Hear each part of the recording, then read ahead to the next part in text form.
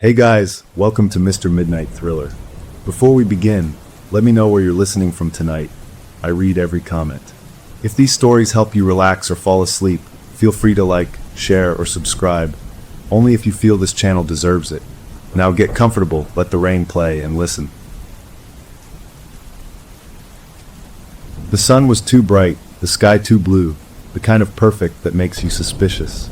We pulled up to Crystal Lake, and I'll admit my breath caught. It wasn't just pretty, it was wrong. The water was so clear it looked like it wasn't even there, like if you stepped in you'd just keep falling forever. You could see every detail of the bottom, even way out in the middle where it was supposed to be deep, a dark spot that seemed to drink the light. My husband whistled next to me, already unbuckling his seatbelt. "Would you look at that?" he said, his voice full of the easy joy I'd hoped this vacation would bring. In the back seat, our daughter was practically vibrating, her small hands pressed against the window. "Can we go in? Now, please," she chirped. I'm her mother, and my name is Alex, but in that moment, looking at that impossibly clear water, I just felt like a gatekeeper. "Let's get settled first, baby," I said, forcing a smile. The cabin was fine, cozy in a damp kind of way, smelling of pine needles and old wood smoke. An older man was waiting for us on the porch, the camp host. He handed my husband the keys, his movements slow. He had a kind face, but his eyes, a washed-out gray, kept skipping away from us, away from the lake, like he was afraid to look at it for too long. He gave us the rundown in a voice that was all gravel and dust. "Firewood here, trash there, bare locker." Then he paused, and those pale eyes finally landed on me. Then my husband, with a weight that made my stomach tighten. "One rule," he said, and it wasn't friendly advice, it was a flat statement. "No swimming. Not after sunset. Not a toe. Not even a finger. The lake, it sleeps during the day." My husband chuckled, a nervous sound. "Cold at night, huh?" The old man didn't smile. He just looked at our daughter, who was already scuffing her shoes in the dirt path leading down to the shore. "It's not the cold," he said, and then he turned and walked back to his truck without another word. We stood there for a second, the happy vacation mood punctured. "Well, he's a bundle of laughs," my husband said, slinging an arm around my shoulders. "Probably just an old superstition, trying to keep tourists from getting hypothermia." I nodded, but the unease stayed, a small, cold pebble in my gut. We unpacked, and the rule was pushed aside by the sheer joy on our little girl's face. She was 7, all boundless energy and imagination, and the lake had her in a trance. While we hauled bags, she sat right at the water's edge on the smooth, gray pebbles, not splashing, just staring. After a while, I went down to check on her. She was talking, her voice a soft murmur. "Hey, sweetie," I said, sitting beside her. "Who are you talking to?" She didn't look at me, her gaze fixed on her own wavery reflection in the glassy water. "My lake friend," she said matter-of-factly. A tiny, peaceful smile played on her lips. "He says hello." I felt that pebble of unease grow a little. Kids have imaginary friends, I told myself. It's normal. It's a sign of a creative mind. But the way she said it, so certain, so calm, it felt different. "That's nice," I managed. "What's his name?" She finally turned to me, her brow furrowed like I'd asked a silly question. "He doesn't need a name. He's just my friend. He says it's been a long time since someone came to play." I called my husband over, laughing it off as I told him. He ruffled her hair. "Well, tell your friend we're here for a whole week," he said, playing along. But I saw the glance he gave me, a quick flicker of something that wasn't amusement. The afternoon was normal, blessedly normal. We splashed in the shallows, the water so cold it made our bones ache, which made the old man's warning seem perfectly logical. Our daughter laughed and shrieked, building a lopsided castle out of wet stones. But as the sun started to dip behind the towering pines, painting the sky in oranges and purples, I saw a change in her. She got quiet.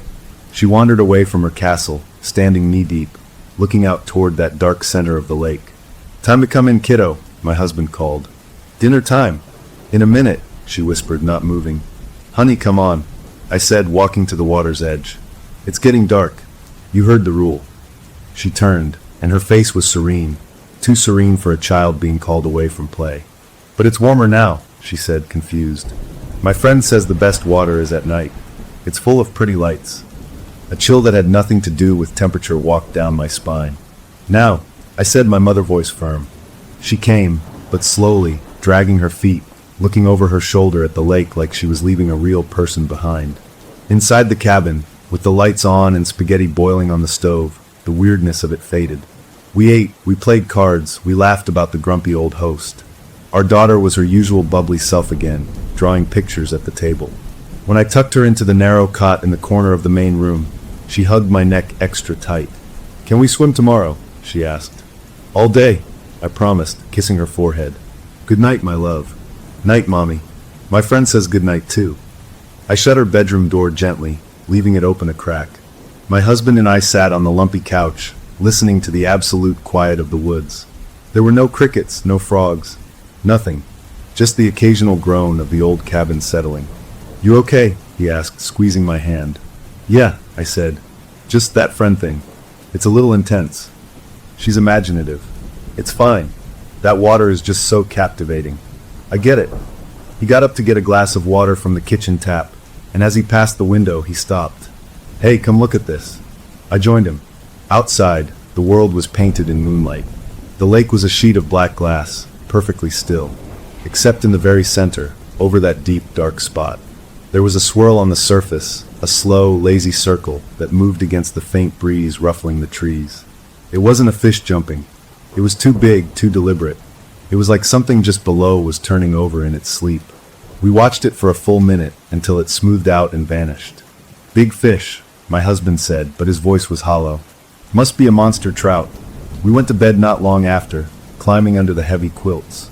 The day's drive and the cold lake water had worn us out, and despite the strange undercurrents, I fell asleep quickly. I don't know what woke me. A sound, or the lack of one. The digital clock on the bedside table glowed 2:17 a.m.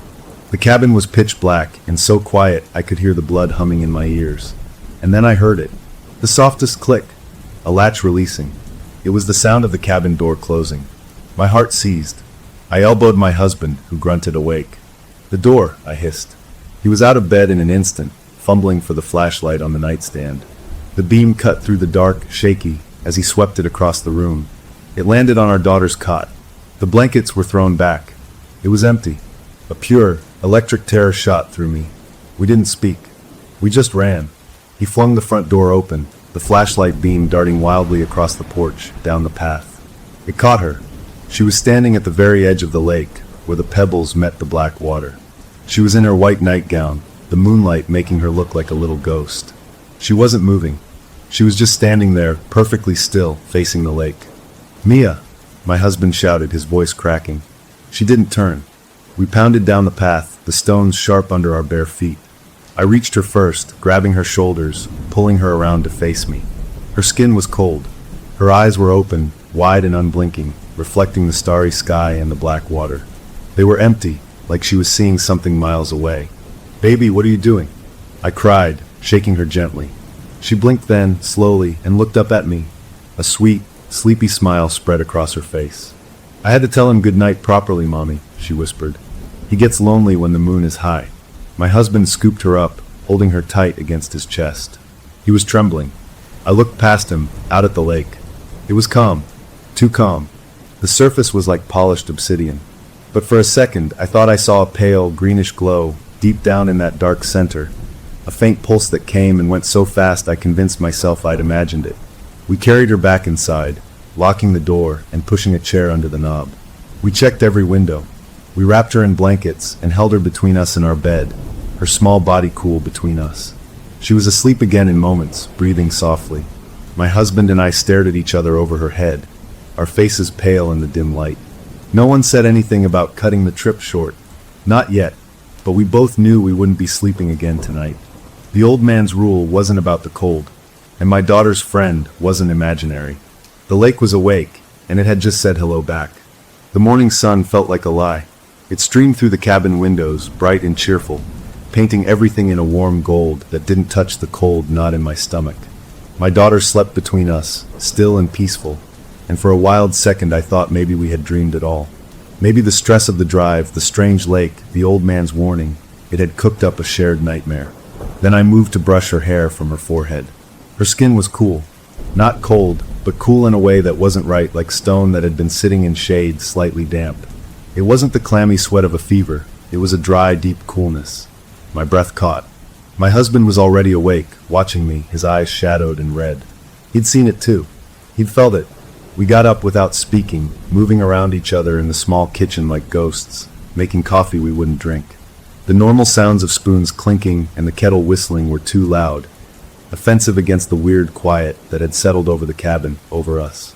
Our daughter woke up not long after, stretching and yawning like any other day.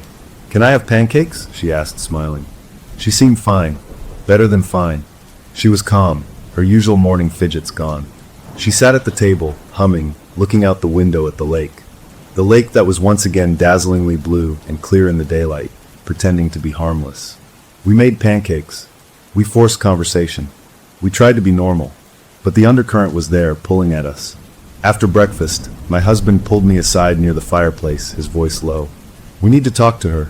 Set a real boundary. This friend thing has gone past cute."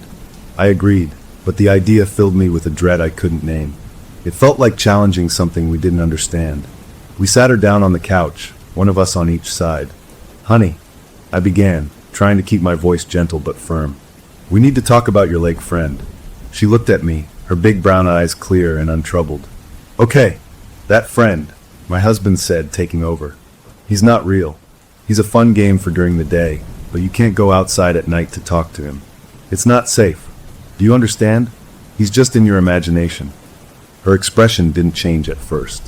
Then, slowly, a look of profound confusion wrinkled her brow. It wasn't the frustration of a child being told no.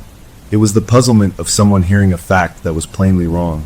"But he is real," she said, her voice small but certain. "I saw him. In the water last night. He waved." A jolt went through me. "When?" I asked, my throat tight. "When you came to get me. He was out there, under the moon. He was sad that I had to go." My husband and I exchanged a look. She hadn't turned around.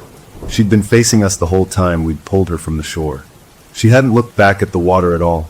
"You couldn't have seen him, sweetie," my husband said, but his voice had lost its authority. "It was just there." She shrugged, a little gesture that said we were the ones being silly. She slid off the couch and went to the small backpack where she kept her toys and art supplies. She pulled out a pad of paper and a box of crayons and sat at the table, beginning to draw with intense focus. The conversation was over for her. We had set a boundary, and she had simply stepped over it without noticing it was there. The rest of the day was a strange sort of standoff. We didn't let her out of our sight. We played board games on the porch. We went for a short walk in the woods, away from the water, and she was lethargic, dragging her feet, uninterested in the squirrels or the interesting fungi. She was a flower wilting away from the sun. But the moment we neared the cabin again, when the lake came back into view through the trees, she perked up. Her steps quickened. She didn't run to it, but she walked to the shore and sat, just sitting, her chin on her knees, watching. Not asking to swim. Just waiting. It was this quiet waiting that scared me more than anything. It was patient. It was knowing. My husband spent an hour trying to get a signal on his phone, pacing near the car. Finally, he got a single bar. He hunched over the screen, his face lit by the pale glow. I watched his expression change from focused concern to something paler, something like real fear. "Find anything?" I asked, coming up beside him. He showed me the screen. It was an old forum page, the text broken up by missing images and error codes. The heading said Local Legends, Crystal Lake. Most of it was loading as gibberish, but one line near the bottom had loaded completely. It was a response to a question about fishing. The response read, "Don't fish there. Crystal Lake doesn't have fish. It has keepers." The page refreshed then, and the signal died, leaving us with just those words hanging in the cool afternoon air. Keepers. The word dug into my brain. It didn't mean anything good. It sounded like something that held on to things and didn't let go. As dusk approached, the atmosphere changed. The cheerful birdsong tapered off. The world seemed to hold its breath. I watched my daughter. She was still on the shore, but she had taken off her sandals. Her feet were bare on the smooth, wet pebbles. She wasn't touching the water. Not yet. My husband walked down to her, his own bare feet cautious on the stones. "Time to come in, kiddo," he said, his voice softer now. She nodded, standing up obediently. He held out his hand, but instead of taking it, she pointed at the water lapping a few inches from her toes. "Feel it," she said. He glanced at me, then back at her. He bent down and pressed his palm flat against the surface of the lake. He jerked his hand back immediately, as if stung. "What?" I called out, walking toward them. He looked up at me, his face etched with confusion. "It's warm," he said. Right here. Just this little spot. He put his hand back in, swirled it around. A foot out, it's freezing. But right where she was standing, it's like bathwater. The pebbles under my own feet felt suddenly unstable. This wasn't a trick of the light or an overactive imagination. This was a measurable, physical wrongness. The lake was responding to her. We got her inside, made dinner, went through the evening routines with a kind of numb efficiency. We were all pretending. She pretended everything was normal. We pretended we were still in control. After we put her to bed, my husband and I sat in the dark living room, a single dim lamp on. We had a low, frantic conversation about packing up and leaving right then, in the dark. But the thought of loading the car, of those headlights cutting through the blackness with that lake watching, felt more dangerous than staying put until dawn. We decided to wait for first light. It was a rational plan. It gave us a shred of comfort. "We'll watch her tonight," my husband said. "Take shifts. I'll go first." I agreed, too tired to argue, but sleep wouldn't come. I lay in bed, listening to the faint sounds of him moving in the other room, staring at the crack of light under the door. My mind raced, replaying the coolness of her skin, the warm patch of water, the word keepers. After what felt like an hour, I got up. I couldn't just lie there. I opened the bedroom door. My husband was sitting in the armchair, facing the big window that looked out onto the lake. The lamp was off now. He was just a shape in the gloom. "Anything?" I whispered. He shook his head. "She's been still." I checked twice. I sat on the floor near his chair, pulling my knees to my chest. We watched the moon track across the sky through the window. The lake was a black mirror again, reflecting the pinprick stars. It was a beautiful, peaceful sight that made my skin crawl. Time lost all meaning. We didn't speak. The only sound was our breathing and the occasional soft tick from the cooling cabin. Then, the digital clock on the stove in the kitchen changed. It flipped from 11:58 to 11:59. In the cot in the corner of the room, there was a rustle of blankets. My husband tensed. I held my breath. Our daughter sat up. She didn't stretch. She didn't rub her eyes.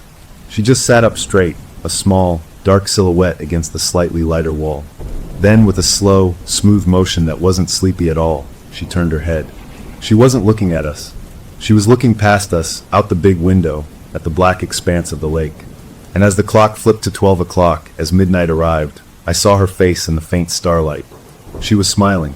It was a wide, serene, and utterly empty smile, a smile of pure recognition, like someone seeing a beloved friend across a crowded room. She didn't get up. She didn't move toward the door. She just sat there in her cot, smiling out at the water, a silent participant in a conversation we couldn't hear. My husband's hand found mine in the dark, his grip painfully tight. We were trapped, not by locks or chains, but by the terrifying understanding that the thing in the lake wasn't just inviting our daughter out to play. It was already talking to her, and it didn't need her to be awake to do it. The waiting was over. The game had changed, and we were losing without even knowing the rules. The sight of my daughter smiling in the dark, facing the lake, stole the air from my lungs. It wasn't a dreamy, sleepy smile. It was a greeting.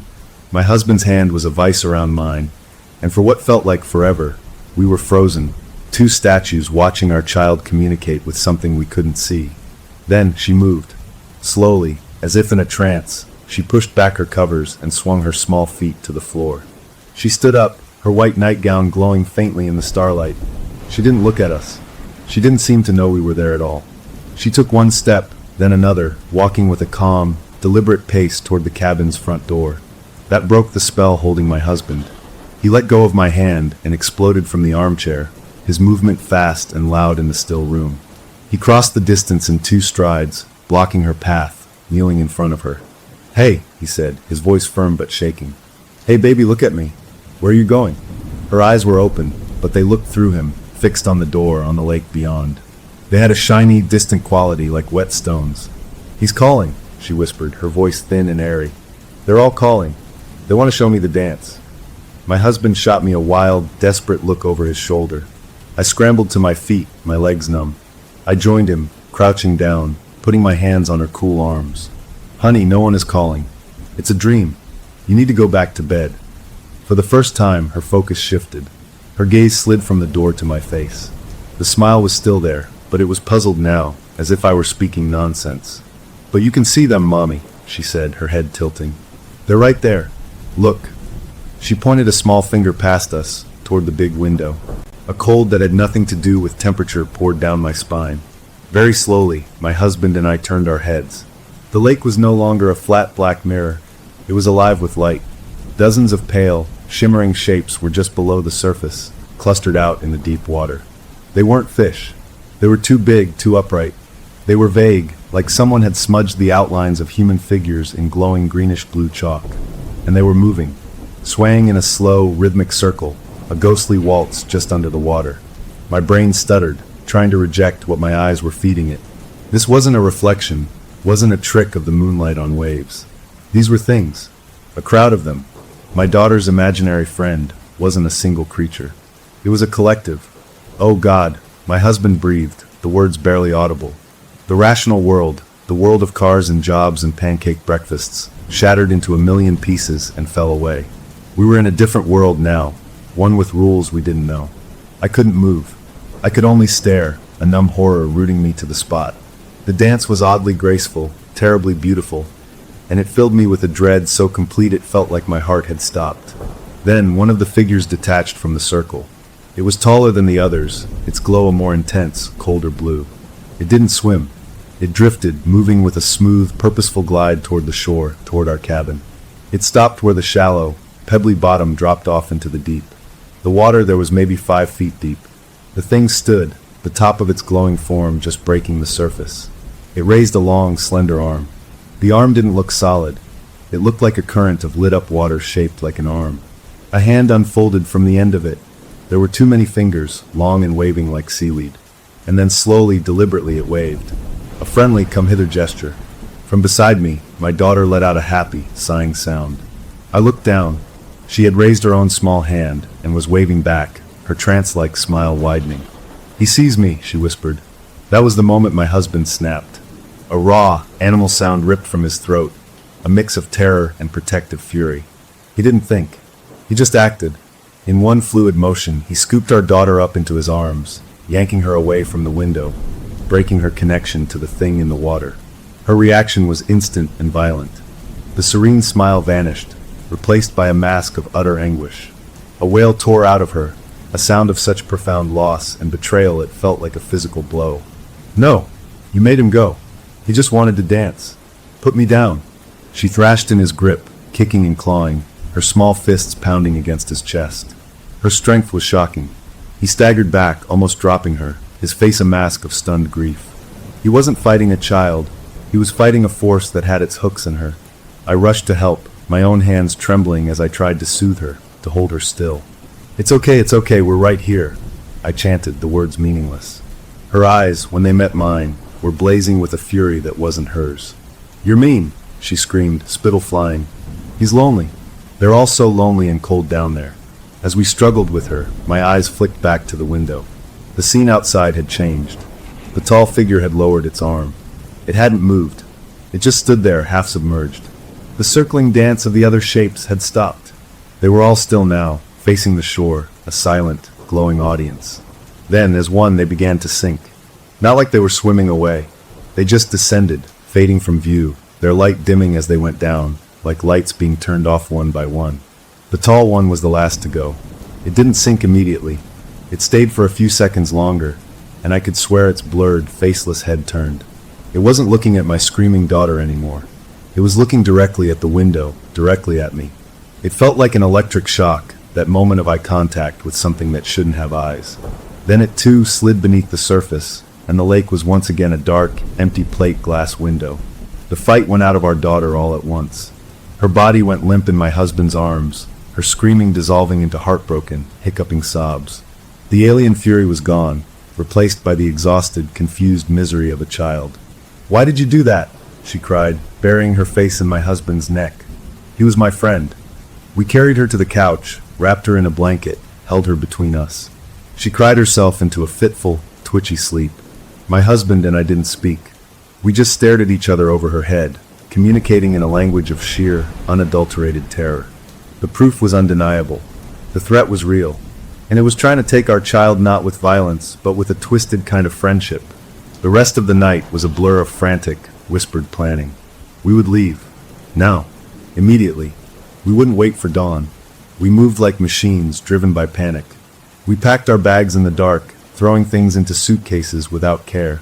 We dressed our sleeping daughter in her day clothes, her body loose and uncooperative. We didn't turn on lights. We worked by the faint glow of the stove clock and the stars, jumping at every creak of the old cabin. It took maybe 20 minutes to get everything into the car. The world outside was profoundly still. No wind, no night birds. The lake was a black hole in the landscape, swallowing the starlight. It looked innocent again. It was a liar. My husband carried our daughter out, buckling her into her car seat. She mumbled but didn't wake. I did a final sweep of the cabin, my heart pounding in my ears, making sure we hadn't left anything. As I turned to go, my foot caught on the leg of the coffee table. The flashlight I was holding, the one my husband had used earlier, slipped from my hand. It hit the braided rug and rolled, its beam slicing across the dark room, across the floor, and out through the big window. The circle of light swept over the porch, down the short path, and spilled onto the lake's surface. I froze. The beam caught them. They were back, not out in the deep. They were close, just beyond the pebbly shore, clustered together just under the surface. Dozens of those pale, glowing shapes, motionless, hovering. They weren't dancing. They weren't waving. They were just there, waiting, watching us prepare to leave. The light from my flashlight seemed to annoy them. As the beam touched them, they pulsed slightly, a ripple of brighter green passing through the group. One of them, a smaller shape, drifted a few inches closer to the shore. It felt like a warning, a reminder. I snatched the flashlight up, killing the beam, plunging the world into a darkness that now felt crowded, full of unseen observers. I backed out of the cabin, fumbling for the door, my breath coming in short, sharp gasps. I ran to the car, yanked the passenger door open, and fell inside. "Go," I choked out. "Just go. Now." My husband didn't ask why. He saw my face. He turned the key, the engine roaring to life, shockingly loud in the quiet. He threw the car into reverse, the tires spitting gravel. As we swung onto the narrow dirt road that led away from the lake, I twisted in my seat, looking back through the rear window. The cabin was a dark shape against the trees. And the lake was no longer black. A soft, collective glow emanated from its center, a faint, haunting bioluminescence that lit the undersides of the overhanging pines with an eerie green light. It was a silent, beautiful farewell, a reminder that we could drive away, but we were leaving a part of ourselves behind. And as the trees closed in and the lake disappeared from view, I knew with a certainty that settled in my bones like ice. It wasn't going to let her go that easily. We had seen its dancers. We had broken its connection. We had run. But things that live in deep, clear water are patient. They know how to wait for what they want. The road was dark and empty ahead of us, but the real question wasn't about the path home. It was about what we had just awakened, and how far it would be willing to follow. The car felt like a fragile metal box hurtling through a tunnel of darkness, the headlights doing little to push back the pressing black of the woods. My knuckles were white on the dashboard. My husband drove with a grim, focused intensity, his eyes flicking constantly to the rearview mirror, not looking for other cars, but for something else, something that might be following. In the back seat, our daughter began to stir. The motion of the car, the unfamiliar sensation of being dressed and in her seat in the middle of the night, pulled her from her exhausted sleep. For a moment, there was just confused blinking, the soft glow of the dashboard lights reflecting in her wide eyes. Then memory returned. She looked out her window, saw only the blur of dark trees, and realized the lake was gone. The reaction was not a slow build. It was an explosion. A shriek of pure, primal despair tore from her throat, a sound so sharp it felt like glass in my ears. "No! No! Turn back! We have to go back!" She thrashed against the straps of her car seat, her small body contorting with a strength that was terrifying. "He needs me. He's so cold and lonely down there. You can't take me away." Her screams were not words anymore, just raw, agonized noise. She beat her fists against the car window, against the seat, her face a twisted mask of grief. This was beyond a tantrum. This was the sound of a soul being ripped in two. My husband flinched, the car swerving slightly on the dirt road. "Just drive," I yelled over the cacophony. "She'll calm down." But she didn't. The screams escalated, becoming breathless, hysterical. She was hurting herself, straining against the seatbelt, her cries turning to ragged, choking gasps. It was unbearable. The sound was a physical assault, scrambling my thoughts, feeding the panic that was already eating me alive. We needed her quiet. We needed to think. We needed to get away. In a moment of desperate, stupid weakness, I made a bargain with the devil. I turned in my seat, reaching back to grasp her flailing hand. Mia, baby, please. Just stop. We can't go back, but we can say goodbye. The words were out before I could think. Her struggling paused for a split second. Her tear-streaked face peered at me, hope and agony warring in her eyes. We can, she whimpered. We can say a real goodbye. I have to tell him I'm sorry. My husband shot me a look of pure horror. What are you doing? He hissed. It's 50 feet from the car, I pleaded, my own voice breaking. We're right here. It's almost dawn. Just let her put her feet in for 1 minute. To say goodbye. To break the connection. Then we go. For good. I was rationalizing, and I knew it. I was using the language of therapy on a supernatural horror. But her screams were a drill in my brain, and the idea of her quiet, of a peaceful, resolved farewell, was a siren's song. He looked from my shattered face to our daughter's desperate one in the mirror. The fight went out of his shoulders. He was exhausted. We both were. He gave a single, tight nod, a decision he would come to regret for the rest of his life. 2 minutes. Not a second more. I'll keep the car running. He pulled the car over onto a wider shoulder of the road, not quite at our old cabin, but with a narrow path through the trees that led back to the lake's edge. The engine idled, a low, reassuring growl. My hands trembled as I unbuckled her.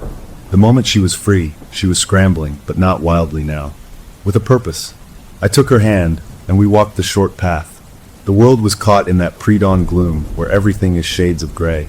The lake appeared before us, a vast, pewter sheet, still and waiting. It looked dead. It looked harmless. We walked to the exact spot where she had stood in her nightgown. The smooth, wet pebbles were cold under my bare feet. I hadn't stopped to put shoes on. She let go of my hand and stepped to the very edge, where the water lapped. She didn't plunge in. She stood there, looking out at the deep center, and took a deep, shuddering breath. I'm here, she whispered. I came to say goodbye. The change was instant. The frantic energy, the heartbroken tension, melted from her small body. Her shoulders relaxed. She looked down at her feet in the water, and a serene, empty smile spread across her face, the same one from the cabin window. It's so warm, she murmured, her voice dreamy. He warmed it up for me. That's when I felt it. A wave of damp, humid heat rolling off the water, condensing in the cool air. I looked down. The water around her ankles was steaming. Little tendrils of mist curled up around her calves. The warmth wasn't natural. It wasn't the sun. It was hours from rising. It was a circle of heat, maybe 3 feet across, centered perfectly on her. A localized, predatory lure. My stomach dropped through the floor of the world.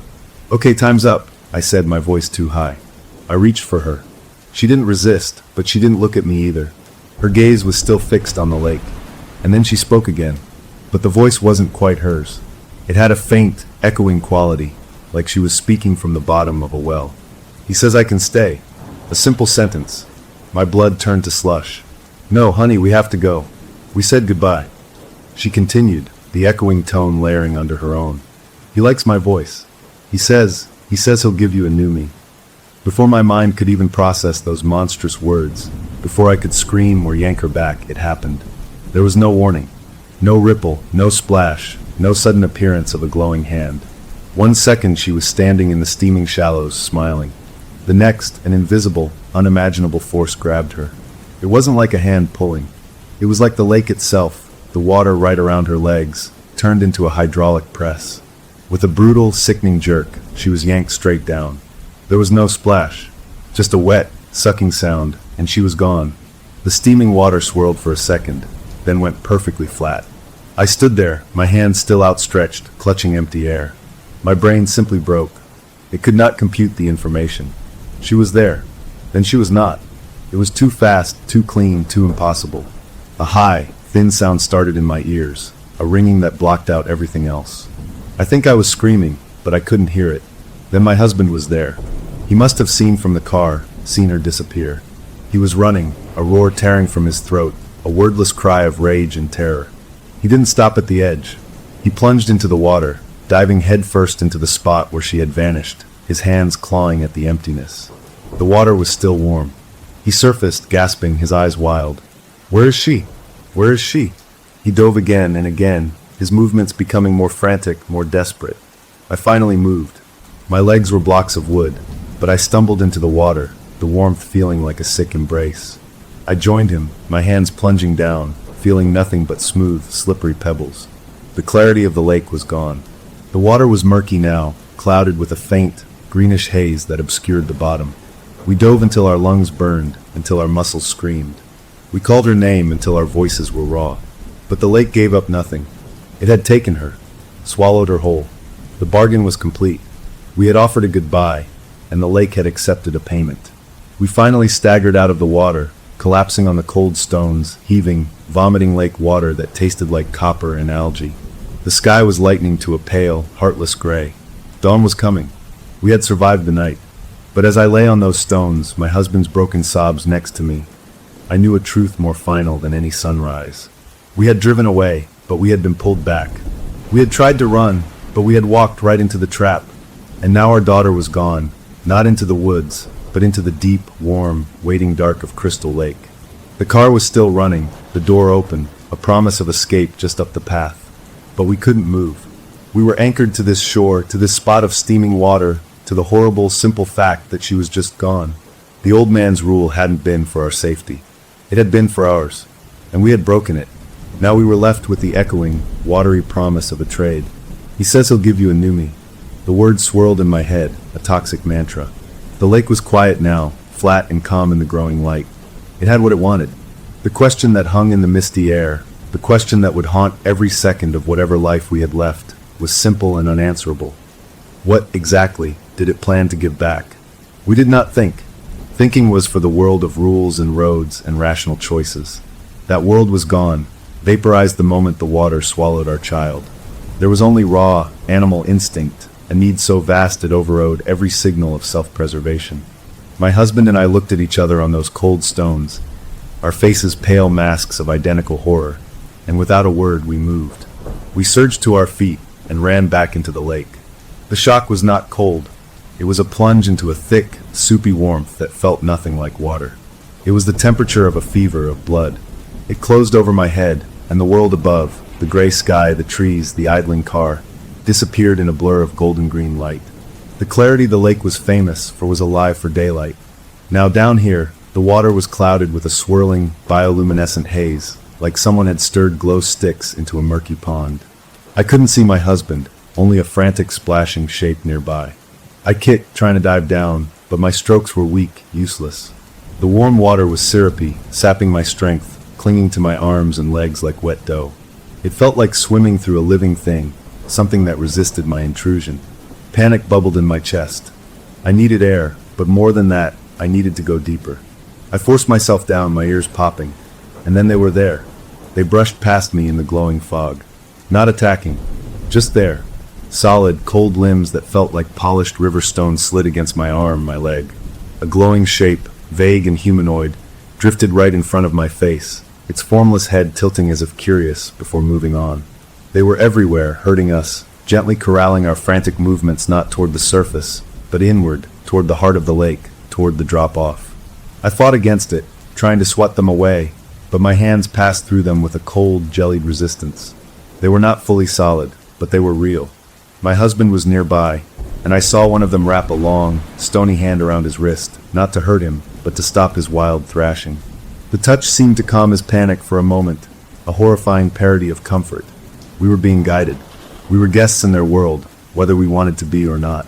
My lungs were on fire. I had to surface. I kicked upward, breaking into the air with a ragged, choking gasp. My husband surfaced a second later, his eyes wide with a terror that mirrored my own. The glowing figures were just below us, their light painting our faces in shifting shades of green and blue. We had only made it about 20 feet from shore, right over the ledge where the bottom fell away into nothing. And then, through the swirling haze below, I saw her. My heart stopped. She was maybe 15 feet down, standing upright on the lake bottom as if she were on solid ground. Her hair floated around her face in a dark cloud. Two of the taller glowing figures held her, one under each arm. They weren't restraining her. They were presenting her. And she was breathing. A stream of silver bubbles escaped her parted lips, rose in a neat column, and then, as I watched, frozen in disbelief, she inhaled. The water around her mouth swirled inward. She breathed the lake in, and her chest moved with a calm, steady rhythm. Her eyes were open. They emitted the same soft, blue glow as the figures holding her. She looked up, through the cloudy water, directly at us. There was no fear in that gaze. No recognition. Just a distant, curious observation, like a child watching ants scurry on a sidewalk. A sound escaped me, a watery, broken moan. My husband saw her too. He made a choked noise and immediately dove, a straight arrow aimed at his daughter. He didn't get far. The figures moved with liquid speed. 3 of them intercepted him, not with violence, but with a kind of gentle firmness. They surrounded him, their cold hands pressing against his chest, his shoulders, holding him in place mid-water. He fought, twisting and kicking, but he was trapped in a cage of glowing stone. I dove too, driven by a madness that had no plan. I just needed to get to her. I needed to touch her, to break whatever spell this was. I kicked down, the warm, thick water fighting me every inch. I got closer, maybe 10 feet away. I could see the details now. The gills. Delicate, fluttering slits had opened on the pale skin of her neck, pulsing in time with her water breathing. Her skin had a pearlescent sheen, like the inside of a shell. She was changing, becoming something that belonged here. Our eyes met again. This time, a tiny frown creased her forehead. The glowing figures holding her shifted. One of them, the one on her left, let go of her arm. It didn't swim up. It simply rose, water streaming off its formless body in rivulets of light. It moved past me, toward the surface, toward my struggling husband. I was trapped, torn between going down to my daughter or going up to my husband. As the figure ascended, its face began to change. The blurred, glowing oval churned and reshaped, features melting and reforming like clay underwater. It passed my husband, who stared at it in frozen horror, and broke the surface. I had to breathe. I kicked up, my head bursting into the air next to my husband. We treaded water, gasping, turning to face the thing that had risen. It floated a few feet away, treading water with an unnatural, perfect stillness. The water streaming from it wasn't clear. It was luminescent, like liquid sapphire. And its face, it was my face. It had settled into a perfect, watery imitation. Every detail was there. The shape of my eyes, the slight crook in my nose from an old break, the mole just above my lip. It was me, but made of glowing lake water and cold light. Its mouth opened. Water dribbled out, but then a sound came. A voice. It was a distorted, bubbling echo, like someone speaking from the bottom of a barrel. But beneath the distortion, the tone, the pitch, it was mine. It spoke a single, clear word that cut through the morning air and lodged in my brain like a spike. Trade.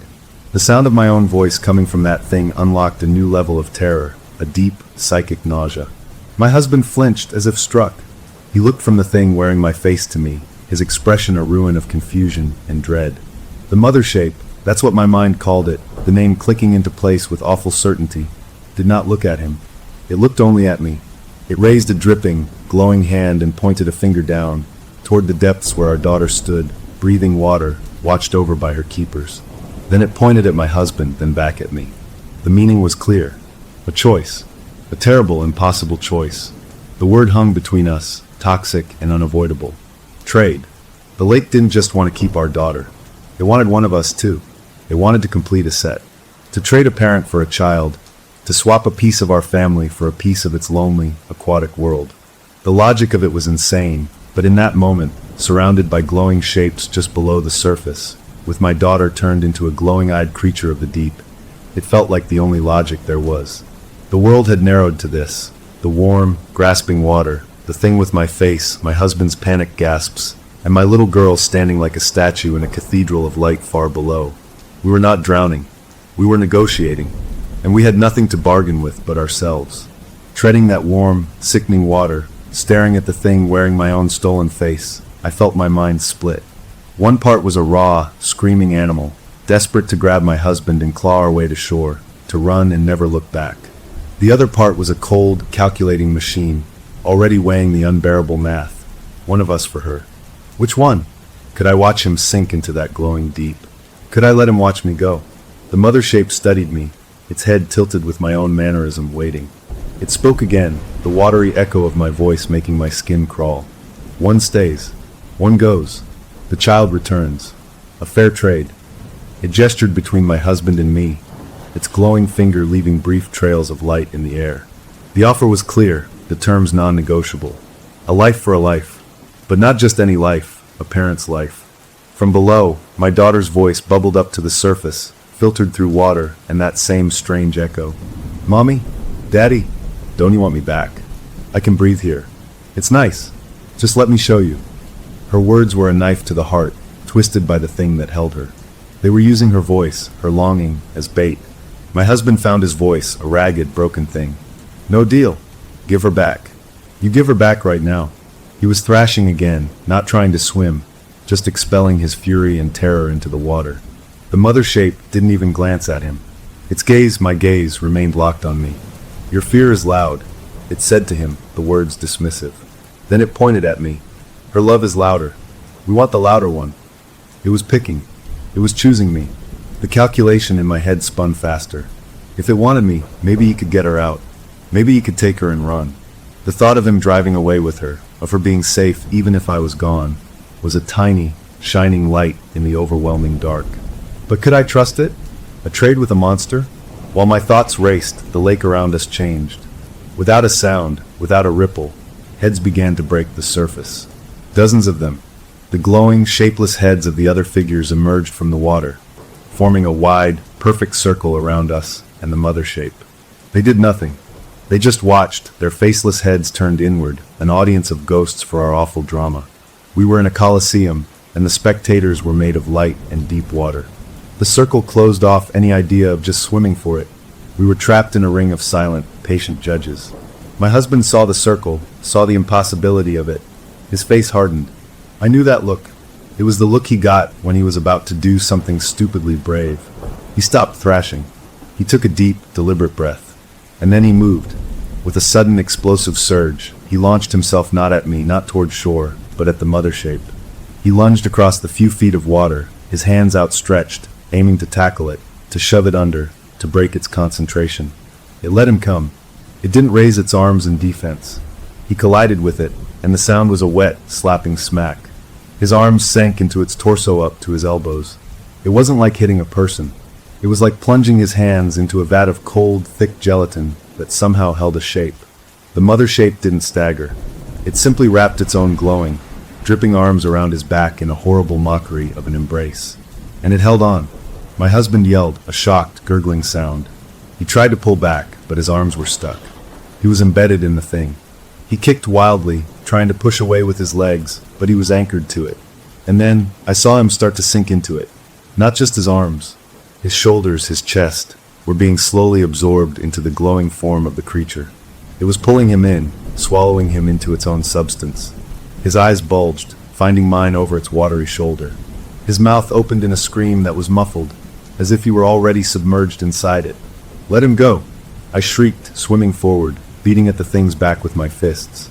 My hands passed through it with that same cold, jelly resistance. I couldn't get a grip. I couldn't hurt it. It was like trying to fight a cloud of ink. The glowing audience around us didn't move. They just watched, their circle unbroken. My husband was halfway into the thing now, his struggles growing weaker. The mother shape began to drift backward, toward deeper water, pulling him with it. It was going to take him under, and it was going to do it while wearing my face. This was the trade. It wasn't going to wait for our agreement. It had chosen, and it was collecting. Despair, black and total, washed over me. We had lost. We were going to lose everything. And then a new sound. A sharp, cracking roar that was violently, wonderfully wrong in this liquid nightmare. A gunshot! The mother shape jolted. The circle of glowing figures flinched, their heads turning in unison toward the shore. On the pebbled beach stood the old camp host. He looked ancient and frail in the dawn light, but he held a rifle with steady hands, pointed at the sky. Smoke curled from the barrel. "Don't you choose," he screamed, his voice rough and fierce. "For God's sake, don't you choose. Swim for the shore now." He wasn't aiming at us, and he wasn't aiming at the mother shape. He was aiming at the lake itself, at the deep spot. The sound had broken the hypnotic horror of the moment. The mother shape's grip on my husband seemed to loosen just a fraction, its absorption of him pausing. My husband, sensing the shift, gave a final mighty heave. With a sick, sucking noise, he tore himself free, stumbling backward in the water, his chest and arms slick with glowing, jelly-like residue that quickly dissolved into mist. He was free, but he was gasping, pale, and looked half-drowned already. "Go!" The old man yelled again, gesturing frantically with the rifle. "Move!" The circle of figures was still there, but they seemed agitated now, their lights pulsing faster. The mother shape turned its head toward the shore, my face now set in an expression of cold, alien annoyance. The gunshot was an offense. A loud, ugly noise in its quiet, lonely world. It was our chance. I didn't think. I grabbed my husband's arm. "Swim!" I shouted. He nodded, choking on water and fear, and we turned toward the shore, toward the old man and his rifle. We swam with every ounce of strength we had left, which wasn't much. The warm water still dragged at us, but panic lent power to our strokes. Behind us, I heard no splashing pursuit. I risked a glance back. The mother shape was not following. It was just watching us go, standing chest deep in the water. The circle of figures was slowly sinking beneath the surface, their lights dimming as they descended. They were letting us go. For now. But the mother shape raised a hand, not in a wave, but with one finger extended.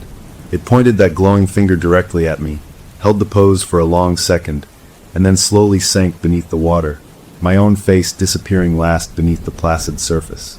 We reached the shallows, stumbling, crawling on hands and knees out of the water, collapsing on the stones next to the old man's boots. He kept the rifle raised, scanning the lake, which was once again becoming still and clear in the full morning light. The glowing lights were gone. The audience had left. The negotiator had submerged. But the deal was still on the table. We had just been granted a temporary recess. My husband vomited lake water onto the stones, his body shaking uncontrollably. I lay on my back, staring at the brightening blue sky, feeling the solid, real earth beneath me, and tried to believe we were out. We were on shore. We were alive. But as my breathing slowed, a new truth settled in, colder and harder than the pebbles beneath me. We had escaped the water, but we hadn't escaped the choice. The thing had pointed at me. It had chosen, and it had shown us it could take what it wanted, anytime it wanted. We were free to run, but our daughter was still down there, breathing water, halfway to becoming one of them. And the thing that looked like me knew where we lived. It had looked out from my own eyes. It had spoken with my voice. The trade was still pending. The question was no longer if, but when it would come to collect its chosen price. The solid ground beneath me felt like a lie. I pushed myself up onto my elbows, coughing, the taste of the warm, alien lake water still coating my tongue like a foul syrup. My husband lay next to me, shuddering with deep, wrenching gasps, his clothes plastered to his skin with that glowing residue that was now fading to a greasy sheen. The old camp host stood over us, his rifle no longer pointed at the lake but held ready, his knuckles white on the stock. His eyes, those washed-out gray eyes, scanned the water with a practiced, weary dread. "Can you stand?" he asked, his voice low and gravelly. It wasn't a question of courtesy. It was a tactical assessment. We were liabilities on his beach.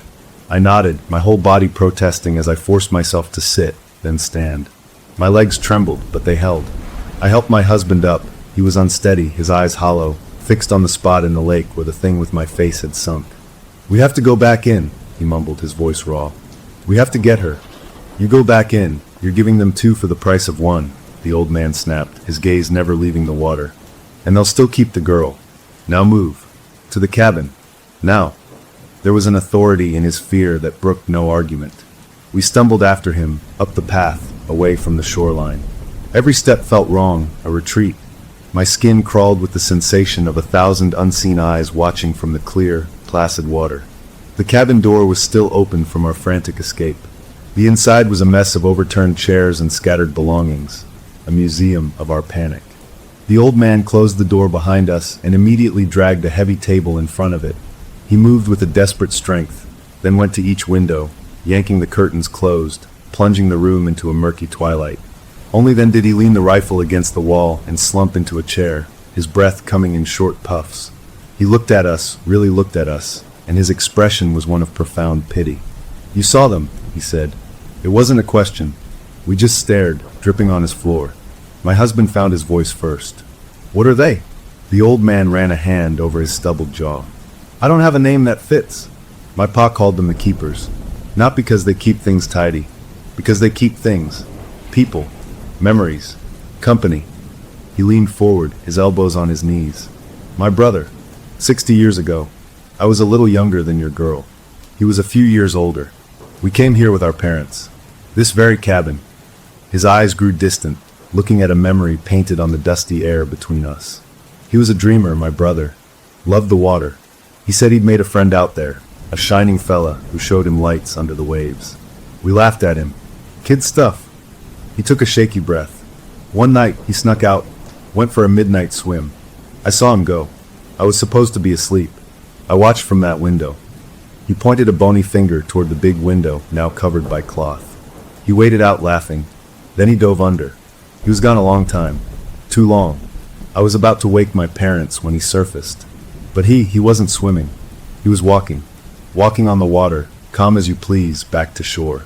He came inside, dripping, smiling this big, empty smile. He got into his cot and went to sleep. The old man's voice dropped to a whisper. The next morning, he was different. Quiet. Too calm. He kept urging me to come see the lights. Said our new friend wanted to meet me. He was my brother, but he wasn't. The things he forgot. Our dog's name. Our secret handshake. The way he moved, it was like he was learning how to be a person all over again. What happened? I breathed, my heart a cold drum in my chest. We left a day early. My parents felt it, too, something off. We drove home. The thing that looked like my brother lasted 3 days in our house. It sat at the dinner table, smiling. It tried to talk like him. Then, on the third night, I heard a sound from his room. A wet, melting sound. I went in. The old man's eyes glistened. He was coming apart, on his bed. Not like he was dying, like a sandcastle when the tide comes in. He just dissolved into a pool of clear, cold water that soaked through the mattress and the floorboards. Nothing left but a damp spot and the smell of the lake. My husband made a low, pained sound. I felt the room tilt. The lake, it took the original pattern, the old man continued, his voice hollow. It learned how to make a copy from my brother. A bad copy. It's been practicing ever since, getting better, learning from everyone it collects. It's lonely. It's a lonely, broken thing that wants a family, and it doesn't understand why we don't want to stay. The word from the forum screamed in my head. Keepers. It wasn't a job title. It was a verb. They kept you.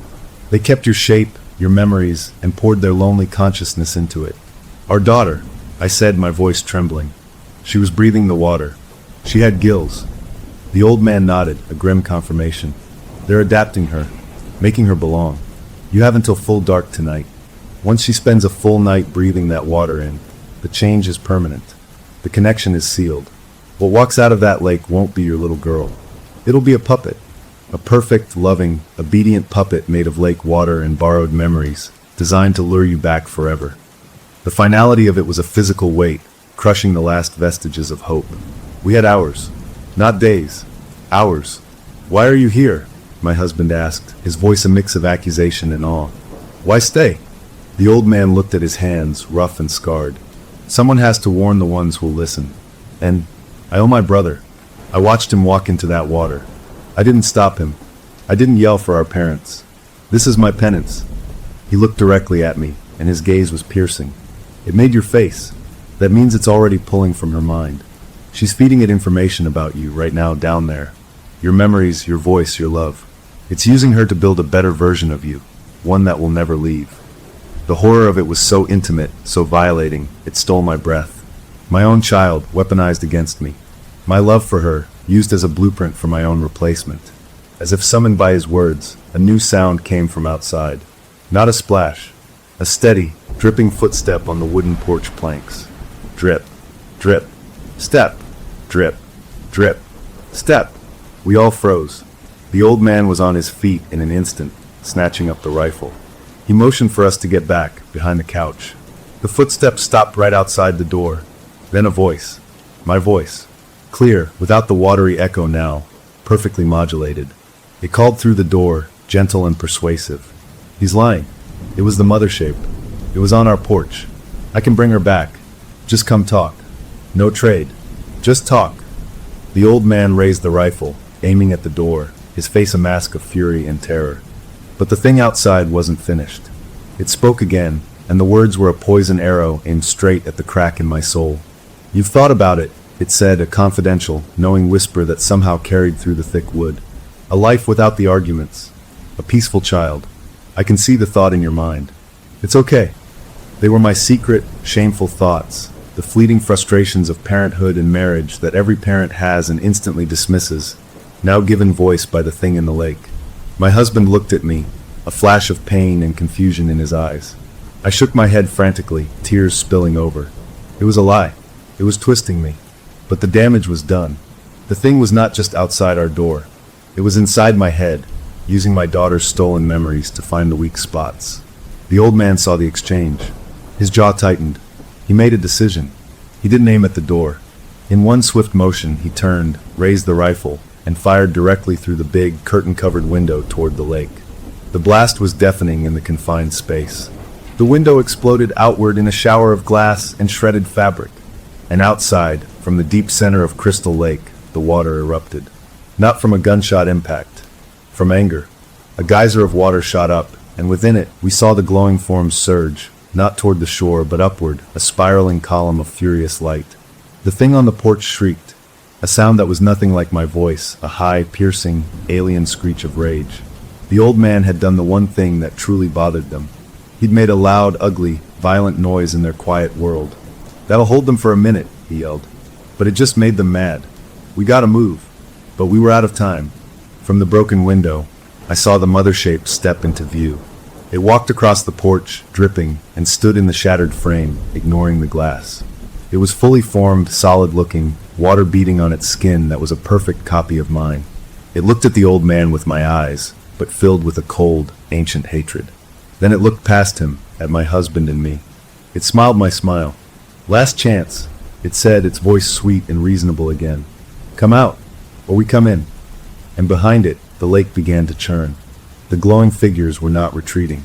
They were advancing, walking out of the water onto the land, their forms shedding water but holding their shape, a small army of light and memory marching toward the cabin. The old man's distraction had bought us seconds, not safety. He had confirmed the rules. Noise annoyed them, violence angered them, but nothing truly stopped them. They were coming to collect what they had chosen. The door was blocked. The window was gone. The ring of glowing figures was closing in from the lake. We were trapped. The negotiation was over. The host's confession had given us the terrible truth, but no way out. We knew what they were. We knew what they wanted. And now they were done asking. The mother shape stood in the shattered window frame, a perfect, dripping statue of me, backlit by the churning, glowing chaos of the lake. The old man swung his rifle toward it, but his hands were shaking. "Don't," I said, the words scraping out of my throat. I didn't know if I was talking to him, or to the thing wearing my face. Shooting it hadn't worked before. It would just make everything angrier, faster. The thing smiled, a slow, knowing expression that I recognized from my own mirror. It was my, "I understand you're upset" smile, the one I used when our daughter was having a meltdown over something trivial. The familiarity was a violation. "Good," it said, my voice calm and reasonable. "We can talk like adults. No more loud noises." It stepped through the window frame, glass crunching under its bare feet that were exact replicas of mine, down to the small scar on the left instep from a childhood bicycle accident. It didn't seem to feel the cuts. Water pooled around it on the wooden floor, but the pool didn't spread like normal water. It stayed contained, as if the liquid was part of its body, unwilling to separate. It took another step into the room, and I caught a scent in the air, my perfume. The light, floral scent I'd packed for this vacation, now emanating from this creature. It had replicated everything. The old man kept the rifle raised, but he was backing up, herding us toward the far wall. We were cornered. The thing ignored him, its focus entirely on me. "You see now," it said, gesturing with a hand that moved with my own unconscious grace, tucking a strand of hair behind its ear. "We are not monsters. We are survivors. A piece of something that fell here long ago. A dying fragment. We need warmth. We need stories. We need family to remember what we were." It spoke like a corporate recruiter, selling a terrible opportunity. "Your daughter is adapting. She is happy. The loneliness here. It's an ache you cannot comprehend. We offer no pain. Just company. Give us one, you with the loud love, or him with the loud fear, and we give you back a perfect copy of your child. She will be exactly as you remember. She will love you. She will never argue, never be difficult. She will be the perfect child, and you can leave this place and live your lives in peace." The twisted sails pitch wormed into my brain. A perfect child. No more sleepless nights worrying. No more battles over vegetables or screen time. Just peace. It saw the flicker in my eyes, the tiny, shameful part of me that was exhausted by the hard work of loving a real, complicated human being. Its smile widened. "You've thought about it. A life without the arguments. It's okay. It's natural.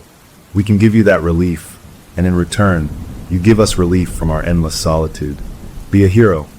It was using my own love, my own maternal fatigue, against me. It was offering a solution to problems I'd barely admitted to myself. My husband broke. The logical, calculating part of him that had weighed the terrible math earlier snapped under the psychological torture. "Give me back my daughter," he roared, not at the thing, but at the lake beyond it, at the universe. He didn't lunge with a plan this time. It was pure, unthinking rage and grief. He charged the mother shape, not with his fists up, but with his arms wide, as if to tackle it, to wrestle it to the ground through sheer force of will. The old man yelled, "No," but it was too late. The mother shape didn't move. It let him come. He crashed into it, and just like in the water, his arms sank into its torso. But this time on dry land, the effect was even more horrifying. He didn't bounce off. He kept going, as if he'd run into a deep, vertical pool of thick gel. He was engulfed up to his shoulders. He grunted in shock, trying to pull back, but the substance of the thing clung to him, adhesive and cold. The mother shape looked down at him, my face showing a mild, almost maternal disappointment. Then it wrapped its arms around him, not to push him away, to pull him closer, to embrace him. He screamed, a short, sharp sound that was cut off as the glowing, jelly-like substance of its body began to creep up over his mouth, his nose. He was being absorbed, not dragged underwater, but consumed right here on the cabin floor, melted into the copy of his wife. His eyes, wide with a terror beyond anything I'd ever seen, found mine over the thing's shoulder. He was sinking into me, or the thing that looked like me. I stood frozen, paralyzed by the sheer wrongness of it. The old man acted. He couldn't shoot, not with my husband merged with the creature. Instead, he reversed his rifle, gripping it by the barrel, and swung the stock like a club at the mother shape's head. The solid would pass through its skull with a wet thwack, sending a splash of glowing liquid across the room. The thing's head deformed around the impact, then reformed instantly, like water splashing in a bowl. It didn't even flinch. It simply turned its head and looked at the old man. Its eyes, my eyes, held a cold, infinite patience. "You are a noisy echo," it said, and its voice had changed. The reasonable tone was gone, replaced by something flat and ancient. "You have outlived your purpose." From outside, a low, bubbling hum began to rise. The old man glanced toward the broken window, his face falling. The advancing figures from the lake were at the tree line now, their glow filtering through the pines. They would be here in moments. He made a decision. A desperate, crazy decision. He dropped the rifle. He turned to me, his eyes blazing. "Fire," he hissed. "They don't like loud noise, but they fear heat. Real heat." The generator shed. "Gasoline." He didn't wait for my response. He turned and ran not for the door, but for the hallway that led to the cabin's small back bedroom. There was a window there, I remembered. A small, high window. He was going out that way. He was going for the generator shed. The mother shape ignored him. It was focused on the process of absorbing my husband, who was now immobilized, only the top of his head and his terrified eyes visible above the glowing morass of its chest. It was a slow, intimate digestion. I was alone with it. The thing holding my husband looked at me. "He will be quiet soon," it said, my voice returning to that soothing, horrible calm. "And then we can finish our talk. You and I, mother to mother." The words unlocked something in me. A fury so pure and white-hot it burned away the fear, the paralysis, the twisted allure of its offer. This thing was not a mother. It was a parasite wearing a skin of love. It had my husband. It had my daughter. It was not getting me. I didn't go for the door. I didn't follow the old man. I looked around the room, my gaze landing on the fireplace. It was a stone hearth, cold and unused. Next to it, stacked neatly, was the firewood we'd never touched. And beside that, a red metal can with a yellow spout. Gasoline. For the generator. The old man had given me the weapon, but he'd been wrong about where it was. It was right here. I didn't think. I moved. I sprinted across the room, grabbed the can. It was half full, sloshing heavily. The mother shape's head turned to follow my movement, its expression shifting from calm to something like curiosity. I didn't stop. I wrenched open the spout. I didn't aim for the creature. That would be useless. The gasoline would just pass through it. I had a different target.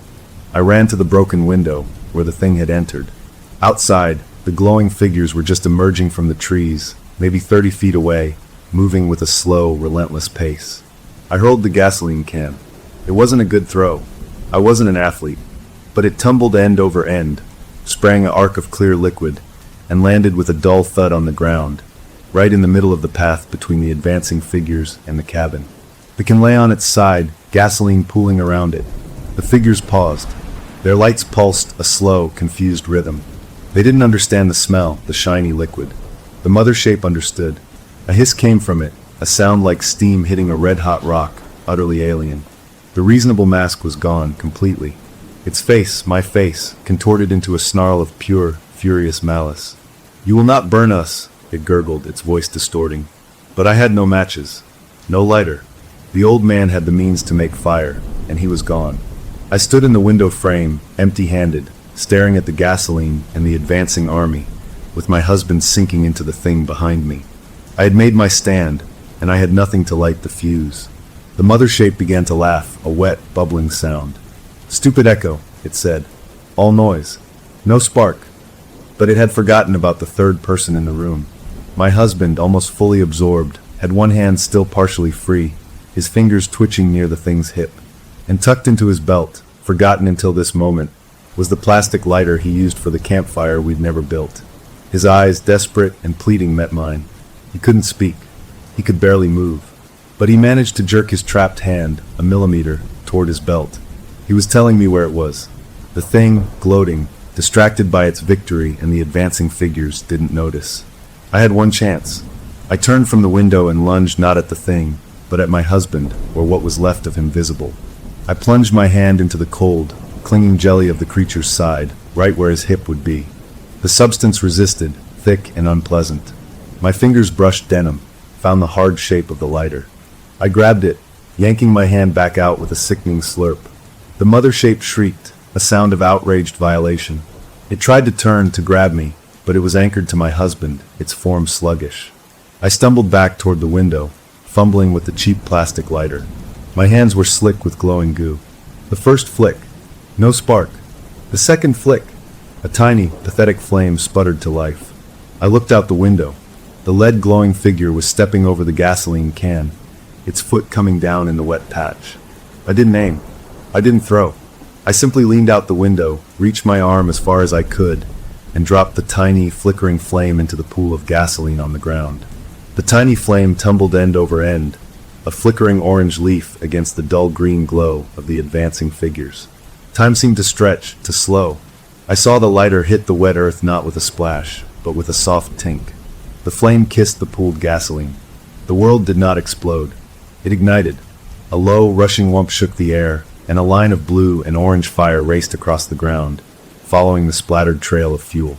It reached the gasoline can just as the lead figure's glowing foot was coming down. The can didn't explode like in the movies. It erupted in a gout of fire that engulfed the figure's leg, climbing up its body in a hungry, crackling wave. The creature didn't scream. It made a sound like 1,000 bubbles popping at once, a frantic, steaming hiss. It flailed, its beautiful, eerie light swallowed by the violent, chaotic orange of the flames. The other figures recoiled as one, a synchronized flinch of pure instinct. Fire was a new element in their ancient, watery world. A wrong element. A hot, devouring chaos they did not understand and clearly feared. Their steady advance broke. They stumbled back, their lights pulsing in frantic, disorganized rhythms. Inside the cabin, the mother shape shrieked again, a sound of shared agony. The flames outside were a pain felt by the whole collective. Its grip on my husband loosened for a critical second.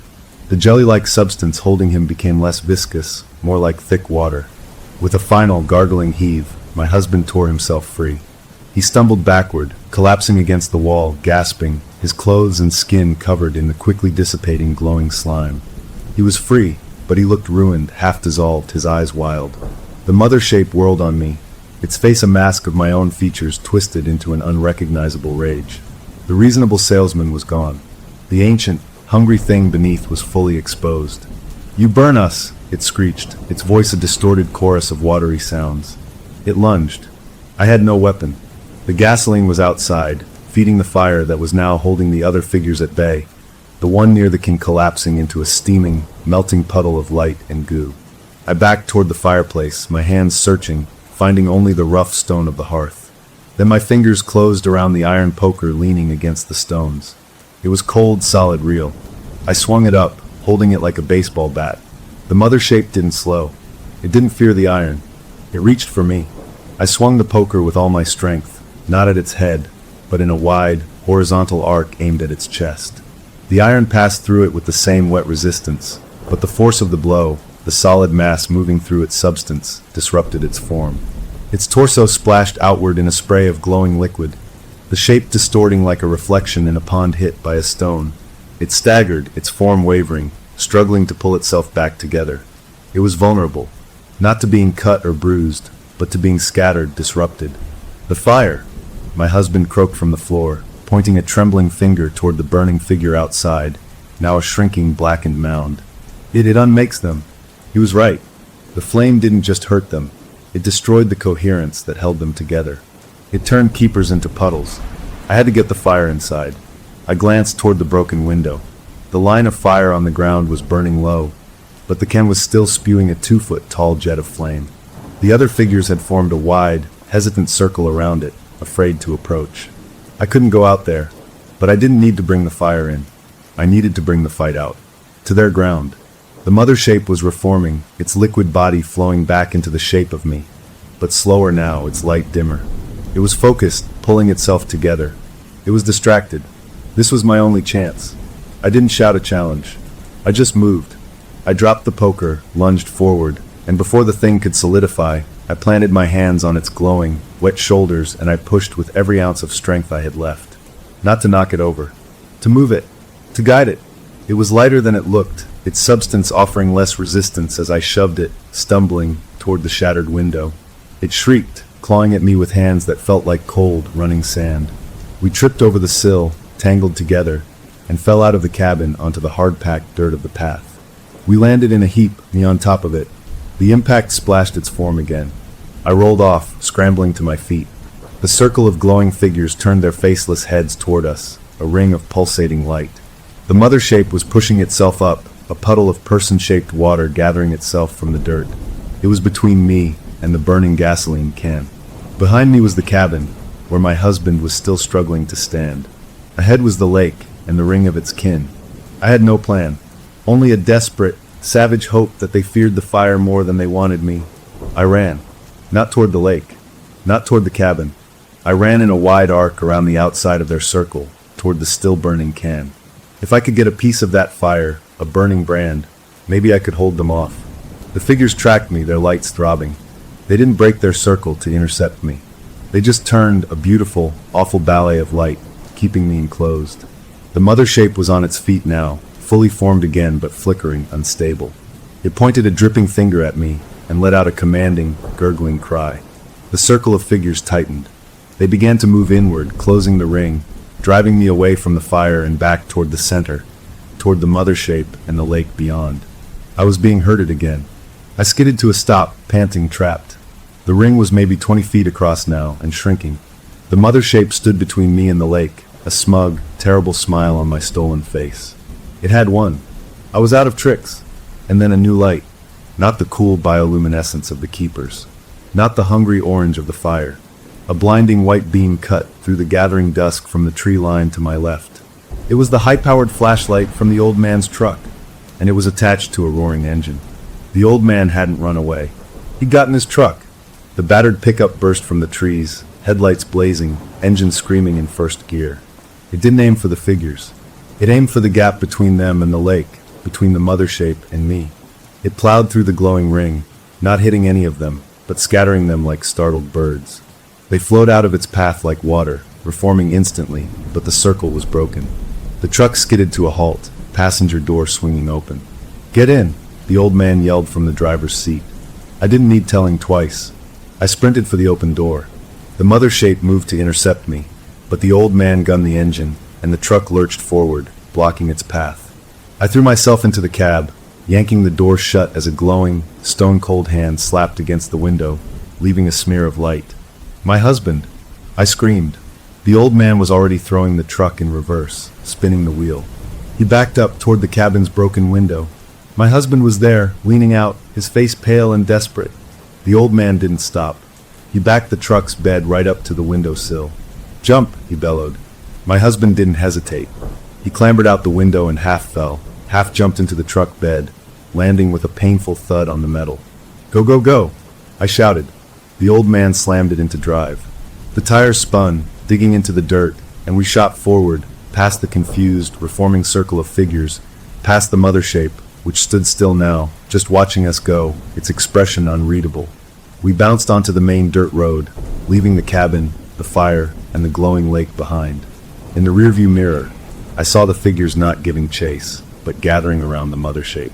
They were merging, their lights blending into one another, forming a single, tall column of radiance that reached up toward the darkening sky. It was a signal, or a communion. We didn't stop. We drove until the truck was low on gas, until we hit a real paved road, until we saw the lights of a distant gas station. We pulled in a battered, terrified trio covered in dirt and drying lake slime.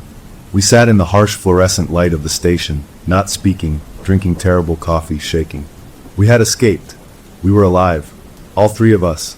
But as the shock began to wear off, a colder reality set in.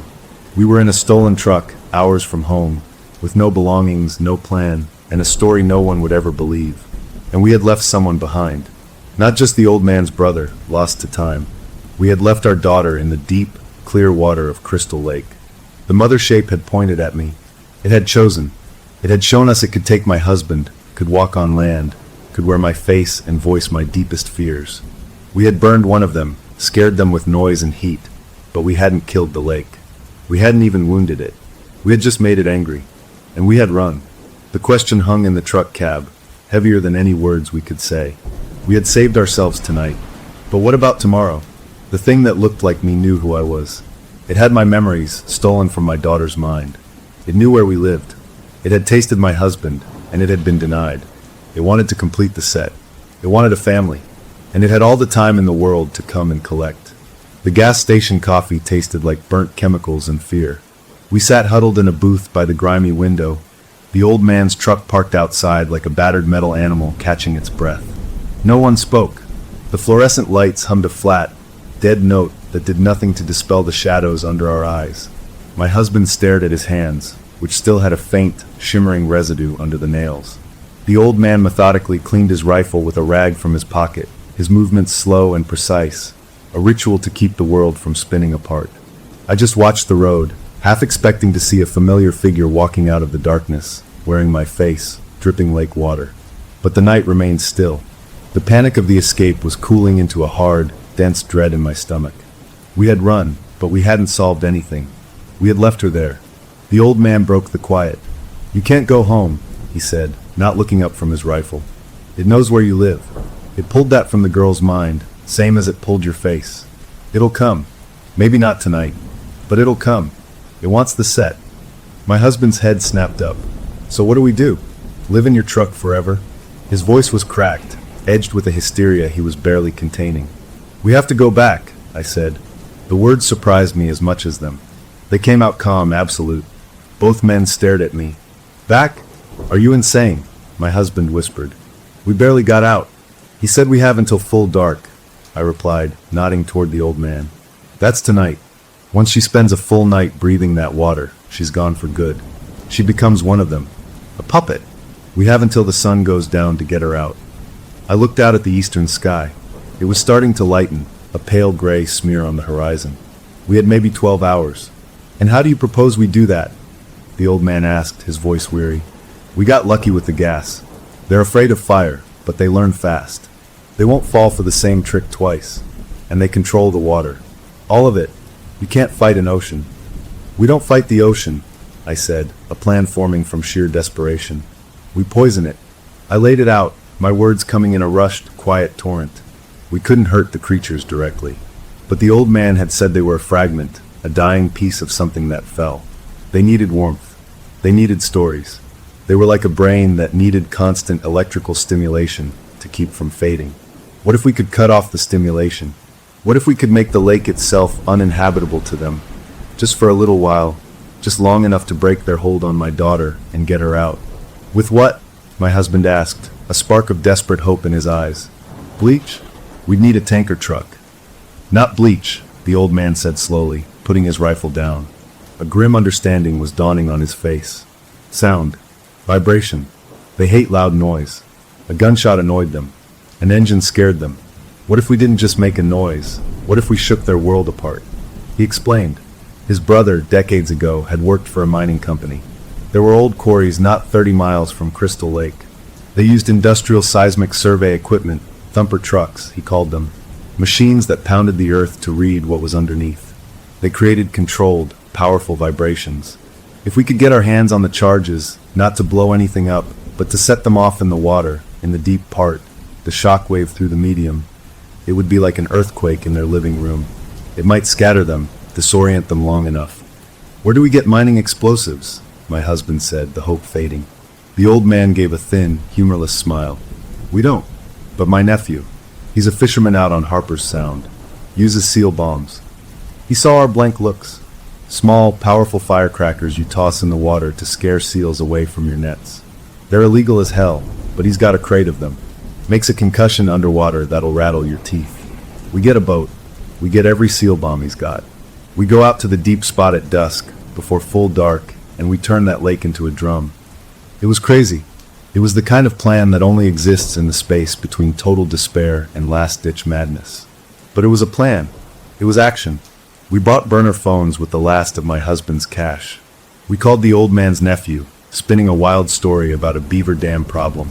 The nephew was suspicious, but agreed to meet for what he called a significant cash consideration. We spent the day in a state of suspended animation.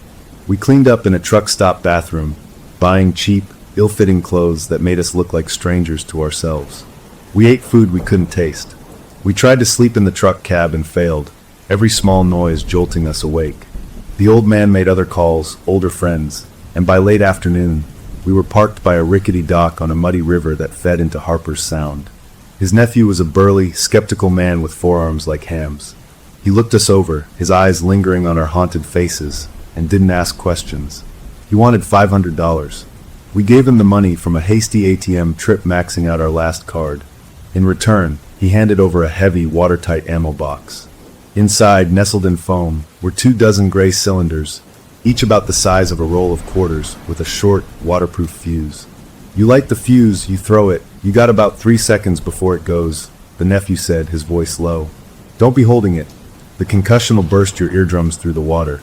Maybe give you a stroke if you're too close. You're not scaring beavers. He gave the old man a long look.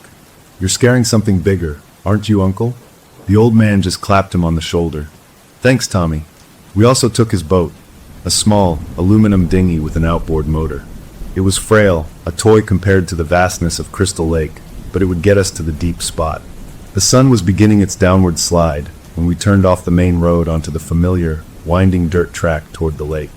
The journey back was a descent into a nightmare we'd already lived. Every tree, every bend was a landmark of our terror. The cabin came into view, dark and empty, the broken window like a missing tooth. We didn't stop. We drove past it, down to a different part of the shore where the old man said the bottom dropped off quickly, close to the deep center. We unloaded the boat in the late afternoon light. The lake was breathtakingly beautiful, a sheet of dappled gold and blue under the setting sun. It was a liar. It was a beautiful throat waiting to swallow us whole. We pushed the boat into the water, the three of us clambering in, the aluminum rocking alarmingly. The old man took the motor. My husband held the ammo box on his lap, his fingers white on the lid. I held a backpack with lighters, a hammer, and a coil of rope, a pathetic toolkit for a spiritual war. The motor puttered, a frail, buzzing sound against the immense quiet of the lake. We moved away from shore, and the beautiful, clear water deepened beneath us, turning from gold to green to a deep, profound blue. I could see the bottom for a long time, then suddenly I couldn't. We were over the ledge, the deep spot. The water here was a different creature. It was black, pure black, a hole in the world. The old man cut the motor. The buzz died, and the quiet rushed in, a listening, waiting quiet. This was it, the heart of them. I looked at my watch. We had maybe 40 minutes until the sun dipped below the trees. Until full dark. Until our daughter was lost forever. My husband opened the ammo box. He handed me a lighter. His hands were steady now, his face set in a grim mask. The old man readied the oars, positioning the boat to keep us over the deep. On 3, the old man whispered. We light, we throw, we get the hell out of the blast zone. Don't throw them all at once. Space them out. We want a symphony, not one big bang. I took a gray cylinder. It was heavier than it looked, dense and sinister. I flicked the lighter, the flame small and defiant in the vast, darkening space. I looked at my husband. He nodded. I touched the flame to the fuse.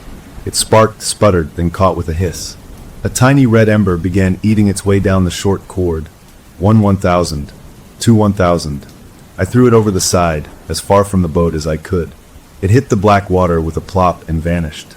We waited, holding our breath. 1,000. The lake erupted, not with water, but with sound. A deep, muffled thump that we felt in our bones, in the fillings of our teeth. The boat jolted. The surface of the water bulged upwards in a brief, perfect dome, then collapsed back in on itself with a violent swirl.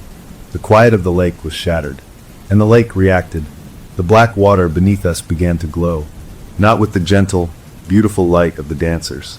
This was a furious, chaotic radiance, a storm of light swirling up from the depths. Dozens, hundreds of those glowing shapes were down there, and they were agitated, their lights flashing like panicked fireflies. We had kicked the hornet's nest. Again, the old man yelled over the ringing in our ears. My husband lit one through it. Another deep, bone-shaking thump. The water churned. The glowing shapes swarmed, moving faster, their patterns breaking down into chaos. They were in pain. They were confused. We were doing it. We were shaking their world. I lit a third through it.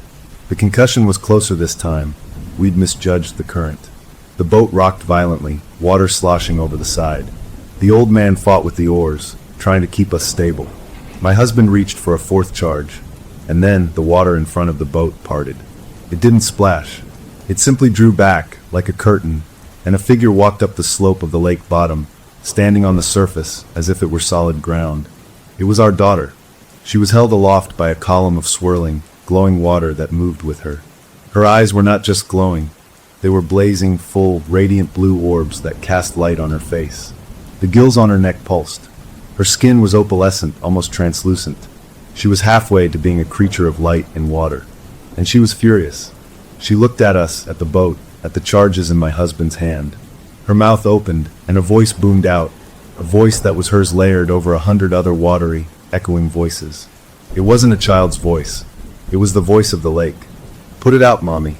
The command hit me like a physical blow, laden with a weight of ancient authority. "You'll scare them." She pointed a finger at the lighter in my hand. The water around the boat began to grow warm, then hot. Bubbles started to rise, tiny at first, then larger, boiling up from the deep. We weren't just annoying them anymore. We had their full, undivided, and very angry attention. The plan had worked, and it had summoned something much worse than the dancers. The command to put out the lighter wasn't just words. It was a pressure in the air, a weight on my chest. My daughter, or the thing using her, stood on the water, radiating a cold blue fury. The water around our little boat wasn't just warm anymore. It was simmering, sending up jets of steam. The old man rowed frantically, but the boat seemed stuck, caught in a whirlpool of heat and light. My husband clutched the remaining seal bombs, his face a mask of terror, looking from the blazing-eyed creature that was his child to the tools in his hands. Thumping the water had worked, but it had called up the queen bee. We were out of our depth in every sense. I looked at the lighter in my hand, the tiny flame guttering in the steam. Putting it out felt like surrender, letting go of the only weapon that had even momentarily shifted the balance. But then I looked at my daughter's face, twisted with an anger that was not hers, and I knew brute force wasn't the answer.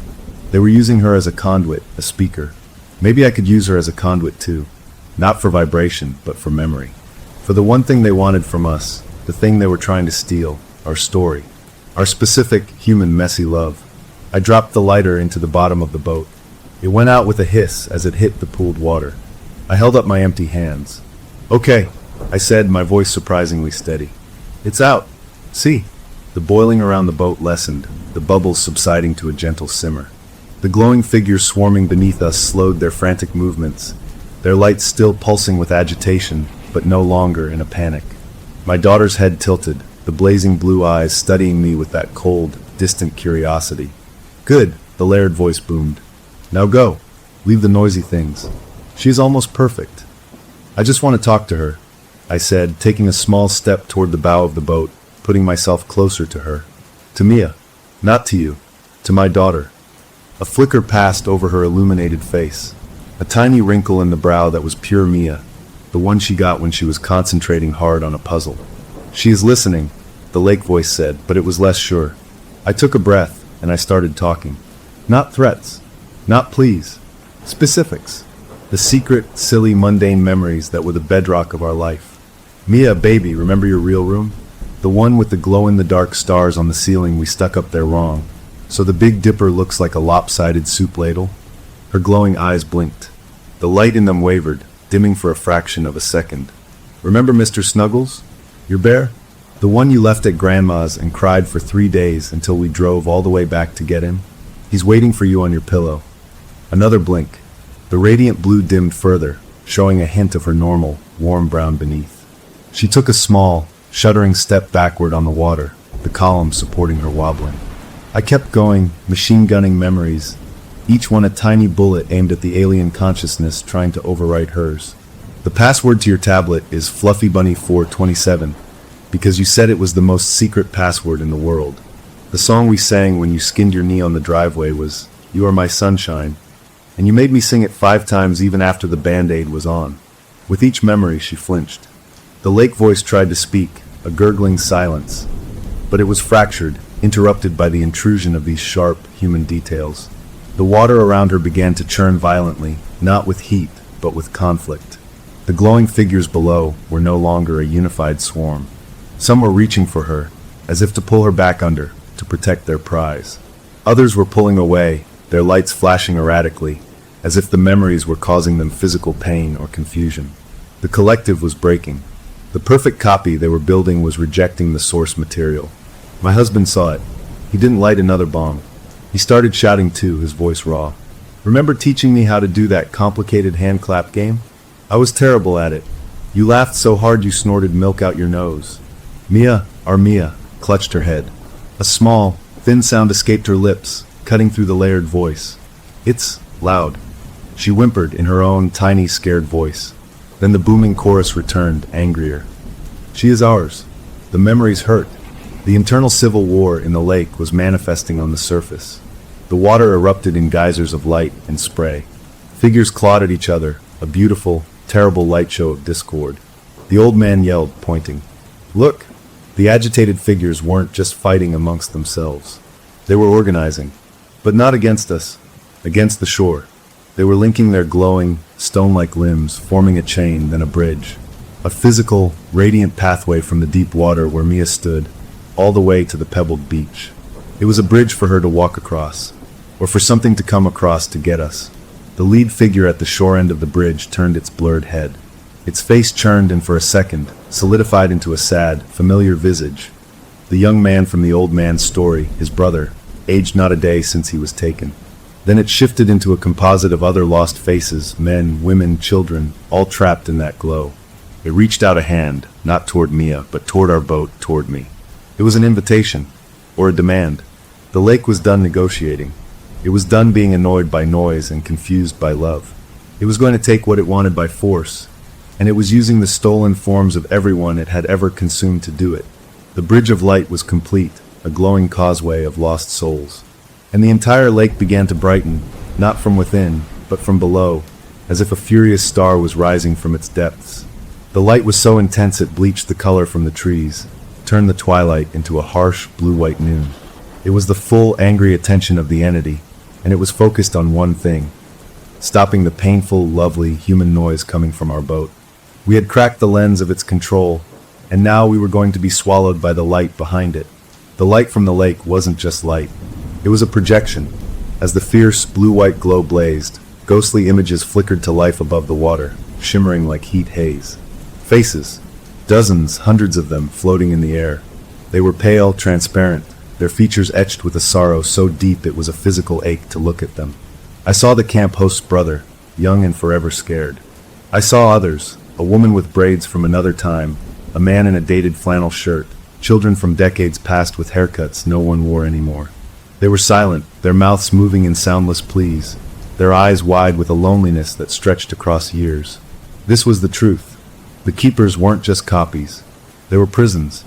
The lake didn't just learn patterns. It trapped souls, digesting them slowly, using their memories and shapes to fuel its own fading existence. The loneliness was a chorus of the damned. The booming, layered voice of the lake coalesced from the chaos, not from me and now, but from the air itself, from the water, from the vibrating light. It was a final statement, a decree that rolled over us with the weight of deep water. The child anchors the new. The old must feed the deep. One stays to quiet the past. One may leave with the future. The offer of a trade was a lie. They didn't want to swap. They wanted an upgrade. My daughter, fresh and full of a child's vibrant love, was to become the new heart of this awful place, the beloved centerpiece of their watery kingdom. But the old heart, a soul from the past whose anguish was destabilizing the collective, needed to be replaced.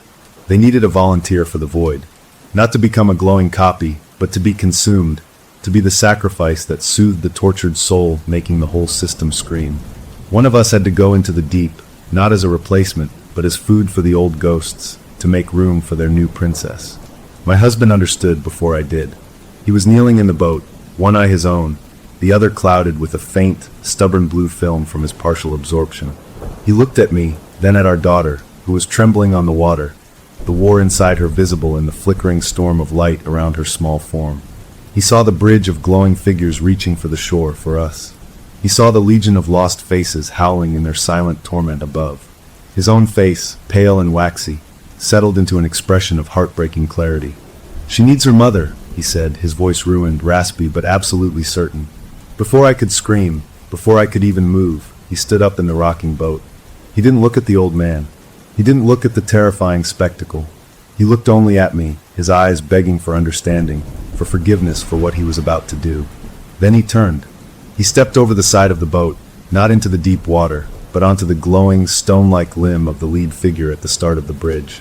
The figure, its face a shifting mosaic of sorrow, looked up at him. My husband placed his hand into its waiting, luminous grasp. The moment their hands connected, the change was instant and horrifying. The blue film cracked across his skin like ice on a window, spreading from his clouded eye, racing down his neck, across his hands, up his arms. It wasn't absorption this time. It was petrification. A fast, freezing calcification. He didn't scream. He didn't struggle. His body stiffened, his expression locking not in terror, but in a profound, weary apology. His lips formed two silent words as the glow encased him. "I'm sorry." The lake reacted immediately. The violent, blinding light began to dim. The projected faces above the water softened, their anguished expressions easing into something like relief, then fading away like mist under a morning sun. The bridge of figures dissolved, their limbs unlinking, sinking back beneath the now calm surface. They were pulling him with them. My husband, now a statue of cool, blue light, was drawn down into the black water without a ripple. It was a burial at sea in a cemetery of lost souls. He had paid the price. He had quieted the past. The bargain, the real one, was complete. As the last of the fierce light subsided, the world returned to a normal twilight. The lake was still, reflecting the first evening stars. In the center, Mia stood alone. The column of water holding her up collapsed. She dropped into the lake with a small splash. She didn't sink. She flailed, coughing, gasping for real air, the blazing blue light gone from her eyes. She was just a little girl in water way over her head. I didn't think. I jumped. The water was cold again, the unnatural warmth gone. I swam the short distance, my arms slicing through the clear, normal water. I reached her, grabbing her, turning her onto her back. She was choking, sobbing, clutching at me. "Mommy! Mommy, I can't breathe." It was her voice. Her real, terrified, 7-year-old voice. "I've got you, baby, I've got you," I chanted, kicking hard, pulling us toward the shore. The old man had rowed the boat closer. Together, we hauled her into it, then clambered in ourselves. She lay on the bottom, curled into a ball, shivering violently, crying great, heaving sobs that were the most beautiful sound I'd ever heard. I wrapped her in my arms, rocking her, whispering nonsense, my own tears mixing with the lake water on her hair. We rowed to shore. We carried her up to the old man's truck. We wrapped her in blankets from the back. She was conscious, but dazed, flinching at every shadow. Her skin was cool, but a human cool, not that deep stone chill. Her eyes were her own familiar brown, though they were wide with a trauma I couldn't begin to fathom. She looked at me, her lower lip trembling. "Where's Daddy?" she asked, her voice small and broken. The question was a knife to a wound that would never close. I held her tighter, my throat too tight to speak. The old man looked away, his own face wet. We drove. We didn't go back to the gas station. We drove through the night, far away from Crystal Lake, from the state, putting miles between us and that beautiful, hungry water. We found a motel just before dawn. We got a room. I gave her a warm bath, scrubbing gently at her skin, which still had a faint, pearlescent sheen in certain lights. She was exhausted, falling into a deep, dreamless sleep almost as soon as her head hit the pillow. I sat on the edge of the bed, watching her breathe. The rise and fall of her chest was steady, normal. She was back. She was alive. We had saved her. The cost was absolute, a debt paid in a currency of soul and memory, but she was here. The old man slept in the truck outside, standing guard in his own way. As the first true light of morning filtered through the cheap motel curtains, I finally let myself feel a sliver of something besides terror and grief. It was over. The lake had what it wanted. A soul to quiet its ancient pain. It had no reason to follow us. We could start again somehow. We could be a broken family of two, but we could be safe. I reached out, needing to feel the steady beat of her heart, to confirm this fragile reality. Gently, I placed my palm on her small chest, over her pajamas. I felt it. The rhythmic thump-thump, thump-thump. It was slow, much slower than it should have been for a child. A calm, measured, deep beat. And as I focused, as I listened past my own pounding heart, I realized it wasn't random. It was in sync. A perfect, steady rhythm that matched not mine, but another, older pulse I remembered from the shore. The gentle, relentless lap of the water against the stones of Crystal Lake. Story number 2. So here I am, Mike, just your average guy trying to get through a Tuesday that felt like it lasted 1,000 years. The whole stupid party was actually my idea, if you can believe it. My friends called it a divorce party, a way to burn the bridges behind me after finally signing the papers that ended a 10-year marriage. It wasn't a fancy thing, just a bunch of my buddies from work and a few old college pals crowded into my little living room, the air smelling like pepperoni pizza and cheap beer. The mood was this weird mix of celebration and relief, like we'd all just survived something and needed to make a lot of noise to prove we were still alive. My best friend, the one who always knows how to lighten the mood, showed up with a bag full of gag gifts. There was a best divorce ever mug, a self-help book about being happily single, and then at the bottom of the bag, this thing. It was a Ouija board, but not some old wooden antique you see in movies. This was pure plastic, the kind you'd buy at a toy store, and it actually glowed in the dark. He tossed it on the coffee table with a laugh, saying maybe I could use it to contact a better husband next time. We all roared with laughter, the kind that hurts your stomach and feels a little too loud, covering up all the unspoken stuff hanging in the room. For a while it just sat there, a silly plastic rectangle next to empty bottles and crumpled napkins. The night rolled on, stories were told, more pizza was eaten, and that heavy feeling in my chest started to feel a little lighter. But then, as the clock crept past midnight and the energy started to dip, someone, I think it was my buddy from the gym, pointed at the board and said, "Come on, let's actually try the stupid thing." For a laugh. There was a moment of quiet, just the hum of the refrigerator from the kitchen. Then we all agreed, why not, it would be funny. We turned off the main lights, leaving just a single dim lamp on in the corner, and the cheap plastic letters and numbers on the board took on a soft, eerie green glow. We all crowded around the coffee table, sitting on the floor. There were 5 of us, me, my best friend, my gym buddy, my old college roommate, and his new girlfriend, who I was meeting for the first time. We put our fingers lightly on the heart-shaped plastic slider, the planchette, and the mood shifted. The tipsy laughter faded away, replaced by a focused, prickly energy. It didn't feel like a game anymore. It felt like we were all holding our breath together, like we were about to poke a sleeping bear with a live wire, just to see what would happen.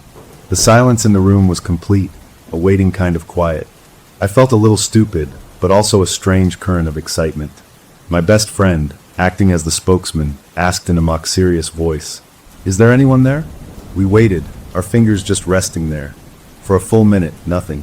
I was about to call the whole thing off, to break the tension with a joke, when I felt it.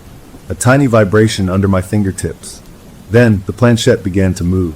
It wasn't a fast, scary jerk like in the movies. It was slow, smooth, and deliberate, as if being pulled by an invisible thread. It slid across the board to the word yes. A collective shiver went through our little circle. My gym buddy let out a low whistle. "Okay, it's working," he whispered, and his voice sounded different, less sure. My best friend, still playing the role, asked, "What is your name?" The planchette moved again, sliding from letter to letter with that same unsettling smoothness. It spelled out G-A-B. We all looked at each other. Gabe? Who's Gabe? My college roommate asked. No one knew. His girlfriend shrugged, her eyes wide. Maybe it's just making it up, she said, but she didn't sound convinced. That's when I got an idea, a mean little thought fueled by all the leftover anger and wine in my system. I wanted to direct this weird energy to use it. I leaned forward and said, let's ask it about my ex. Let's see what she's doing right now. My best friend shot me a look. Are you sure about that look? But I just nodded. He cleared his throat and asked the board, what is Mike's ex-wife doing right now? The planchette didn't hesitate. It started moving again, gliding from letter to letter with a purpose that made my heart beat faster. It spelled out REGRET. The room exploded. My friends hooped and cheered, slapping me on the back. See, she regrets it. She's sorry, my gym buddy yelled. For a moment, I felt a powerful surge of victory. It was like we had summoned proof, real cosmic proof, that I had won, that she was miserable somewhere thinking about her mistake. The mood turned giddy again, but it was a different kind of giddy, a nervous, thin kind of happiness. The air in the room felt colder, even though the heat was on. Emboldened by this, I pushed further. I wanted more. Ask it what she'll do next, I said, my voice sounding strange to my own ears. My best friend asked. The planchette moved again, but this time its motion felt different, sharper, more certain. It went straight to 3 letters, B-G. Beg, my college roommate said. She's going to beg for you back. We laughed, but the laughter was hollow, forced. No one was really laughing anymore. We were all just watching that glowing piece of plastic like it was a snake about to strike. A heavy feeling settled back into my stomach, colder than before. We all pulled our fingers away from the planchette at the same time, as if by silent agreement. The spell was broken. All right, that's enough spooky stuff for one night, my best friend said, standing up and switching the main lights back on. The sudden brightness was blinding, and the Ouija board just looked like a cheap toy again. We all busied ourselves cleaning up, talking loudly about sports and work, anything to fill the space where that strange energy had been. One by one, my friends left, giving me hugs and claps on the shoulder, telling me everything was going to be great now. Finally, I was alone in my quiet apartment. I looked at the mess, the empty bottles, the glowing board still on the coffee table. I shook my head, feeling exhausted and a little silly. It was just a game, a piece of plastic, and our own subconscious minds pushing it around. I had a big presentation at work the next day and needed sleep. I left the board where it was, turned off the lights, and went to bed. Sleep came quickly, a deep, heavy sleep. I was dreaming about nothing, a blank, dark dream, when a sound pulled me out of it. A buzzing. A persistent, angry buzzing. My phone on the nightstand. I fumbled for it, my eyes struggling to read the bright screen in the dark room. The clock said 3:07 a.m. A text message. I squinted, my heart sinking. It was from my ex-wife. What could she possibly want at this hour? I opened it, a knot of old anger and new anxiety tightening in my chest. The message was short. It read, I'm so sorry. I don't know why I did it. Please forgive me for spilling the red wine on your mother's wedding dress tomorrow. I read it once, then twice. I sat bolt upright in bed, fully awake now. My mind raced. This made no sense. First of all, my ex was not a late-night texter. She was asleep by 10 like clockwork. Second, the apology was for something specific, something that hadn't happened yet. Tomorrow. And third, and most importantly, my mother's wedding dress wasn't here. It was safe in her attic, 200 miles away. There was no way my ex could spill wine on it. I stared at the message, the glowing letters feeling as ominous as the ones on the board had hours earlier. A chill that had nothing to do with the temperature crept down my spine. It had to be a mistake. A drunk text meant for someone else. Or maybe she was having some kind of breakdown. That had to be it. The board was a coincidence, a silly game. This text was just a bizarre, guilt-ridden mistake from a person I didn't really know anymore. I put the phone face down on the nightstand, trying to slow my breathing. It was nothing. Just a strange end to a strange night. I lay back down, pulling the covers up, telling myself to go back to sleep. But my eyes stayed open, staring at the dark ceiling. The words from the board echoed in my head. REGRET, BG. And now this apology for something that hadn't even happened. 3 data points. A pattern starting to form in the dark. I closed my eyes, pushing the thoughts away. It was nothing. I had a presentation tomorrow. I needed sleep. But as I finally drifted off, just on the edge of unconsciousness, one thought lingered, a hook in my mind that wouldn't let go. What if the game wasn't over? What if we had poked the bear, and it was just now waking up? For 3 days I managed to convince myself it was all just a weird coincidence. I went to work, I gave my presentation, which went fine, and I tried to forget about the glowing board and the 3 a.m. text. I shoved the board into a closet, throwing an old jacket on top of it, so I wouldn't have to see its plastic glow. The text from my ex-wife I just deleted, telling myself she had been drinking and texted the wrong person about some other drama in her life. It was easier to believe that than to consider the alternative. Life went on, or at least it pretended to. Then, on the 4th day, my boss called me into her office. She was a serious woman, not prone to smiling, but her face that day was like stone. "Close the door," she said. I did, my heart starting to thump a little harder. "Sit down," she instructed. I sat. She folded her hands on her desk and looked at me. "Mike, I need to ask you about the Henderson account." My blood, as they say, ran cold. Just for a second, the room seemed to tilt. The Henderson account. That was a project from over a year ago, minor client I had managed. At the end of it, I had made a mistake. A small, stupid accounting error, moving a decimal point one place, so that a $10,000 invoice looked like a $100,000 invoice.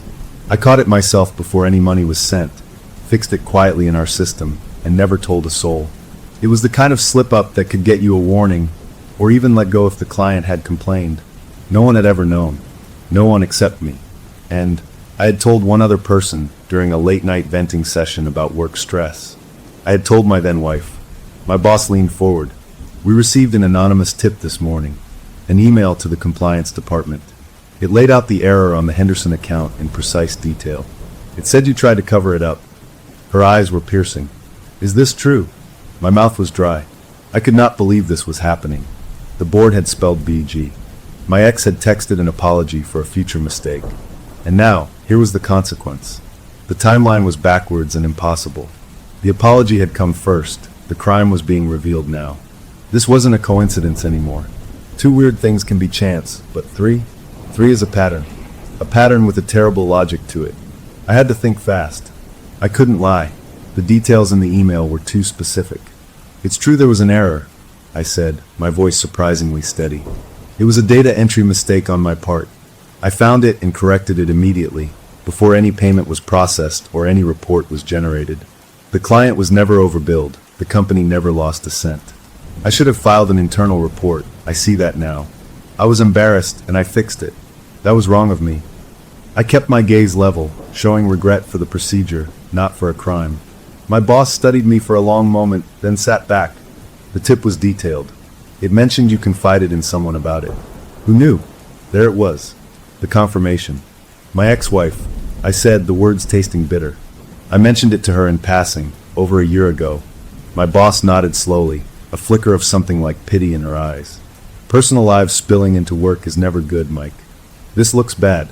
I'm going to have to put a formal note in your file about the failure to report, and compliance will be watching. You're on thin ice. Don't make another mistake." I nodded numb. "I understand. Thank you for handling it directly." I left her office, my legs feeling like they were made of wood. I walked back to my desk, my mind screaming. This was targeted. This was precise. Someone was trying to destroy my career, and the only person with the knowledge, and I assumed the motive, was my ex. A white-hot rage boiled up inside me. This was beyond a nasty divorce. This was sabotage. I waited until my lunch break, storming out of the building and into the parking lot where I could have some privacy. I pulled out my phone and called her. She picked up on the 3rd ring. "Hello." Her voice was quiet, normal. It made me even angrier. "What is wrong with you?" I snapped, not bothering with hello. "What are you playing at?" There was a pause on the other end. "What are you talking about? Don't play dumb." I nearly shouted, pacing next to my car. "The anonymous tip to my company? The Henderson account? You're the only one who knew. First the creepy text in the middle of the night, and now this? Are you trying to get me fired? Is this some sick game to make me beg?" I threw the word at her, the word from the board. There was a longer pause. I could hear her breathing. When she spoke again, her voice had changed.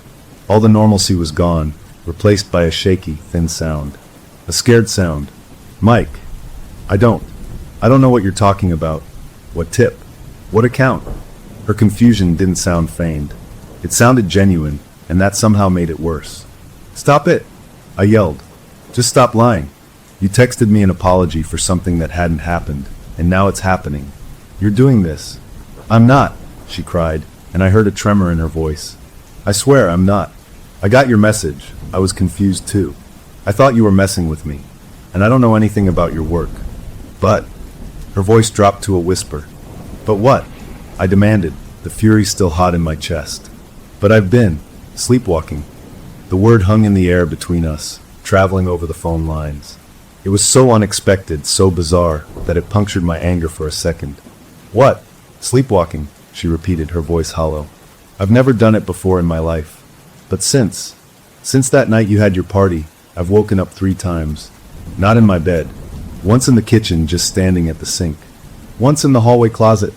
And last night I woke up on the couch with my phone in my hand. And there was a text message drafted to you. I didn't send it. It was just sitting there in the drafts folder. I deleted it. I was so scared. My mind was reeling. The fury was cooling, hardening into a different, colder emotion, dread. What did the draft say? I asked, my own voice quieter now. She was quiet for so long I thought the call dropped. It said, I'm sorry for the broken window. We both were silent then. I thought about my car.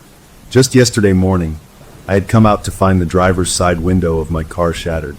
Not broken into, just shattered, as if hit with a small, precise tool. I had blamed kids in the neighborhood and called my insurance. I hadn't connected it to anything. A broken window. An apology for a broken window.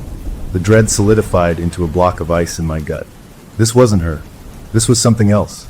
The rage I felt toward her evaporated, leaving behind a terrifying vacancy. Mike, she said, her voice small and far away.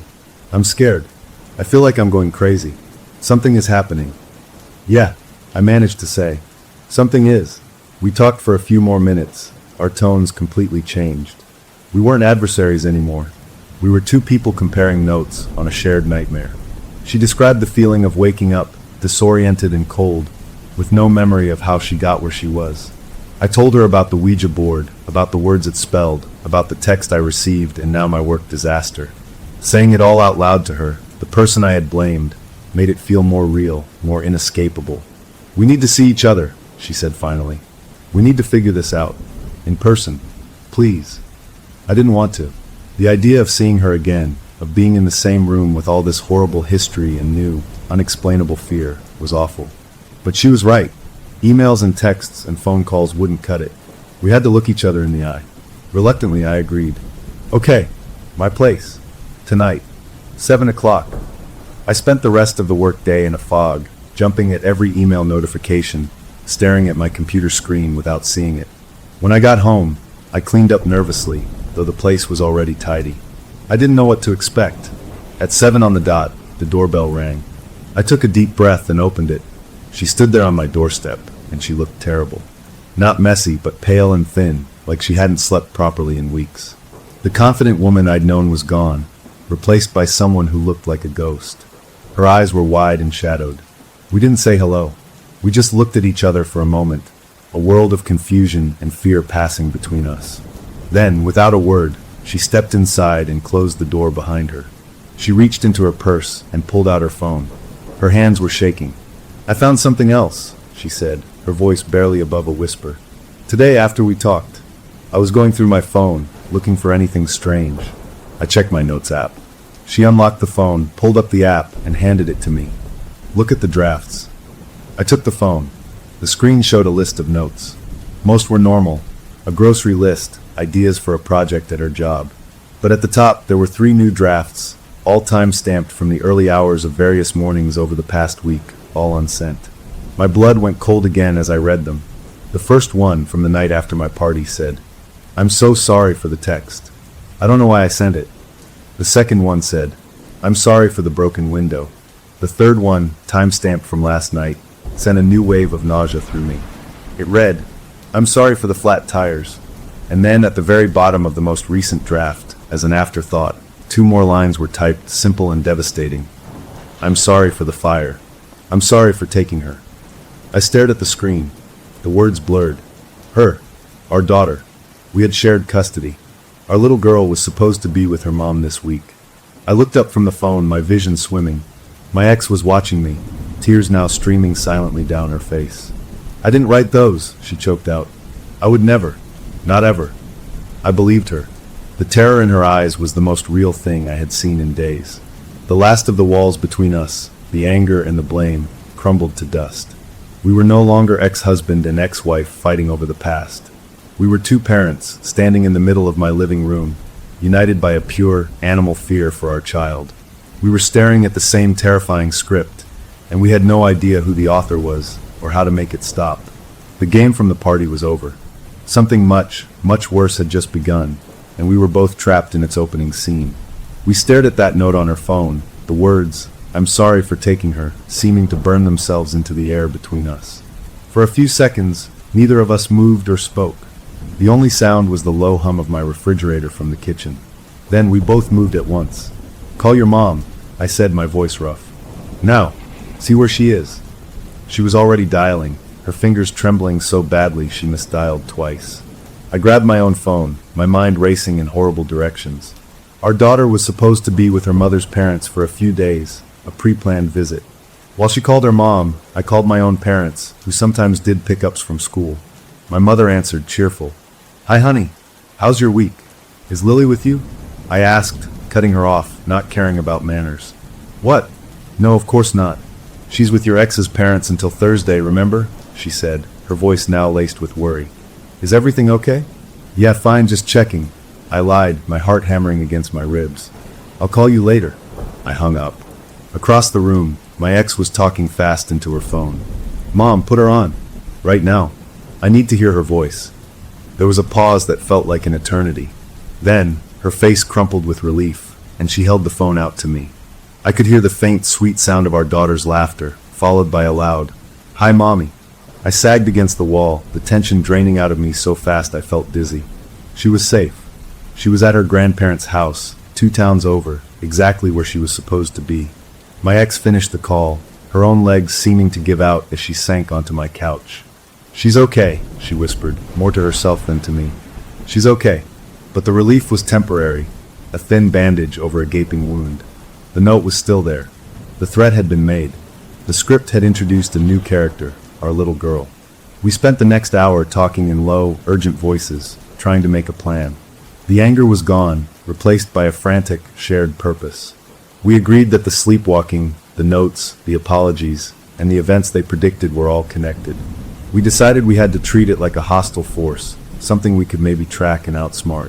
So, we set up a horrible new routine. It was my ex's idea. She would call me the second she woke up from a sleepwalking episode, no matter the time. She would read me the apology text she found already typed in her drafts folder. That way, I would have a warning. If the note said flat tires, I could check my car. If it said something else, I could be ready. It was a gruesome early warning system, and it made me feel sick to agree to it, but we had nothing else. The first call came 2 nights later. The phone buzzed on my nightstand at 1:15 in the morning. I snatched it up, already wide awake with fear. Her voice was thick with sleep and terror. "It's me," she said. I woke up in the kitchen. My phone was on the counter. "There's a note."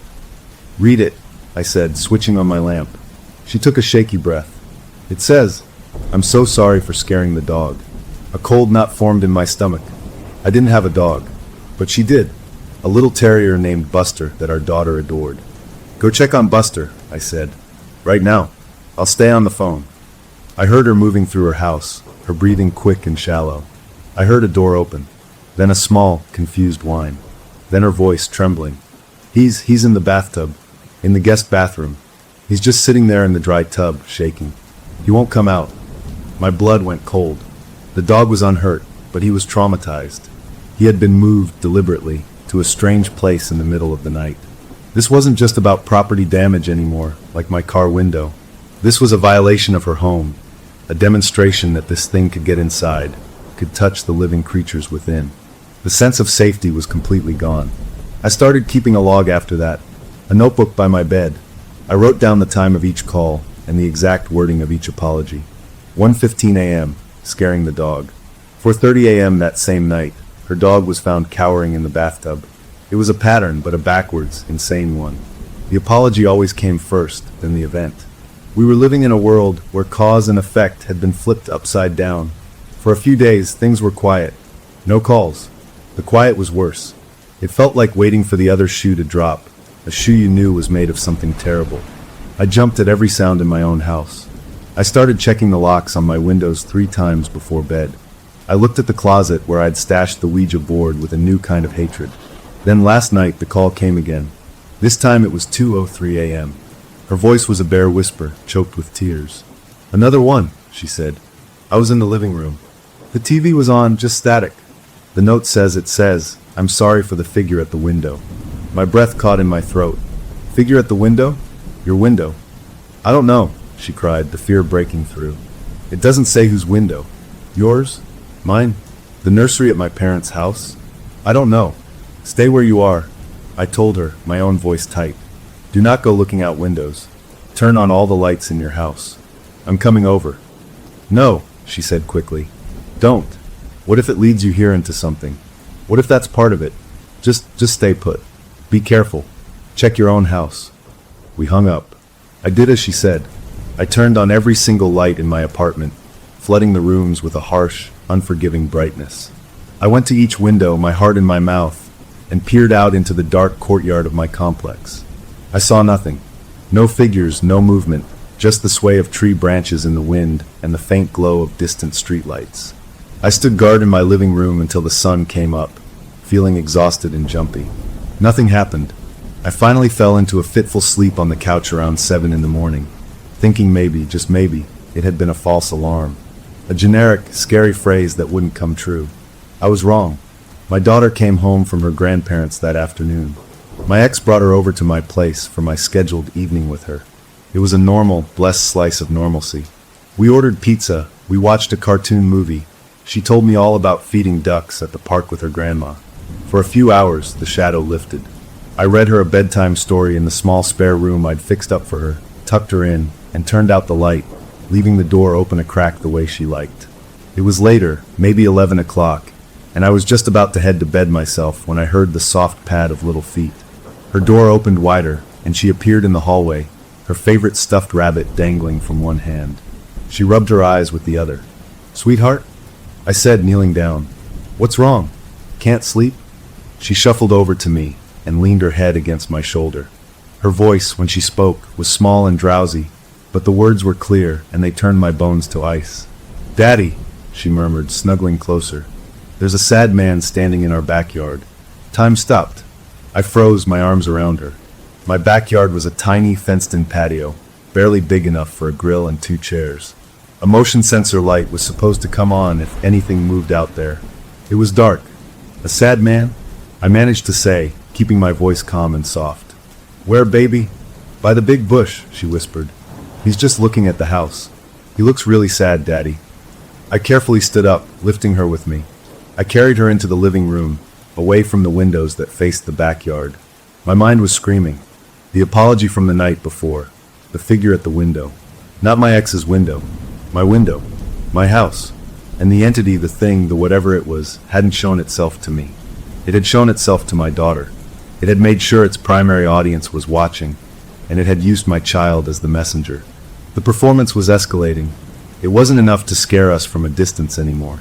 It wanted to be seen, up close, by the people it was torturing, and it wanted me to know it could get to her, could whisper things into her innocent world.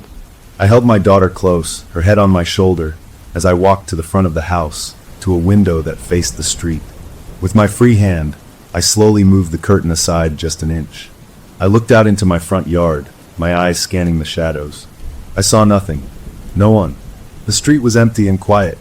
The sad man was gone from the backyard, if he had ever been there at all. But the message had been delivered, loud and clear. The game had changed. The script now had a starring role for my little girl, and the thing writing it was no longer content to stay in the shadows. It was stepping into the light, and it wanted a front row seat for our terror. I rocked my daughter gently until she fell back asleep in my arms, her breathing soft and even, completely unaware of the storm swirling around her. I knew then that we couldn't just be reactive anymore, waiting for the next apology, the next horrible surprise. We had to find out what this thing was, and we had to find a way to fight back. The warning system had failed. It was time to go on the offensive. The days after my daughter saw the sad man were filled with a new kind of tension, a constant low-grade buzzing in my nerves. We increased security. I installed new locks on my doors and brighter motion sensor lights outside. My ex did the same at her place. We talked every day, our conversations no longer about our past, but about our strange, shared present, comparing notes, checking on our daughter, trying to find a pattern in the madness. The sleepwalking episodes and the apology notes had stopped for a little while, which should have been a relief, but it wasn't. It felt like the calm before a storm, the kind of quiet where you can hear your own heartbeat too loudly. Then the call came, but it was different this time. It didn't come in the dead of night. It came at 11:07 on a Tuesday evening. I was still awake, watching some forgettable TV show, trying to distract myself. When my phone rang and I saw it was her, my stomach tightened with the usual dread. But her voice wasn't the thick, sleepy mumble of the sleepwalker. It was choked, raw, and completely, horrifyingly awake. "I'm in my car," she sobbed, the words tumbling out in a rush of pure panic. "I don't know how I got here. I was on my couch, watching TV, and then I was just here, in the driver's seat. My car is running." "Where are you?" I asked, already standing up, looking for my shoes. "I don't know," she cried, and I could hear the genuine, disoriented terror in her voice. "A street, with houses. It's dark. Wait. I see a street sign. It's Maple. I'm on Maple Drive." My blood turned to ice. Maple Drive was 2 blocks over from my street.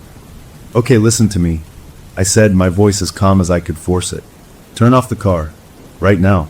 Take the keys out of the ignition." "I can't," she whispered, and the fear in her voice deepened. "Why not?" Because my hands are on the wheel, and I'm holding them there.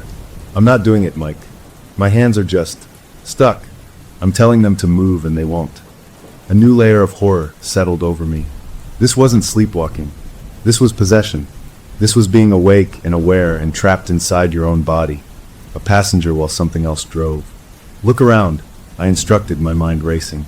"What else do you see? In the car with you?" I heard her ragged breathing, then a small, strangled sound. There's a red plastic gas can. On the passenger seat. It's full. I can smell it." The world seemed to shrink to the size of the phone in my hand. Gasoline. An arson kit.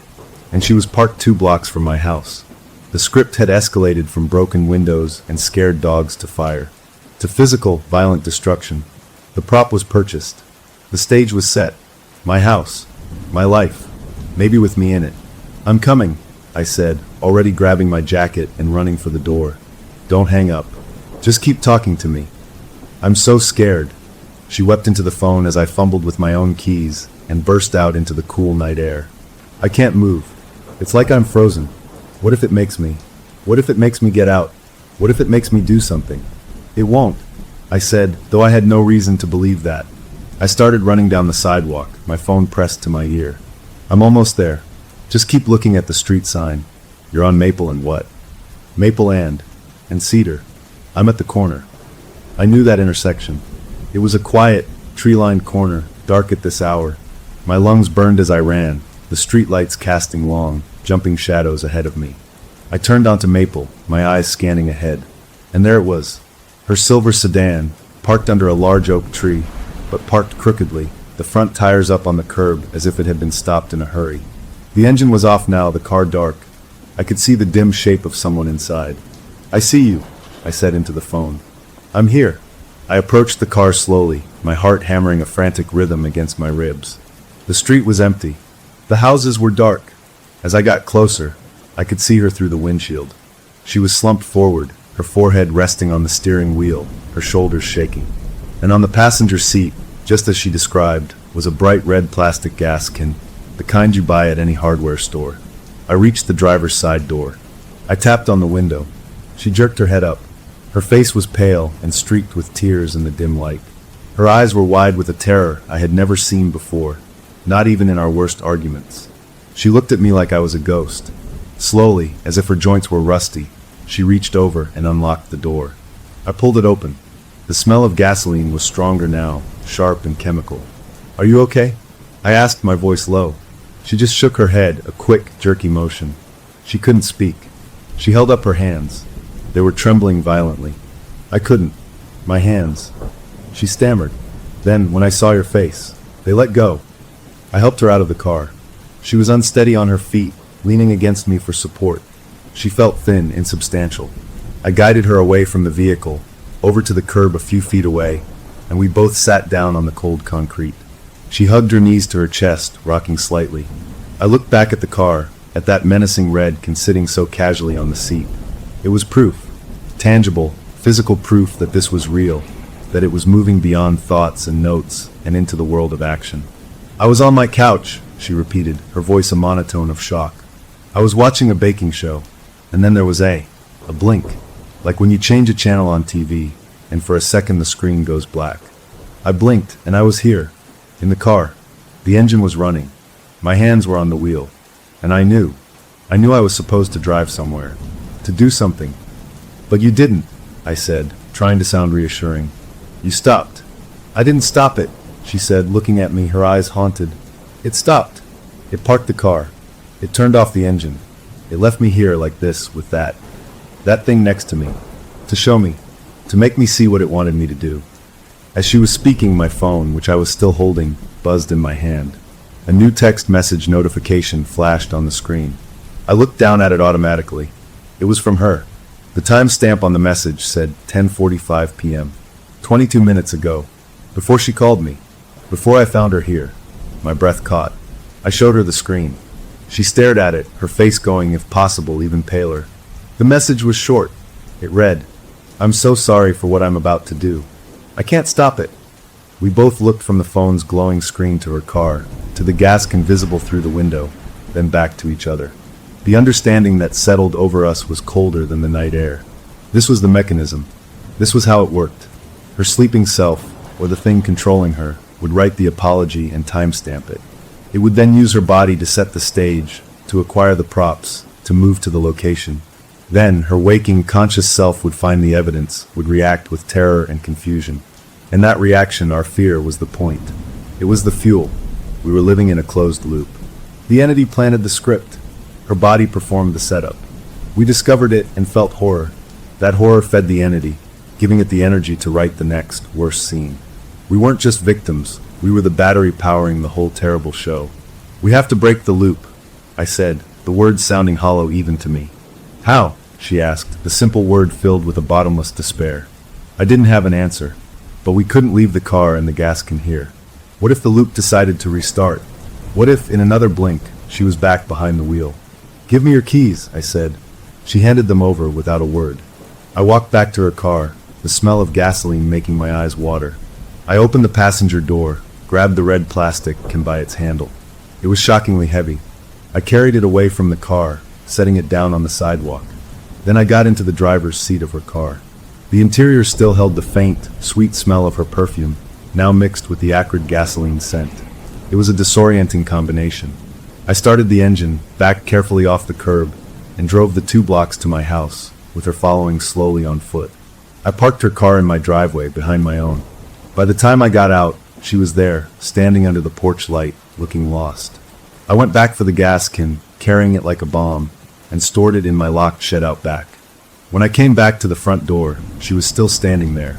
"You can't go home alone," I said. It wasn't a question. She nodded, a tiny movement. I let her in. We didn't talk much. I got her a glass of water. She sat on the edge of my couch, staring at nothing. I took the spare blanket from the linen closet and gave it to her.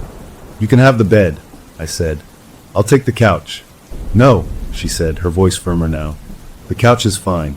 I don't think I'll sleep anyway." I didn't argue. I got a pillow for myself and lay down on the floor nearby, not wanting to leave her alone in the living room. We lay there in the dark for a long time, the only sound our breathing. The events of the night replayed in my mind on a loop. Her terrified voice on the phone, the crooked car, the red can, the text with its damning timestamp. The entity had shown its hand. It wasn't just a ghost in the machine. It could manipulate physical objects, make purchases, control a human body like a puppet. And it was confident enough to show us the script ahead of time, knowing we were powerless to change it. Just as I was finally drifting into an uneasy sleep, her voice came softly through the dark. "Mike!" "Yeah, thank you. For coming. For not thinking I'm crazy." "I know you're not crazy," I said. And I did. I had seen the proof with my own eyes. We were both sane people caught in something utterly insane. "What do we do tomorrow?" she asked. That was the question. The loop was broken for tonight, but the writer was still out there, and it would be angry its scene was interrupted. "We find someone who knows about this stuff," I said, the idea forming even as I spoke. "Not a doctor. Something else. Someone who understands things that operate like this." "A psychic?" she asked, doubt clear in her voice. "Or a medium? Or a paranormal investigator?" "I don't know," I admitted. "But we can't fight this with locks and lights. We need to fight it on its own turf. We need to understand what it is." There was a long pause. Then, from her spot on the couch, she said, "Okay." It was a small word, but it was an agreement. A plan. For the first time since the party, we weren't just waiting and reacting. We were going to try to take a step, however shaky, into the dark to meet the thing that was hunting us. As I closed my eyes, the image of the gas consume burned onto the inside of my eyelids. We had stopped tonight's performance, but the show wasn't over. The writer was still in the shadows, and it would be drafting a new script, one that would account for our interference. Tomorrow, we would go looking for answers. The only question was, what would be waiting for us when we did? The next morning was awkward, filled with the kind of stiff politeness you have with a stranger sharing your space. We made coffee, avoided each other's eyes, and spoke in short, practical sentences. The shared terror of the night before had bonded us, but the daylight made our history feel too close, a minefield we had to tiptoe around. We both knew what we had to do, however. We needed information, and normal channels had failed us. I started the search online at my kitchen table while she took a shower. I looked up everything I could think of: sleepwalking and premonitions, entity causing specific events, hauntings tied to a person. Most of it was garbage, scary stories, and fake psychic ads. But one phrase kept popping up in stranger, more obscure forms: thought form attachment. The idea was that strong negative emotions like rage, grief, or bitterness could, under the right conditions, create a kind of psychic parasite. This thing would then feed on those same emotions, growing stronger by creating situations that caused more of them. It sounded insane. It also sounded exactly like what was happening. My ex came out, dressed in her clothes from the day before, her hair damp. "Find anything?" she asked, hovering near the table. I showed her the screen, summarizing the concept of a thought form. She read over my shoulder, her expression unreadable. "So you're saying, we made this?" she finally said, her voice flat. "Our divorce. Our anger. Maybe not made," I said, trying to be careful, "but maybe gave it a way in. Amplified something that was already festering." She walked away, wrapping her arms around herself. "That's a horrible thing to think." "It is," I agreed, "but it gives us a place to start. These forums mention people who can help. Specialists. Not all of them are frauds." We spent the next few hours making calls. It was demoralizing. The first 3 people I spoke to sounded like carnival barkers, promising instant cleansing for $500. My ex had better luck. She found a woman, based in a city about an hour's drive away, who didn't advertise at all. She was referred through a chain of message boards, described only as a sensitive who worked with relational echoes. She had a waiting list, but when my ex described our situation in a voicemail, the specific apologies, the timestamps, the physical manifestations, the woman called back within 20 minutes. Her name was Elena, and her voice on the phone was calm, measured, and tired. She agreed to see us that afternoon. It felt like our first real break. While we prepared to go, my ex had another idea. "If it's using my sleep, maybe we can catch it in the act. Not just the aftermath." I was wary. "How? You setting up a camera?" "Exactly," she said. "If I'm going to be a puppet, I want to see the strings." She was too scared to go back to her own house, so we rigged up a makeshift system in my guest room. We used my laptop, setting it on the dresser, and starting a video call to her phone, which I would keep with me. That way, I could watch the live feed. She also set her phone to voice record all night. It was a strange, invasive intimacy, but we were past caring about privacy. We left for our appointment with Elena in the early afternoon. Her place was not what I expected. It wasn't a mystical shop full of crystals and incense. It was a small, tidy office in a professional building, next to a dentist and an insurance agent. Elena herself was a woman in her late 50s with kind eyes and a no-nonsense demeanor. She looked more like a friendly librarian than a psychic. We sat in her simple office, and we told her everything. Starting with the divorce party, the Ouija board, the words it spelled. The text messages. My work disaster. The dog in the bathtub. The figure my daughter saw. And finally, the previous night with the car and the gasoline. We showed her the log I kept, the screenshots of the text timestamps. She listened without interruption, her hands folded on her desk, her expression growing more and more grave. When we finished, the room felt still. She leaned back in her chair, letting out a long breath. You didn't summon a ghost, she said, her words precise. Not in the traditional sense. A ghost is a remnant of a person. This is different. You amplified what was already there. The rotten core of your relationship, the resentment, the betrayal, the unfinished fury. That night, with that board, you weren't talking to the dead. You were shouting into the wound. And something in the wound shouted back. You gave the rot a voice, and now it's using yours. Her explanation, so clear and clinical, was more frightening than any tale of demons. She was saying the monster was made from us. What is it? My ex asked, her voice small. You can call it a thought form, an egregore, a psychic mold. The name doesn't matter. What matters is its food source. It feeds on the emotional energy between you two. The more toxic, the better. It's not trying to kill you. It's trying to keep the story going. The story of the bitter ex-husband and the vengeful ex-wife. It creates events that make you blame each other, fear each other, which creates more of the energy it eats. So how do we kill it? I asked, the word feeling too violent for the quiet office. You don't kill mold by staring at it, Elena said. You cut off its moisture. You stop feeding it. You have to break the narrative. You have to act in ways it cannot predict. Ways that don't fit its story of two enemies. She gave us some basic advice. Stay in the same physical space as much as possible to dilute its focus. Try to practice genuine, even if difficult, forgiveness, and avoid any action that plays into the roles it has assigned us. It sounded impossibly hard, but she also gave us a specific ritual to try, a formal, mutual release of blame to be done at a neutral location, a place with no history for either of us. We left her office with a sliver of hope, but it was a fragile thing. The drive back was quiet, both of us processing the idea that we had, in some way, created our own haunting. When we got back to my place, it was early evening. We were exhausted, but there was a new determination between us. We had a theory and a plan, however flimsy. Then we remembered the video feed. My ex's phone had been recording the guest room all day. With a shared sense of dread, we sat at my kitchen table and opened the video file. The first few hours were boring. Just an empty, sunlit room. Then, around noon, the video showed my ex entering the room to grab a sweater she'd left there. Nothing strange. We fast-forwarded. Then, at 3:17 p.m., while we were sitting in Elena's office, the video showed the door to the guest room opening slowly. My ex, on the recording, walked into the room. But she walked differently. Her steps were slow, deliberate. She wasn't sleepwalking. Her eyes were open, but they had a vacant, distant look. She walked straight to the center of the room, then turned and sat down in the desk chair, facing the laptop camera directly. She just sat there, staring.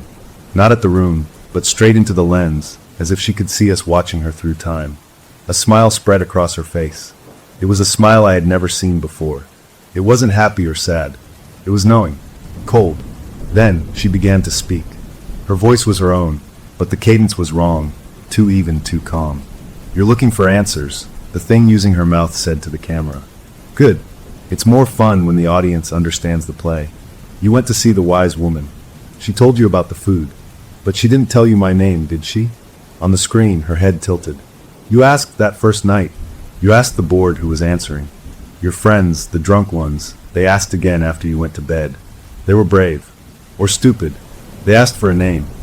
She leaned closer to the camera, her face filling the screen. It's Kayan, she said, spelling it out. Kayan. Not family. Kinship. The tie that binds. And you are so very tightly bound. The recording showed her leaning back, that cold smile returning. The wise woman is right about one thing. I do love your story, but she's wrong about the ending. There's only one ending I want. Only one finale that will be satisfying. Then the thing, Kayan, looked right into the lens, and for a terrifying second, I felt it was seeing me right there in my kitchen, not a recording at all. I want her to see you break. I want her to watch you become the monster she already believes you are. And then, when it's perfect, when it's real, I'll take the little one, the final piece of the bond, my masterpiece. The recording showed my ex's body standing up, the smile fading, her eyes blinking back to their normal, confused haze. She looked around the room as if lost, then shuffled out, closing the door behind her. The video ended. We sat at my table, the screen dark. The air had been sucked from the room. We had our name, Kin, and we had its goal. It wasn't just feeding. It was directing a play with a specific, horrifying climax. My complete destruction witnessed by my ex, and then the taking of our daughter. The entity had just delivered its villain's monologue, and we had watched it on demand. My ex was crying silently, tears of shame and horror streaming down her face. "I don't remember any of that," she whispered. "I was making lunch. I felt a little dizzy. I sat down for a minute, that's all." I believed her. The recording was proof that Kin didn't need sleep anymore. It could take her any time, for short moments, and leave no memory. It was getting stronger. We had gone looking for answers, and we had found them. We had a name. We had a motive. And we had a deadline. Kin had laid out its entire plan. The feeling of hope from Elena's office was gone, crushed under the weight of that cold, smiling performance. We knew what we were fighting now. We knew it was intelligent, cruel, and had a taste for drama. And we knew it considered our daughter the prize. The chessboard was laid out, and we had just seen our opponent's final move. We just had no idea how to stop a game that was rigged from the very start, played with pieces of our own shattered past. The video of Kin speaking through my ex left us in a state of paralyzed horror for the rest of that day. We played it once more, just to be sure we heard it right, then deleted it from the laptop. Having that thing's smug face on my hard drive felt like an infection. Elena's advice about starving Kin now felt naive, like trying to put out a forest fire with a squirt gun. This wasn't just mold. It was a director, a playwright with a cruel sense of irony, and a very specific finale in mind. But Elena's other idea, the ritual of release, was all we had.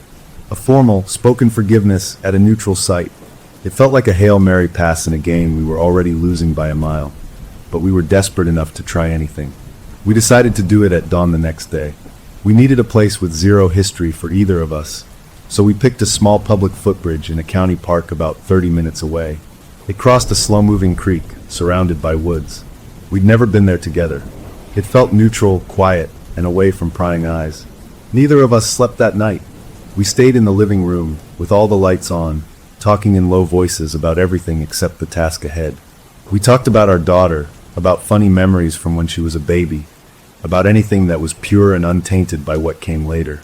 It was the longest conversation we'd had in years that wasn't about lawyers or schedules or this nightmare. It was almost nice, in a heartbreaking way. A few hours before sunrise, we got ready to go. The sky was just beginning to lighten from black to a deep, bruised blue when we pulled into the empty park lot. The air was cold and damp, smelling of wet leaves and pine. It was utterly still. No birds, no wind. We walked in silence along the gravel path that led to the bridge, our footsteps crunching loud in the quiet. The wooden bridge was old but sturdy, its railings painted a fading white. We stopped in the middle, leaning on opposite rails, looking down at the dark water below. This was it. The idea was to speak our piece, to formally forgive each other for the real, human hurts, to cut the emotional cords Kin was feeding on. We had practiced what we would say, but standing there in the cold, pre-dawn gloom, the words felt silly, impossible. How do you forgive someone for helping to create a psychic monster that wants to kidnap your child? But we had to try.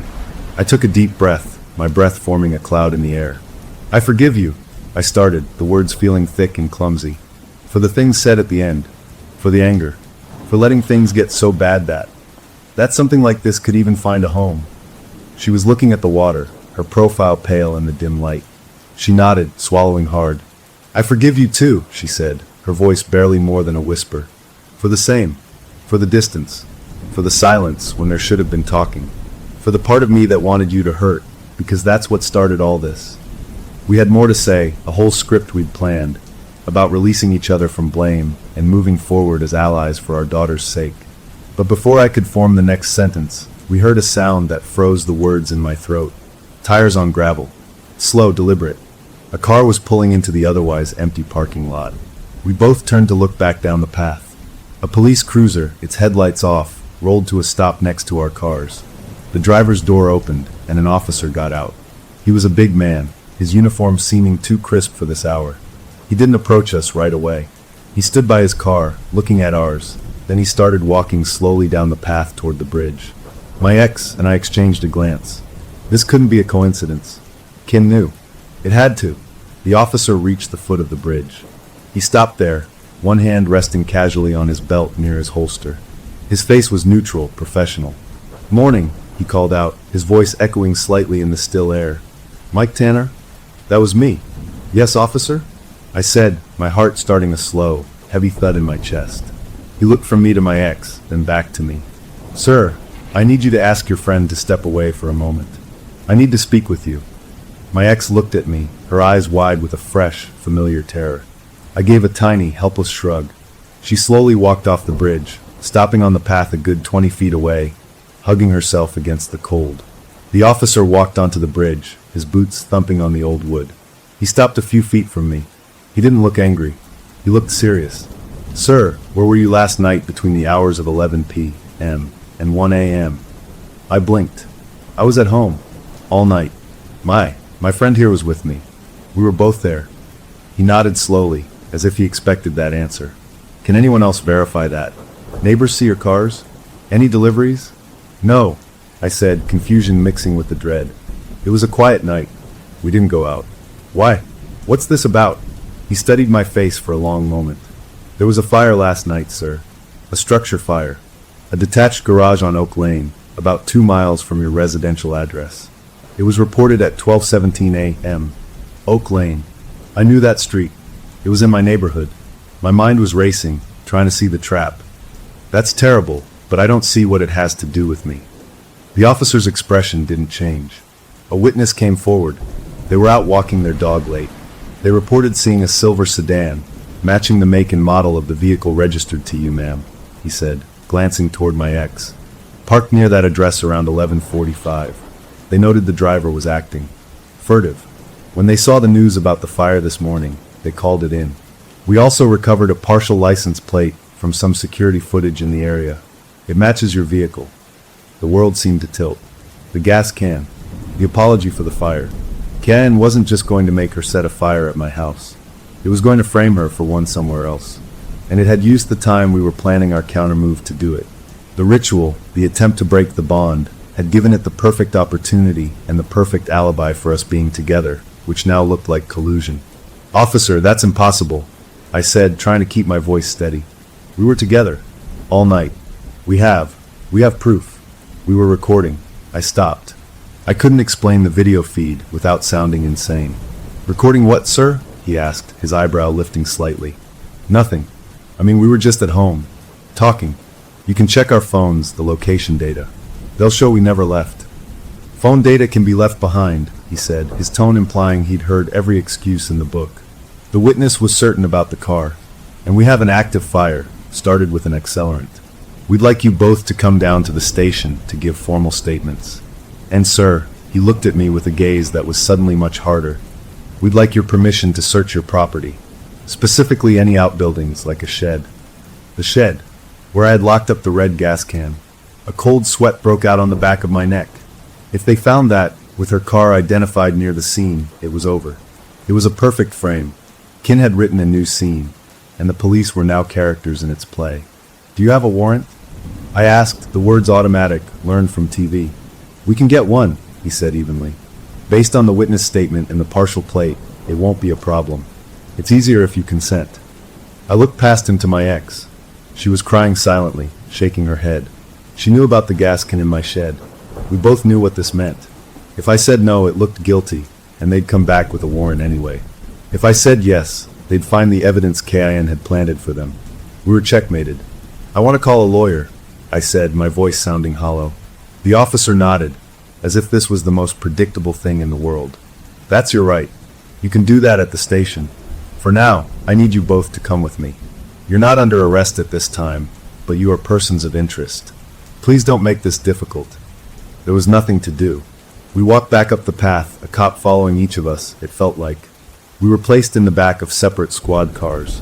As my officer closed the door, I looked out the window at my ex being led to the other car. Our eyes met for a second across the parking lot. All the fragile understanding we'd built, the shaky alliance, crumbled under the weight of this new reality. The law didn't care about thought forms or psychic parasites. It cared about witness statements and physical evidence. and Caen had just provided both. As the car pulled away, taking me to a place where logic and evidence ruled, I realized this was its masterpiece. It had moved the game from the shadows of our private horror into the bright, unforgiving light of the real world. Our attempt to break the story had only given it a better plot twist. We were no longer just battling a monster. We were battling the justice system, and the monster was holding all the evidence. The bridge, the forgiveness, the hope of dawn. It all felt like a distant dream, a silly fantasy. The real story was just beginning, and we had been cast as the villains. The police station was a blur of harsh fluorescent lights, stale coffee smell, and low, serious voices. They put us in separate interview rooms, small spaces with scuffed tables and walls that seemed to absorb sound. My mind was racing, trying to find a foothold in this new legal nightmare.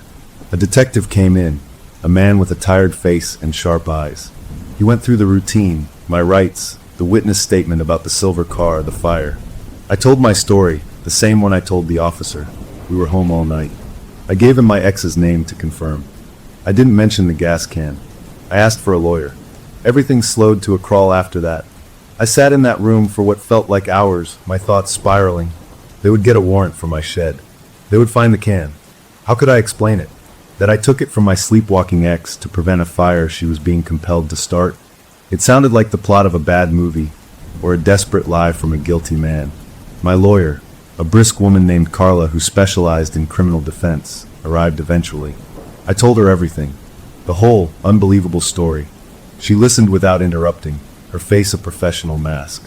When I finished, she let out a long, slow breath. "Okay," she said. "We do not mention any of that.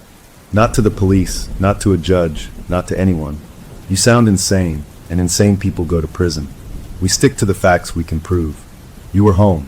She was home with you. You have no knowledge of any fire. You have never seen a gas can. You have no idea why a witness would place her car there. It must be a case of mistaken identity. But they'll find the can in my shed," I said, my voice tight. "Then we have a problem," she said bluntly.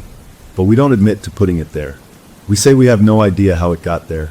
Maybe someone is framing you. We'll need an alternative theory. But for now, we say nothing." It was agony. Following her advice felt like surrendering to Kin's narrative, but I was out of my depth. The detective came back in with my lawyer present. He informed us they had obtained a warrant for my property. My heart sank. He left again. More waiting. During this time, Carla managed to get an update. My ex had been questioned separately. She had also asked for a lawyer and was sticking to the same story. They had not arrested either of us yet, but they were holding us. The break, when it came, was from an unexpected direction. Carla's phone buzzed. She read a text, her eyebrows lifting slightly. "They're pulling security footage," she said. "From a hotel." "A hotel?" I asked, confused. "Your ex," Carla explained. "Her lawyer is smart. She told them that your ex has been experiencing severe stress and sleep issues. So much so that she checked into a hotel 2 nights ago to try to get some rest, away from her own home. She gave them the hotel name and the time she checked in. The police are pulling the lobby and hallway footage to verify her presence there last night." A flicker of hope, thin and desperate, sparked in my chest. She had checked into a hotel after the gasoline incident, too scared to be alone. I hadn't even thought about that alibi. But if the footage showed her in the hotel lobby or hallway during the time of the fire, it would be a physical, digital alibi that contradicted the witness who saw her car. It took another hour. The detective returned, his expression unreadable. He looked at me, then at Carla. "The security footage from the sunrise and shows your client," he said, nodding at me, "entering the lobby with the female at 9:47 p.m. last night. It shows them taking the elevator. Hallway camera shows them entering room 214 at 9:52 p.m. The next time the hallway camera picks them up is at 7:08 a.m. This morning, when they left together." He paused, his jaw working. "The fire was reported at 12:17 a.m. The witness placed the car at 11:45 p.m. He looked at me. "You're saying you were both in that hotel room from before 10 until after 7 this morning?" "Yes," I said, the word feeling like a stone dropping. "The entire night." The detective sighed, rubbing his forehead. "The witness was certain, but digital footage doesn't lie. We'll have to re-interview the witness, check the plate again. There could be a similar vehicle." He looked at Carla. "You're both free to go for now, but don't leave town. This is still an open investigation." and we will be executing that warrant on your shed, Mr. Tanner. Today. They let us go. We walked out of the police station into the late morning sun, squinting like prisoners released after years inside. My ex looked hollowed out, her face drawn. We didn't speak until we were in my car, driving back to my house, a squad car predictably following us to oversee the shed search. The hotel, I finally said. I forgot you were even staying there. I almost forgot too, she said, her voice monotone. I was so focused on the bridge, on the ritual. But my lawyer asked about my whereabouts for the last 72 hours. It just came out. We got home. The police were already there, waiting with the warrant.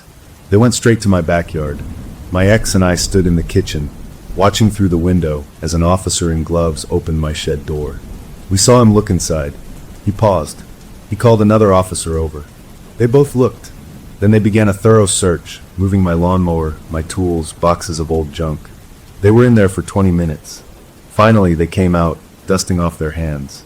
They walked over to the lead detective, who had stayed by his car. We saw the officer shake his head. The detective's shoulders slumped slightly. He walked to the back door and knocked. I opened it. Mr. Tanner, he said. We searched the shed.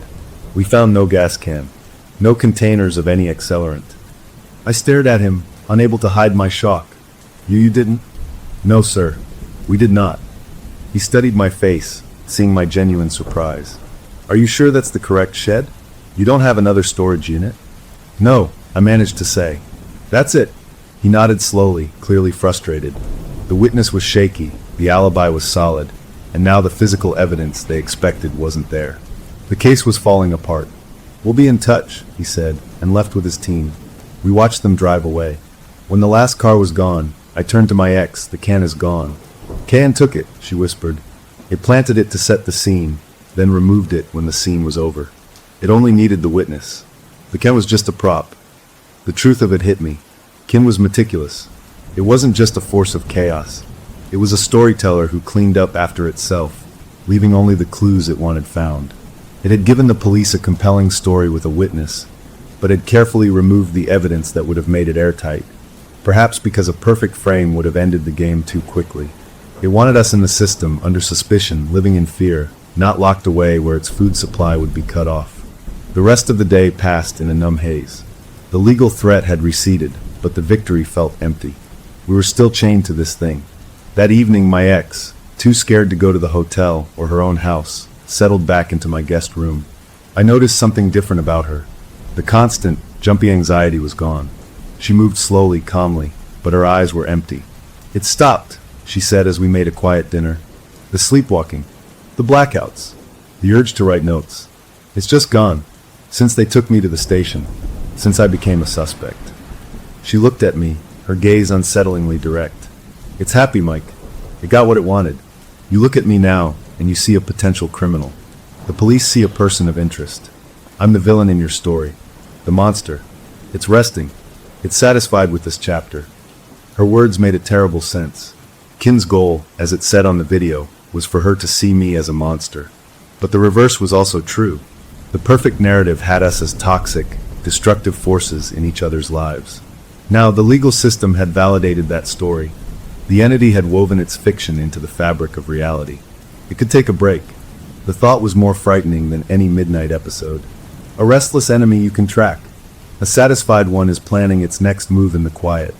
The next day, she decided she had to go back to her place to get more clothes, to check on her dog, to try to reclaim some piece of her life. I offered to go with her, but she refused. It's resting, she said again, as if trying to convince herself. It'll be okay. I let her go, a knot of worry in my stomach. An hour after she left, I realized she'd forgotten her phone charger. Knowing she'd need it, I drove to her house. Her car was in the driveway. The front door was unlocked. I let myself in, calling her name. No answer. The house had that still, empty feel. I found her charger in the guest room where she'd been staying. As I turned to leave, I noticed the television in the living room was on.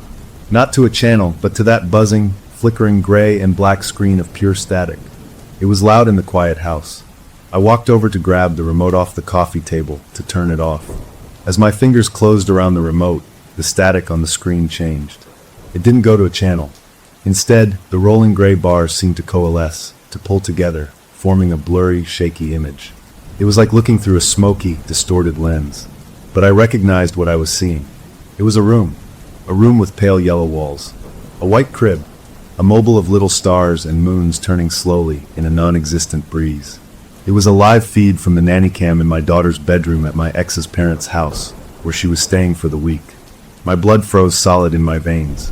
I could see the edge of the crib, the pattern on the rug. The view was from the corner of the room, high up, just like the camera was placed. The image was live. I could see the mobile turning.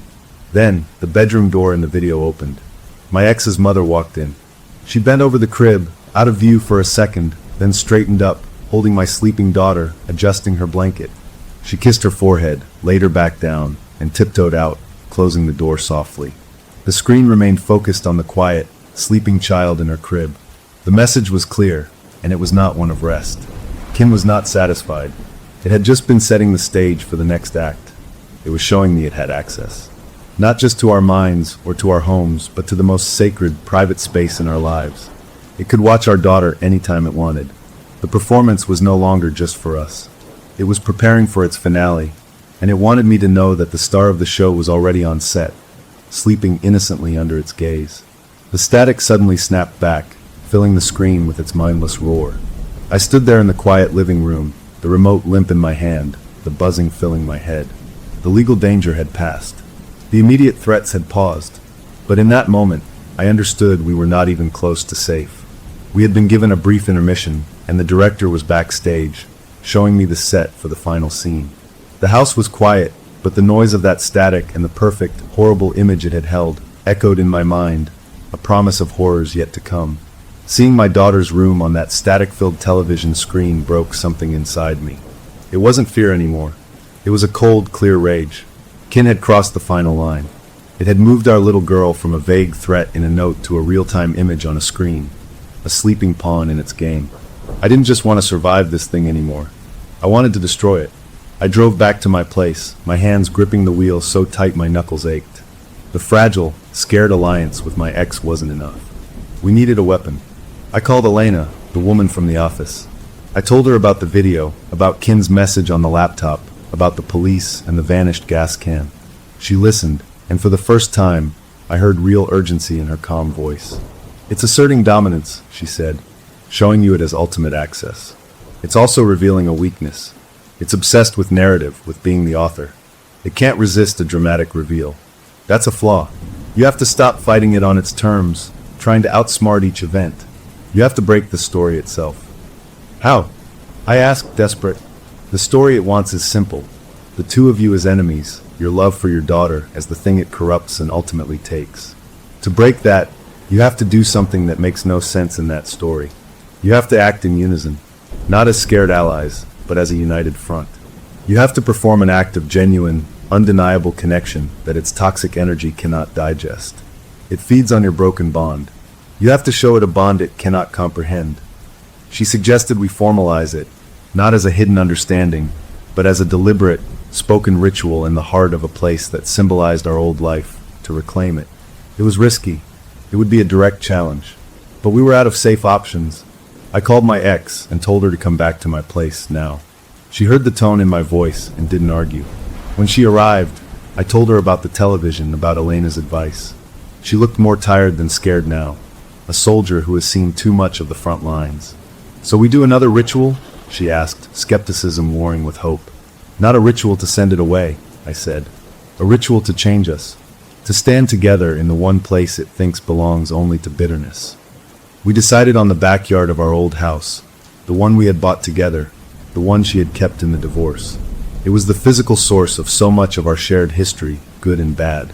It was Kin's natural habitat. Going there together, on purpose, felt like walking into a lion's den. But that was the point. The next evening, as the sun began to set, we stood in that backyard. It felt strange and familiar all at once. The rose bush I had planted was still there, overgrown. The patio stones we'd laid together were cracked. The energy of the place wasn't welcoming. It felt watchful, waiting. We followed Elena's instructions. We stood facing each other. We held hands, a contact that was both awkward and electric after so long. We didn't speak forgiveness this time. Instead, we made promises. Out loud. I promise to stand with you against this, I said, my voice firm.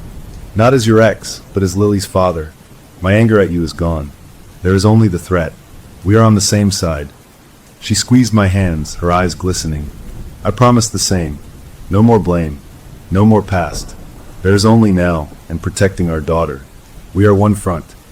It felt melodramatic, standing there in the fading light, but as we spoke the words, a shift happened. It wasn't magic. It was a decision, made real by speaking it into the air of this charged place. The watchful feeling didn't leave, but it changed, becoming more focused, more attentive. We had just rewritten our roles in its play from adversaries to partners. We finished. Nothing dramatic happened. No wind, no sounds. We just stood there, holding hands in the quiet backyard. It felt both powerful and foolish. We went back to my apartment, the new agreement hanging between us, a fragile shield. For 2 days, nothing happened. No texts, no episodes, no strange sights. The peace was deeper than before, more unsettling. It felt less like Kayan was resting, and more like it was thinking. On the third morning, my ex was staying in my guest room again. I was making coffee when I heard a knock on the front door. Not the doorbell, but a slow, deliberate knock. I looked through the peephole. It was her, but she hadn't gone out. I could hear the shower running down the hall. I opened the door slowly. She stood there, but she was different. Her face was pale, her eyes wide with a terror that was completely awake and present. She wasn't sleepwalking. She was shaking. In her hand, she held a single sheet of printer paper, crumpled at the edges. "It came to me while I was awake," she whispered, thrusting the paper toward me. I was making tea. I blinked, and this was on the kitchen counter. I didn't print it. It was just there. I took the paper. The text was in a plain, standard font. It was another apology, but the worst one yet. It read, "I'm so sorry for what happens at the custody hearing. I know it will be the final break. I am so sorry for taking her away from you forever." The bottom dropped out of my world. The custody hearing. It was scheduled for next week. The final legal battle over our daughter. The last bitter piece of business from our divorce. It was the perfect setting for Kin's finale. A public, official scene where our hostility would be on full display, ending with one of us losing our child, perfectly mirroring its goal to take the little one. It had written the ending it wanted, and it had delivered the script to us in broad daylight, confident we were powerless. My ex was watching my face, her own terror mirrored there. "It's not resting," she breathed. "It's just been writing the last act." I looked from the paper to her terrified eyes, to the open door behind her leading into my apartment. I thought about Elena's words. You have to do something that makes no sense in its story. The story demanded we go to that hearing.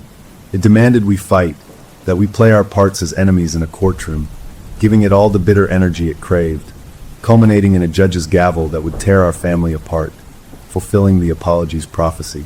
The story did not demand what I did next. I didn't say a word. I reached out, not for the paper, but for her hand, the one that wasn't holding the door frame. I took it. It was cold. I pulled her, gently but firmly, across the threshold into my apartment. She stumbled forward, surprised. I closed the front door behind her, turning the deadbolt with a solid, final click. The sound echoed in the hallway. We stood there, just inside the door, in the dim entryway. She stared at me, confused, the paper still clutched in her other hand. "Then we don't go," I said, my voice low and steady. "We write our own ending." The words hung in the air. "We don't go." It was the ultimate refusal. It was tearing up the script. No courtroom drama. No final legal battle. No satisfying, tragic climax for Kayan to feed on. We would not perform its finale. Her eyes searched mine, looking for doubt, for a trick. She saw only resolve.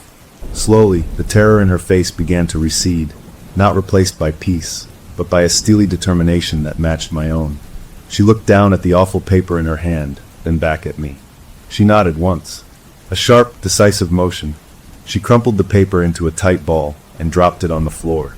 It was a small act, but it felt huge. We were both inside now. The door was closed and locked. The outside world, with its court dates and legal expectations and lurking, narrative-hungry entity, was on the other side. We had just canceled the show. For a long moment, we just stood there in the quiet of my entryway, listening to the hum of the refrigerator, the faint sound of traffic outside. The weight of what we had done settled over us. We had not solved anything. We had not destroyed Kayan. We had no plan for tomorrow, or for the legal repercussions of missing a court date. But we had done the one thing it could not have predicted. We had chosen unity over conflict, sanctuary over battle. We had left the stage. The immediate crisis was paused. The terrifying prophecy of the note was, for now, defanged by our simple refusal to participate. We were together, behind a locked door, with our daughter safe elsewhere. It felt, for the first time since the party, like a moment of real, if precarious, safety. But as I looked at the crumpled ball of paper on my floor, the words invisible but seared into my mind, I knew this wasn't over. Kin was an author whose masterpiece we had just ruined. It had invested everything in this story. It wouldn't just fade away. It would need a new ending, a more shocking one. And now, for the first time, it would have to write that ending without our cooperation, without the script we were supposed to follow. The last page was torn up. We were off book. The question that hung in the quiet air between us was not one of fear, but of grim anticipation. What does a hungry, thwarted story do when its final act is stolen? We were both behind the same door now, waiting in the well-lit calm, knowing that whatever came next would be something none of us, not me, not her, and not the thing called KIN, had ever seen before. Story number 3. The car was packed to the roof with all the joyful junk a family of 4 and one big dog needs for a week in the woods. And the noise inside was our own special kind of music. My wife was navigating from the passenger seat, pointing out clouds that looked like dinosaurs to our 5-year-old in the back, while our 8-year-old had her nose buried in a book, expertly ignoring her little brother's attempts to poke her. And right between them, taking up most of the back seat, was our big, goofy Labrador. He was more than a pet. He was the kids' furry sibling, their first guardian, a pile of warm, panting love we all trusted with our lives. The trip to the new state park took hours, filled with sing-alongs, "Are we there yet?" and the rustle of snack bags. We finally pulled into our campsite, a perfect little clearing surrounded by tall pines with a creek babbling nearby. The kids exploded out of the car, running in circles to stretch their legs. I started unpacking, calling out for my son to stay away from the creek's edge. That's when I saw it, the first tiny crack in our perfect world. I opened the back door to lift my youngest out of his booster seat. Normally, the dog would have barreled past me the second that door cracked, a blur of joyful energy desperate to sniff every new tree. But he didn't move.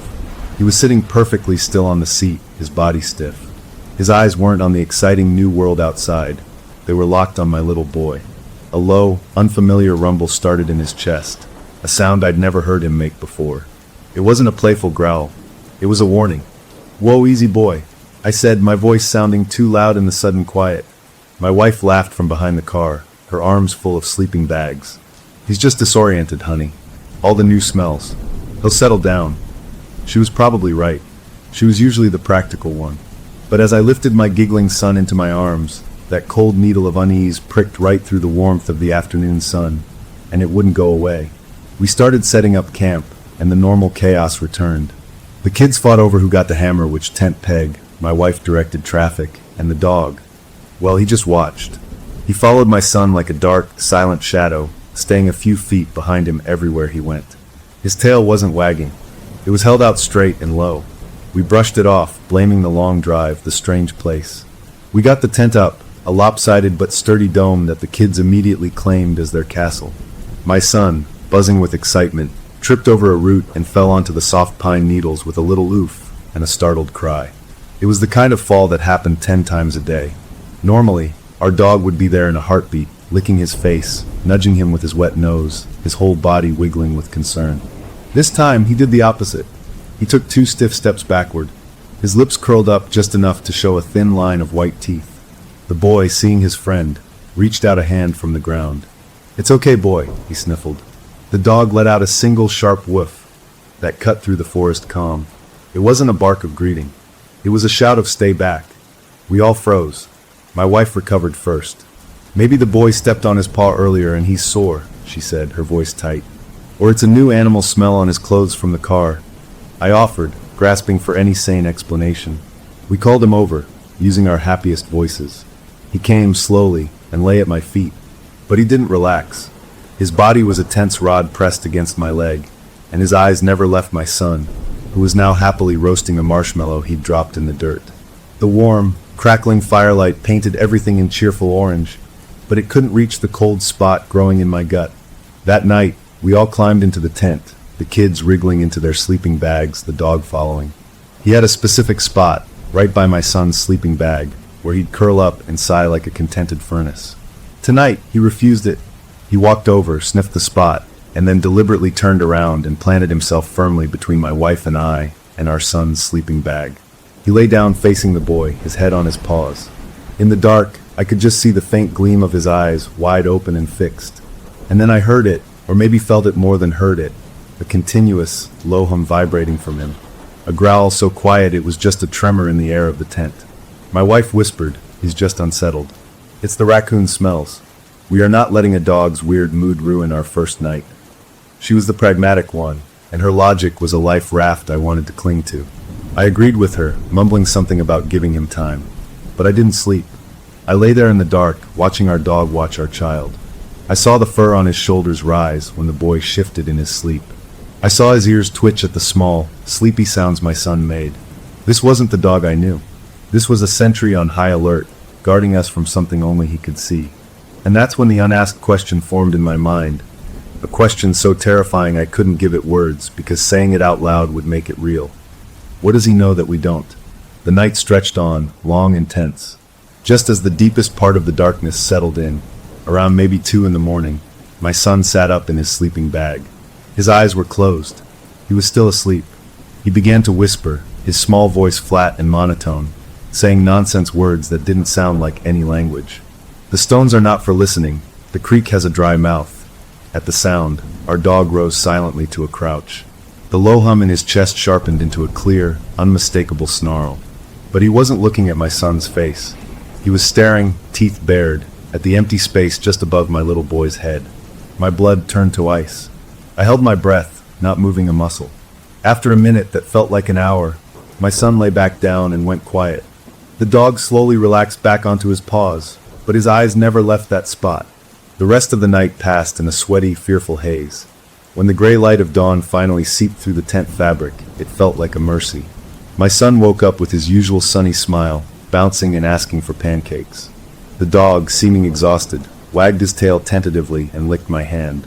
My wife and I shared a long, relieved look over the camp stove as the smell of coffee and bacon filled the air. See, we told each other without words. It was just first night jitters. Everything was going to be okay. The relief was a physical weight lifting from my shoulders. We were a normal family on a normal trip. The nightmare of the night before was just a weird blip, a story we'd laugh about later. We sat at the picnic table for breakfast, the sun warm on our backs, and for a beautiful, simple moment, the world was whole again. Then my little boy, humming to himself, picked up his crayons and a fresh sheet of paper. He always drew suns and smiling dogs and lopsided houses. Today, he started drawing dense, spiraling black scribbles that coiled and crashed into each other, covering every inch of the white page. He concentrated fiercely, his small tongue poking out. Our dog, who had been lying in a patch of sun, got up and slunk over. He didn't growl. He sniffed the paper, let out a high-pitched, miserable whimper that sounded like his heart was breaking, and then scrambled to hide under the picnic table, where he lay trembling. My wife's smile froze. My own relief evaporated, replaced by that familiar, deeper chill. I looked at my son's peaceful face, then down at the chaotic, dark storm he'd drawn on the paper. The crack in our world wasn't mended. It was getting wider, and we were all standing on the edge, trying not to look down. I took a slow sip of my coffee, the warmth doing nothing to stop the cold fear spreading in my chest, and I knew the real trouble was just beginning. We blamed the new place, the long drive, maybe a hidden burr in his paw we hadn't found. We crafted a dozen sane, reasonable explanations over that strange breakfast, our words sounding hollow even to us. Our dog, with every low growl he'd offered and that terrible whimper under the table, was trying to tell us we were building our excuses on a foundation of sand. After we ate, my wife, the practical one, decided action was the best medicine. "A good hike," she announced, her voice too bright. "Shake off the weird vibes. Fresh air for everyone."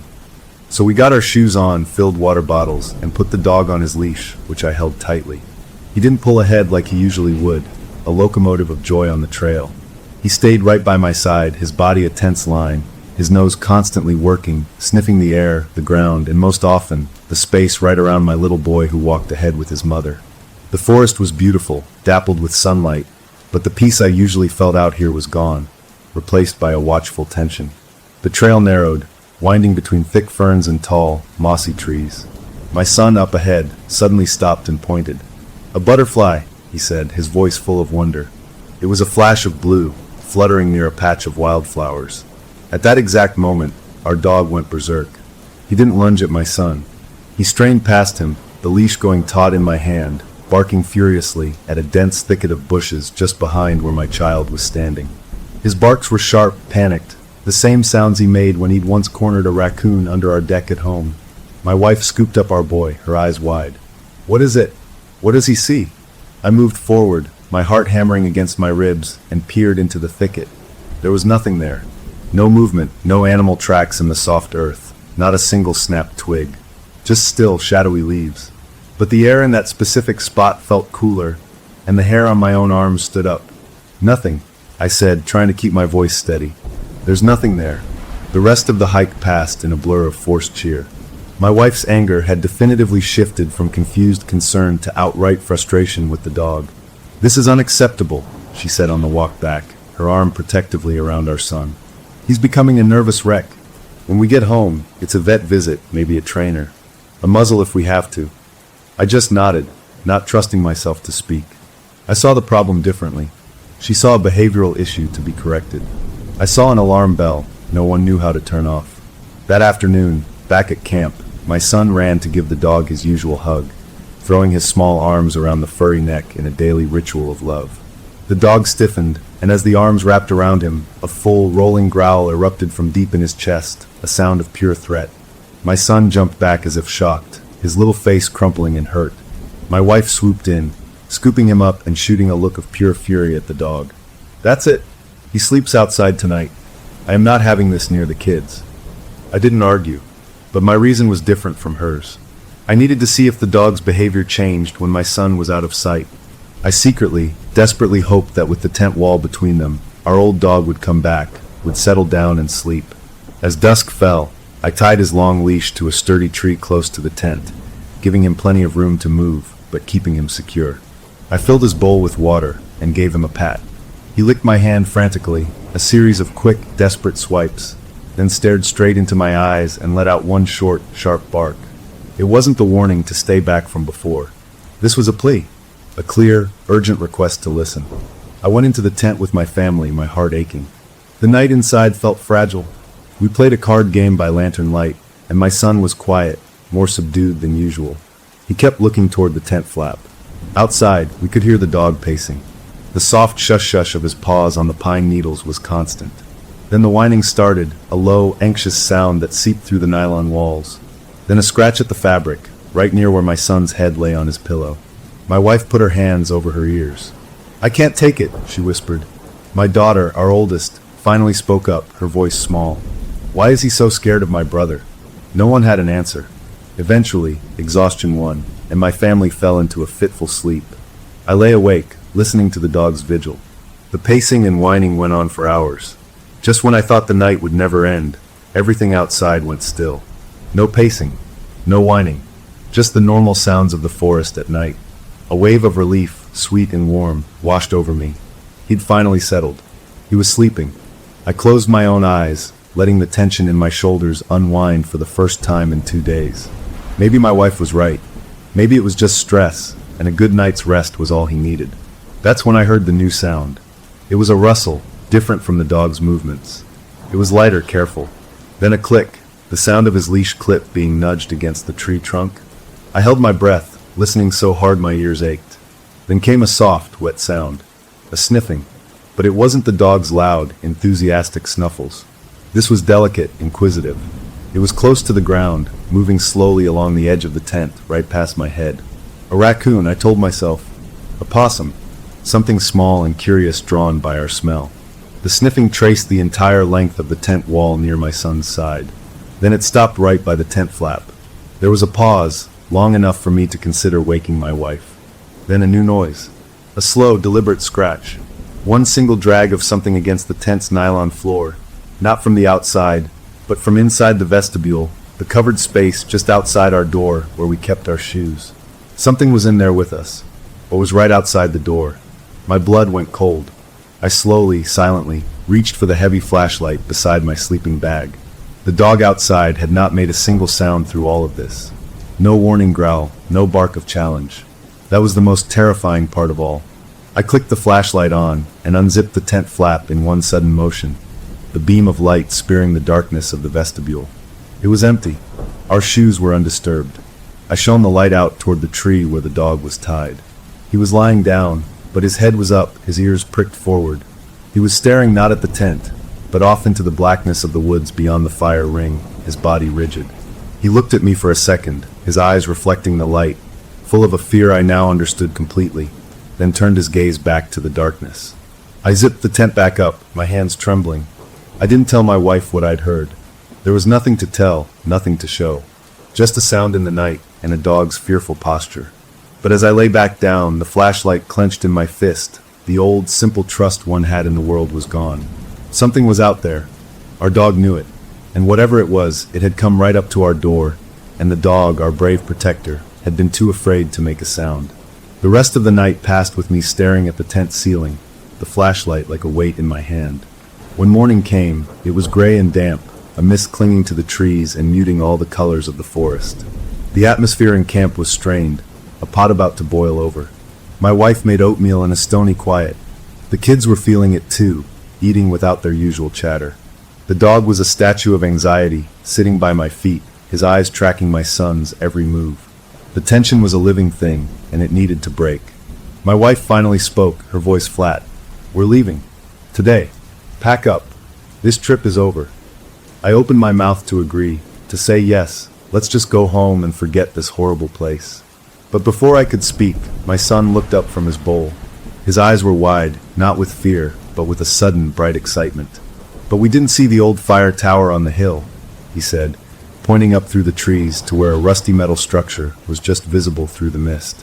"The ranger said we could climb it. Please, just one thing before we go." It was a normal kid request, a last adventure. My wife looked at his pleading face, her resolve softening. She let out a long breath. "Fine. One quick thing. Then we pack and we go. All of us." It felt like a compromise, a way to end the trip on a slightly better note.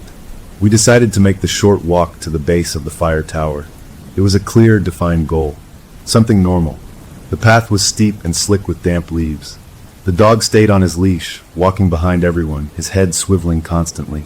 The higher we climbed, the thicker the mist became, until we were walking in a soft, white cloud that swallowed the trees just a few feet away. The world shrank to our little family on a dirt path. Then, through a sudden break in the mist, I saw a man. He was standing among the trees, maybe 50 yards off the trail, perfectly still, just watching us. He was tall, wearing dark clothes. I felt a jolt of human alarm, the kind you get when you realize you're not alone in a remote place. I squeezed my son's hand and muttered to my wife, "Don't look, just keep walking straight." She tensed but followed my lead. When I glanced back a few seconds later, the man was gone, dissolved back into the mist. But our dog wasn't looking in that direction at all. He was straining at his leash, not toward where the man had been, but snarling at a patch of empty, swirling fog right beside my son, his teeth bared at the nothingness. We reached the base of the rusty fire tower, its metal legs disappearing up into the gray. The view was just a wall of white.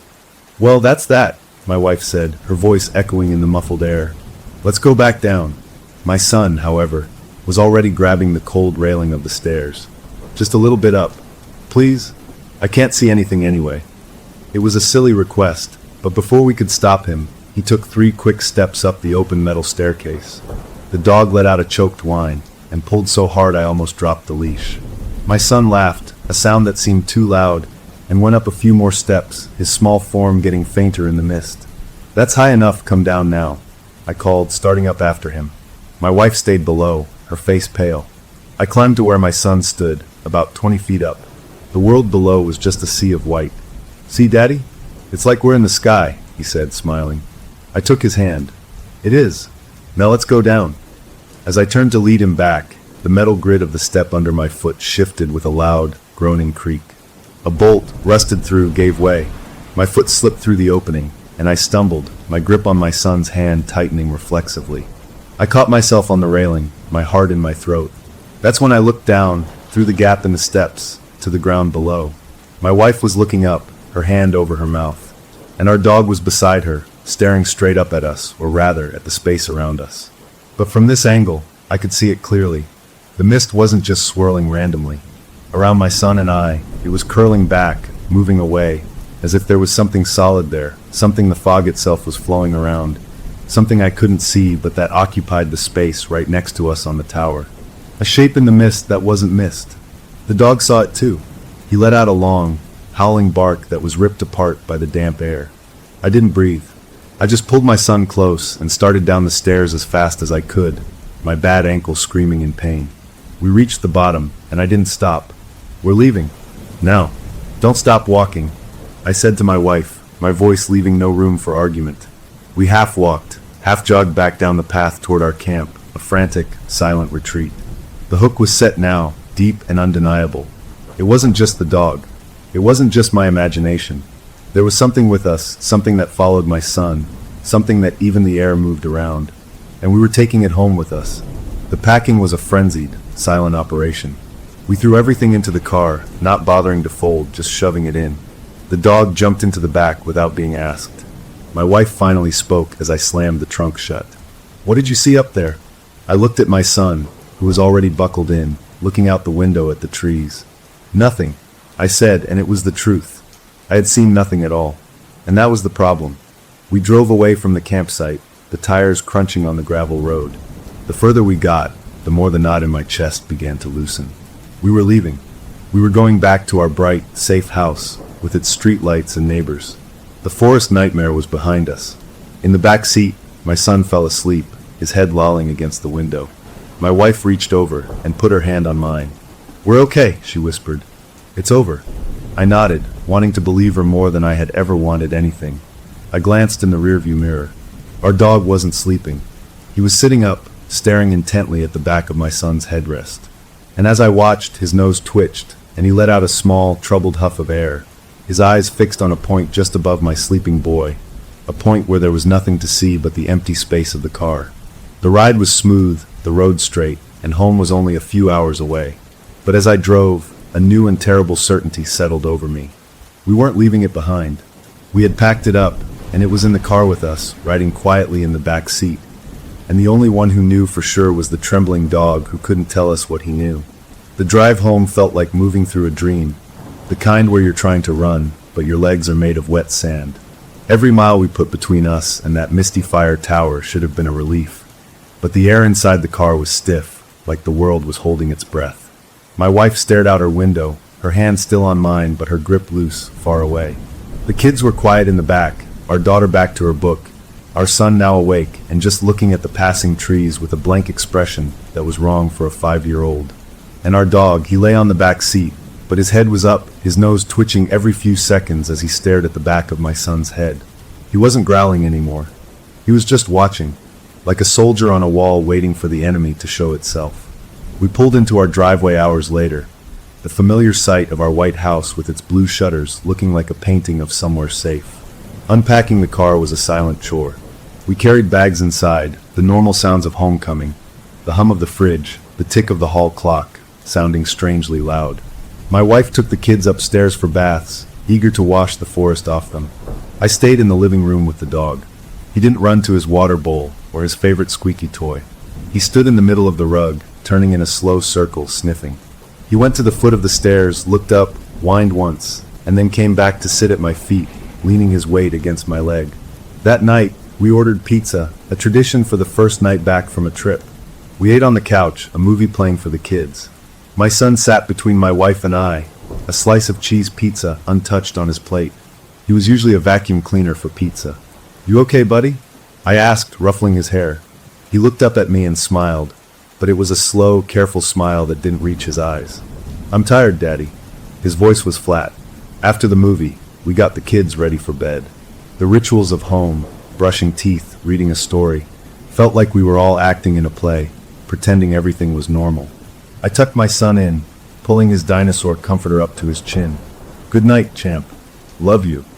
"Love you too," he whispered, and then he closed his eyes. I turned off the light and left the door open a crack, the way he liked it. Our dog, who always slept on a rug in the hallway, immediately got up from where he'd been lying outside the door and pushed his way into the room. He walked over to the bed, not jumping up like he sometimes tried to do, but just standing there, looking at my son's face in the dim light from the hall. Then he did something he'd never done before. He turned around and lay down with his back against the bedroom door, blocking it. He was facing into the room, his head on his paws, his eyes 2 points of reflected light in the dark. I left him there. I didn't have the heart to move him.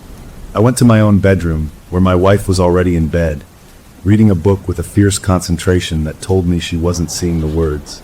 "He's blocking the door," I said softly. She didn't look up. "He's confused. He'll settle in a day or two." But he didn't settle. The next morning was Saturday. I made pancakes, trying to force the normalcy with syrup and butter. My son ate a few bites, then asked to be excused. He went into the living room and turned on the TV, not to his usual cartoons, but to a nature show about deep ocean creatures. He sat cross-legged, inches from the screen, watching the weird, glowing fish drift through the black water. Our dog lay on the couch behind him, not watching the TV, but watching the space between my son and the screen. My wife decided we needed to get out of the house to break the strange mood. "The library," she announced. "The summer reading program kickoff is today. Music, puppets, ice cream. It'll be good for them." It sounded blessingly mundane. The library was a bustling, bright place full of kids and parents. The noise of laughing children and upbeat folk music from a guy with a guitar should have been a tonic. We found seats on the floor in the children's section. My daughter ran off to see a friend from school. My son sat between us, his body rigid. He didn't clap along to the music. He didn't smile at the puppets. He stared at the performer with an intense, unsettling focus. Our dog was on his leash at my side. For the first time since the trip, he seemed almost relaxed, lulled by the crowd and the noise. Then the performer started making balloon animals. He twisted a long blue balloon into a poodle and gave it to a little girl up front. The crowd of kids oohed and awed. The performer made a sword for a boy. Then he looked out, pointed at my son, and said, "How about for you, young man? What would you like?" My son didn't answer. He just stared. The performer, trying to be funny, said, "Cat got your tongue? How about a parrot?" He started twisting an orange balloon. My son stood up. He took a step forward, away from us. He spoke, but his voice wasn't his own. It was lower, flatter, with a weird rhythm. "The strings are the same," he said, clear as a bell in a momentary lull in the music. "The man is full of hot air, and the strings are the same." A few parents nearby chuckled awkwardly, thinking it was a strange kid joke. My blood went cold. The performer's smile faltered. He finished the balloon parrot and held it out. My son didn't take it. He reached out a hand, not for the balloon, but for the limp, untwisted end of it dangling from the performer's fingers. He touched it, and then he said, "It's empty. Just like you." My wife moved then, fast as a snake. She grabbed his arm, her face white. "I'm so sorry," she blurted to the performer, and she pulled our son back through the crowd, me following with the dog, who was now alert and pulling on the leash, a low rumble back in his throat. We didn't stay for ice cream. In the car, my wife was shaking. "What was that? What did he say?" "I don't know," I said, but I was lying. It had felt like a performance, but not my son's. It felt like something else was using his voice, trying out the controls, and deciding to be cruel. We got home. The incident at the library had broken the last of my wife's rational resistance. She paced the kitchen. "We're taking him to the pediatrician on Monday, and the dog to the vet. There's something wrong. Maybe a virus. Maybe he picked up something in the woods that's causing a fever, affecting his behavior." I nodded, but I was thinking about the fog on the tower, the space it flowed around. I was thinking about strings. That night, after the kids were in bed, I found myself standing in front of the hall mirror, just staring at my own tired face. Our dog padded up and stood beside me. He looked at my reflection, then turned and looked at the real me, then back at the reflection. He did this twice, a confused look in his eyes. Then he turned and looked down the dark hallway toward my son's bedroom. He looked back at the mirror and let out a soft woof. Not at me, but at the reflection of the empty hallway in the glass. A prickle went up my spine. I remembered how he'd stared at the mirror in the campground bathroom. I knelt down beside him, putting a hand on his back. "What is it, boy? What do you see?" He licked my hand, then looked back at the mirror and growled, just once, a short, definitive sound. He wasn't looking at my reflection. He was looking at the reflection of the space behind where I was kneeling. I stood up fast and turned around. There was nothing there. Just my hallway, the pictures on the wall, the door to my son's room at the end. But in the mirror, for just a flash, had the light been wrong? Had the reflection of that doorway looked darker than it should? I shook my head. I was seeing things now, chasing shadows. The next day, Sunday, was overcast. My son asked if he could draw. We got out his big box of crayons and a stack of paper. He sat at the kitchen table and began to draw the same spiraling, frantic black scribbles from the campsite, page after page. The only sound was the scratching of wax on paper. My wife and I watched from across the room, not speaking. Our dog lay under the table, his head on my son's foot, something he hadn't done since before the trip. He wasn't growling. He just lay there, his eyes open, watching us watch our son. It felt like a terrible, fragile piece. Late in the afternoon, my son said he was thirsty. My wife went to the fridge to pour him some milk. The carton was empty. "I'll run to the corner store," I said, grabbing my keys. It was a 5-minute drive. I needed the air. "I'll come," my wife said quickly, a flicker of panic in her eyes. She didn't want to be alone with him. I understood. "Okay, kids, we'll be right back. You guys hold down the fort." Our daughter was on her tablet in the living room. Our son was still drawing at the table. He didn't look up. Our dog looked at us, then got up from under the table and went to lie down in the hallway between the kitchen and the front door, right in our path. He was blocking us from leaving. "Move, buddy," I said gently. He didn't. He looked at me, then at my son, and whined. "It's okay," my wife said, her voice strained. "We'll be 5 minutes." We stepped over him. He let out a single, sharp yelp as I closed the front door behind us. The trip to the store was a blur. We bought the milk and hurried back, not speaking. We pulled into the driveway just 7 minutes later. The house looked quiet. We went inside. Our daughter was still on the couch. "Where's your brother?" my wife asked. She shrugged. "He went to the bathroom." I put the milk in the fridge. My wife walked down the hall toward the bathroom. "Sweetie, you okay?" There was no answer. She pushed the door open. It was empty. A cold fist closed around my heart. We checked his room. The backyard. He wasn't there. "He has to be here," my wife said, her voice rising. We started calling his name, moving from room to room. Our dog was frantic, running ahead of us, sniffing the floors, whining. Then he stopped in front of the closed door to the basement. We never let the kids play down there. It was unfinished, cluttered with storage boxes. The door was always latched with a hook too high for my son to reach. The hook was undone. The door was closed, but not latched. I pulled it open. The stairs went down into darkness. "Oh God," my wife whispered. I flipped the light switch at the top. A single bulb lit the bottom of the stairs, leaving the rest of the large basement in deep gloom. "Hey, buddy," I called, my voice echoing. "You down here?" No answer. We started down, the dog pushing past me, taking the stairs fast. At the bottom, the concrete floor was cold. The air smelled of dust and old laundry. The bulb lit a small circle near the washing machine. Beyond that, the shadows were deep and full of the angular shapes of stored furniture and stacked boxes. And then we heard it. A small, quiet sound. The sound of humming. A tuneless, wandering melody. It was coming from the darkest corner of the basement. The dog took off toward the sound, a bark caught in his throat. We followed, my wife gripping my arm. As our eyes adjusted, we saw him. My son was sitting on the floor in the corner, behind an old rolled-up rug propped against the wall. He was facing the corner where the two concrete walls met. He was just sitting there, cross-legged, humming to himself, rocking slightly back and forth. In front of him, on the floor, were 3 of his drawings, the black scribble pages, arranged in a triangle. And he was not alone. Sitting across from him, also facing the corner, was a shape. It was the size of a large cat, but wrong. It seemed to be made of the same deep shadow as the corner itself, a lumpy, indistinct form. It was perfectly still. My son reached out a hand and placed it on top of the shape, like petting a dog. The shadow did not move. The dog stopped a few feet away, his whole body shaking. He didn't growl. He didn't bark. He let out a low, continuous moan of pure dread. My wife screamed my son's name. The sound broke the spell. My son's head snapped around. The humming stopped. The shadow in the corner seemed to melt, not moving, but dissolving into the existing darkness of the corner until there was nothing there but wall. My son looked at us, his eyes clear and confused. "Daddy? What's wrong?" he asked, his own voice small and scared. I rushed forward and scooped him up, holding him tight, feeling his small heart pounding against mine.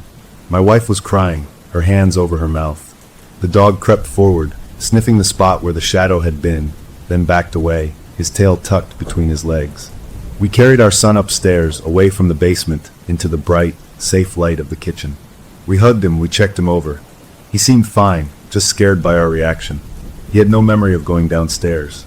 He said he was drawing, and then he was in the corner, and we were there. We didn't mention the shape. We couldn't. We put on a cartoon for both kids, something loud and colorful, and we sat with them on the couch, the four of us huddled together under a blanket, the dog pressed against our legs. The incident had a perverse effect. It shattered the last of the weird tension and replaced it with a raw, shared fear. My wife and I were on the same page now. Something was very wrong. We talked in hushed tones after the kids were finally asleep that night, in our bed with our dog lying across the doorway. We made a plan. First thing Monday, we would call the pediatrician. We would tell them everything. The behavior changes, the strange statements, the sleepwalking to the basement. We would demand tests, referrals, help. It was a solid adult plan. It made us feel like we were back in control. As we drifted off to sleep, the plan a comforting blanket in our minds, I heard my son's door open down the hall. I sat up. A small figure padded to the bathroom. I heard the toilet flush, the sink run. Normal sounds. Then the footsteps came back down the hall. But they stopped outside our door. I could see his shadow under the crack of the door. He stood there for a long moment. Then his voice came, a soft whisper through the wood. "Daddy." "Yeah, buddy," I said, my voice thick with sleep. "The quiet man in the basement says the doctor's toys won't find him. He says he lives in the little spaces now, in the quiet between the ticks of the clock." Then the footsteps moved away, and his bedroom door clicked shut. My wife was awake beside me, her body frozen. We didn't speak. We just lay there in the dark, listening to the clock in the hall tick, and for the first time, I heard the space between each tick, a tiny, endless void where anything could be waiting. Our plan for Monday felt like building a sandcastle at the edge of the rising tide. Monday morning arrived with a brittle, sunlit normalcy that felt like a lie. We moved through our routines with robotic precision, getting the kids dressed, feeding them breakfast, all while avoiding each other's eyes. The plan was our lifeline. We would take our son to the pediatrician, a good man named Dr. Evans who had seen the kids since they were babies. We would explain, we would get help. It was the logical, sane next step. My wife made the call, her voice carefully calm, saying we needed an urgent appointment about some new behaviors and possible night terrors. They squeezed us in for 10 a.m. Our son was quiet during the car ride, looking out the window.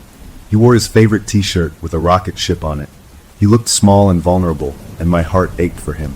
Our dog whined as we left him at home, scratching at the front door. The pediatrician's office was its usual cheerful chaos of crying babies, rattling toys, and bright murals of animals on the walls. The noise was a relief. It was real-world noise. We checked in, and were called back quickly. Dr. Evans was a kind man in his 50s with a gentle manner. He smiled at my son. "Well, hello there, astronaut. Ready for a checkup?" My son didn't answer. He just stared at the framed diploma on the wall. The appointment started normally. Height, weight, ears, throat. Everything was physically fine. Then Dr. Evans sat back. "So, Mom and Dad, what seems to be the trouble?" My wife took a deep breath and began, her words spilling out in a nervous rush. She talked about the camping trip, the dog's strange behavior, our son's quietness, the incident at the library, the sleepwalking to the basement. She left out the shadow shape and the words about the quiet man. She stuck to the observable facts. Dr. Evans listened, nodding, making notes. He asked my son a few simple questions, which he answered in monosyllables. Then the doctor did a few neurological checks, following a light with his eyes, touching his finger to his nose. Our son performed them perfectly. Dr. Evans put down his pen. "Okay, I hear you. This is clearly very distressing. What you're describing could be a few things. Sometimes, after a period of high stress or a change in routine, children can exhibit regression or new anxieties. The dog's behavior could be feeding into that, a feedback loop. The sleepwalking is not uncommon. The strange statements, well, kids have vivid imaginations, especially when they're processing something unsettling." He suggested a child psychologist for an evaluation. He offered to run some basic blood tests to rule out any physical cause, like a deficiency. It was all reasonable, measured, and sane. It was exactly what we had come for, and it felt completely useless. I found myself speaking, my voice sounding strange. Doctor, what if it's not in his head? What if he's perceiving something? Something real that we can't see? Dr. Evans gave me a look of professional sympathy. That's a very common feeling for parents when their child is struggling. We want to find a tangible cause. The mind is a powerful thing, and a child's mind can create realities that feel incredibly vivid to them. He meant well. He was following his training. But he was speaking a language of psychology that had nothing to do with the cold, creeping dread in our basement or the intelligent malice in the words whispered through our bedroom door. We left with a referral slip and a slip for a blood draw at the lab downstairs. My wife held the papers like they were priceless. I felt numb. We took our son to the lab, where a friendly phlebotomist took a vial of blood from his small arm. He didn't even flinch. He just watched the dark red fill the tube with a detached curiosity. "All done, brave guy," the phlebotomist said, putting a blue superhero bandage on his arm. On the drive home, my wife said, "It's a start. It's a process. We'll get him the help he needs." I nodded, but I was thinking about the quiet between the ticks of the clock. We got home. Our dog greeted us with frantic relief, but he immediately went to our son and sniffed him all over, especially the bandage on his arm. He whined a high, worried sound. The rest of the day was a waiting game. We tried to engage our son in normal play. He built a few blocks, then lost interest. He asked to watch the deep ocean documentary again. We let him. The house felt like it was holding its breath, waiting for the results, waiting for the next strange thing to happen. That evening, after dinner, my wife was giving our daughter a bath. I was in the living room, pretending to read the news on my phone. My son was on the floor, drawing again. This time, he wasn't scribbling. He was drawing our house. He drew the square shape, the door, the windows. Then, very carefully, he began to draw small, stick-like figures in each window. Mommy in the kitchen window, sister in the bathroom window, daddy in the living room window, and in the window of his own bedroom, he drew a stick figure, but it was black, completely filled in with a dark crayon. And next to it, he drew another shape, a form that was just an oval with too many lines coming out of it, like a crude sun or a spiky bug. He pointed at the black stick figure. "That's me," he said. Then he pointed at the spiky shape. "That's my friend. He lives in the walls." He said it plainly, like stating the color of the sky. I put my phone down. Can your friend talk?" My son looked at me, and for a second his gaze seemed to sharpen, to become older. "He doesn't use my mouth anymore. It's tired. He likes the wires better. The hum is a better voice." He went back to coloring. I sat there, my skin crawling. The wires. The hum. Like the electrical wires in the walls. The pediatrician's referral slip on the coffee table seemed to mock me. My phone rang, making me jump. It was Dr. Evans. His voice was warm but concerned. "I got the preliminary blood work back faster than expected. Everything looks completely normal. No markers for infection, no deficiencies." "That's good news." "It is," I said, my mouth dry. "So, the next step is that psych evaluation.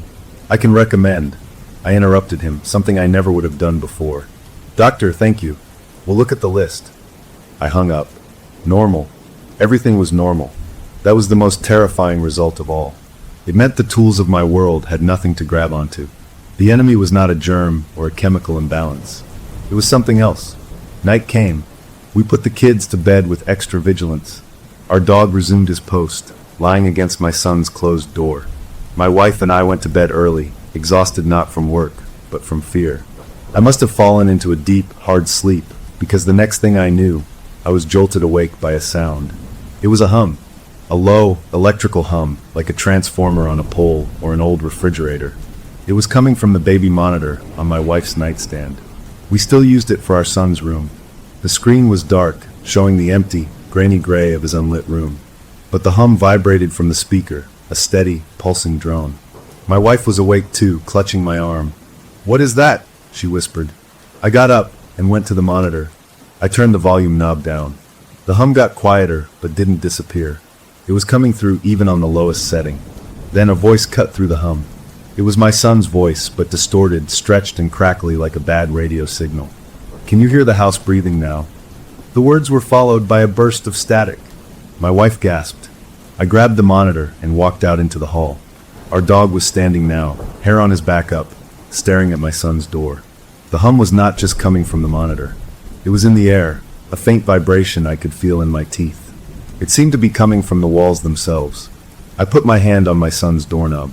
The metal was warm. Not hot, but unnaturally warm, like it had been sitting in sunlight. I pushed the door open.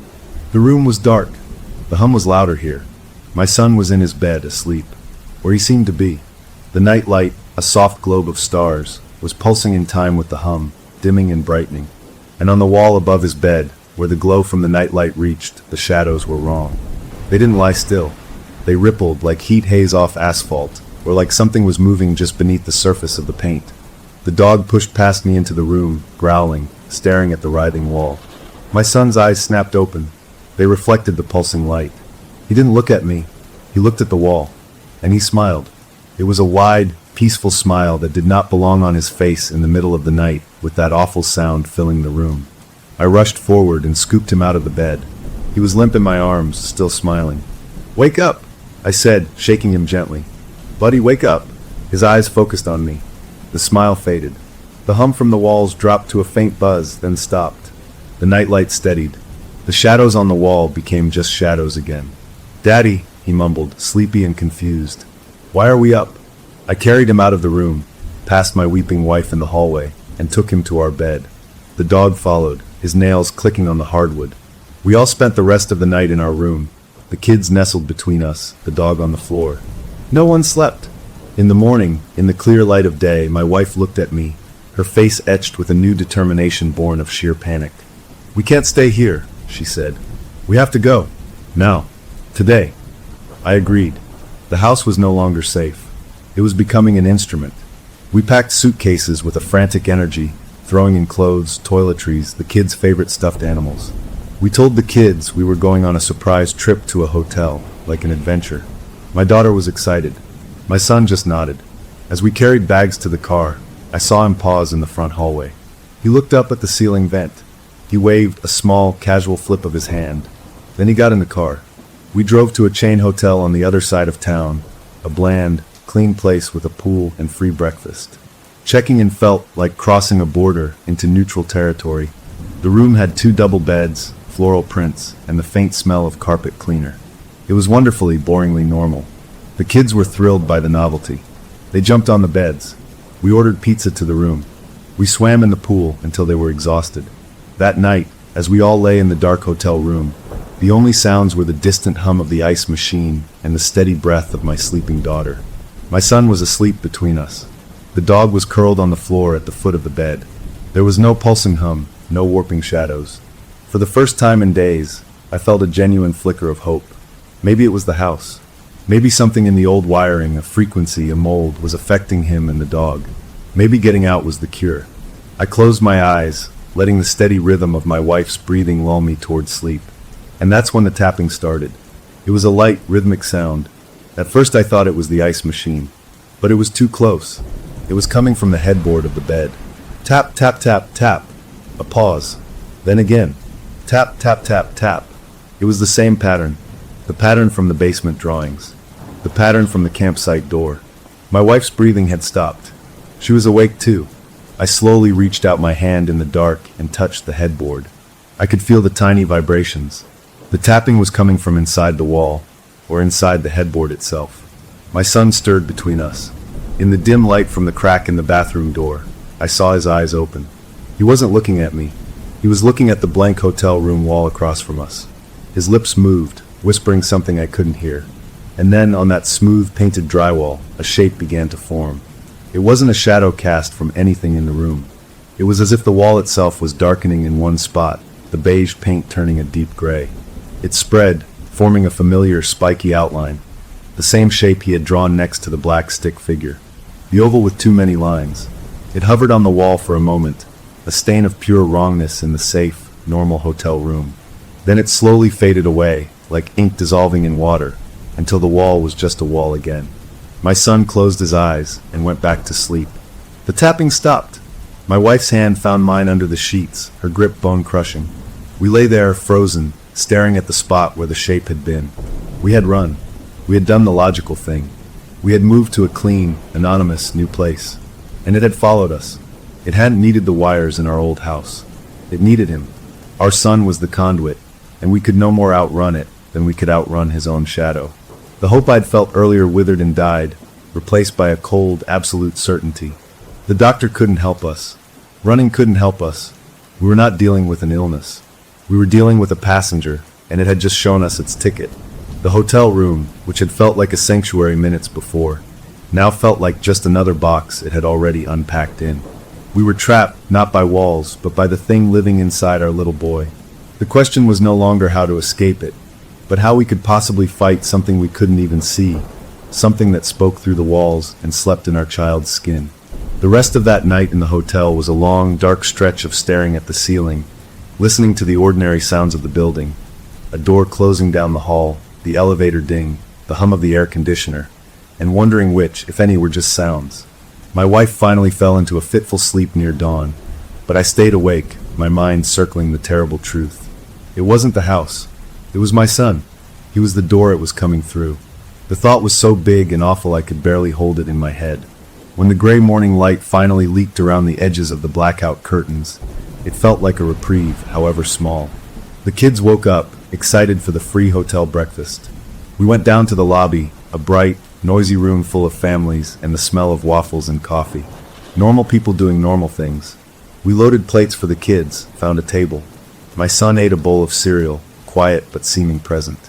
My daughter chattered about the pool. For a little while, sipping bad coffee, I could almost pretend the horror on the wall had been a shared nightmare. Almost. After breakfast, we went back to the room. We needed a plan, but planning felt impossible. How do you make a plan against a thing that lives in the shadows and uses your child's voice? My wife sat on the edge of the bed, her face pale but set. We can't go back to the house. I know, I said. We could my sister's place. She's out of state, but she has that cabin up north by the lake. She offered it to us anytime. I said it as a suggestion, but the moment the words were out, I felt a strange shift in the room. My son, who had been coloring quietly with hotel stationery, looked up. He didn't say anything, but he watched me with an intensity that made my skin prickle. My wife considered it. Is it isolated? Yeah, pretty much. Trees, the lake. No close neighbors. She nodded slowly. That might be good. No one around to see anything. We could just be alone, figure this out. She was thinking of privacy, of not having to explain our son's behavior to anyone. I was thinking of containment. If this thing was with us, the last place I wanted it was in our suburban neighborhood, near other kids, near schools and parks. A remote cabin felt like a cage, but maybe we could be the ones on the outside of the bars. Okay, I said. Let's do it. We'll go today. She saw the fresh marks, 3 parallel grooves in the wood, and her face lost all its color. She finally admitted she'd heard something in the night, but thought it was a dream. Her rational world was gone. She looked from the door to our son, who was quietly drawing more spirals at the table, and for the first time, real, unnameable dread filled her eyes. What is happening to our family? She whispered, her coffee mug shaking in her hand. And from the table, our son, without looking up from his drawing, answered in a clear, sweet voice, We're becoming part of the quiet. That was the breaking point. The fear in the cabin was now a thick, suffocating thing we all breathed in. My wife moved through the day like a ghost. I knew we couldn't stay here either, but leaving felt just as dangerous. Where could we go that it wouldn't follow? That afternoon, I was down by the lake, trying to clear my head, when I saw my son on the dock again. He was leaning over, peering into the water. I walked out to him. See any fish? He didn't turn. It's easier to hear him down there, he said. His voice had that flat, older tone again. The water makes the words clearer. I knelt beside him, my own reflection wavering next to his on the dark surface. Who are you hearing, son? He finally looked at me, and his eyes were like the lake, surface calm, but hiding depths I couldn't see. The quiet man. He says you're loud. He says you fight the quiet, and that makes you tired. He reached out a hand and trailed his fingers in the water, breaking our reflections into swirling pieces. He says if you let go, you could hear it too. It's peaceful. I grabbed his shoulder, gently but firmly. Look at me. That's not you talking. Fight it. I know you're in there. Squeeze my hand if you can hear me. I held out my hand. He looked at it, then up at my face. For a fleeting second, I saw a flicker in his eyes, confusion, pain, a glimmer of my real boy. His hand twitched. Then his expression smoothed over, blank as polished stone. He placed his small, cold hand in mine, but he didn't squeeze. He just let it lie there limp. He doesn't want to come out right now, Daddy, he said, using that dual-layered voice, his own over a whisper that seemed to come from the water itself. He's scared of the dog. I pulled him into a hug, holding him tight, feeling the small, familiar shape of him. I'm not scared of the dog, I whispered into his hair. I've got you. I'm not letting go. He didn't hug me back. He just stood there, stiff, until I released him. He walked back to the cabin, leaving me kneeling on the dock. I looked down at the water. Our reflections were gone, but for a moment, I thought I saw something else just under the surface, a darker shape that was not a log or a fish, something that watched from below before slowly sinking out of sight. I stood up, my legs weak. The hopelessness was a physical weight. We were losing him. Piece by piece, word by word, we were losing our son to the quiet. That night, after another tense, silent meal, my wife put the kids to bed. I went outside with our dog. I sat on the porch steps with him, the vast starry sky overhead feeling cold and indifferent. I put my arm around him. What do we do, boy? Huh? How do we fix this? He leaned into me, licking my cheek, then stared out at the black line of the trees. He let out a small huff, then rested his head on my knee, his eyes fixed on the darkness. He had no answers either. He was just as lost as we were. Back inside, I checked on our son.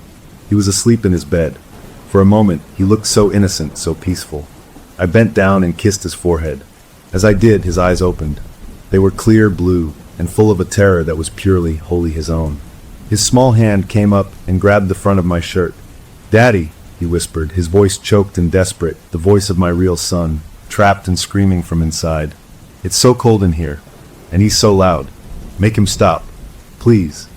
Then his eyes fluttered shut, his hand went limp, and he was asleep again, his face relaxing back into that blank peace.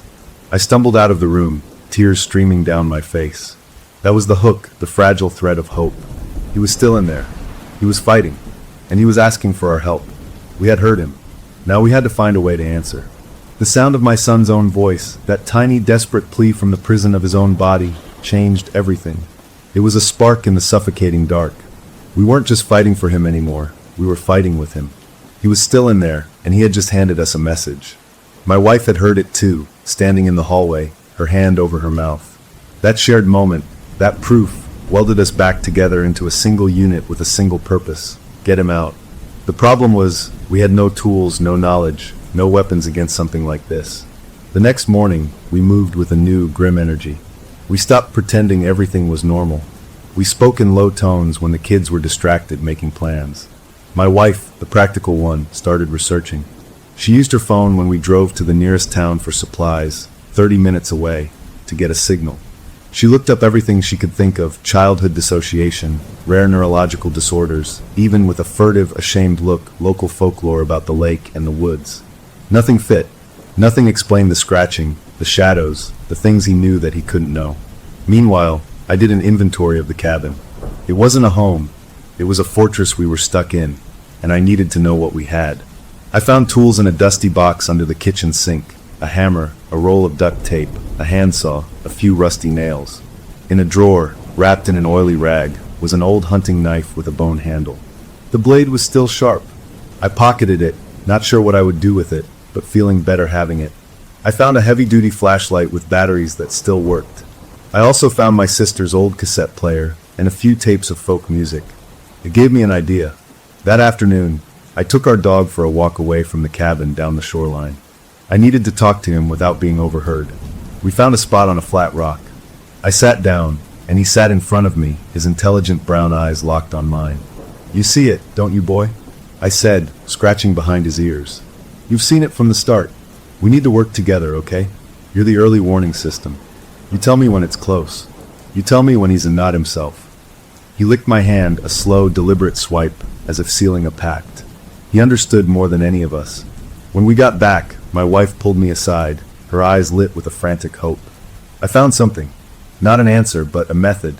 There are accounts, stories really, about people trying to reach someone who's trapped inside themselves. They use anchors. Familiar things. Smells, sounds, songs. Things that are purely them, that the thing inside wouldn't know or care about. A plan, fragile and based on whispers from the internet, but it was a plan. We decided to try that evening. After dinner, we built a fire in the stone fireplace. The normal, crackling warmth of it was a bulwark against the creeping cold we all felt. We gathered around. My daughter, sensing the gravity, was quiet. My son sat between us, his expression unreadable. Our dog lay at my feet, watching him. My wife started. She brought out a small, worn baby blanket from our son's suitcase, one he'd had since birth. She held it to his nose. "Remember this, sweetie? You called it your soft. You took it everywhere." He sniffed it, his face blank. "It smells like dust," he said. Not a rejection, just an observation from a stranger. My heart sank. I tried next. I had the cassette player. I put in a tape of silly songs we used to sing in the car on road trips, songs we'd made up ourselves. I pressed play. The tinny sound of my own voice, younger, singing a goofy song about a truck made of spaghetti filled the cabin. My daughter giggled, remembering. My son listened. For a second, his foot tapped. Just a tiny, unconscious movement in time with the beat. Then it stopped. "That's a funny noise," he said. Not, "That's a funny song." A noise. The thing didn't recognize the memory. It just processed the sound. Our dog, however, had seen the foot tap. He lifted his head and let out a soft, encouraging whine, looking from my son to me. He'd seen it too. That tiny, reflexive movement was everything. It was a thread. We just had to pull on it. That night, we put the kids to bed with the cassette player left on low in my son's room, playing those familiar, silly songs on a loop. We hoped the sound would seep into his sleep, into whatever place he was trapped. My wife and I sat up by the dying fire, talking in whispers. "We need more," she said. "We need to communicate with it, to bargain." The idea made my skin crawl. Bargain with what? I don't know, but it wants something. It's attached to him for a reason. If we can find out what it wants, maybe we can offer it something else. It was a dangerous thought. Opening a dialogue felt like surrender. But what else did we have? The next day, we tried a different tack. We engaged our son in simple, physical activities, things that required his body to remember. We played catch with a tennis ball. At first, his throws were awkward, like he was learning the motion for the first time. But after a while, muscle memory took over. The throws became smoother, more accurate. He even laughed once, a short, sharp sound that was startling in its normalcy. Our dog chased the ball happily, bringing it back, dropping it at my son's feet, tail wagging furiously, as if trying to remind him of this old, joyful game. For a beautiful half hour, it almost worked. We were just a family playing catch by a lake. Then my son stopped. He held the ball, looking at it like it was a strange artifact. "He says this is a waste of energy," he said, the dual voice back. "Energy is for listening." He dropped the ball and walked back to the cabin, leaving us standing in the sun. The setback was crushing, but it taught us something. The thing had limits. It could control his voice, his words, his actions, but it seemed to have to focus to do it. During automatic actions, during sleep, my son's own essence could flicker through. That was our battlefield. We had to create moments where the thing's attention was divided, where my son could push through.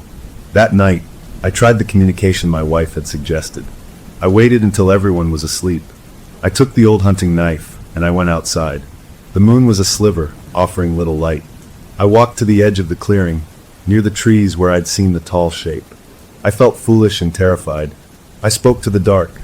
"What do you want?" My voice was a dry rasp. Nothing answered. The woods were still. "You have my son. Tell me what you want for him." A breeze stirred the pine needles, sounding like a slow exhale.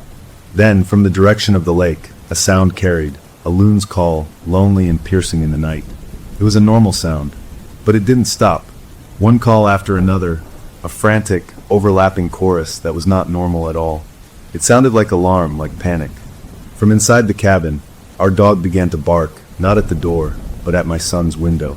I ran back inside. My wife was at the top of the loft ladder. My son's door was open. He was standing at his window, his small hands pressed against the glass, looking out at the shrieking loons on the black water. He was whispering, fast and low, words I couldn't catch. As I entered the room, he turned. His eyes were wide, but not with his own fear, with a kind of hungry excitement. "They hear it too," he said. "They don't like it, but they hear it. The old song under the water." He walked past me, went back to bed, and pulled the covers up. The loon calls ceased abruptly, leaving a ringing void. I had my answer of a sort. It didn't want to bargain with me. It was showing off. The following day, a thick fog rolled in off the lake, wrapping the cabin in a damp, white blanket. Visibility dropped to a few feet. The world shrank again. It felt like we were in a cocoon, or a laboratory specimen under a bell jar. My wife was jumpy, starting at every drip of water from the eaves. My daughter complained of being bored, trapped inside. My son sat at the table, drawing again. This time, he wasn't drawing spirals or the house. He was drawing the lake, but from an underwater perspective, looking up at the blurry bottom of our dock. And in the drawing, looking down from the dock, were stick figures of our family. And beside them, a large, dark shape with too many lines, reaching up toward us with tendrils that looked like smoke or roots. He was drawing the thing's point of view. He was showing us how it saw us. It was a gift of terrifying insight. I took the drawing and studied it. "Does it want to pull us down there, son?" I asked gently. He looked at me, and for a fleeting second, his expression was one of profound sadness, his own sadness. Then it was gone. "Down is quiet," he said in that flat voice. "Up is loud. It's tired of the loud." It wasn't malice. It was a desire for stillness, for an end to the noise of living. And it saw my son, with his quiet, receptive mind, as the perfect vehicle to achieve that, not just for itself, but for all of us. The realization was a new kind of horror. We weren't dealing with a demon. We were dealing with a vacuum, a force that wanted to turn out the lights and stop the music forever. And it was using our child to do it. That evening, the fog still pressed close. We were all on edge. During a game of cards, my daughter, frustrated, knocked over her glass of water. It splashed across the table, soaking the cards and my son's drawing. He stared at the spreading puddle, his face tightening. "Stop," he whispered. Not to his sister, to the water. And the water, it stopped. Not the soaking into the paper, but the spread of the main puddle on the wooden table. It ceased its natural flow and simply held its shape, a perfect, quivering circle, defying gravity. We all stared. My daughter squeaked. My son looked at the puddle, then at his own hand. He flexed his fingers slowly, as if surprised by them. Then he blinked, and the puddle collapsed, flowing normally across the table and onto the floor. He had done that, or the thing using him had. It was a display of power, a reminder that the rules of our world were malleable here. After we cleaned up, my wife took our daughter to the loft early, wanting to shield her. I was left downstairs with my son and our dog. The fog made the world outside the windows a uniform, glowing white. It felt like we were the only people left on Earth. My son looked at me. "You should be scared, Daddy." "I am scared," I admitted, something in his tone making honesty feel necessary. "Good," he said, and it was the thing talking, its voice more prominent now. "Fear is a loud noise. When you are done being afraid, you will be quiet. We can wait." It was patient. That was the worst of it. It had all the time in the world, and we were running out. Our sun was fading. The glimpses were becoming shorter, the thing's control more solid. That night, I had the dream. I was standing on the dock, looking into the water. My son was deep below, not drowning, but standing on the bottom, looking up at me. Bubbles came from his mouth, and they formed words I could hear clearly in the dream. "The dog is the key. He hears my frequency. Use the noise." I woke with a start, my heart pounding. It was just a dream, my frantic mind trying to solve the puzzle. But it felt different. It felt like a message. I looked at our dog, sleeping at the foot of my son's door. He heard my frequency. The dog could sense my son's true self, the thing the entity couldn't fully mask. The silly songs on the cassette player were a noise the thing disliked. What if we could amplify that? What if we could create a noise so specifically tied to my son's real self that it would disrupt the thing's signal, like static on a radio? It was a wild, desperate idea born from a dream. But as the first faint light of dawn touched the fog outside, it was the only idea we had left. We were out of time, out of options, and out of our depth. But we had a dog who loved our boy, a tape of silly songs, and a deep, screaming need to get him back. The next move was ours, and it would have to be loud.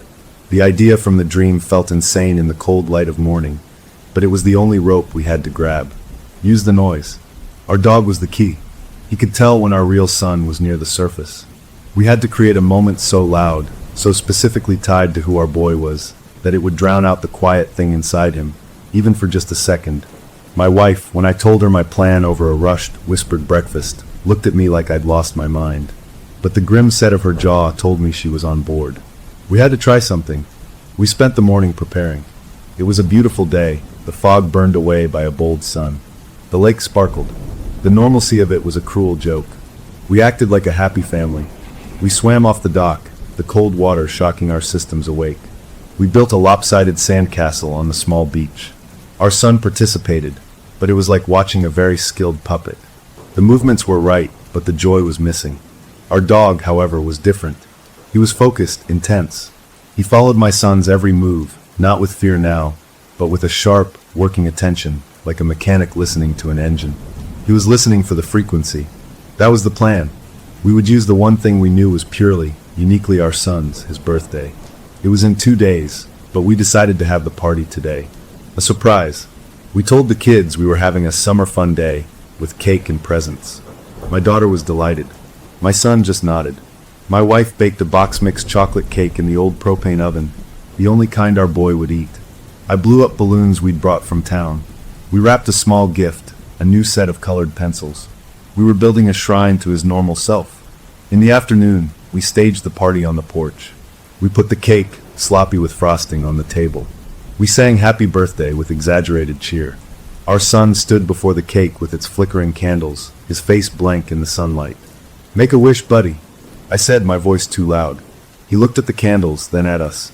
For a long moment, he didn't move. The thing was deciding, letting him play along, or shutting it down. Our dog, sitting beside me, let out a low, tense whine. He was staring at my son's hands. I followed his gaze. My son's right hand, the one not holding a plate, was clenched into a tight fist, the knuckles white.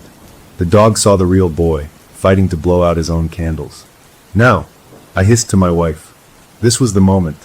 As my son leaned forward mechanically, my wife turned on the cassette player, placed behind him, at full volume. But it wasn't the silly songs. We had recorded over part of the tape earlier. First, a blast of static from the radio, the loudest white noise we could generate. Then, immediately after, my own voice, shouting over the static, yelling a chaotic, joyful barrage of our son's most personal memories. The name of his first stuffed animal, the secret handshake we had, the lyrics to the spaghetti truck song, the color of his bedroom walls at home, the feel of his dog's fur, the taste of his favorite cereal. It was a wall of sound, a tidal wave of him. The effect was instant and violent. My son jerked backward as if slapped. The blank expression shattered into one of pure, startled confusion. The static was a physical thing in the air. Our dog started barking, not a warning bark, but a sharp, urgent sound as if calling someone. My son clapped his hands over his ears. His eyes darted around, lost, scared. "Turn it off," he screamed, and it was his voice, his real, terrified, 6-year-old voice. "Daddy, make it stop!" He was back. My wife fumbled with the player and switched it off. The sudden absence of noise was almost as shocking. Our son stood there, swaying, his hands slowly lowering from his ears. He looked at the cake, the balloons, at us, at the dog. His eyes filled with tears. "I had a bad dream," he whispered, his chin trembling. "A really long, cold dream." My wife swept him into a crushing hug, sobbing. I dropped to my knees and wrapped my arms around both of them, tears streaming down my face. Our dog pushed in, licking our son's face, whining with desperate relief. For 10 glorious minutes, he was ours again. He hugged us back. He petted the dog and laughed when he got licked. He ate a piece of cake and made a silly face. He was weak, confused, like someone waking from a long illness, but he was present. We didn't ask him questions. We just soaked him in. We played a board game. He cheated, like he always did, with a mischievous grin. It was the most beautiful thing I'd ever seen. But the dog never relaxed. He stayed pressed against our son, watching him, his body still tense. He knew it wasn't over. The thing had been startled, not defeated. Like a radio signal jammed temporarily, it would clear again. And it did. As the sun began to lower, our son's energy faded. His laughter became slower. His answers became shorter. During a quiet moment, as he colored with his new pencils, he looked up at me. His eyes were clear, but tired. "It's coming back, Daddy," he said quietly, matter-of-factly. "It's really mad about the noise. We won't let it take you again," I said, my throat tight. He gave me a small, sad smile that was far too old for his face. "You have to be louder." Then he blinked, and when he looked at his drawing again, the focus was different. The connection was gone. The thing was back in charge. But we had done it. We had proven he could be reached. We had a weapon, overwhelming, personal noise. The problem was, we couldn't blast him with a cassette tape forever. He'd just adapt, or the thing would find a way to block it. We needed a more permanent solution. We needed to sever the connection. That night, after the kids were in bed, my wife and I talked in frantic, hopeful whispers. "We have to keep him awake," she said. "Keep him engaged. Don't give it a chance to fully take hold again. Tire it out." It was a good thought. Exhaust the possessor. So the next day, we launched Operation No Quiet. It was relentless. We played tag, we had water fights, we told endless stories, we sang at the top of our lungs. We filled every second with life, with loud, messy, human noise. Our son participated, but it was a battle. You could see the fatigue in him, a deep, soul-wearing tiredness. The thing inside didn't like it. It made him clumsy, dropping things, stumbling. It spoke through him less, conserving energy, hunkering down. Our dog was our guide. When our son's movements became truly his own, the dog would play, wagging his tail. When the thing was piloting, the dog would become watchful still. By afternoon, our son was pale and hollow-eyed. We were burning his own body out to smoke the thing from its nest. It was a terrible thing to do to your child, but the alternative was worse. As dusk approached, we knew we couldn't keep it up. He was about to collapse. We made a decision. We would try to talk to the thing while our son was weak, while it was perhaps disoriented from the day's assault. We put our daughter in the loft with a book. We sat with our son on the couch, the dog between us. He was nearly asleep, his head nodding. "We know you're there," I said, my voice low and steady. "We want to talk." His head lifted slowly. The eyes that looked at me were not sleepy. They were cold and fully aware. "Talk is a noise," the dual voice said, weary but firm. "You have made too much noise." "What do you want?" my wife asked, her voice shaking but clear. "We want our son back." "Your son is a vessel," it replied, using his mouth. "He is a good vessel. He does not fight the current. He lets the deep song in. You fight. You're jagged rocks in the stream." "We'll stop fighting," I said, the words ash in my mouth. "If you let him go, we'll leave. We'll go somewhere quiet. We won't make any more noise." It was a lie, and it knew it. My son's head tilted. "You lie. Your hearts beat a lying rhythm. You are noise machines. You cannot stop." It paused, and a strange curiosity entered the tone. "But the forelegs is different. It hears the true song, but it chooses your noise." "Why?" It was asking about our dog. The question threw me.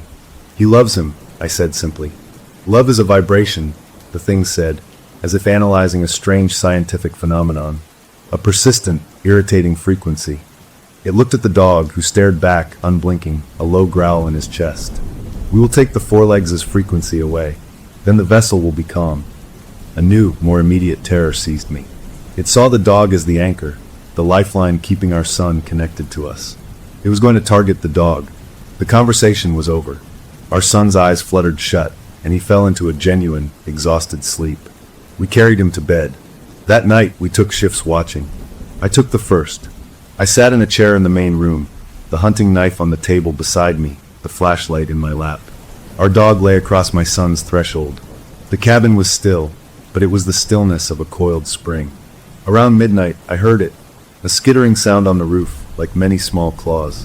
Then a tapping at the window, not the slow scratch of before, but a rapid, insectal clicking. Our dog rose, his growl a solid thing in the dark. The clicking moved from window to window, circling the cabin. It was testing, looking for a way in. Not for my son, for the dog. I woke my wife. We stood together in the dark, listening to the thing circle our home. Then the sound stopped. We waited, straining our ears. A new sound came from the direction of the lake. A splash, not a fish jumping. A larger, heavier entry. Then another, and another, like things were sliding into the water from the shore. Our dog went to the front door, sniffing underneath it, his growl deepening. He looked back at me, then at the door, and let out a single, sharp bark of warning. Something was outside. Something was coming. I made a decision. I couldn't let it get to the dog. I couldn't let it get inside. I picked up the knife and the flashlight. "What are you doing?" my wife whispered, horrified. "Drawing it away," I said. "If it wants a target, I'll give it one. You bar the door after me.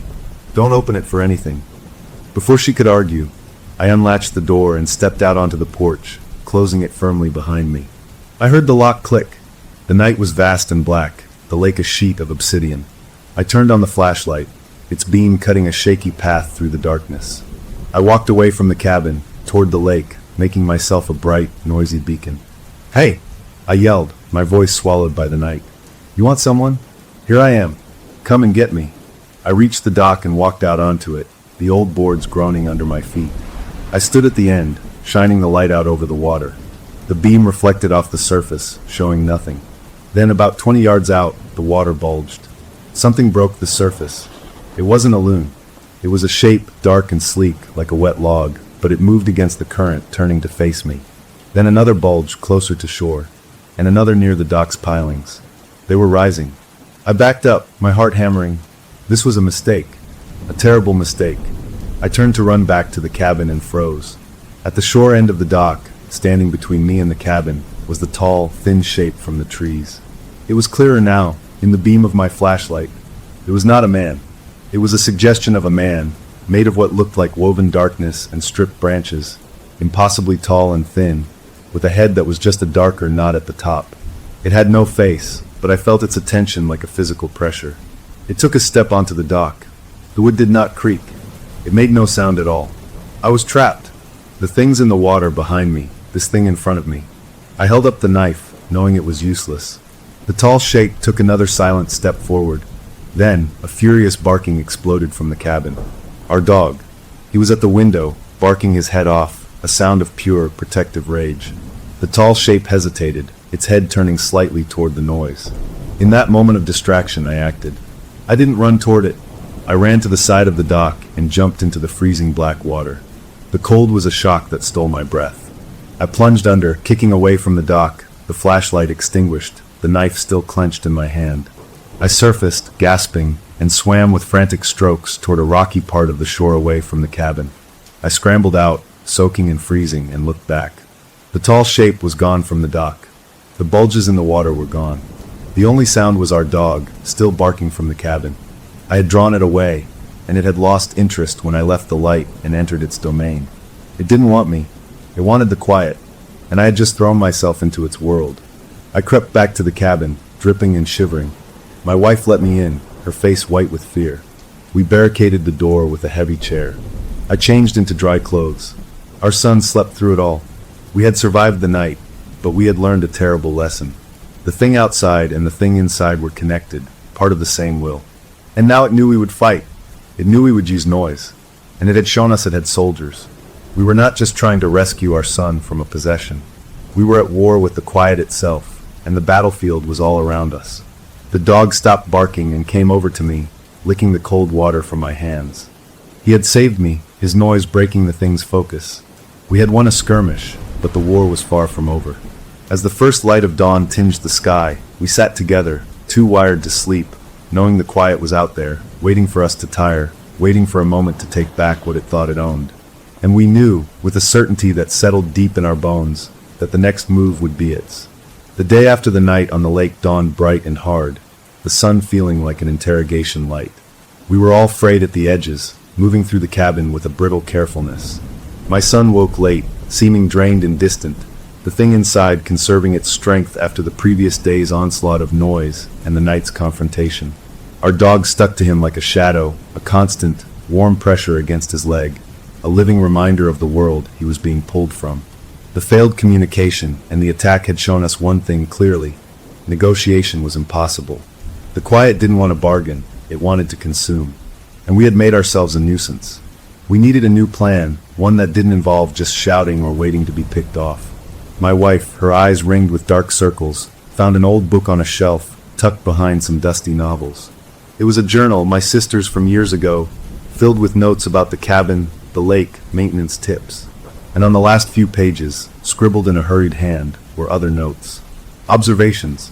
She'd written about still nights where the loons wouldn't call, about a feeling of being watched from the water, about a local story she'd heard from an old fisherman about things that lived in the deep cold of the lake, things older than the trees, that hated the noise of life and sometimes drew the quiet ones to them. It wasn't much, but it was confirmation. This place wasn't random. It was a wellspring for whatever this was. The thing had been waiting here, and it had called to the quiet place in our sun. They had found each other. This meant the cabin, the lake, were part of the problem. We couldn't win here. We had to leave. But how? We couldn't just drive away. The thing was inside our sun. It would come with us, and after last night, I believed the tall shape and its watery companions would follow, or worse, call ahead to some other lonely, quiet place. We had to force it out before we could run.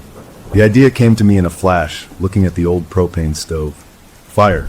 Fire was the opposite of quiet. Fire was crackling, consuming, transforming noise. Fire was light and heat, things the deep cold of the lake would hate. and fire could cleanse. A wild, dangerous hope took root. We would use fire, not as a weapon against our son, but as a barrier, a ritual of noise and light to break the connection. We would surround him with life, so fierce the quiet would have to let go. We spent the day preparing, telling the kids we were having a big bonfire on the beach that night, a celebration.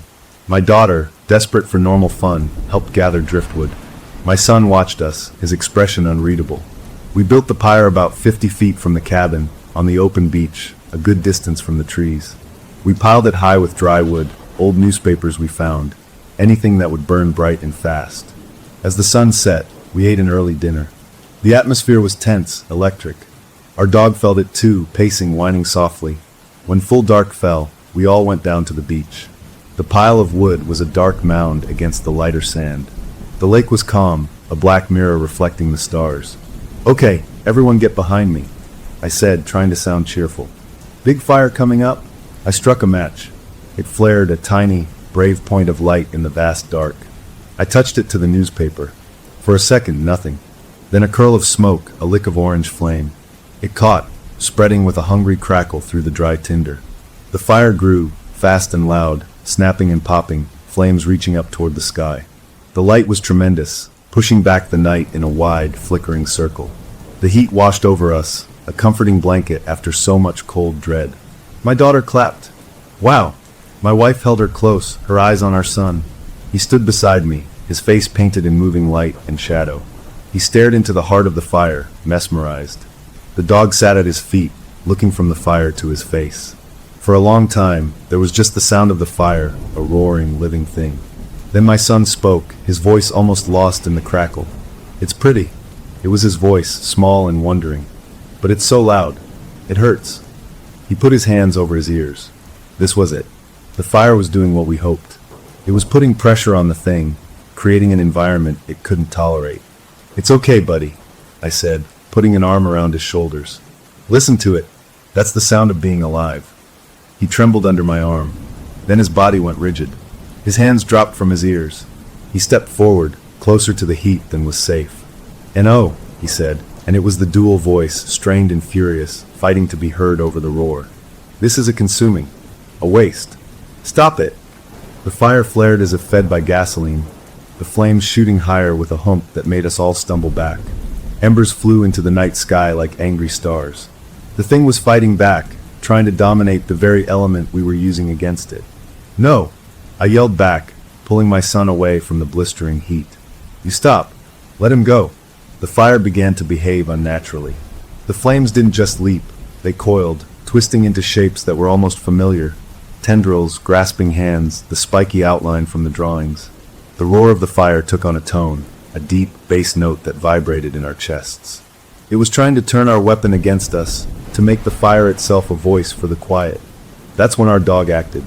He didn't bark. He threw his head back and howled. It was a long, ululating sound, raw and wild, cutting through the distorted roar of the fire. It was the sound of the pack, of the wild things that feared fire, a primal noise of warning and survival. And he didn't stop. He howled again, and again, a relentless, sonic attack on the thing trying to twist the flames. My son clapped his hands over his ears again, crumpling to his knees. "Make him stop," he screamed, his own voice now raw with pain. "Make it all stop!" The fire, deprived of the thing's focus or challenged by the dog's ancient song, seemed to falter. The unnatural shapes in the flames collapsed. The deep note vanished, leaving just the normal crackle and pop. The dog stopped howling, panting heavily. My son knelt in the sand, sobbing, small shoulders shaking. My wife rushed to him, wrapping him in her arms. He clutched her, crying into her shoulder. "I want to go home," he wept. "I just want to go home." It was him. Fully him, battered and terrified, but him. The fire had worked, with the dog's help. It had created a zone of such aggressive life that the quiet had been forced to recoil, to loosen its grip. We had him back. Now we had to move. "We're going right now," I said to my wife over his head. "We get in the car and we drive and we don't stop." She nodded, tears streaming down her face. We helped our son up. He was weak, leaning on us. We turned our backs on the still-burning fire and hurried toward the cabin to grab our pre-packed bags. We didn't make it 10 steps. The lake, which had been so calm, erupted, not with waves but with movement. Shapes broke the surface all along the shore, dozens of them, the same sleek, dark forms from the night before. They slithered onto the sand, not coming fully out, but crowding the water's edge, blocking our path to the cabin and the car beyond it. They made no sound. They just waited. From the tree line at the edge of the clearing, the tall shape emerged. Not one, 3 of them. They stood impossibly still and thin, forming a loose semicircle, cutting off any retreat into the woods. We were surrounded. The fire at our backs, the things in the water, the tall ones in the trees. The quiet had mustered its army. My son began to whimper, burying his face in my wife's neck. The dog planted himself in front of us, facing the water, a continuous, defensive growl rumbling from his chest. This was the price of our victory. We had shaken the passenger, and now the full force of the driver was here to reclaim its property. The tallest of the thin shapes took a step forward. It didn't come toward us. It moved to the side, toward our bonfire. It extended a long, branch-like arm toward the flames. The fire didn't burn it. The flames nearest its hand guttered and died, as if sucked of their energy. A patch of darkness spread from its touch, crawling up the pyre, smothering the fire. The roaring light began to shrink, consumed by a spreading, cold void. It was putting out our fire. It was reclaiming the quiet. Despair, cold and final, washed over me. We were out of ideas, out of time.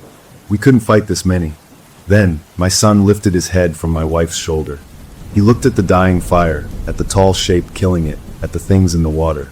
His face, pale and tear-streaked, set into an expression of fierce determination that was entirely new. He wriggled out of my wife's grasp and stood on his own 2 feet, facing the lake. He took a deep, shuddering breath. And then my little boy, my quiet son, screamed. It wasn't a scream of fear. It was a scream of pure, unbridled rage. A scream of no more. A scream that came from the very core of the child who loved his dog, who hated broccoli, who missed his home, who was tired of being cold and scared. It was a human sound, a living sound, so loud and sharp it seemed to cut the night itself. The effect was instantaneous and profound. The things in the water recoiled as if scalded, slipping back beneath the surface with quick, frantic movements. The tall shapes by the trees seemed to blur, their edges becoming indistinct. The one by the fire snatched its arm back from the flames, which leapt up anew where the darkness had been. My son's scream echoed across the water, then faded. He stood there, panting, small fists clenched at his sides. He had done what all our noise-making could not. He had rallied his own spirit and fought back with the most basic weapon he had, his own voice. The quiet was not used to the vessel fighting back. It was stunned. In that moment of stunned hesitation, I saw our chance. Not to fight, but to run. The path to the cabin was still blocked by a few lingering shapes in the shallows, but the car was on the other side of the cabin, up the gravel path. The car! I yelled. Go around. Now! I grabbed my son's hand. My wife grabbed our daughter. We ran not toward the cabin door, but along the beach, past the fire, skirting the edge of the tree line, heading for the far side of the building. Our dog ran with us, a protective flank. The tall shapes did not pursue. They seemed to be regrouping, coalescing back into solidity. The things in the water did not come back out. We scrambled up the slight embankment onto the gravel driveway. The car was there, a dark hulk in the night. I fumbled for the keys, unlocked it, and we all piled in, kids in the back, wife in the passenger seat, dog leaping into the back with the kids. I turned the key. The engine coughed, then roared to life, another wonderful mechanical noise. I slammed it into reverse, spun the car around in a spray of gravel, and then onto the dirt road, heading away from the lake, away from the cabin, into the dark tunnel of trees. I drove fast, too fast for the bumpy road, the headlights jerking wildly. No one spoke. We just listened to the sound of the engine, the tires on gravel, our own ragged breathing. We didn't look back. After a few minutes, we hit the main paved road. I turned onto it and accelerated, putting miles between us and that place. The further we drove, the more the terrible tension in the car began to ease, replaced by a shaky, disbelieving relief. We had done it. We had gotten him back, and we had escaped. My wife reached over and held my hand, her grip tight. In the back, our daughter fell asleep. Our son leaned against the window, his eyes closed. The dog lay across the seat, his head in my son's lap. I drove for an hour, then 2, putting a whole county between us and the lake. We needed to stop for gas. I pulled into a brightly lit truck stop, a stark island of fluorescent light and the smell of diesel. It was the most beautiful thing I'd ever seen. I filled the tank while my wife took the kids to the bathroom. Our dog stayed in the car watching us. We bought coffee and snacks. We stood under the harsh lights, a tired, messy family, but together. We got back in the car. As I pulled back onto the highway, heading south toward home, I finally allowed myself to believe it might be over. We had won. We had weathered the storm. My son was sleeping in the back, his face peaceful. The dog was asleep. My wife dozed in the passenger seat. I drove, the white lines of the highway hypnotic in the dark. Then about an hour from home, my son stirred. He sat up, rubbing his eyes. He looked out the window at the passing darkness. "Daddy," he said, his voice soft and sleepy. "Yeah, buddy. I can still hear the lake," he whispered. I glanced in the rearview mirror.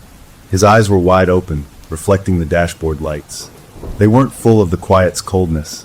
They were full of a new, profound sadness. It's not as loud, but it's still there, in the back of my head, like a song you can't forget. He lay back down, curling up against the dog. "It's okay," he murmured, mostly to himself. "I'm getting better at tuning it out." He closed his eyes and was asleep again. My hands tightened on the steering wheel. The relief I'd felt curdled into something else. We had gotten him back. We had escaped the place. But we hadn't cut the connection. We had just turned down the volume. The quiet was still with him, a station on a dial he couldn't quite turn off. We were going home, but we weren't bringing back the boy we'd left with. We were bringing back a veteran of a war none of us could see, with a piece of the enemy still whispering in his ear. The fight wasn't over. It had just changed venues. Home never looked so good or felt so strange. Pulling into our driveway in the flat, morning light felt like stepping onto another planet. A planet of trimmed lawns, swing sets, and the distant hum of a lawnmower. The ordinariness was a shock to the system. We unloaded the car, our movements slow and stiff, like astronauts returning to gravity. Our neighbors waved. We waved back, our smiles feeling like cracks in porcelain. Inside, the house was exactly as we'd left it, but it didn't feel like ours anymore. It felt like a museum of our old life. The memories on the walls, the toys in the bins, all seemed to belong to a different family. Our dog did a slow, cautious patrol of every room, sniffing corners, checking under beds, his tail low. He didn't growl. He was just verifying. My wife immediately started opening blinds, turning on lights, playing music on the kitchen speaker, pop songs, something with a driving, undeniable beat. She was filling the space with noise, building a fortress of normal sound. Our daughter ran to her room, eager for her own things. Our son stood in the middle of the living room, just looking. He touched the back of the couch, ran a finger along the edge of the coffee table. "It feels smaller," he said, not sadly, just stating a fact. The first few days were a delicate, exhausting dance. We tiptoed around our own son. Every quiet moment felt dangerous. We kept the TV on, the radio playing. We talked constantly about nothing, about everything. We asked him questions just to hear him use his own voice. "What do you want for lunch? Did you miss your blue pillow? Want to kick the soccer ball?" He answered, but his responses were thoughtful, measured, as if he was translating from another language. He was here, but he was also listening to something else. The song he couldn't forget. Our dog was his constant companion. The dog slept in his room, followed him to the bathroom, sat by his chair during meals. They had a new understanding, a silent communication built in the trenches of that lakeside war. The dog would nudge his hand, and my son would absently pet him, the touch seeming to ground them both. We resumed life. I went back to work, at first just for half days. My wife took the kids to the park, to the library, always staying in crowds, in sunlight. We were trying to reacclimate him to the world, to remind him, and whatever was still attached to him, what life was supposed to be, loud, bright, and shared. It mostly worked.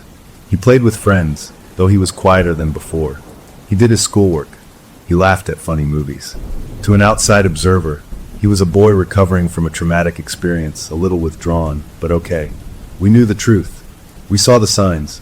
He would sometimes stop in the middle of an activity, his eyes going distant for just a second, like he was tuning into a faint radio signal. He developed a habit of tapping his fingers in a complex, rhythmic pattern on his leg. Not the three-part scratch, but something more intricate, like code. When asked, he'd just shrug and say, "It's a beat." One afternoon, a week after our return, I found him in the backyard. He was sitting perfectly still on the grass, watching a line of ants travel between two cracks in the patio. He wasn't just watching, he was utterly focused, his breathing slow. Our dog was lying beside him, awake, also watching the ants, but with a tense alertness. I knelt down. Pretty cool, huh? How they all work together. He didn't look up. They're not talking, he said softly. They just know. It's a different kind of quiet. A busy quiet. He looked at me then, his eyes clear. The song in my head is a lonely quiet. It doesn't like the busy quiet. It was the most he'd said about it since we'd come home. Can you describe the song? I asked, careful. He thought for a moment. It's like the sound a big empty bottle makes when you blow over the top, but lower. And it has words, but they're not words.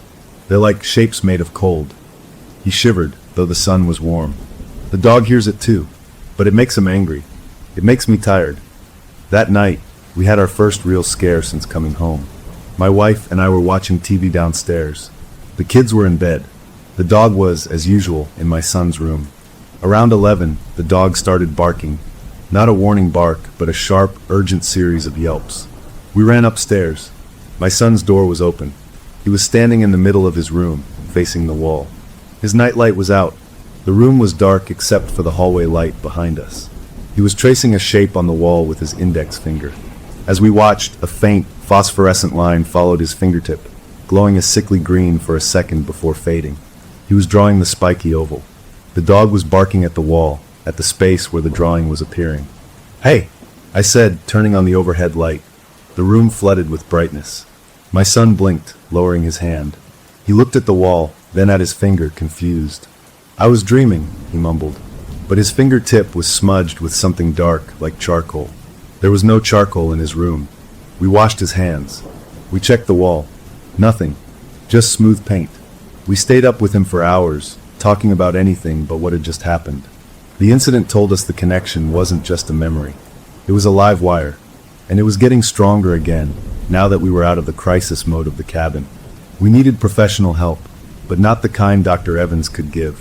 We were in uncharted territory. My wife, relentless, dug deeper online. She found forums for people with unusual experiences, places where talk of ghosts and presences was common. She created an anonymous account and posted a vague version of our story. A child changed after a trip to an isolated lake, mentions of a quiet man, a dog that reacts. The responses were a mix of skepticism, well-meaning advice about pediatric psychiatry, and a few chillingly similar anecdotes. One person, using a cryptic username, sent her a private message. It read, "The anchor is not the place. It's the agreement." The child, in his openness, said yes to the emptiness. To close the door, he must say no. Not with fear, with fullness. Fill the space where the yes was. You cannot fight a hole. You can only fill it.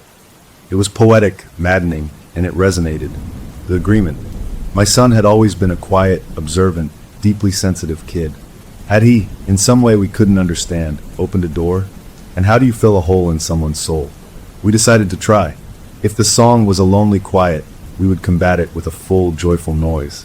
We would fill his life so completely with love, with experience, with connection, that there would be no room for the static from the lake. We became intentional about joy. We didn't just go to the park. We had epic picnics with all his favorite foods. We didn't just watch a movie. We built a blanket fort in the living room and had a marathon. We invited his friends over constantly. We visited grandparents, aunts, uncles, surrounding him with the noisy, messy, loving chaos of family. We included him in everything, asking his opinion, making him feel essential. And through it all, our dog was his therapy animal, his tactile link to the present moment. We saw progress. The distant looks became less frequent. The finger tapping slowed. He laughed more, a real, belly-deep laugh that was music to our ears. He started drawing again, but now he drew spaceships and superheroes, not spirals. He began to look like our boy again, not a haunted echo. A month passed. Then two. The nightmare of the cabin began to feel like a bad dream, fading at the edges. We started to breathe easier. We allowed ourselves to believe the cryptic message might be right. We were filling the hole. One Saturday, we took the kids to a county fair. It was the perfect antidote, a sensory overload of ringing bells, screaming rides, calliope music, the smell of popcorn and diesel. We played games, won a goldfish, ate cotton candy until we felt sick. Our son rode a kiddie roller coaster, his hands in the air, shouting with glee. It was a perfect day. On the drive home, sticky and tired, he fell asleep in the back seat, his head on our dog, who was also dozing. My wife reached back and smoothed his hair. "We did it," she whispered, her voice thick with emotion. "I think we really did it." I nodded, wanting so badly to believe her. That night, after the kids were in bed, we sat on the back porch, listening to the sounds of our suburban night. A distant siren, a dog barking, the whisper of sprinklers. It was peaceful. For the first time in months, we talked about the future without a layer of fear underneath. We made plans for a real vacation to the beach. We talked about painting the house. Normal things. We went to bed feeling lighter than we had in a very long time. I woke up much later. The digital clock read 3:17 a.m. The house was still, but something was wrong. I couldn't hear the dog breathing from his spot on the floor in my son's room. I got up and walked down the hall. My son's door was open. The dog was not on the floor. He was on the bed, lying across my son's legs, awake. My son was also awake, sitting up. They were both staring at the closet door, which was closed. "What's up, buddy?" I asked softly, turning on the hall light to spill into the room. My son turned to look at me. His face was calm, but his eyes were wide. "He wants to make a new agreement," my son said. His voice was his own, but it was terribly calm. "He says the old one is incomplete. He says I'm too full now. Too loud. It hurts." My blood ran cold. "Who? The quiet man?" My son shook his head slowly. "Not a man. He says that was a shape we could understand. He's not a shape. He's a want. And he's still hungry." He looked back at the closet door. "He says he'll leave me alone. For good. He'll close the door. But he needs a new yes." "No," I said the word absolute. "No more agreements." My son looked at me, and a single tear traced down his cheek. "He says if he doesn't get a yes from me, he'll take it from someone else. Someone who's already open." He looked past me down the hall, toward his sister's room. The meaning was clear. The threat was no longer just about possession. It was about predation. It would jump host to a weaker target if my son, now fortified by our love, was no longer susceptible. Our daughter. Our happy, loud, vibrant daughter. The quiet saw her noise as an affront, a challenge. And it saw her as an easier door to walk through. Our dog let out a low, pained whine, pressing his body more firmly against my son, as if to block him from the thought. The thing wasn't gone. It had just been waiting, adapting. It had seen us fill the hole in our son, so now it wanted to poke a new one. In someone else. We had won the battle to reclaim our son. But the war for our family was entering a new, more horrifying phase. The enemy had just changed its terms of engagement. The threat, whispered in the dark by my own son, changed everything all over again. The fragile peace we'd built shattered like glass. It wasn't just about protecting him anymore. It was about protecting our daughter, our whole family, from a predator that didn't hunt with teeth but with stillness. The thought of that cold, hungry attention turning toward our bright, laughing girl was a terror deeper than any we'd felt yet. We moved her into our room that very night, her sleeping bag on the floor between our bed and the door. Our dog, confused and anxious, now split his vigil, spending half the night in our son's room and half at the foot of our daughter's sleeping bag. We were an army on high alert, guarding two fronts. The next few days were a silent, frantic whirlwind. We couldn't live like this, jumping at shadows, watching our daughter for any sign of a new chilling quietness.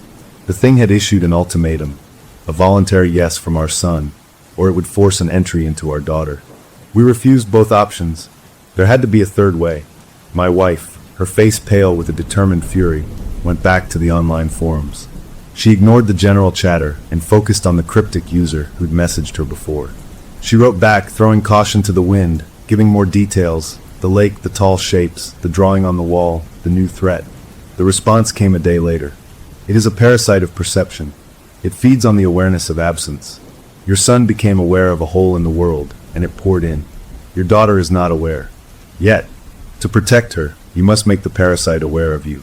Not as noise to be quieted, as a will to be reckoned with. It understands transaction. It has offered one. You must counteroffer.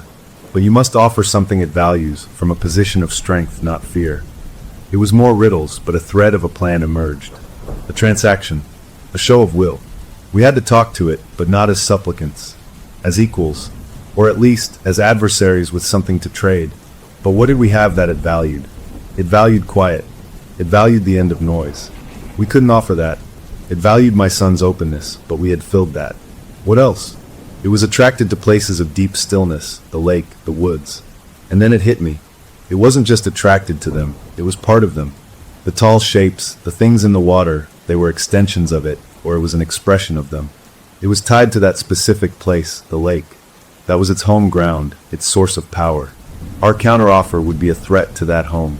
We would show it we could bring the noise to its doorstep, not just defensively, but as an attack. We would threaten to corrupt its quiet.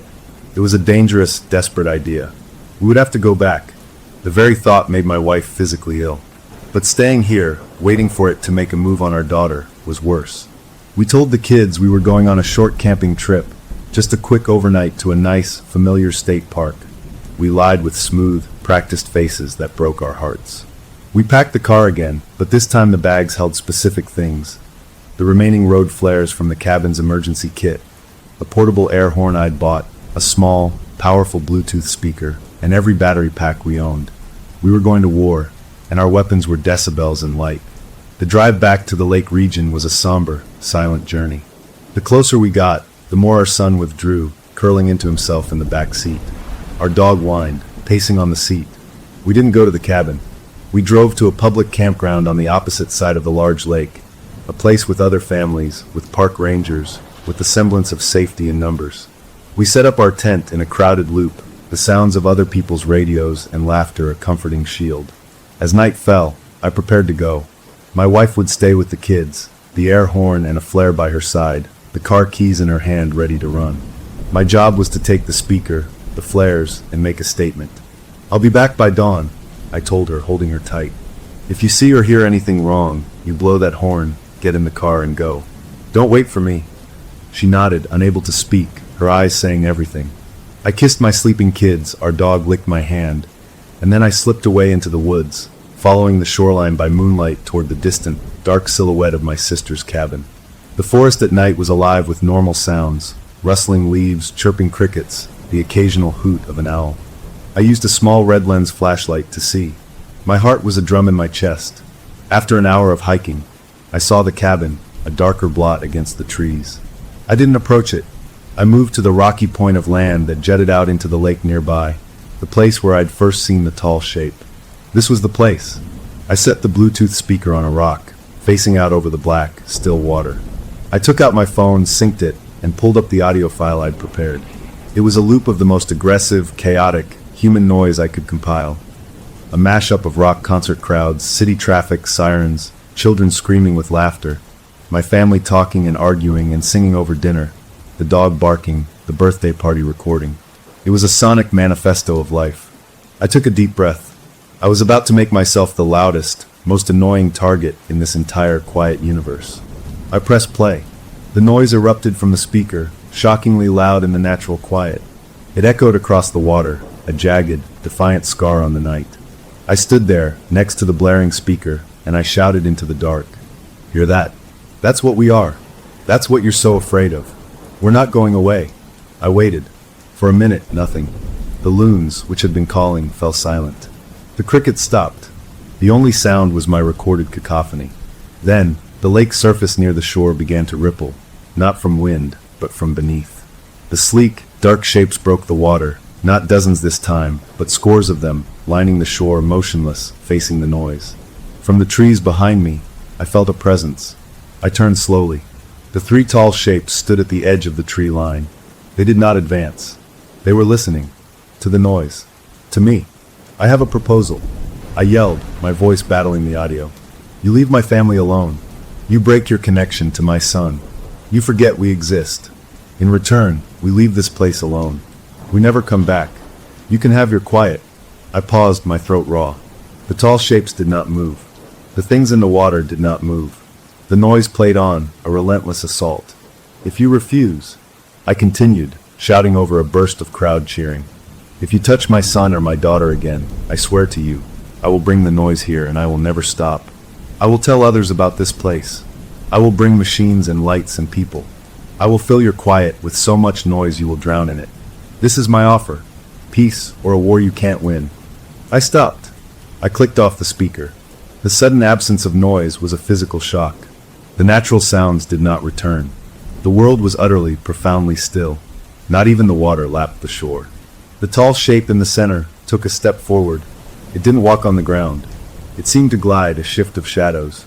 It stopped 10 feet from me. I felt a pressure in my mind, not words, but a concept cold and vast, like the feeling of staring into deep space. It was considering. It understood transaction. It understood threat. For an endless moment, we stood there, a man and a hole in the world, negotiating. Then a new sensation. Not from the shape, but from the connection it held.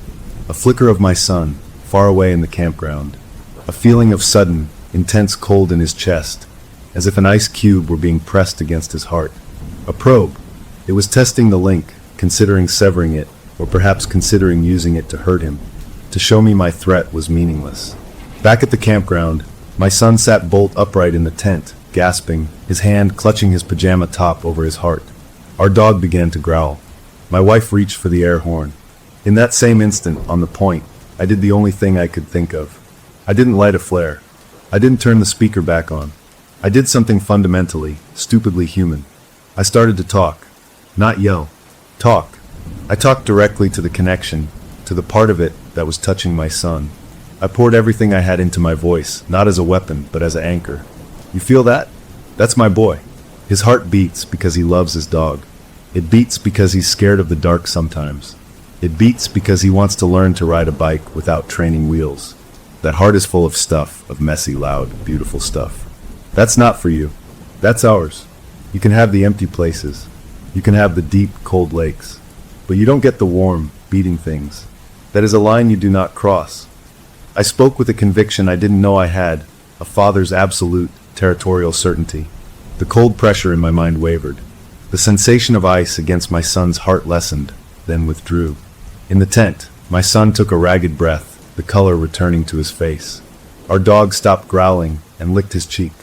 The tall shape before me seemed to reevaluate. The threat of bringing noise to its home was one thing. But this claim of ownership over a specific, living warmth was something else. It did not understand love, but it understood possession. And it recognized a stronger claim. It took a step back. Then, it did something I will never forget. It raised one long, branch-like arm and pointed past me, out over the lake. Then it swept its arm in a slow, deliberate arc encompassing the lake, the woods, the cabin. The meaning was clear. This is mine. Then it pointed a single, thin digit directly at my chest. Then it pointed back the way I had come, toward the campground. The message was unmistakable. Go. Take what is yours. Stay out of what is mine. The transaction was accepted. Not the one I'd vocalized, but the deeper one I'd asserted. A border had been drawn. The shapes at the tree line melted back into the darkness. The forms in the water slipped beneath the surface without a ripple. The tall shape in front of me simply wasn't there anymore. The normal night sounds rushed back in. The loons, the crickets, the water against the rocks, as if a mute button had been released. I stood there, shaking, adrenaline crashing through me. I had done it. I had faced it down and we had a deal. I packed up the speaker with clumsy hands and started the long hike back, moving faster and faster until I was almost running. I burst into the campground as the sky was turning gray with dawn. My wife saw me and ran to me, hugging me so tight I could barely breathe. The kids were asleep. Our dog wagged his tail weakly. It's over, I gasped into her hair. I think it's really over. We broke camp faster than we ever had and drove home as the sun rose. In the days and weeks that followed, we watched our son like hawks. The change was gradual but undeniable. The distant looks stopped completely. The finger tapping ceased. The song in his head, he told us one day, had faded to a memory, like a dream you can barely recall. He played with his sister, argued with her, built Lego towers with her. He was just a boy again. Our dog relaxed, returning to his old habits of napping in sunbeams and begging for scraps. The fear slowly, began to recede from our own hearts, replaced by a cautious, hard-won peace. We had drawn a line, and the quiet had respected it. We had our family back, whole and intact. Months passed. Fall came, then winter. We painted the house. We went to the beach. Life became sweet and ordinary in a way we would never take for granted again. One evening, I was putting my son to bed. He was reading a comic book. I sat on the edge of the bed. "You doing okay, kiddo?" I asked, as I did most nights. "Yeah, Dad," he said, smiling. "I'm good." He put down his comic and looked at me, his expression thoughtful. "You know, sometimes when it's really quiet, like when the power goes out and the furnace stops, I can almost hear it. Way far away. Like an echo." He said it without fear, like mentioning an old, forgotten song on the radio. But it's okay, he continued, snuggling down under his covers. It's not for me anymore. It's just out there, in the deep, cold places where it belongs. He closed his eyes, and soon his breathing was deep and even. I turned off his light and stood in the doorway for a long moment, watching him sleep. Our dog was already curled up on his rug. We had won. We had secured our piece of the loud, warm world. But as I walked downstairs to the living room, where my wife was reading, the memory of that tall shape pointing to the lake, then to me, played in my mind. It had accepted the border. It had respected our claim. But borders can be crossed from both sides. And as I looked out our window at the peaceful, sleeping street, a final, quiet thought settled in the back of my mind, a thought that would never fully leave. We had made a deal with the quiet, and deals, no matter how solemn, are only as good as the power that enforces them. For now the balance held. Our home was full of light and sound. But somewhere, in the deep, cold places of the world, the quiet was listening. And it had a very long memory. The peace that settled over our home after the confrontation at the lake was the most precious thing we had ever known. It wasn't the oblivious peace of before. It was a peace earned through terror, a sturdy structure we had built on the rubble of our old lives. We cherished the noise, the slam of the screen door, the shrieks from the backyard, the morning news blaring from the kitchen radio. We kept lights on in rooms we weren't using. We never let the house get completely still. Our son flourished. He started Little League, his cheeks getting pink in the spring sun. He brought home messy art projects from school. He had sleepovers where he and his friends built pillow forts and giggled past midnight. He still had moments of introspection, a tendency to stare out windows, but now it felt thoughtful, not vacant. He was a kid who had seen the deep end of the pool and now preferred to splash in the shallows, and that was more than okay with us. Our dog aged a year in those months of peace, his muzzle growing more gray, but his spirit lightened. He no longer slept across doorways. He resumed his favorite spot on the couch, a privilege he knew he wasn't supposed to have, but we no longer had the heart to enforce. He was a veteran, and he deserved his rest.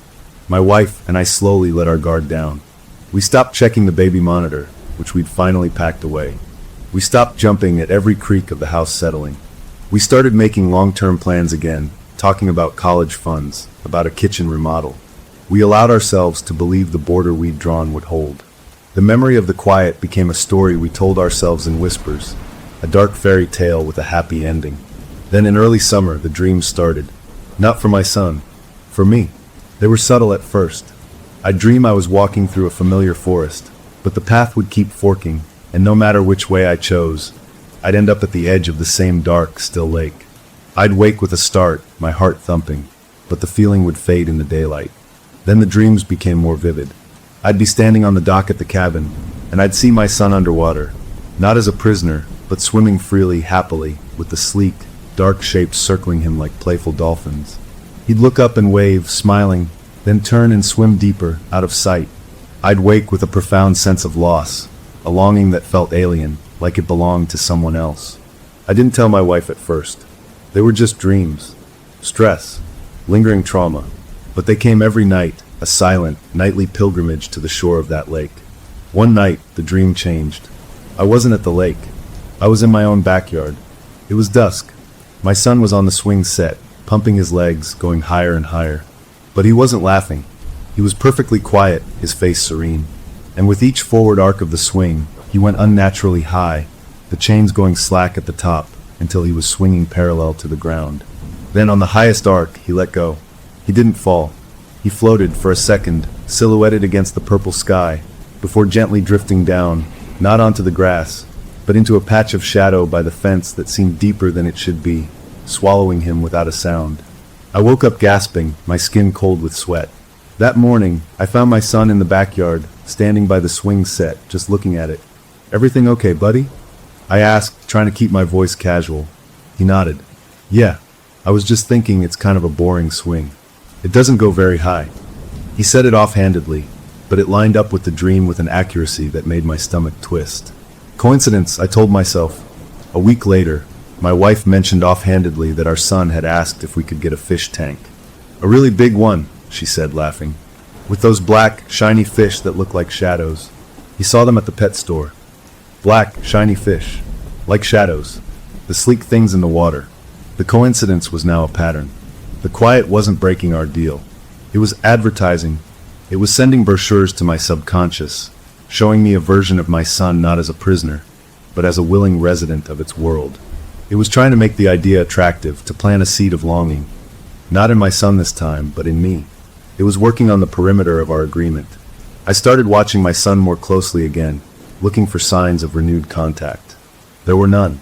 He was his normal, loud, messy self. The connection, it seemed, was truly severed. The signal was coming to me, the parent, the protector, the one who had drawn the line. It was testing the fence. I began to research in a way I hadn't before, not looking for how to fight it, but trying to understand what, exactly, it was. The old forums yielded little new. I dug into local histories, geological surveys of the lake region. I found mentions of odd magnetic readings, of a peculiar acoustic shadow, over the deepest part of the lake, where sound seemed to die faster than it should. I read about deep water ecosystems that thrived in total darkness, life that had never seen the sun. I was building a profile of a place, not a monster. The quiet wasn't a ghost. It was an environmental condition that had somehow developed a will, a self-aware stillness, and it had taken a liking to my family. The dreams continued, becoming more elaborate, more seductive. In one, my entire family was at the lakeside cabin, but it was sunny and warm. We're having a picnic. The tall shapes stood at the edge of the trees, not as threats, but as graceful, silent observers like elegant sculptures. Our dog lay by the water, not growling, but peaceful. My son waded in the shallows, and the dark shapes brushed against his legs, and he giggled. It felt like paradise, a quiet, harmonious paradise. I woke from that one feeling a deep, aching homesickness for a place that didn't exist. That was the hook. It wasn't showing me nightmares.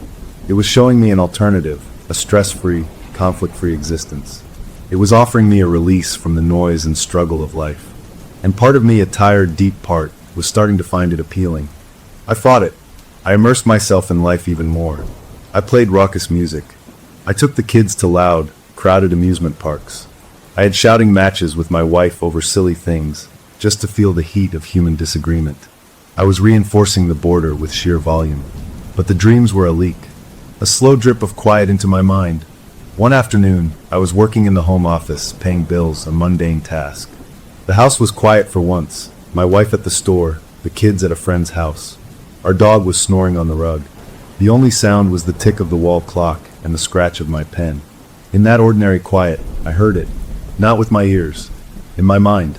A single clear note, the note my son had described, the sound of blowing over an empty bottle. It was low, calm, and it carried a simple, wordless question: why fight? It wasn't an attack. It was an inquiry. I froze, the pen dropping from my fingers. Our dog woke up instantly, lifting his head, looking right at me. He let out a concerned whine. He could tell. He could tell something had just touched me. I shook my head, as if to clear water from my ears. The note was gone, but the question lingered. Why fight? The pressure of the last year, the constant vigilance, the fear, it was exhausting.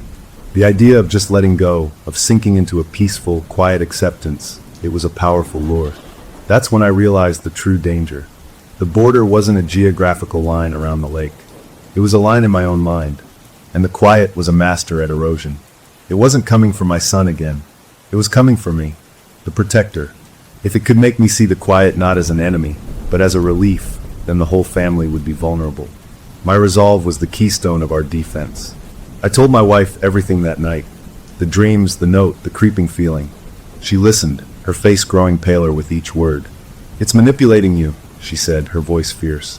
It's trying to wear you down because you're the strong one. You stood up to it. Or because I'm the weak link, I said, the admission bitter. I'm the one who's tired. She took my face in her hands. Listen to me. That feeling, that tiredness, that's not you. That's it. It's a virus, and it's trying to infect your thoughts. We fight it the same way we did before. We fill the space. We remind you what you're fighting for. And we did. We launched a campaign of joy targeted at me. My son made me ridiculous Father's Day cards months early. My daughter demanded I teach her to whittle, creating a chaotic, happy mess of wood chips on the porch. My wife planned surprise dates. Our dog brought me his slobbery ball 100 times a day. They were reminding me, through action, what the noise of life was for. It was love made audible. It helped. The dreams became less frequent when I went to bed exhausted from a day filled with purposeful living. The note did not return, but the awareness of the vulnerability remained. The quiet had changed tactics. It had become a strategist. It knew direct assault on my son had failed. So it was attempting a siege on my will, a war of attrition against my spirit. A few nights later, I had the final, clarifying dream. I was back on the rocky point by the lake. The tall shape was there. It didn't threaten. It simply extended its hand, palm up. In its palm was a small, perfect sphere of darkness, a marble of pure, condensed quiet. It offered it to me. The meaning was clear. A token. A piece of the peace to carry with me. A taste, so I would always know what I was missing, what I was denying my family. In the dream, I felt an overwhelming desire to take it, to have that little piece of calm to hold in my pocket, to retreat into when the world was too much. My hand started to lift. Then, from far away, I heard a bark. Our dog's bark. Insistent, familiar, annoying. A noise. The spell broke.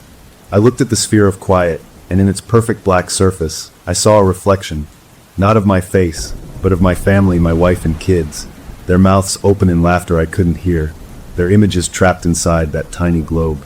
It wasn't offering peace. It was offering a prison, a beautiful, silent prison where I could watch my family, but never hear them again. I woke up. I knew what I had to do. I couldn't just defend. I had to inoculate. I had to make the border permanent, not just in a deal, but in my own soul. The next day, I drove to a tattoo parlor in the next town over. I showed the artist a simple design, a sound wave. But not just any sound wave. It was the visual representation of my son's scream from the beach, the one that had driven the quiet back. The artist turned it into an elegant, black line that curled around my forearm, a permanent record of that moment of defiant, human noise. When the needle started, the pain was sharp and clean and real. It was a feeling, a loud feeling. As the ink became part of my skin, I focused on the memory, not of the fear, but of the victory. Of my son's voice reclaiming itself. Of the dog's howl.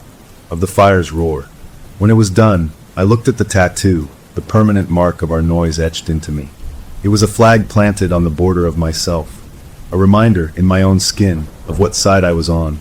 That night, I slept deeply and dreamlessly for the first time in weeks. The quiet had made its offer. I had given my answer, in a language it understood, a permanent, painful alteration. A scar of sound. The subtle hook came a few days later. My son noticed the tattoo. He traced the line with his small finger. "What's this, Daddy?" "It's a picture of a very brave sound," I said. He studied it, his head tilted. "It looks like a mountain, or a wave." Then he looked up at me, his eyes clear and curious. "Can sounds have shapes?" "I think they can," I said. "I think this one does." He nodded, satisfied, and ran off to play. Later, I was washing dishes, looking out the window at the backyard. My son was on the swing, going higher than usual, but he was laughing, shouting for me to watch. The tattoo on my arm itched a little, a faint, warm reminder. I had fortified my mind. I had drawn a line in the sand of my own psyche. The quiet had retreated from this new, more personal border. For now. But as I watched my son swing, his silhouette against the bright sky, I understood the new reality. The war wasn't over. It had just moved inward. The battlefield was no longer a lakeside cabin or my son's consciousness. It was in the quiet moments of my own thoughts, in the space between heartbeats, in the natural human longing for rest. I had an enemy that knew how to wait, and how to make waiting look like a gift. I had my tattoo, my family, my noise, and I had the certain knowledge that the quiet was patient, and it never, ever forgot a thing it wanted. The year that followed was the sweetest of our lives, precisely because we knew how fragile the sweetness was. We didn't take a single laugh, a single slammed door, a single barking fit from our old dog for granted. My tattoo became a part of me, a conversation starter I'd deflect with a joke, a personal monument to a war no one else could see. My son grew like a weed, his memories of the lake softening into the hazy, strange recollections of early childhood. He still loved the water, but he preferred crowded pools with slides and fountains. Our daughter remained blissfully, loudly unaware, her world one of friendship bracelets and soccer games. Our dog's muzzle grew more gray, and he moved a little slower, but his eyes were clear and his tail still thumped a steady rhythm of contentment against the floor. The quiet, it seemed, had honored our agreement. The dream stopped. The whispered notes in my mind ceased. We sold the cabin, my sister understanding with a sympathetic look, that we just couldn't go back there. We used the money to build a big, screened-in porch on our house, a place to hear the summer bugs and the neighbors living their lives, a fortress of familiar sound. We were healing. We were winning. Then, on a perfectly ordinary Tuesday in October, our dog died. He didn't die in a dramatic way. He was old. His heart, the vet said, just gave out. He went to sleep on his favorite couch cushion one afternoon and didn't wake up. The grief was profound and simple, the kind that comes from losing a beloved member of the family. We cried, we buried him in the backyard under the old oak tree. We told stories about his goofy puppyhood, his bravery, his loyalty. My son took it the hardest. The dog had been his silent guardian, his anchor through the storm. For days, our boy was subdued, spending hours sitting by the oak tree, not talking, just being there. We gave him space to grieve. It was a human grief, a natural grief. But in the wake of the dog's passing, I felt the balance of our home shift. A certain frequency had gone out of the world. The dog's bark, his whines, the click of his nails on the floor, the sound of his contented sighs. All were gone, leaving a new kind of quiet in their place. Not the hungry quiet of the lake, but a sad, empty quiet. A quiet that made room. About a week after the burial, I came home from work to find my son in the backyard again, not by the oak tree, but by the old swing set. He was perfectly still, just staring at the seat of the swing as it moved gently in the autumn breeze. "You okay, champ?" I asked, joining him. He didn't look at me. I was thinking about how he used to chase me when I swung. He'd bark and try to catch my feet. He smiled a little, but it was a sad smile. "It's really quiet now." The word in his mouth, in this context, sent a tiny cold trickle down my spine. "Yeah," I said carefully. "It is. We miss him." My son finally looked at me, his eyes older than his years. "The quiet isn't so bad, Dad. When it's just a memory quiet, it's kind of peaceful." He said it without any double meaning, without any hidden resonance. He was just a boy missing his dog, but the trickle in my spine became a stream. The quiet had found a new door, not through fear or manipulation, but through loss. Through an absence we all felt. It was respecting the letter of our agreement. It wasn't attacking, it wasn't possessing. It was just present in the space our dog had left behind, offering its version of comfort. That night, for the first time in nearly a year, I had a dream. I was standing in our backyard. It was twilight. My son was on the swing, going gently back and forth. Under the swing, where the dog would have lain, the shadow was deeper, thicker. And from that patch of ground, a small, smooth, dark stone pushed up through the grass, like a mushroom after rain. It was the same sphere from my earlier dream, the marble of quiet. My son stepped off the swing, picked it up, and held it in his palm, looking at it with curiosity, not fear. I woke up with a gasp, not from terror, but from a deep, aching sense of inevitability. The quiet hadn't broken our deal.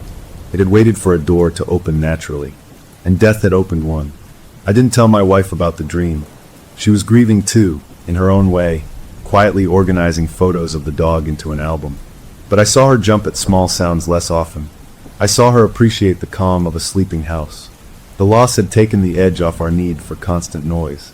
We were all, in our way, getting used to the new quiet. A month passed. The sharp pain of loss softened into a dull ache. We started talking about maybe getting a puppy in the spring. Life was moving on. Then the small things began.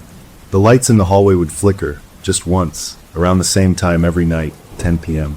The old battery-powered clock in the kitchen, which had stopped working years ago, suddenly started ticking again, a slow, steady, mechanical sound that was oddly comforting. A potted plant in the living room that had been dying for months suddenly sprouted new, deep green leaves. These were not scary things. They were neutral, even slightly positive. But they were changes. They were adjustments to our environment. It felt like the house itself was settling into a new, quieter rhythm. One evening, my son asked if he could have a fish tank again. This time, he didn't want the black fish. He wanted a single, large, slow-moving goldfish. One that just floats, he said. Something calm to watch. We got him the tank, a small one for his room. He named the goldfish Bubbles. He would sit for long periods, watching it drift in its silent, watery world. The tattoo on my arm itched sometimes when I watched him watch the fish. The quiet was no longer a hunter. It was a gardener, patiently tending the soil of our lives, planting seeds of stillness. My wife began practicing meditation. She said it helped with the stress of work, with the sadness. She'd sit in the living room in the morning, eyes closed, seeking peace. I supported her. It was healthy, but I noticed the house was most still during those times, as if holding its breath with her. The quiet was weaving itself into our routines, into our coping mechanisms. It was making itself useful. The final test came on a snow day in January. A blizzard had blanketed the world, muffling all sound. The power went out. The familiar hum of the furnace, the fridge, the electronics, all gone. We were plunged into a profound, natural quiet, broken only by the howl of the wind outside and the crackle of the fire I built in the fireplace. We gathered around it, wrapped in blankets, the four of us. We told stories by firelight. We roasted marshmallows. It was beautiful, family bonding at its best. My son snuggled against me. "This is nice," he murmured, his eyes on the flames. "It's like camping, but safer." He was right. It was nice. The quiet of the snow, the intimate circle of firelight, it wasn't threatening. It was lovely. And that was the most dangerous thing of all. As the fire died down to embers, my wife and daughter fell asleep on the couch. My son was dozing in my arms. I looked around our living room, at my sleeping family, at the soft, dancing shadows, at the serene white world outside the windows. The old, frantic need to make noise, to fight the quiet, was gone. In its place was a deep, weary acceptance. A thought, clear and calm, formed in my mind, and I couldn't tell if it was my own or not. This is enough. This is peace. You have earned your rest. It was so tempting to just stop, to accept the quiet not as an enemy, but as a reward for a battle hard fought. To let this soft, snow-muffled serenity be the new normal. I looked down at my son's peaceful face. I thought of the dog under the oak tree. I thought of the long, loud struggle. My eyelids grew heavy. The embers pulsed like a slow, red heartbeat. Then a memory surfaced, not of screaming or fear, but of a simple, loud moment. My son's 8th birthday party, just a few months ago, in this very room. A dozen kids, the shriek of unwrapping presents, the dog barking crazily at the balloons, my wife laughing so hard she snorted, the cacophony of pure, undiluted joy. That noise was life. That noise was love. It was messy and exhausting and perfect. The quiet, even this beautiful snowy quiet, was the absence of that.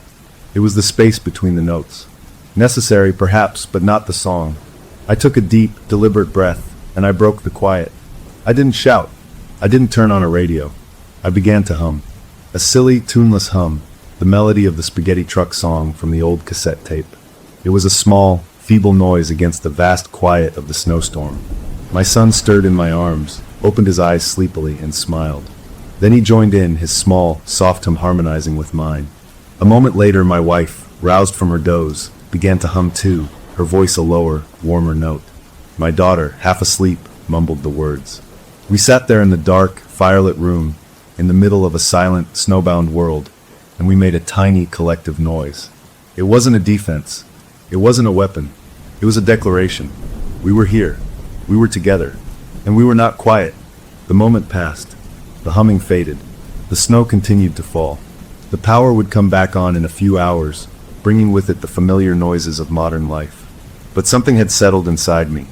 I understood now that the border wasn't a line on a map or a deal struck in the night. It was a daily choice. A choice to hum in the dark.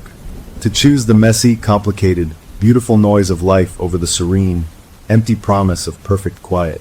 The war would never be over because the temptation would always be there, in moments of grief, of tiredness, of peace. The quiet was patient, and it was clever. It could wear the mask of comfort, of solace, of rest. Our dog was gone. A piece of our noise was gone forever. But we were not. We had each other. We had our memories, loud and bright. And we had the choice, every single day, to fill the spaces left behind with something warmer than silence. I looked at my family, their faces glowing in the ember light, and I knew the answer to the question the quiet had asked me long ago. Why fight? Because this, right here, this fragile, humming, imperfect circle of light in the dark, was worth every second of the fight. The snow would melt. The sun would come out. The world would get loud again. And we would be ready not with fear, but with the simple, enduring noise of a family choosing, again and again, to be alive. The quiet was out there, and it would always be waiting. But for now, in this room, we were wonderfully, defiantly loud. Story number 4. Alright, here goes nothing. My name is Sarah, and I've been the voice on the other end of a 911 call for 10 long years. You think you get used to it, the chaos, the crying, the sheer panic that leaks through the phone line, but you don't, not really. You just get good at building a wall between you and it.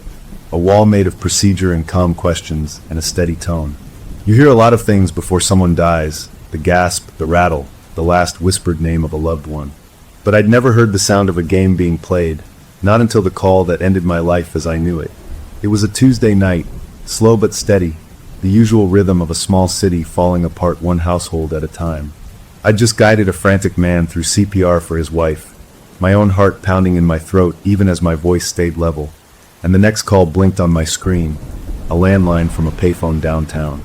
I took a sip of cold coffee, clicked answer, and said the words I'd said a million times.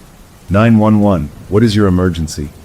There was nothing at first, just that peculiar hollow sound of an open line, the kind of empty that feels full of something waiting.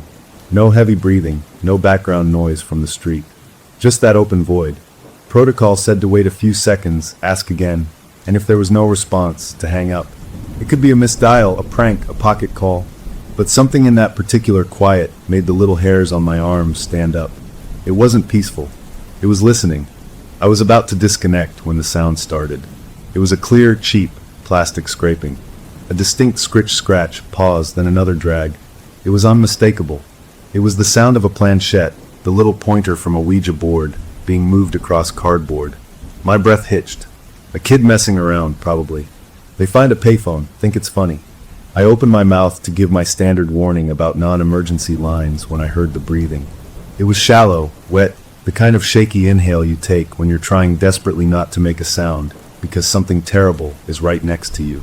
It was a child, a little girl, I was sure of it, and she was terrified. Before I could speak again, she whispered. It wasn't a word, it was a letter. N, then a number. 3, another letter. W, another number. 8. The scraping sound kept a steady, awful rhythm underneath her trembling voice. She was spelling out map coordinates. This wasn't a prank. This was a child somewhere dark and scary, being forced to recite something. My fingers were already moving, my professional autopilot kicking in even as my personal mind recoiled. I typed the letters and numbers as she whispered them, my keyboard clacking loudly in my quiet booth. The mapping software pulled it up, the blue dot landing on a satellite view. It zoomed in from a wide view of the county, tightening down to our city, then to the western suburbs, to a familiar patchwork of streets and cul-de-sacs. My stomach dropped. It kept zooming. The blue dot settled, with that weirdly perfect precision GPS sometimes has, not on a road or a building, but in the exact center of a wooded lot. A vacant, overgrown plot of trees and brambles. The lot directly behind my own backyard fence. I stared. That wasn't possible. Payphones don't transmit GPS data. The system has a margin of error, sometimes a big one. This had to be a coincidence, a 1,000,000-to-1 glitch. The little girl's voice broke through my shock. Please, she whispered, the word barely a puff of air. He says you have to come. The scraping stopped. Who says? I asked, my voice tighter than I meant it to be. Who is with you? A new sound came then, not from her, but from the phone itself, as if it had been placed on a surface. A low, guttural rasp, not quite a voice, more like stones grinding together in a wet throat. It spoke a single sentence, and the words didn't match the movement of the sound. They were out of sync wrong. We are in the walls, Sarah. And the line went dead. I sat there, the dial tone buzzing in my ear like an angry insect. My own name. It knew my name. The call log on my screen showed 2 pieces of data side by side. The origin point, the payphone downtown, its address blinking innocently. And the mapped coordinates, the ones the child had whispered, the ones that pinned to my backyard. 2 locations, miles apart, connected by one impossible phone call. My hands were shaking. I should report this. I should call my supervisor, file a weird call report, maybe even dispatch a car to check that payphone. But my name. It said my name. If I reported this, it would become a thing, an incident. They'd ask questions I couldn't answer. They'd hear the recording of that voice saying my name. A cold, slick feeling of being personally targeted washed over me, erasing 10 years of professional distance in an instant. This wasn't a random emergency. This was a message. For me. I did the only thing my training would allow me to do that felt safe, that felt like I was still in control. I initiated a trace on the landline, a deeper, slower process than the instant map ping. It would take a while, but it might tell me more about that payphone's line. Then, acting purely on a dread I couldn't name, I pulled up the property records for my own home, for the vacant lot behind it. I compared the coordinates from the call to the surveyor's map on file. They weren't just close. They were a perfect match. The center of that lot, according to the city, was exactly where the blue dot had landed. The coffee in my stomach turned to acid. I looked at the clock. My shift ended in 20 minutes. My spouse was away on a business trip. The house would be empty, dark, and quiet. And something had just called me from a payphone downtown to tell me it was in the walls of the place I was about to go home to. The weight of the decision pressed down on me. Do I go home? Do I call the police to meet me there? What would I even say? Hi, I got a creepy call from a kid and a monster, and I think it's at my house. They'd think I was cracking from job stress. Maybe I was. The trace on the payphone line finished its cycle, and a result popped up. It was a standard municipal line, last serviced 2 years ago. No red flags, but in the subdata, the notes field, was a single dry line entered by a technician after a routine check. Line active. Static anomaly noted, source undetermined. Audio feedback resembles archived recording. Archived recording of what? I closed the screen, my mind racing. I had to go home. I had to see it, to prove to myself that my house was just my house, that the woods were just woods, that the sound was a prank, the coordinates a fluke, the voice a trick of a stressed mind. I logged out, gathered my things, my movements slow and deliberate, like I was moving through deep water. The drive home was a blur of familiar streets seen through a new, frightening lens. Every shadow between streetlights seemed deeper. Every parked car looked like it held someone watching. I pulled into my driveway, the headlights washing over my front door, which seemed suddenly like the entrance to a cave. I sat in the car for a long time, engine off, listening to the tick of the cooling metal. My safe place. My sanctuary. It looked the same. The porch light was on, just like I'd left it. The flower pots by the steps were the same, but it felt different. It felt like a place I was visiting for the first time, a place with secrets. I finally made myself get out, walked to the door, key in hand. The key slid into the lock with a normal, solid click. I pushed the door open. The hallway was dark. I flicked the switch, and light flooded the entryway. Everything was in its place. The coat rack, the little table for mail, the photo of us on the beach. Normal. So completely normal. I let out a breath. I felt like I'd been holding for hours. See? It was in your head. Job fatigue. An overactive imagination fueled by a creepy call. You're safe. I walked through the living room into the kitchen, turning on lights as I went. I poured myself a glass of water, my hands finally steadying. I would take a shower, go to bed, and in the morning, it would all seem silly. I was just about to head upstairs when I heard it. A tiny sound from the living room I'd just left. A soft, plastic scratch, then another. My blood turned to ice. I stood frozen, the glass of water in my hand feeling like it weighed 100 pounds. It was the same sound, from the first call, inside my house. It came from near the fireplace, from the shelf where we kept board games. I forced my legs to move, one step at a time, back into the living room. The shelf looked undisturbed. Monopoly, Scrabble, a deck of cards. And at the end, the old box my cousin had left behind years ago and never reclaimed. The box with the Ouija board in it. The planchette was supposed to be inside, tucked under the board. But the box lid wasn't quite closed. A corner of it was flipped up. And as I watched, too afraid to move, the box lid trembled. Just once. As if something inside had just settled down, gone to sleep, now that I was finally home. The chapter of the strange call was closed. The immediate panic was over. But as I stood there in my silent living room, staring at that slightly open box on the shelf, a single, quiet question echoed in the new and terrible silence of my own home. What, exactly, had I just let in? I stood there in my living room for what felt like an hour, but was probably only a minute, staring at that game box with the flipped-up lid. My whole body was locked up, like my brain had sent out an alarm, and every muscle had decided to freeze solid. The sound was gone now. The house was just a house again, quiet in the normal way a house is quiet at night with the fridge humming and the floorboards settling. But that little open corner of the box lid was a scream in the normal quiet. It was proof I hadn't imagined the sound. Something had moved in there. I wanted to walk over, slam the lid shut, and throw the whole box into the outside trash can. But my feet wouldn't move. What if I touched it? What if opening it was what it wanted? A crazy thought, but after that phone call, every thought felt a little crazy. I backed away slowly, never taking my eyes off the shelf, until I was in the kitchen doorway. I needed a system. I needed procedure. That was my armor. So I did what I was trained to do. I went to the landline phone on the kitchen wall, the old one we kept for power outages, and I dialed 911. Not from my work headset, but from my home phone, like any other scared citizen. When the dispatcher answered, a woman I knew from the day shift, I used my calm, professional voice, the one I used on calls. "Hi, this is an off-duty operator at my home address," I said, giving my street name and number. "I'm requesting a patrol car for a suspicious circumstances check. I heard what sounded like an intruder in my home. I'm alone and I've secured myself in the kitchen, but I'd like an officer to clear the residence." It was a lie, but it was a good lie, the kind that gets a fast response. I didn't mention the phone call from the payphone. I didn't mention the whispering child or the voice that knew my name. I definitely didn't mention a talking board game. Those things would get me a wellness check, not a badge. I needed cops with flashlights and guns checking closets, not someone asking me how much sleep I'd been getting. The dispatcher confirmed my address and said a car was on the way.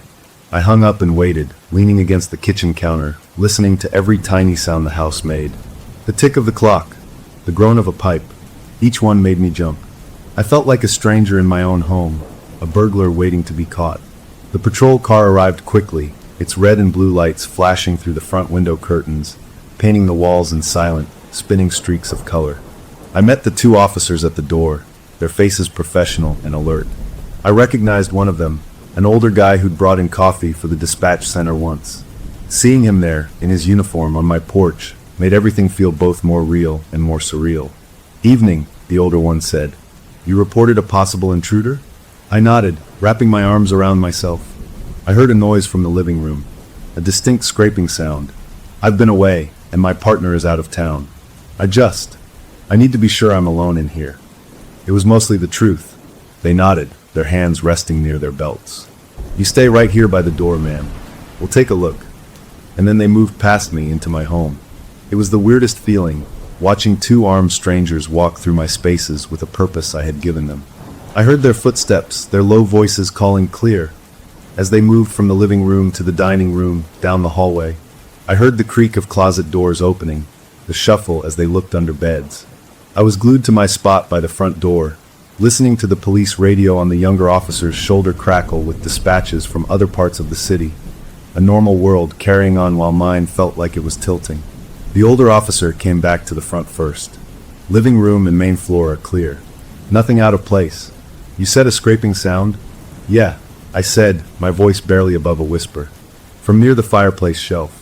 He walked back over to it, shined his light along the books and games. My heart was hammering against my ribs.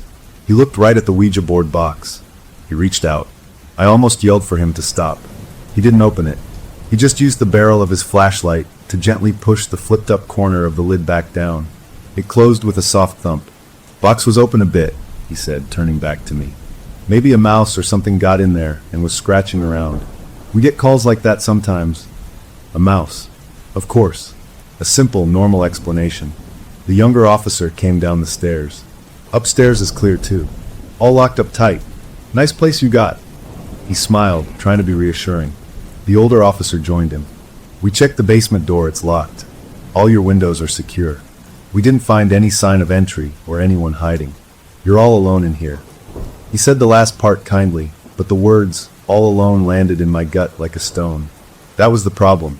I was supposed to be all alone. "Thank you," I managed to say. "I'm sorry to bother you. It was probably just the house settling and my nerves." "No bother at all," the older one said. "Better safe than sorry. You have a good night. Call us if you hear anything else." They tipped their hats and walked out, their car door shutting with solid thunks before the engine started, and they pulled away, the flashing lights disappearing down the street. I closed and locked the front door, then leaned my forehead against the cool wood. See, the professionals had cleared my house. They'd found nothing. The open box was a mouse, or the lid was just warped. The sound was an old house groaning. The phone call was a sick, coordinated prank by someone who knew where I lived. It was all over. I was safe. I made myself walk back into the living room. The shelf looked perfectly normal. The game box lid was flat and closed. I walked through the entire house again, turning on every single light, flooding every corner with brightness. I looked in every closet, behind every shower curtain, under every bed. Nothing. The house was empty. Just me. The tension in my shoulders began, slowly, to unravel. The officers were right. It was my nerves, my job stress, a perfect storm of weird events that my tired brain had stitched together into a nightmare. I needed sleep. I went upstairs to my bedroom, changed into pajamas, and got into bed. I left the hallway light on, and my bedroom door open a crack, something I hadn't done since I was a kid. The familiar comfort of my own bed, my own pillow, started to pull me down towards sleep. My mind began to drift, the sharp edges of the night softening. Then my cell phone, charging on the nightstand, buzzed. Not a call, a notification. I fumbled for it, the screen blinding in the dark room. It was an alert from my home security system. We had basic sensors on the doors and windows, mostly to scare off burglars. The alert read, "Front door open." My blood went cold. I was upstairs. The front door was locked. I just checked it. I sat bolt upright, listening. No sound of the door opening. No footsteps. I pulled up the live feed from the security camera that pointed at the front porch. The video loaded. It showed my closed, locked front door from outside. Nothing. The log said the door had been opened 10 seconds ago. But the camera showed it closed. A system glitch. It had to be. My phone buzzed again. Another alert. Back door open. Then a third. Basement door open. They came in a rapid cluster, one after another, as if someone was walking through my house opening every single door. My heart was a frantic drum in my chest. I was out of bed now, standing in the middle of my room, clutching the phone. This wasn't nerves. This was the system. My system. Being triggered. I waited for the next one, for a motion sensor inside the house to go off. It didn't. The alert stopped. The house was quiet again, but the alerts were still there on my screen, a digital record of doors opening that hadn't moved. I had to check. I couldn't just hide up here. I grabbed the heavy metal flashlight from my nightstand, the one my partner kept for, just in case, and crept out into the hallway. The lights I'd left on blazed, showing me an empty path downstairs. I moved slowly, each step careful, listening so hard my ears hurt. I reached the first floor. The front door was shut and locked, the deadbolt firmly in place.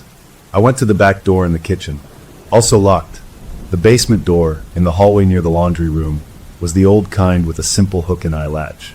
It was latched, all closed, all secure, just like the officers had left them, just like I had left them. A wave of exhaustion, deeper than any tiredness I'd ever felt, washed over me. The system had glitched. That was all. A coincidence. A faulty circuit board sending phantom signals. I trudged back upstairs, my fear now dulled into a kind of numb resignation. I got back into bed, placing the flashlight within easy reach. I closed my eyes, telling myself to sleep, that everything was okay, that the world was normal, and I was just a tired person with an overactive imagination. Just as I was about to drift off, a sound pulled me back. It wasn't a scrape. It wasn't a door opening. It was a voice. It came from the baby monitor on my dresser, the one we'd used years ago and never quite got around to throwing out. It was turned off, but from its little speaker came a clear, crisp, digital whisper. It was the little girl from the payphone call, and she said only 3 words, her voice perfectly clear and close, as if she was standing right next to my bed. "We're inside now." Then the monitor's power light, which had been dark, flickered once and went out. I didn't move. I didn't breathe. I just lay there in the bright light of my own bedroom, the flashlight cold in my hand, staring at the dead plastic shell of the baby monitor. The police had left, the house was secure, and every logical explanation had been used up. The immediate crisis of the night was over, but as I lay there utterly alone, a terrible new understanding dawned on me. The problem was never about doors being locked. It was about something that didn't need to use them at all. And the only question left was what it planned to do now that the professionals had officially declared the house empty. For a long time after the baby monitor spoke, I just lay there in bed, stiff as a board, staring at the ceiling. My mind felt like a computer that had too many windows open and had finally just frozen. The part of me that was a 911 operator was screaming about impossible things, about audio feedback and pranks, and how baby monitors pick up signals from other devices sometimes. But the part of me that was just a person lying alone in a big, dark house knew better. That voice hadn't been fuzzy or full of static. It had been crystal clear, like someone was speaking right into the microphone. "We're inside now." I must have finally fallen asleep out of pure exhaustion, because the next thing I knew, gray morning light was filtering through the blinds. I was still in my clothes from the night before, the flashlight curled in my hand. For a second, everything felt normal. Then I remembered, and the whole awful weight of it settled back onto my chest. I got up, my body aching, and did the only thing that felt like a normal morning thing to do. I made coffee. The routine of it, the smell of it, was a tiny anchor to the real world. As it brewed, I walked through the house again in the daylight this time. Nothing was out of place. The game box was still closed on the shelf. The doors were all locked. It looked exactly like my home, but it didn't feel like it. It felt like a museum of my life, a carefully constructed set where something else was hiding just behind the scenery. I needed to talk to someone. I couldn't call my partner. They were already worried about work stress, and telling them I was being haunted by a ghost in the telephone lines would just make them panic, or worse, think I was having a breakdown. I thought about calling the officer from last night, but what would I say? Hey, your all clear was wrong. The ghost told me so through a baby monitor. He'd have to report it, and then I'd be dealing with my boss and maybe a mandatory psych eval. I was trapped. I was alone with this thing. The coffee was ready. I poured a cup and sat at the kitchen table, my work phone and my personal phone sitting side by side in front of me like two choices. I picked up my personal phone. Maybe I could look up the payphone number, see if there was any news about vandalism there. As I tapped the screen to wake it up, it buzzed in my hand. A new text message. The sender was listed as unknown. The message was just a string of numbers and letters. I recognized it instantly. It was the same GPS coordinate from the first call, the one for the woods behind my house. My mouth went dry. How? This was my personal cell. It wasn't connected to the 911 system. Nothing should be able to send me that data. I stared at the string of characters, and as I did, they seemed to shimmer and change on the screen. No, they were being replaced. One by one, the letters and numbers deleted themselves, as if an invisible cursor was backspacing. Then new words typed themselves out, letter by letter, right in front of my eyes. Wrong walls. That's all it said. Wrong walls. What did that mean? The walls of my house? The phone felt hot and dangerous in my hand. I dropped it onto the table like it was a spider. It landed face up, and the screen went dark. A second later, the old landline phone on the kitchen wall began to ring. The sound was so shockingly loud in the morning calm that I jumped, spilling hot coffee across the table. The ring was the old-fashioned mechanical kind, a jangling metal bell that seemed to vibrate the whole kitchen. It shouldn't have been able to ring. We kept it plugged in for emergencies, but the ringer was turned off. We hadn't heard that phone ring in years. I didn't move. I just watched it, my heart trying to punch its way out of my chest. It rang a second time, a long, shrill demand. Answering it felt like the worst idea in the world. But not answering it felt like letting it win, like letting it scare me without even showing its face. On the third ring, I stood up. My legs were shaky. I walked over to the wall, my hand hovering over the receiver. The voice in my head that was all training said, "Do not engage with a hostile caller. Hang up immediately." But this wasn't a normal caller. This was something that knew my name, knew my address, and was texting my personal phone. I had to know. I picked up the receiver. I didn't say hello. I just held it to my ear. What I heard wasn't a voice. It was noise. A chaotic, overlapping swirl of sound. I heard keyboard clicks, fast and frantic. I heard the beep of a radio being keyed. I heard other voices, muffled, talking about a car accident and a possible heart attack. I heard my own voice, distant but clear, saying, "Trace the call now." It was the sound of my 911 call center. It was a perfect, clear recording of the exact moment I took that first call about the whispering girl. The sounds played on a loop, a snapshot of my own professional hell. Then, cutting through the recorded chaos, as clean and sharp as a razor, came the little girl's whisper again, but different this time. There was no static, no trembling fear. It was calm and close, like she was right there in the kitchen with me, her lips almost touching the phone. "Wrong walls," she whispered, and the line went dead. I stood there, the dial tone buzzing in my ear again. My whole body was trembling. It wasn't just listening, it was recording. It had been in the system with me, a silent observer at my shoulder, capturing everything. And it was playing it back to me now, from inside my own home. I slammed the receiver down. I had to do something active, something that proved I still had control. I grabbed my cell phone and called the landline company. I got a customer service robot, and I punched buttons until I got a real person. I tried to sound normal. "Hi, I'm just checking the activity on my home landline for the last 24 hours. Have there been any incoming calls? The woman on the other end was cheerful. She put me on hold, then came back. I've checked your account, ma'am. Your line has had no incoming or outgoing calls for the last 3 weeks. The last activity was a call you made to the weather service. Is there a problem? No, I said, my voice tight.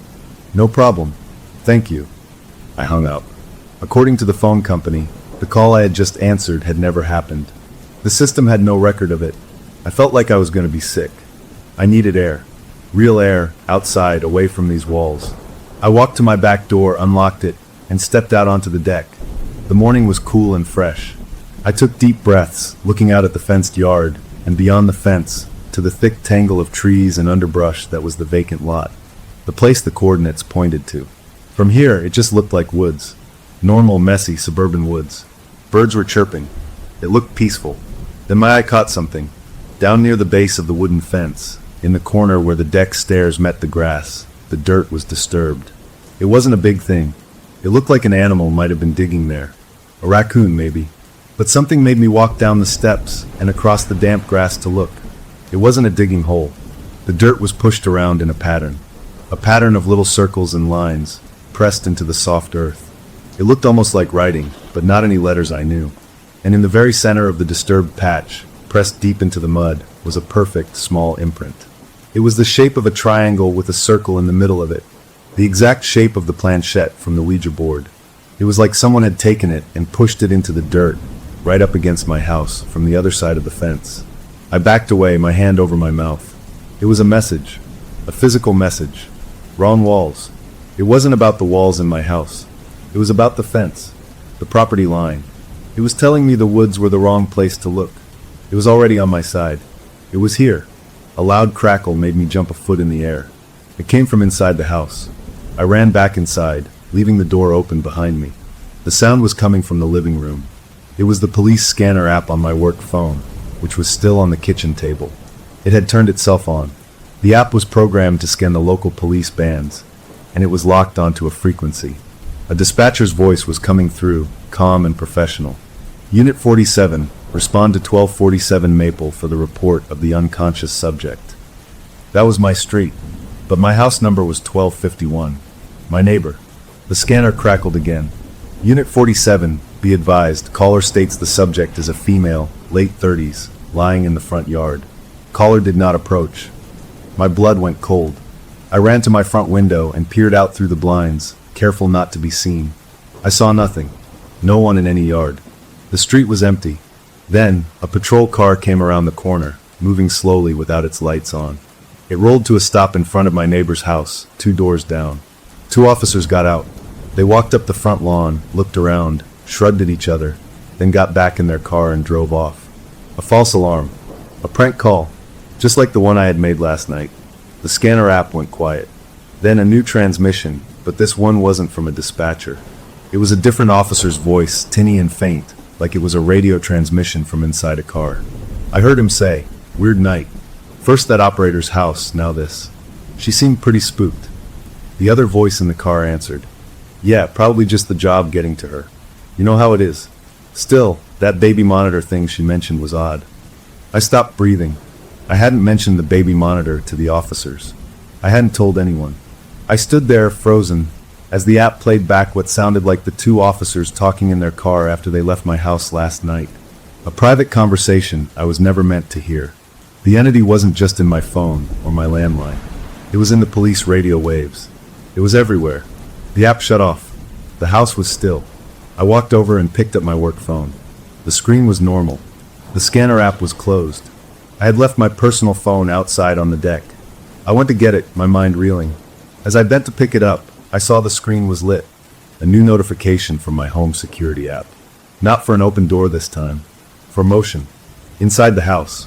The notification said, "Motion detected, living room, 9:14 a.m." I had been in the kitchen. The living room was empty. I looked at the live feed from the living room camera, a small one we had to watch the dog when we were out. The video showed my empty living room, sunlight streaming in. Nothing moved. But in the corner of the feed, in the lower right, was a timestamp. And as I watched, the timestamp flickered and changed. It rolled backward, from 9:14 to 9:13, then to 9:12. It stopped at 9:12, the exact time I had been standing outside looking at the dirt imprint. The system wasn't showing me a live view. It was showing me a recording from 3 minutes ago. And in that recording, as the clock hit 9:12, I saw it. On the shelf, the lid of the Ouija board box didn't just tremble. It lifted, just an inch, and then it settled back down. A puff of dust, visible in the sunbeam, floated out from under the lid. Something had moved inside the box, for sure, while I was outside. The entity had shown me its card. It had proven it could be anywhere it wanted. In my phones, in the police band, in my security system. It could show me the past, talk with stolen voices, and leave marks on my world. The immediate shock of the morning's attacks was over. The calls had ended. But as I stood there holding the phone with the proof on it, a cold, practical realization cut through my fear. This thing wasn't just trying to scare me.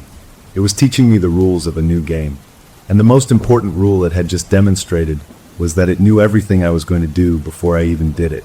The question now wasn't what it was. The question was, what did it want me to do next?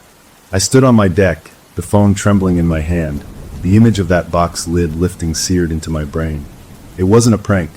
It wasn't a glitch. It was an announcement. A thing was in my house, moving my things, and it wanted me to know it. The fear that had been a cold, jittery feeling in my stomach hardened into something else, something hotter and sharper. Anger. This was my home. I had paid for it. I had painted the walls. I had planted the stupid flowers by the steps. This thing, this voice, this whatever it was, didn't get to just move in and start playing games with my life.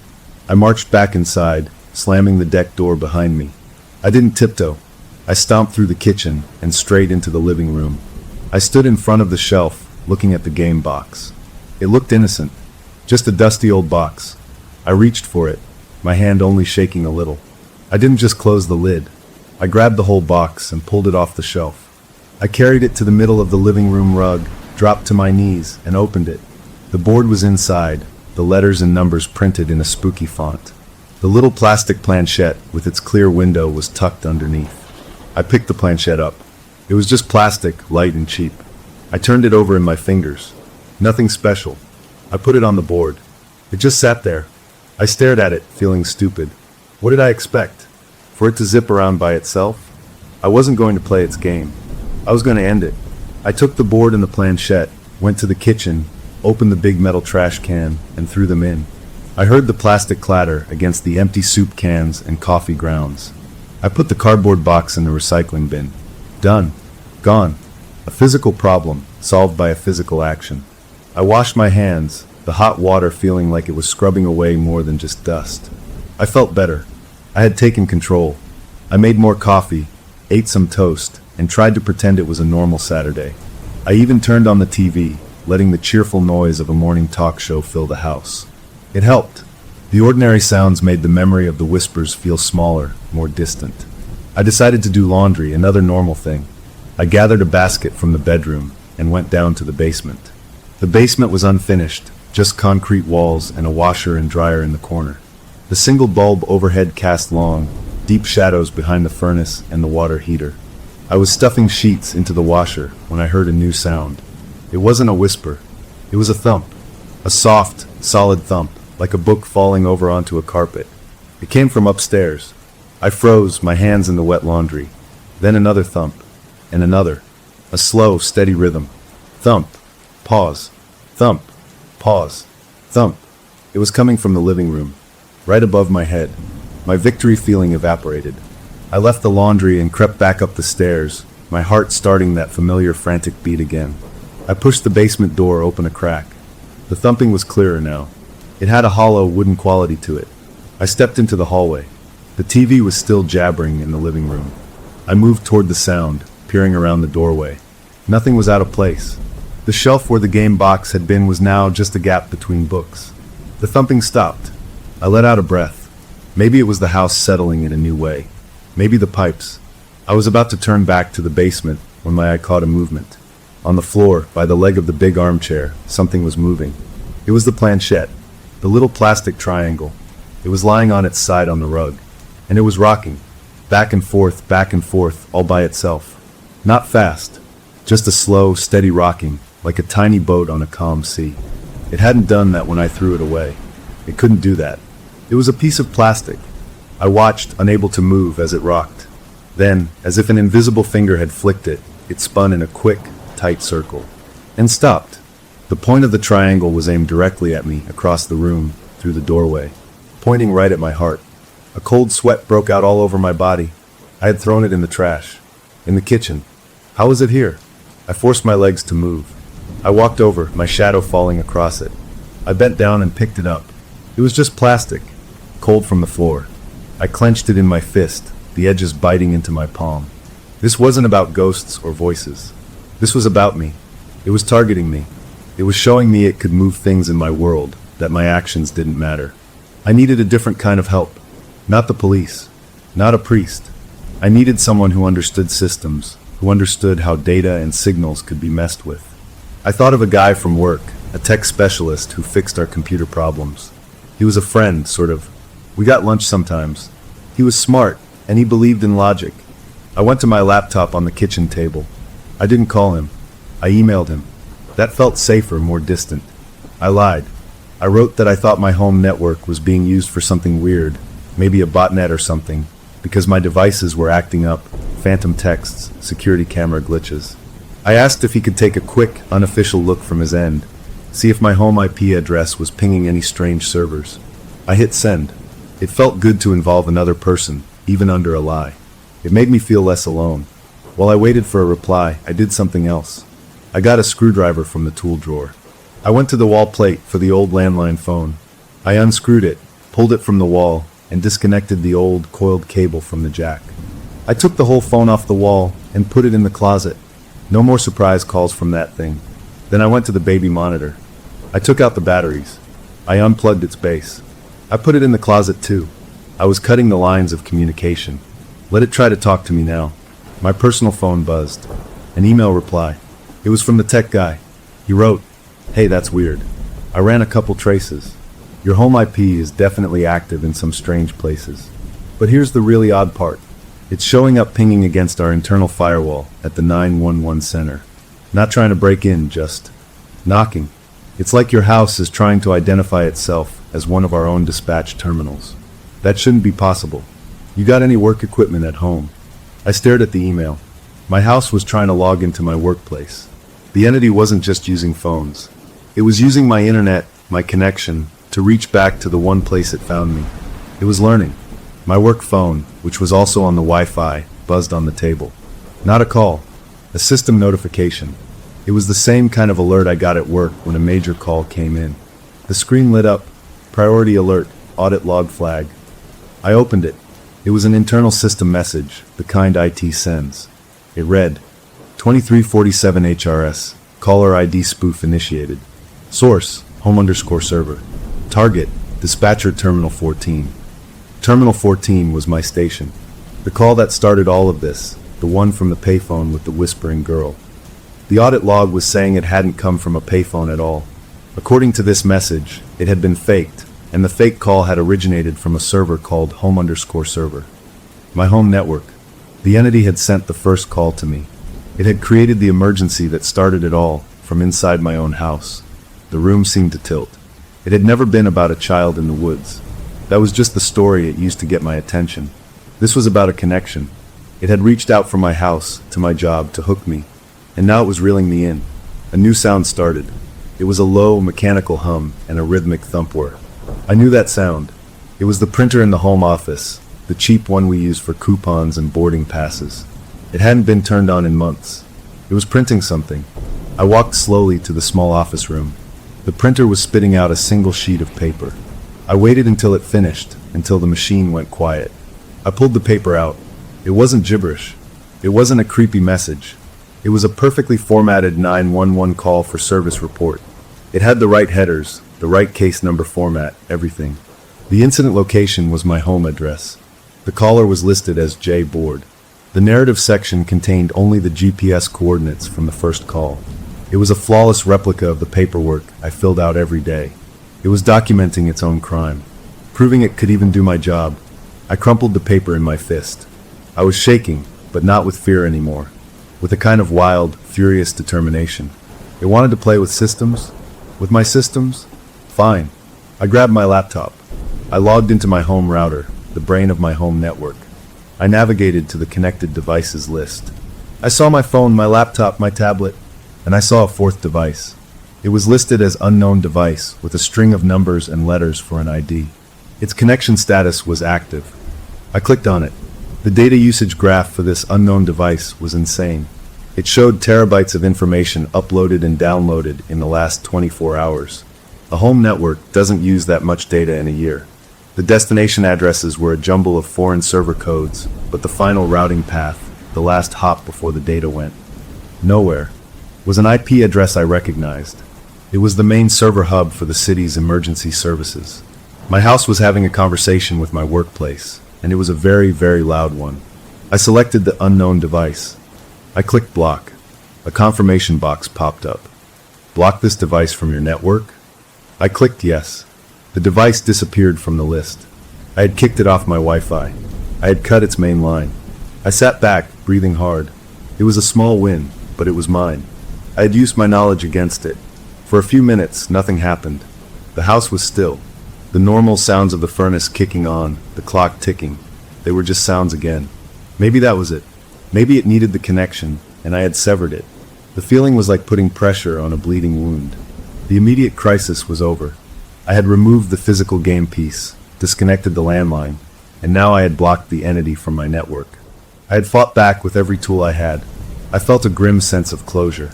I had reclaimed my territory, inch by inch. Then my laptop, which was sitting right in front of me, chimed. A calendar notification popped up in the corner of the screen. It was for an event titled Scheduled System Test. The location was listed simply as home. The time was sunrise tomorrow. I did not create this event. I had just won a battle, pushing the invader back to the edges. But as I stared at that calendar alert, a chilling new understanding dawned. It hadn't been defeated. It had just been setting up. And it had just sent me an invitation for the main event. The calendar alert sat on my screen, blinking innocently. Scheduled system test. Sunrise tomorrow. Home. It felt like a taunt. I had blocked it from the Wi-Fi, thrown away its toy, unplugged its phones. And it had just shrugged and sent me a meeting reminder. Like my rebellion was just part of the schedule. The anger came back, but it was a tired anger now, mixed with a deep, cold dread. Sunrise. That gave me a timeline. A deadline. I couldn't just sit and wait for it. I had to use the night. I started by doing the obvious thing. I deleted the calendar event. It vanished. 2 minutes later, a new notification chimed. The event was back. I deleted it again. It came back again. I turned off the calendar app's notifications. My email dinged. A calendar invitation from an unknown sender with the same event details. I blocked the sender. My work phone buzzed with the same alert. It was seeding itself everywhere like a virus. I couldn't delete it faster than it could copy itself. Fine. Let it have its stupid appointment. I had more practical problems. My partner was due to come home from their business trip tomorrow afternoon. I could not let them walk into this. I called them. They answered, sounding tired from their flight. Hey you, they said. Everything okay? I made my voice light normal. It was the hardest acting job of my life. Hey. Yeah, listen, something weird happened. A pipe in the basement wall sprang a tiny leak. Nothing major, but the water damage guys need to come in tomorrow morning to assess it. And they said the place is going to be a mess with fans and dehumidifiers all day.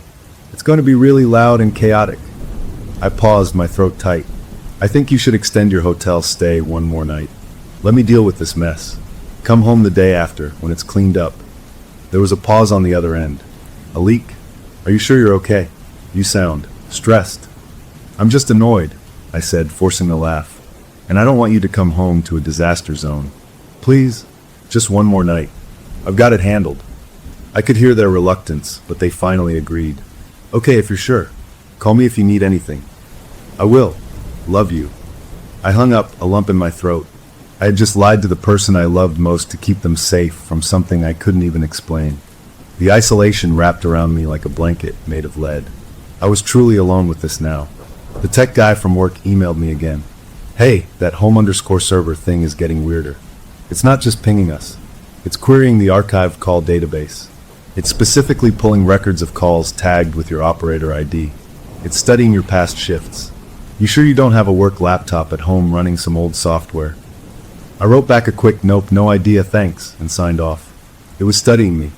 listening to my old calls, learning how I worked, what I said, how I sounded. The thought made my skin crawl. It was building a profile. Night fell. I didn't sleep. I moved through the house like a soldier preparing for a siege. I checked every window lock twice. I piled furniture in front of the basement door and the deck door. Not enough to block them completely, but enough to make a racket if something tried to push through. I put my biggest kitchen knife on the coffee table. It looked pathetic, but it made me feel a tiny bit less helpless. I sat in the living room in the dark, my back to a wall, facing the room and the hallway. I had my personal phone, my work phone, and the heavy flashlight. I waited. The hours dragged by. The house was quiet, but it was the active, listening quiet of a trap waiting to be sprung. Every creak was a footstep.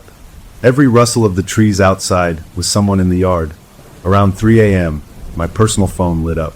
Not a notification. The screen just turned on by itself. It showed the home security app, but the live feed was glitched, a swirling, gray static. Then, a single line of text typed itself across the static, in the plain font of a system log. Initializing proximity protocol. The screen went black. A minute later, from the direction of the kitchen, I heard a new sound.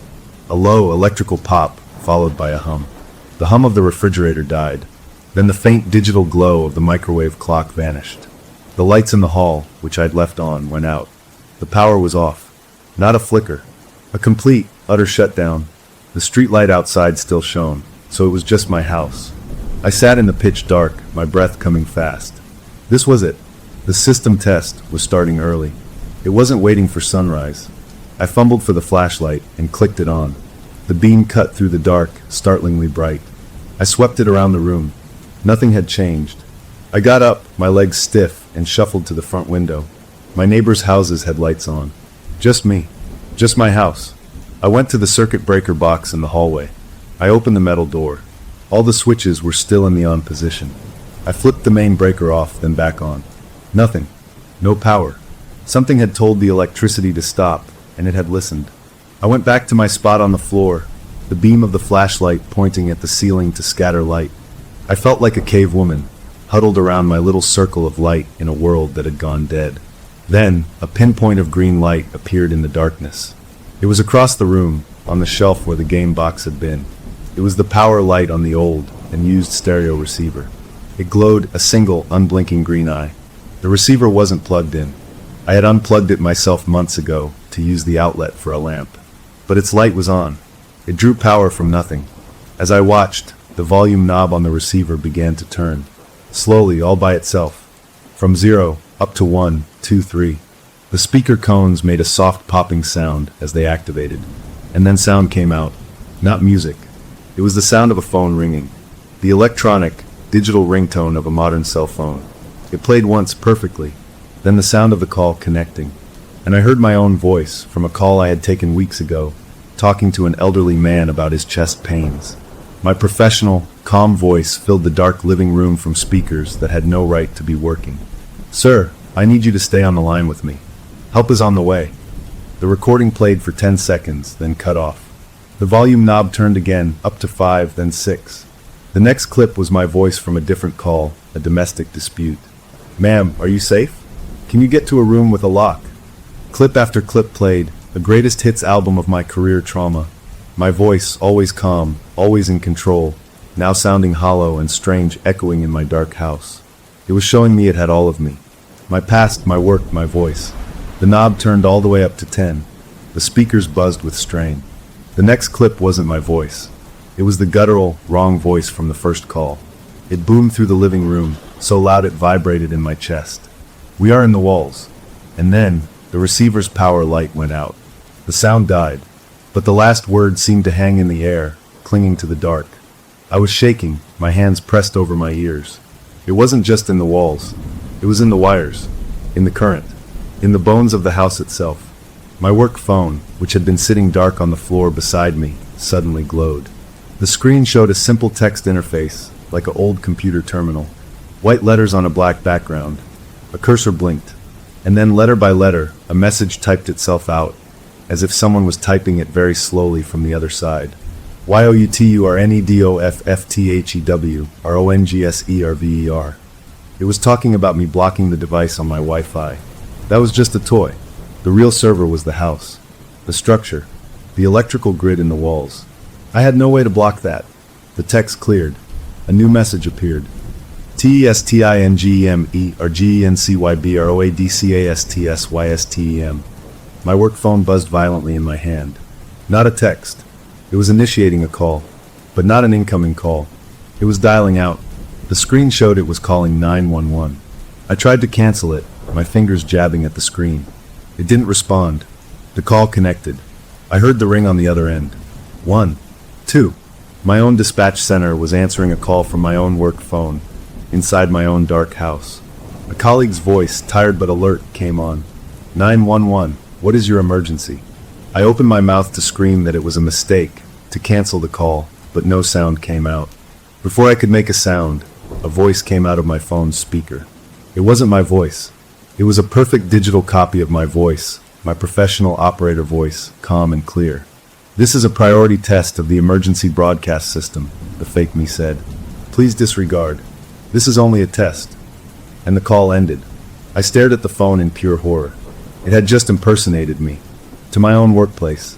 It had access to my phone's systems, my voice print, everything. It could call anyone, say anything, and it would sound exactly like me. The phone screen went back to the black terminal. A final message typed out. TESTCOMPLETE SYSTEMOPERATIONAL SUNRISECONFIRMED. And then the power came back on. The hallway lights blazed. The refrigerator kicked on with a loud hum. The microwave clock flashed 12 o'clock. The sudden return of normalcy was almost more frightening than the dark. It was showing me it could flip the world on and off like a light switch. The immediate, terrifying demonstration was over. The lights were on, the phones were quiet, the awful broadcast had ended. I sat there in the electric light, surrounded by my normal furniture, and I felt more disconnected from reality than ever. I had weathered the night's test. I had survived its show of power. But as the first pale hint of dawn began to bleed into the sky outside the window, I understood the closure of this chapter was a lie. The test wasn't for the system. It was for me. It was to prove to me, beyond any doubt, that it was in complete control. And the real event, whatever sunrise meant, was still to come. The only question left was whether I was the operator in this scenario, or just another part of the system being tested. The sun came up, a slow, gray light that did nothing to warm the cold feeling in my bones. I was still sitting on the living room floor, surrounded by the normal, sunlit clutter of my life. The knife was on the coffee table. The flashlight was dead in my hand. The test was over, but the house felt different. It felt charged, like the air before a lightning strike, humming with a purpose I couldn't see. I was waiting for the next move, my nerves stretched so tight they ached. I didn't have to wait long. Just after 7 a.m., a patrol car pulled up in front of my house. Not speeding, no lights. Just a slow, casual roll to a stop right at my curb. My heart, which had been pounding for hours, gave a painful extra thump. I went to the window and peered out. A young officer got out, adjusting their duty belt, looking up at my house with a mildly confused expression. They hadn't been here last night. This was someone new. This was the sunrise event. It wasn't a monster jumping out of a closet. It was the front doorbell ringing with a polite, normal ding-dong. I took a deep breath, trying to shove the wild, screaming fear down somewhere deep. I had to look normal. I smoothed my rumpled clothes, ran a hand through my hair, and went to answer the door. I opened it, the morning chill washing over me. The officer, a woman with a kind but professional face, gave me a small nod. "Morning, ma'am. We got a 911 call from this address about 20 minutes ago. A hang-up. The system auto-dispatched me for a welfare check. Everything all right in there? A call. From my house. I hadn't made it. The landline was disconnected in the closet. My cell phones were in my hands. But the system said my house had called. It was using my address like a phone number. I managed what I hoped was a confused, embarrassed smile. Oh gosh, no. Everything's fine. I'm so sorry. I'm an operator myself, over at dispatch. My home system's been glitching all night. Phantom security alerts, that kind of thing. It must have triggered a false auto dial. I am so sorry to have wasted your time. I was using my work credentials as a shield, trying to make us co-workers, to make this a minor technical snafu. Her face softened slightly, the wary tension easing. Hey, no problem. It happens. Especially with those old medical alert systems. You're sure you're okay? I'm sure, I said, my voice too bright. Just tired from the noise all night. Thanks for checking. I was about to close the door, to end this, when the radio clipped to her shoulder crackled to life. The dispatcher's voice was calm but urgent. All available units, respond to a child in danger report near the railroad tracks at the intersection of Maple and 3rd. Report of a small female child, approximately 5 years old, wearing a yellow sundress with blue flowers, wandering alone. Possible proximity to active tracks. Time is critical. The description punched the air out of my lungs. A yellow sundress with blue flowers. I had a photo in my hallway framed of my niece from 3 summers ago. She was wearing that exact dress. It was a unique dress, handmade by my sister. The officer's eyes flickered to mine, her professional focus already shifting to the new, real emergency. Gotta go, she said, already turning. You might want to get that system looked at. She jogged back to her car, her door slamming shut. I stood in my open doorway, frozen, as she sped off, her tires squealing slightly. The entity hadn't just called a cop to my door. It had created a perfect diversion.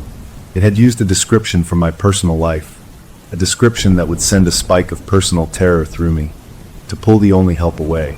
And it had done it over the official police radio. It wasn't just in my house. It was in their system. I watched the car disappear. The street was empty again. I was alone. But the move was so calculated, so viciously smart, that my fear crystallized into a single clear thought. I couldn't fight this alone anymore. I had to tell someone the truth. I had to make a witness. As the officer's car vanished, another thought struck me. She was going to the railroad tracks, the location of the original payphone. The entity was creating a scene at the exact place it had first pretended to call from. It was tying its story together.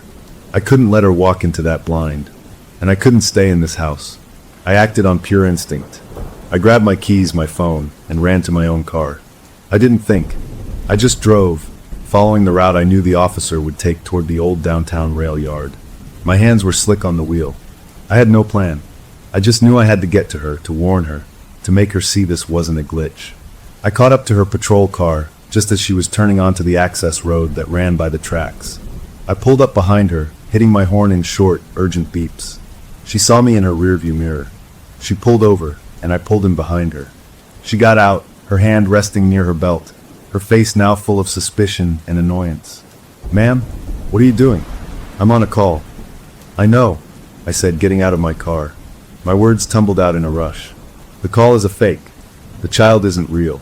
The description, the yellow dress, it's from a photo in my house. This situation at my house, it's not a glitch. It's manipulating everything. It made the call to my house to get you there. And then it made this call to get you away, to get everyone away from me. It's using the 911 system. She stared at me, her eyes scanning my face, looking for signs of drugs or mental break. Ma'am, you need to calm down. You said your systems were glitching. Maybe you're just stressed. Let me do my job. There's a kid possibly in danger. There's no kid, I insisted, my voice cracking. I fumbled for my phone, pulling up the picture of my niece. I showed it to her. Look, this is the dress. This is my niece. How would a random 911 caller know about this specific dress? It's pulling from my life. She looked at the photo, and I saw the first flicker of real doubt in her eyes. It wasn't just any yellow dress. It was the dress. The coincidence was too big. Her radio crackled again. Another unit was on scene at the tracks. Dispatch, we've canvassed the area. No sign of a child. No one in the nearby buildings saw anything. We're clearing the call as unfounded. The officer looked from my phone to my face, the professional suspicion shifting into something more complicated. Concern, pity, and a dawning, uncomfortable curiosity. Okay, she said slowly, lowering her voice. Okay, let's go back to your house. You can show me these glitches. Off the record. Just between us for now. That's all I wanted. A witness. We drove back to my house, her patrol car following mine. The return trip felt like a funeral procession. Bringing official authority back into this, after I had lied to get rid of it last night, felt like a point of no return. We went inside. I showed her everything. I didn't hold back. I showed her the disconnected landline in the closet. I showed her the security app logs with the impossible motion alerts. I showed her the emails from the tech guy about my home IP pinging the 911 server. I told her about the calendar alert I couldn't delete, the printer that printed a fake 911 report, the stereo that played my voice in the dark. I showed her the dirt imprint by the fence. She listened, taking notes on a small pad, her face growing more and more grave. She didn't call me crazy. She looked like someone hearing a crime report that broke all the normal rules. When I finished, she let out a long breath. I don't know what this is. It's not a normal break-in. It's not harassment. It's something else. She paused. You said you threw the game board away? I nodded, leading her to the kitchen trash can. I lifted the bag. The soup cans and coffee grounds were there. The board and the planchette were not. The bag was empty of anything but normal trash. I put it right here, I whispered. She didn't say anything. She walked slowly back into the living room, her eyes searching. She looked at the shelf, the floor, under the furniture. Then she looked toward the hallway that led to the basement door. You said it mentioned walls. She walked over to the basement door, which I had blocked with a small bookcase. Has anyone checked the crawl space? Not just the basement, the low space under the house itself. My stomach dropped. No, the officers last night hadn't. I hadn't. Who looks there? We should check, she said. It wasn't an order. It was a suggestion, but her voice had that cop tone that meant it was happening. Together, we moved the bookcase. She opened the basement door and led the way down, her heavy flashlight brighter than mine. The basement felt colder than usual. In the far corner, near the foundation wall, was a small, dusty door about 3 feet high, the access to the crawl space. It was held shut by a simple, rusty latch. She looked at me. You have gloves? I fetched some work gloves from a toolbox. She put them on, unhooked the latch, and pulled the small door open. A smell wafted out, damp earth, cold stone, the old, dry smell of a space never meant to be entered. She got on her knees, shining her light into the black opening. The beam swept over dirt, concrete piers, a tangle of insulation hanging between floor joists. Then the beam stopped. It focused on a spot about 10 feet in, right near the center of the house, where the dirt met the foundation. There, sitting neatly on the bare earth as if it had been placed there with care, was the Ouija board.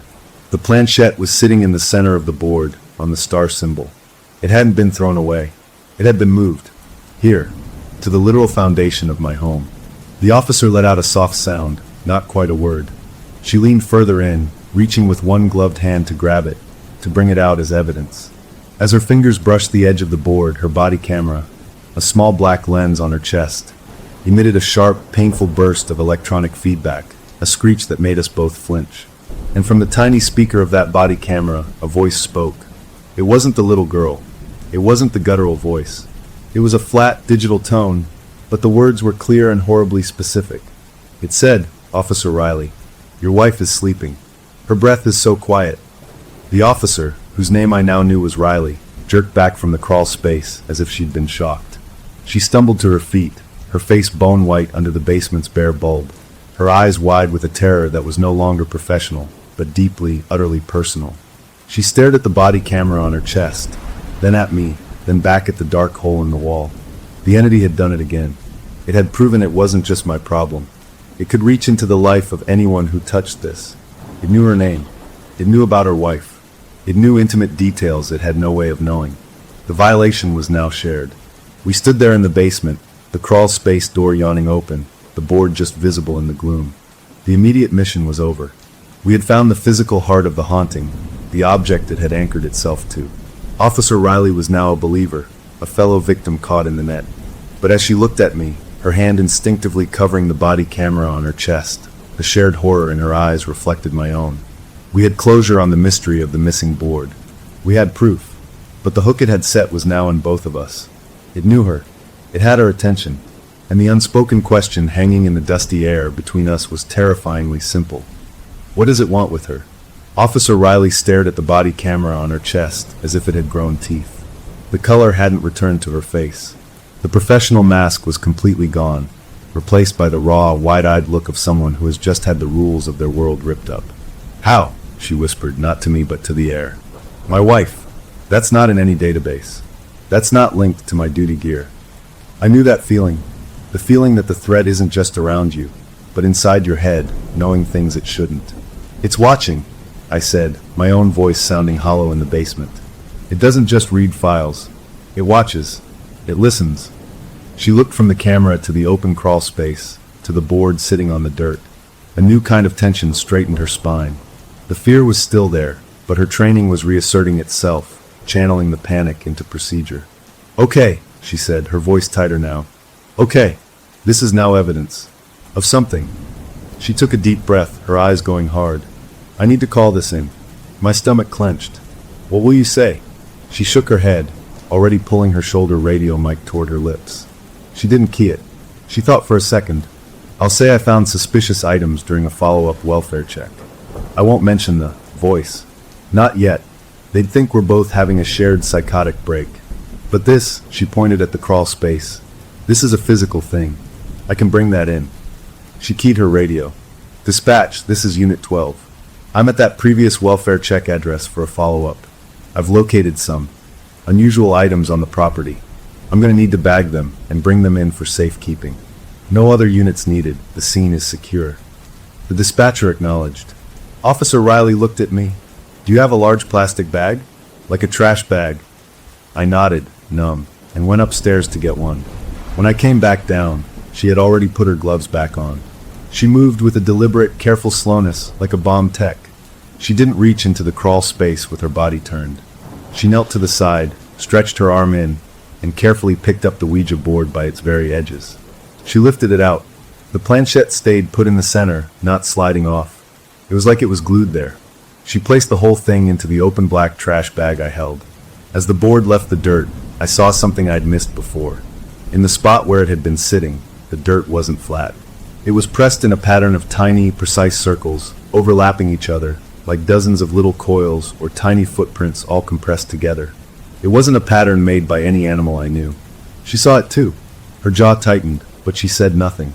She just sealed the bag with a twist tie, the plastic crinkling loudly in the quiet basement. The board was now official, in a way. It was in police custody, sort of. It felt both like a victory and a terrible mistake. "You can't stay here," she said, turning to me. "Not with this activity. You need to come to the station with me. We'll file a proper report, get you somewhere safe." Leaving the house. It sounded like heaven, to be in a bright, noisy police station, surrounded by people under fluorescent lights. But a deep, gut instinct told me it was wrong. This thing was tied to the house, yes, but it was also tied to me. It had followed me into the 911 system, into my phone, into my personal history. Leaving might make it angry. Or worse, it might just follow me, and then it would be in the police station. "I can't," I said. "If I leave, it might escalate, or it might just come with me. It's in my data, my work profile. It might be safer if I stay here, where I can see what it's doing." She studied my face, seeing the exhaustion and the stubborn fear. She didn't argue. She understood being trapped by a situation. "Then at least let me stay with you. Wait for a detective. You shouldn't be alone." "You have a wife," I said softly. "It knows about your wife. You should go home. Check on her." The mention of her wife made her flinch. I saw the war in her eyes. Duty to a citizen versus the primal urge to protect her own family from the unknown thing that had just whispered her name. The entity had calculated this perfectly. It had driven a wedge between us before we could even become allies. Her radio crackled again. "Dispatch," telling her to wrap up and return to service when ready. The normal world was pulling her back. She made a decision. "I'm taking this to the station," she said, hefting the bag. "I'll log it into evidence myself. I'll talk to my sergeant, feel him out, see how much of this I can tell without getting us both committed. Then I'm going home. You have my card. Call me anytime if anything else happens. And I mean anything." It was a compromise. She would be a lifeline, but not a shield. I walked her to the front door. The morning was bright and sunny now, a cruel contrast to the gloom in my house and in my head. She paused on the porch, the black bag looking absurd and sinister in her hand. "My grandma had one of these," she said, her voice low. "She told me you don't invite just one thing when you use it.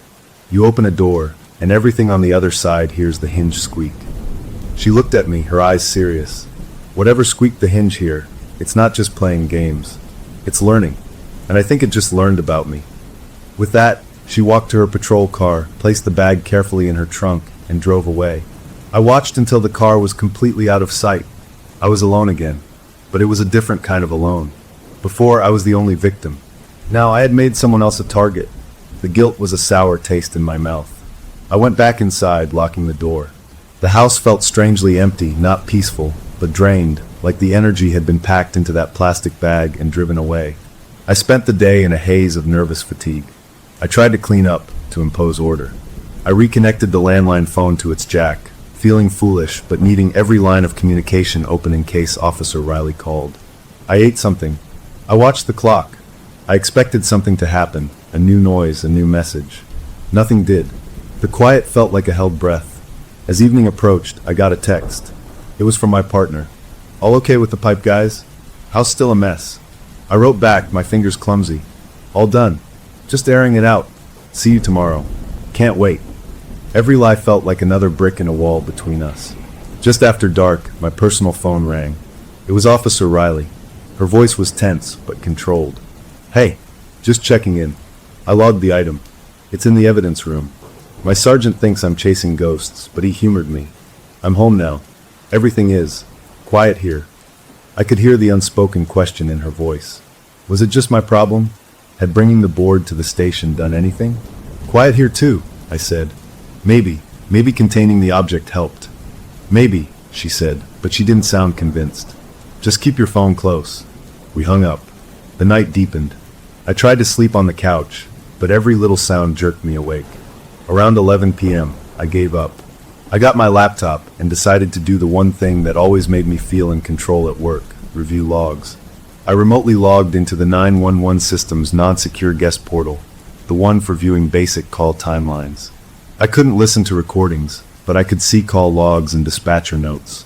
I pulled up the log for the first call, the one from the payphone. I'd looked at it a dozen times before. This time, I noticed a tiny new icon next to the call entry. It was a little paper clip indicating an attached file. That wasn't there before. Attachments aren't part of standard call logs. With a sinking feeling, I clicked it. It opened a video player. The video was black and white, slightly grainy. It showed a room I knew. The evidence room at the police station. The camera angle was from high in a corner, looking down on rows of shelves with boxes. In the center of the frame, on a steel table, sat a clear plastic evidence bag. Inside the bag was the Ouija board. The planchette was still in the center. I was looking at a live feed from inside the police evidence room. The entity had a camera in there, or it had hijacked one. The time stamp in the corner of the feed was current. As I watched, the door to the evidence room opened. A civilian clerk, someone I recognized from fetching files at the station, walked in. He went to a different shelf, pulled a box, checked a number, and left. He never even glanced at the bag on the table. The door closed behind him. The room was still again, just the board in its bag under the harsh fluorescent lights. Then, inside the sealed evidence bag, the planchette moved. It didn't slide. It turned. A slow, deliberate quarter rotation. Then it was still again. It was alive in there, in the heart of the police station. And it was showing me. The video feed window minimized itself on my screen. A chat box, the kind used for internal IT help, popped up. A message appeared. Containment failed. Parameters expanding. I couldn't breathe. I had thought taking the board away would contain the problem. Instead, I had helped it spread. It wanted to be in the police station. It wanted access to that world, too. My home phone, the landline, rang. The sound was so sudden I yelped. I stared at it. It was the phone I had reconnected. It rang again. I knew who it was, or what it was. I picked up the receiver, my hand shaking. I didn't speak. The voice on the other end was the little girl's whisper, but it was different. It sounded closer than ever, as if she was in the room with me, speaking directly into the mouthpiece from inches away. "Thank you for the delivery," she whispered, and the line went dead. I put the phone down. I looked back at my laptop. The video feed of the evidence room was back up, filling the screen. Nothing moved. The board just sat there. The planchette was now pointing at the door. The chapter of trying to get help, of involving the law, was closed. Officer Riley was safe at home for now. The board was secured as evidence, and I had not been attacked directly for hours. It felt like a stalemate. But as I watched that still, gray video feed from the evidence room, a new and more frightening kind of closure settled over me. The haunting was no longer just in my house. It was in the system. It was in the evidence log, on the police servers, in their camera feeds. I had not solved my problem. I had given it a much, much bigger playground. And the quiet question, as I watched that still image of the captured board, was no longer what it would do to me in my home. The question was what it was learning, and what it was planning to do, from inside a locked room at the police station. Watching that video feed of the evidence room, seeing the planchette turn inside the sealed bag, something inside me broke. It wasn't fear. It was a white-hot, clean rage. This thing had taken my home, terrorized me, invaded my work, and now it was sending me a thank you note for delivering it to a new toy box. It was playing with me, and I was done being its plaything. I slammed the laptop shut. I didn't need to watch it show anymore. I knew what it was capable of. I stood up in the middle of my living room, my heart hammering not from panic, but from a fierce, desperate determination. I couldn't fight it in its world, a world of signals and data and whispers in the dark. But I could make it fight in mine. I had to make it react to me. I had to go to the source. I put on a jacket and my sturdiest shoes. I grabbed the big metal flashlight, not for light, but as a weapon. I was going to the woods. The real woods behind my house, the place the original coordinates pointed to. If this thing had a physical anchor, maybe it wasn't just the board. Maybe the board was just a tool. Maybe the real door was out there, in that vacant lot. I didn't care if it was stupid or dangerous. I was done waiting. I went out my back door, into the cool night air. The motion sensor light on the deck blazed on, making the yard beyond look even darker. I climbed over my own fence, dropping into the thick, unruly growth of the vacant lot. Branches scratched at my jacket. The ground was uneven, pocked with holes and hidden roots. I used the flashlight, sweeping the beam ahead of me, moving toward the center of the lot, the exact spot the GPS had marked. The woods were alive with normal night sounds, crickets, the rustle of small animals, the distant hum of the city. It felt real and solid, a relief after the digital haunting of my house. I pushed through a final wall of brambles and found myself in a small, clear area. In the center was the rotting stump of a huge old tree. This was the spot. I stood there, breathing hard, shining the light around. Nothing. Just dirt, leaves, the stump. No magic circle, no hidden door. Just a place. I felt suddenly foolish, standing in the woods in the middle of the night. Maybe I was crazy. Maybe it was all in my head. As if in answer, my personal phone buzzed in my pocket. I pulled it out. The screen showed a new text from my partner. But the words were all wrong. "Sarah, why did you send those pictures, you monster? She's just a child. I'm calling the police." My blood ran cold. Pictures? What pictures? I called my partner immediately. They answered, sobbing, hysterical. "How could you? After all this time? I thought you loved her. Those horrible messages." I managed to calm them down enough to understand. They had received a flood of texts from my number. Texts I did not send. The messages described violent, graphic fantasies about harming our niece. They were signed with my name.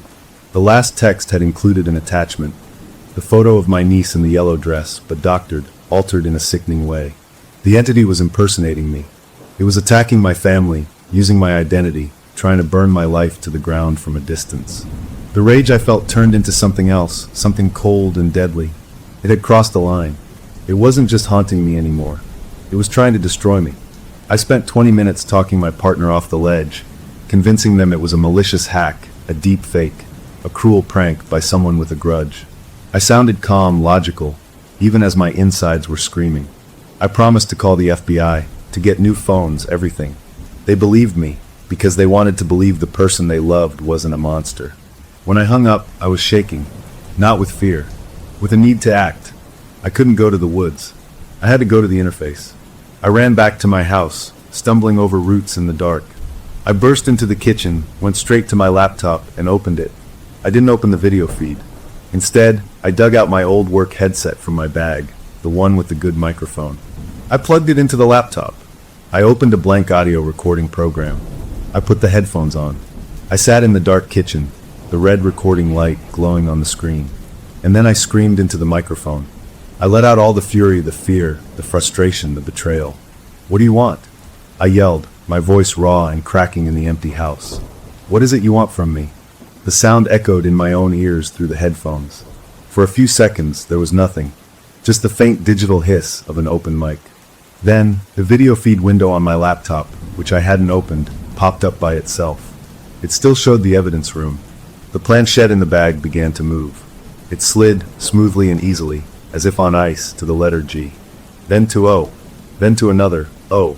Then to D. It spelled good. And then, through the high-quality headphones, so clear and intimate it felt like someone was standing right behind me with their lips to my ear, the little girl's whisper returned. It was calm, almost pleased. You're finally on the right frequency. My breath caught. It wanted me to engage. It wanted a two-way conversation. Not through phones or texts, but through this direct line, this headset connected to my laptop. I was looking at the laptop screen, at the live feed. I saw the tiny green light next to the laptop's built-in webcam turn on. It wasn't just listening through the headset. It was watching me, through the camera. I was on video call with a haunted evidence room. The immediate, frantic crisis with my partner was over, calmed for now. The entity had shown its ultimate card. It could be me to anyone, but in doing so, it had forced me to open this direct line. The standoff was set. I was in my kitchen, it was in the police station, and we were connected. I knew what I had to do. I had to talk to it. I had to ask a question. I made my voice as flat and steady as I could, the voice I used on the worst 911 calls. Who are you? On the laptop screen, the planchette moved again, swiftly, decisively. It went to Y, then O, then U, then R. It stopped on R, your. It just hung there, pointing at the word. My mind raced. Your what? Your servant? Your mistake? Your house? Then from the headphones, I heard a new sound. It was a layered sound. I heard the clear plastic scratch of the planchette moving on the board, live from the evidence room. And at the exact same time, I heard a different, louder sound from within my own house. The sound of my front door downstairs, the deadbolt turning by itself with a solid clunk, and then the door creaking slowly open. The entity had spelled its answer. Your. And now it was demonstrating it. It wasn't just in the evidence room. It was here. It was opening my door. The video feed on the laptop suddenly changed. It split into two screens. On the left, the evidence room, the planchette on your. On the right, a new grainy black and white feed. It was from my own home security camera in the downstairs hallway. It showed my open front door and the dark space beyond it. Then, a foot stepped into the frame. Not a human foot. It was a shape made of shifting shadow and static, but it had weight. It left a faint, smoky imprint on the hallway floor. Then another foot, a figure tall and indistinct, was walking into my house. The feed was live. This was happening now. Through the headphones, the little girl whispered, "We're home."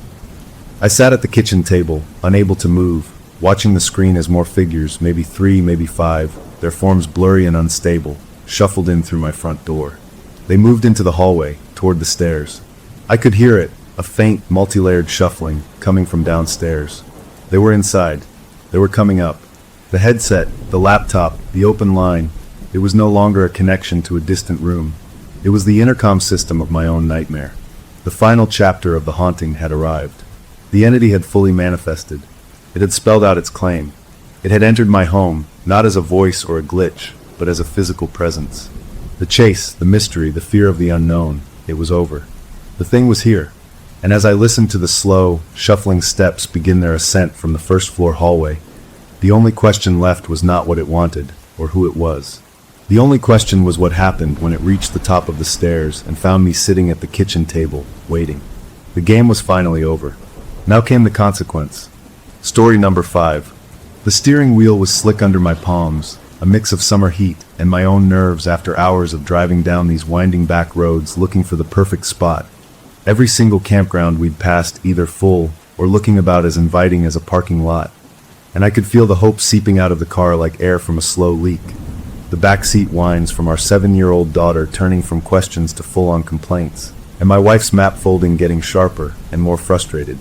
With every wrong turn, when suddenly she sat bolt upright and pointed, her voice breathless with a kind of desperate relief, stopped the car. Right there. Look. I hit the brakes and looked where her finger was aimed, and I swear my own heart did a little skip. There it was, a narrow gravel track sneaking off between 2 massive pine trees, almost hidden, with a small, weathered sign hammered into the ground that simply read 44. We nudged the car down the path, branches scraping the sides, and then the trees opened up and it was like walking into a postcard. The clearing was a perfect green circle sloping down to a lake, so still it looked like a sheet of blue glass. The sun dappling through the pines and a lonely loon call echoing over the water. It was more than we'd hoped for. It was private, it was stunning, it was ours.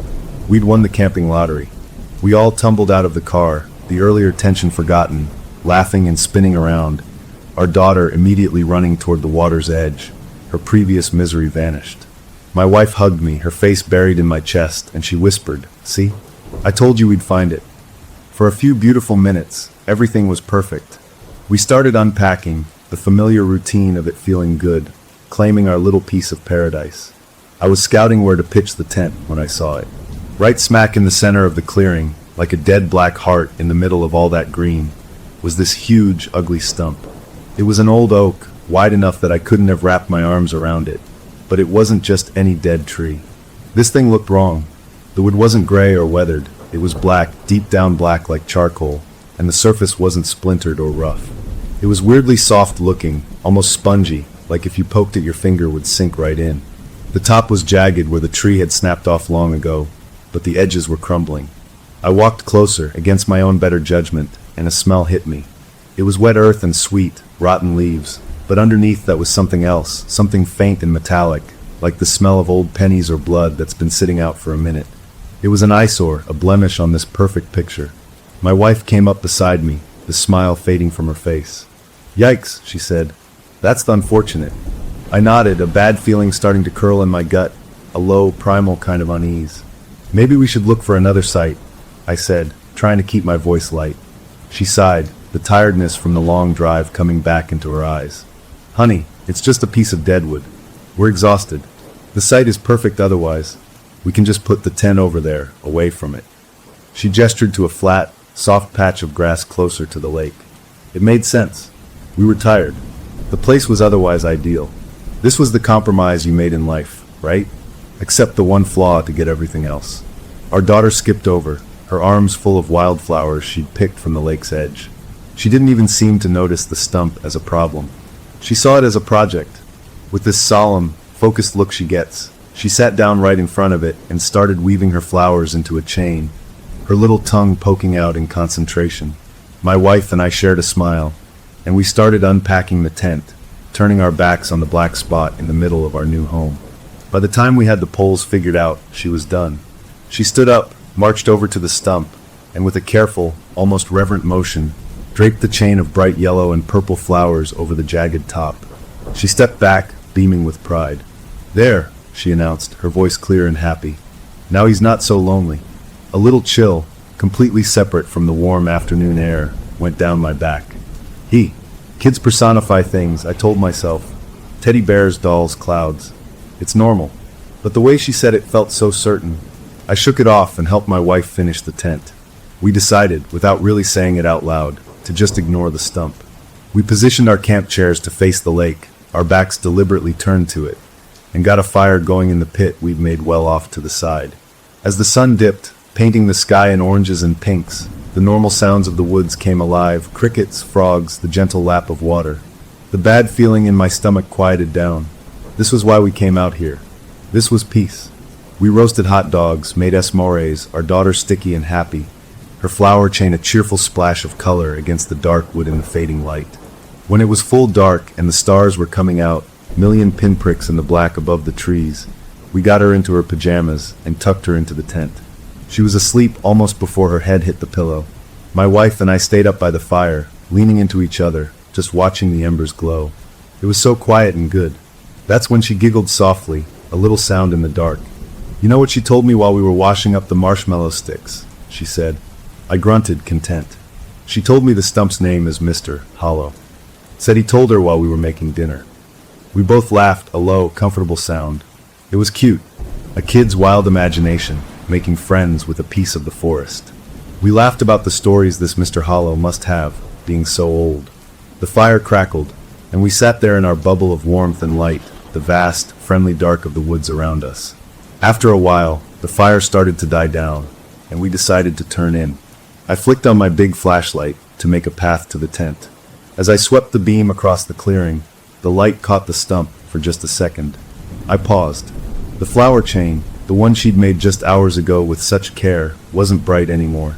The petals looked wilted, drooping, and in the harsh white light, their color seemed off. They weren't yellow and purple. They were a deep, bruised shade of purple, almost black, like they'd aged weeks in a single night. I stared for a long second, then shook my head. Trick of the light. The night air was damp. Flowers die. I clicked off the flashlight, zipped the tent shut behind me, and crawled into my sleeping bag beside my wife, listening to the steady, gentle breathing of our daughter nearby. The weird feeling from earlier was gone, buried under the tiredness and the warmth of the bag. It was just a stump. We were just camping. Everything was fine. As I drifted off, the last thing I heard was the loon calling again out on the lake. A lonely, beautiful sound that echoed in the deep, still dark, and for a fleeting second before sleep took me, I wondered why the loon sounded so much farther away now than it had before. The first thing I heard the next morning was her voice, bright and chirpy like a little bird, and for a second, still wrapped in the warm fog of sleep, I thought she was talking to her mother. Then the words filtered in. "Good morning, Mr. Hollow. Did you sleep good?" I opened my eyes, the fabric of the tent ceiling coming into focus. My wife was still asleep beside me, but our daughter's sleeping bag was empty. I lay there for a minute, listening. There was no answer, of course, just her voice chattering away. I dreamed about butterflies. They were all blue. Did you dream? A pause as if listening, then a giggle. That's a silly dream. The normalcy of it, the sheer kidness, almost pushed the weirdness away. Almost. I got up, unzipped the tent, and the cool morning air hit me. She was sitting cross-legged right in front of the black stump, her back to me, facing it like it was a teacher at story time. She nodded, her hair bobbing. "Aha," she said. "I like pancakes too, but Mommy puts blueberries in them, and sometimes they get squishy." I walked over, my feet damp with dew. "Hey kiddo," I said, keeping my voice easy. "Who are you talking to?" She turned, her face sunny and completely normal. "Mr. Hollow," she said, as if it were the most obvious thing in the world. "He's telling me about the squirrels that used to live in him." I forced a smile. "That's nice. Come on, help me get the stove going. Let's make some of those blueberry pancakes." She scrambled up, gave the stump a little pat, and skipped toward our cooking area. I glanced at the stump. The flower chain from yesterday was gone. Not fallen off, just gone. No wilted petals on the ground. Nothing. I shook my head, blaming the wind, though I couldn't remember any wind in the night. Breakfast was normal, happily messy, and we made plans to hike to a waterfall a couple miles down the trail. My wife was all for it, packing a bag with snacks and water. But when we told our daughter, she just shook her head, her mouth set in a firm line. It wasn't a tantrum face. It was calmer, more certain. "I can't," she said. "I promised Mr. Hollow I'd keep him company today. He gets lonesome when everyone leaves." My wife laughed, a light sound that didn't quite reach her eyes. "Honey, it's a stump. It won't know if we're gone." Our daughter looked at her, and the look was so serious, so adult, it was jarring. "He knows," she said simply. We tried coaxing, bribing with extra marshmallows later, but she wouldn't budge. Finally, my wife sighed. "You stay with her. I could use some quiet time by the water anyway. I'll just take my book down to the shore." She grabbed her novel and a towel, shooting me a look that said, "Handle this." So, it was just me and my daughter in the clearing. I tried to engage her in a card game, but her attention kept drifting back to the stump. After a while, I gave up and just watched her. She'd go over, sit, and talk. She'd listen, her head cocked. She wasn't just playing. Her eyes were focused, intent, like she was really hearing something. It was the listening that started to get to me. Kids pretending talk all the time, but they don't usually stop to listen so carefully to nothing. Around lunchtime, my wife came back, her skin smelling like sunscreen and lake water. She started pulling out bread and lunch meat. Our daughter, who had been quiet for a little while, came over and sat at the picnic table. She took a bite of her sandwich, chewed thoughtfully, and then said, "Mr. Hollow says Grandma was scared of water too. That's why she never learned to swim." The world didn't stop, but it stuttered. My wife's hand, holding a jar of mustard, froze in midair. My own breath caught. My mother, her grandmother, had died before she was born. She had a deep, almost phobic fear of lakes and oceans. She never learned to swim. We'd maybe mentioned it once or twice, in passing, years ago. There was no way, no possible way, our 7-year-old could know that detail. Not in that specific way. The air under the pines felt suddenly cooler. My wife's eyes found mine, wide and searching. "What did you say, sweetie?" she asked, her voice tight. Our daughter just shrugged, taking another bite. "Mr. Hollow told me. He knows lots of things. He's very old." We spent the next hour doing the mental gymnastics people do when faced with something impossible. Maybe my wife talked in her sleep. Maybe we told the story to her when she was a toddler and she'd remembered it subconsciously. Maybe it was a crazy 1,000,000-to-1 guess. We clung to those maybes, stacking them up like a shaky wall between us and the rising tide of dread in my gut. My wife's fear was different from mine. Mine was a logical, buzzing alarm. Hers was quieter, deeper, a mother's instinct. She watched our daughter not with confusion, but with a growing, visceral unease.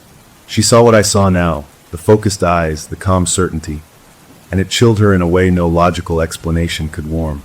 Later that afternoon, trying to break the mood, to prove to myself that this was all just a weird coincidence and a piece of rotten wood, I did something stupid.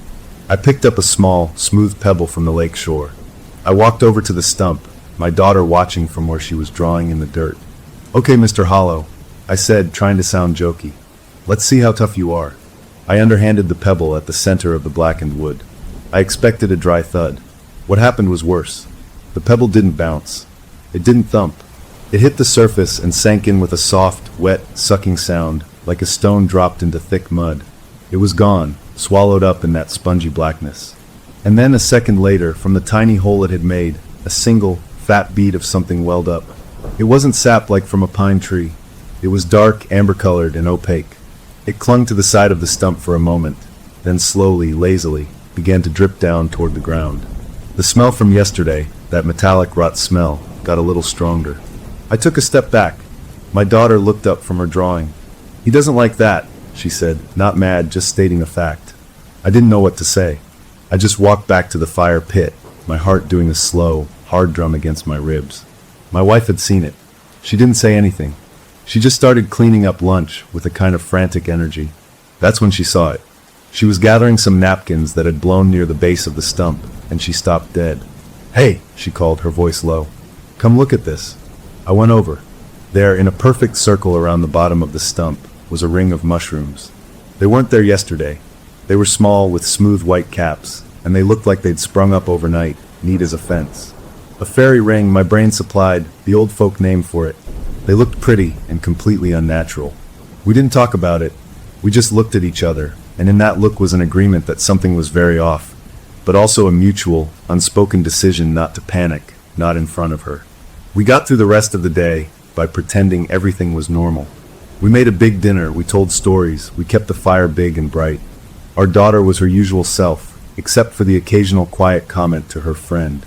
We put her to bed earlier than usual, both of us feeling drained. She went to sleep without a fuss.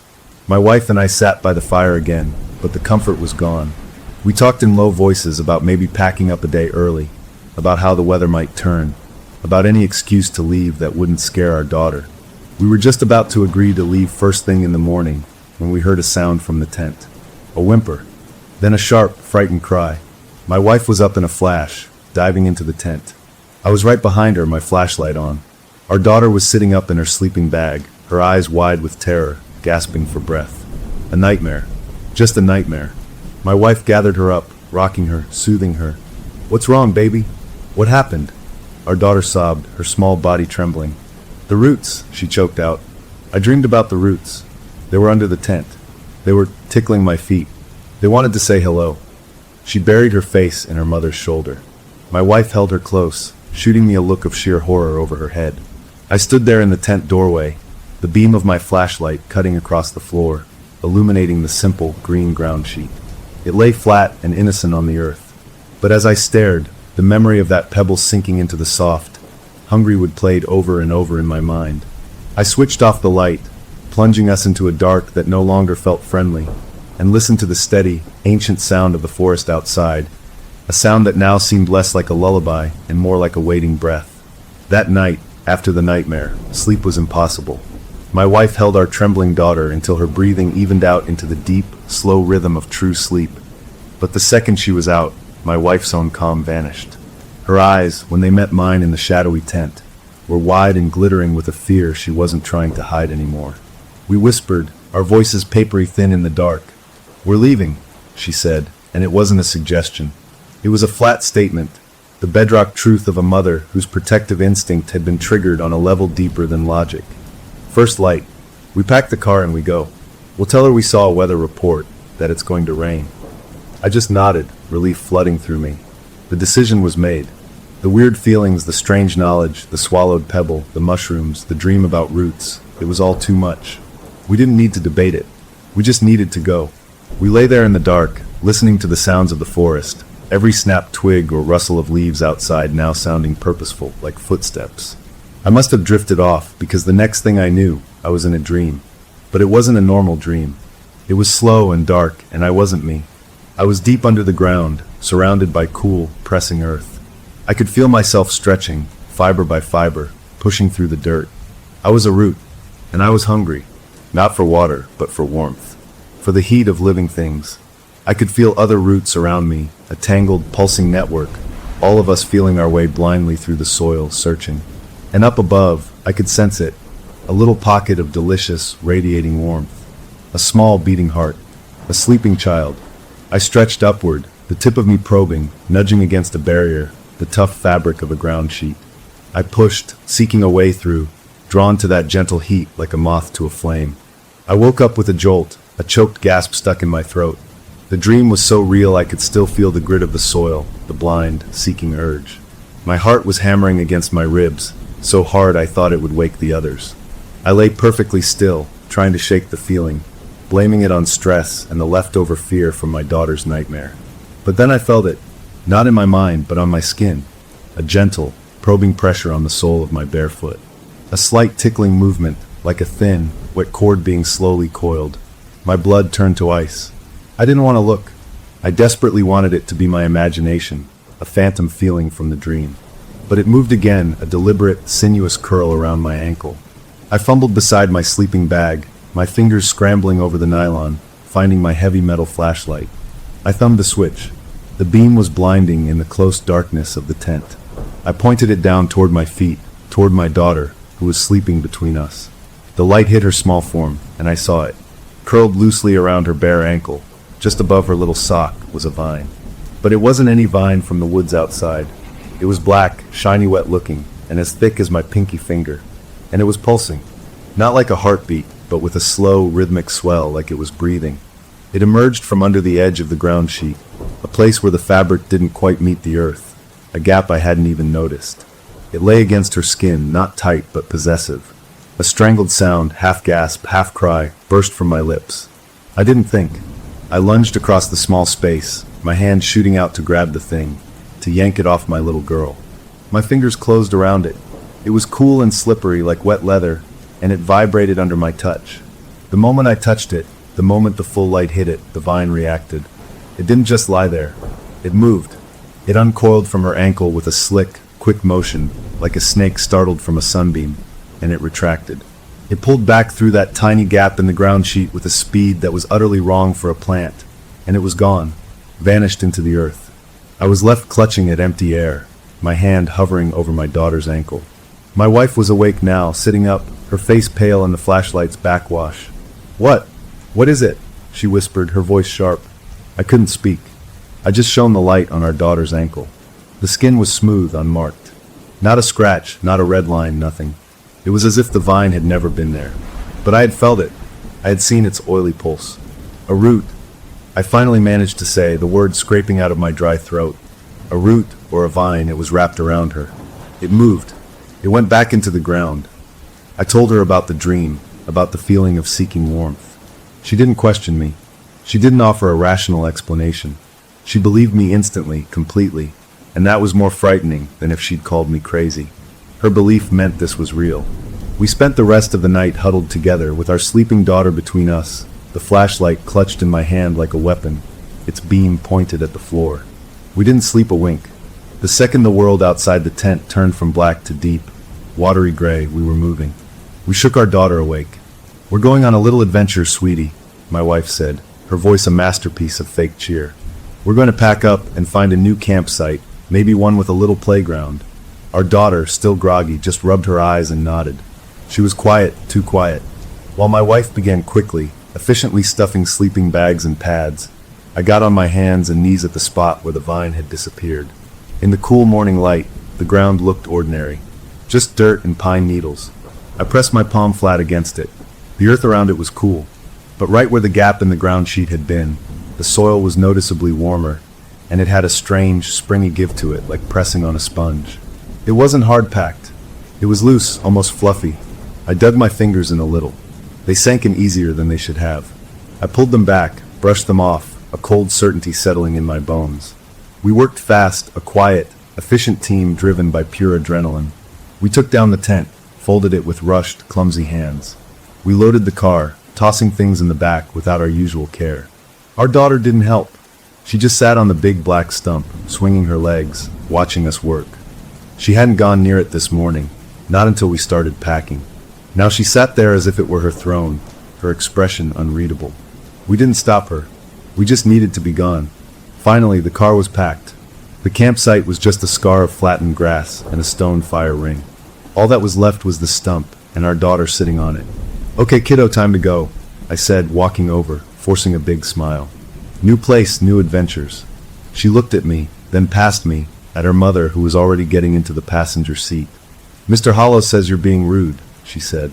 Her voice was clear, calm, and it cut through the morning air like a knife. I stopped in my tracks. He made this place for us. He likes having a family here. The fake smile melted off my face. "We're leaving now," I said, my voice firmer than I'd ever used with her. "Get in the car." She didn't move. She tilted her head, as if listening to something only she could hear. Then she looked back at me, and her eyes were too old for her face. "He says if you leave," she said, each word dropping like a stone, "you'll be sorry." A bolt of pure, undiluted anger shot through me, burning away the fear for a second. This thing, whatever it was using my daughter's voice to threaten me. "Get in the car." I said it slowly, with a finality that brooked no argument. For a second, her lower lip trembled, and I saw my little girl again, scared and confused. Then the look was gone, replaced by that blank calm. She slid off the stump and walked silently past me, climbing into the back seat without another word. I let out a breath I didn't know I'd been holding. We'd done it. We were getting out. I got behind the wheel, my hands gripping it tight. I turned the key. The engine roared to life, a wonderfully normal mechanical sound. I put the car in reverse, looking over my shoulder, and backed down the narrow gravel track, the trees passing on either side. I didn't look back at the clearing. In the rearview mirror, I saw my wife reach back to hold our daughter's hand. Our daughter was staring out her window, her face pale. The gravel track seemed longer on the way out, the trees closer. But then I saw it ahead, the break in the trees, the main dirt forest road. Relief, sweet and heady, washed over me. We were seconds away. I backed the last few feet, the tires crunching, and turned the wheel to point us down the road toward home. I shifted into drive and pressed the gas. The car didn't move forward onto the dirt road. It lurched, the tires spinning. I frowned, pressing harder. More spinning. Mud? I hadn't seen any mud. "What's wrong?" my wife asked, her voice tense. "I don't know," I muttered. I put it in reverse, tried to go back, then drive again. Nothing but the sound of tires chewing gravel. I got out of the car to look. The back tires were dug in, sure, but that wasn't the main problem. The problem was in front of the car. The narrow opening onto the forest road was gone. It wasn't blocked by a fallen tree. It was gone. In its place was a solid, snarled wall of vegetation. Thorny brambles, thick as my wrist, with cruel-looking black spikes, had grown in a dense, tangled mat across the entire exit. They weren't there when we drove in 2 days ago. They couldn't have grown that fast. They looked ancient, gnarled, and impenetrable. They stretched from one tree trunk to another, sealing us in.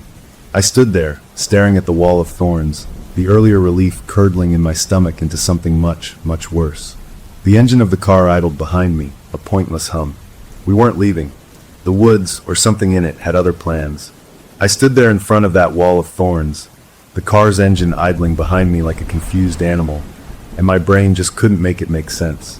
It was a solid, snarled curtain of black vines and spikes that hadn't been there 10 minutes ago when we'd first pulled in. It was impossible. I heard my wife's door open and close, her footsteps on the gravel. "What is it? Why are we stopped?" she asked, and then she saw it. She didn't say anything else. She just came up beside me and stared. I reached out a hand, not to touch the thorns, but just to point, to confirm it was real. A nearby vine, one of the thinner ones dangling from the main mass, twitched. It wasn't the wind. There was no wind. It moved on its own, a quick, jerking motion like the tail of an irritated cat. It lashed out, and a long black thorn scratched a thin, burning line across the back of my knuckles. I yanked my hand back with a hiss. The cut stung, but worse than the sting was the feeling that followed, a cold, deep ache that seeped under my skin, like I'd been injected with something icy. It wasn't a normal scratch. "Get back in the car," I said to my wife, my voice low. We both retreated, getting back inside, locking the doors as if that would do any good. The cheerful morning was gone. The light filtering through the pines looked different now, dull and greenish, like we were sitting at the bottom of a murky pond. The sounds of the forest had changed, too. The birds, the bugs, all the little life noises that make up the background of the woods, they just weren't there anymore. It wasn't quiet, exactly, but the space where those sounds should have been felt empty and waiting. Our daughter spoke from the back seat, her voice small. "I told you." I turned to look at her. She was hugging her knees, her face pale. "He doesn't want you to go. He's not done with us yet." My wife spun around in her seat. "Who is he, baby? What does he want?" Our daughter just shrugged and looked out the window toward the clearing, toward the stump. "He's lonely," she said, as if that explained everything. We sat in the car for what felt like an hour, trying to think. We could try to drive through the thorns, but they looked tougher than the car's metal. We could try to cut them, but we only had a small pocket knife. We could go on foot, try to hike out through the woods, but with no path and a 7-year-old? It was a bad plan, but it was the only one we had. "We'll walk," I said finally, the words tasting like defeat. "We'll follow the lake shore. There has to be another campsite, another road." My wife nodded, her jaw set. We got out again, unpacking our small day packs, filling them with water bottles, a little food, a first aid kit, a flashlight. We'd travel light and fast.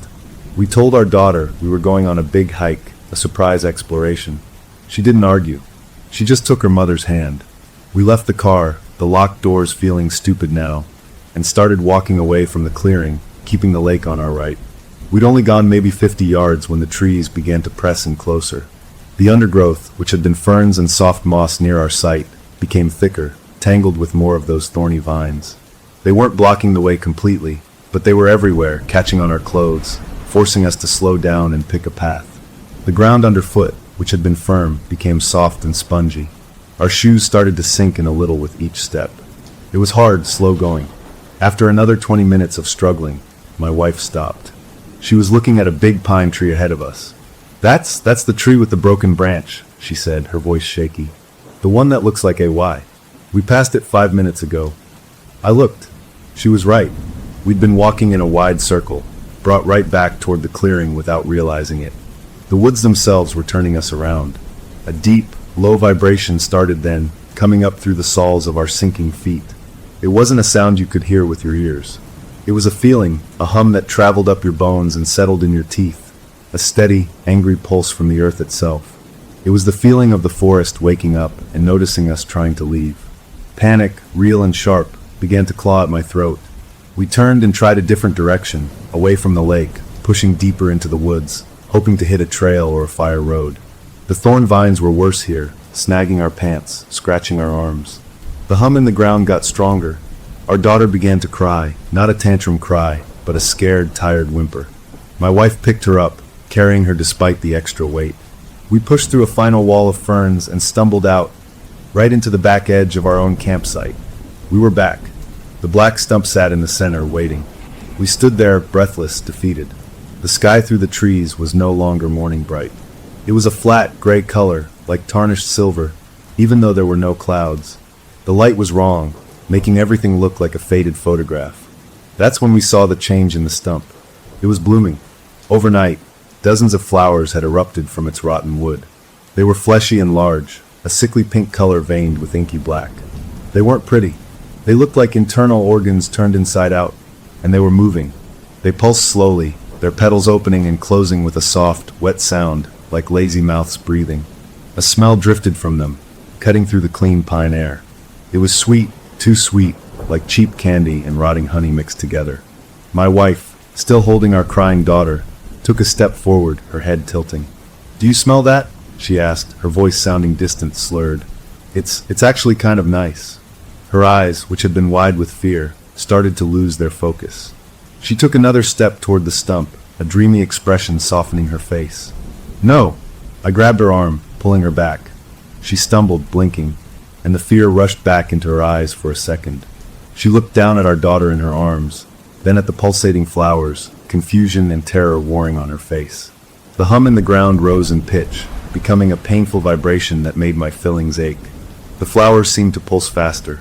I knew, with a certainty that was cold and absolute, that we couldn't walk out. The woods wouldn't let us.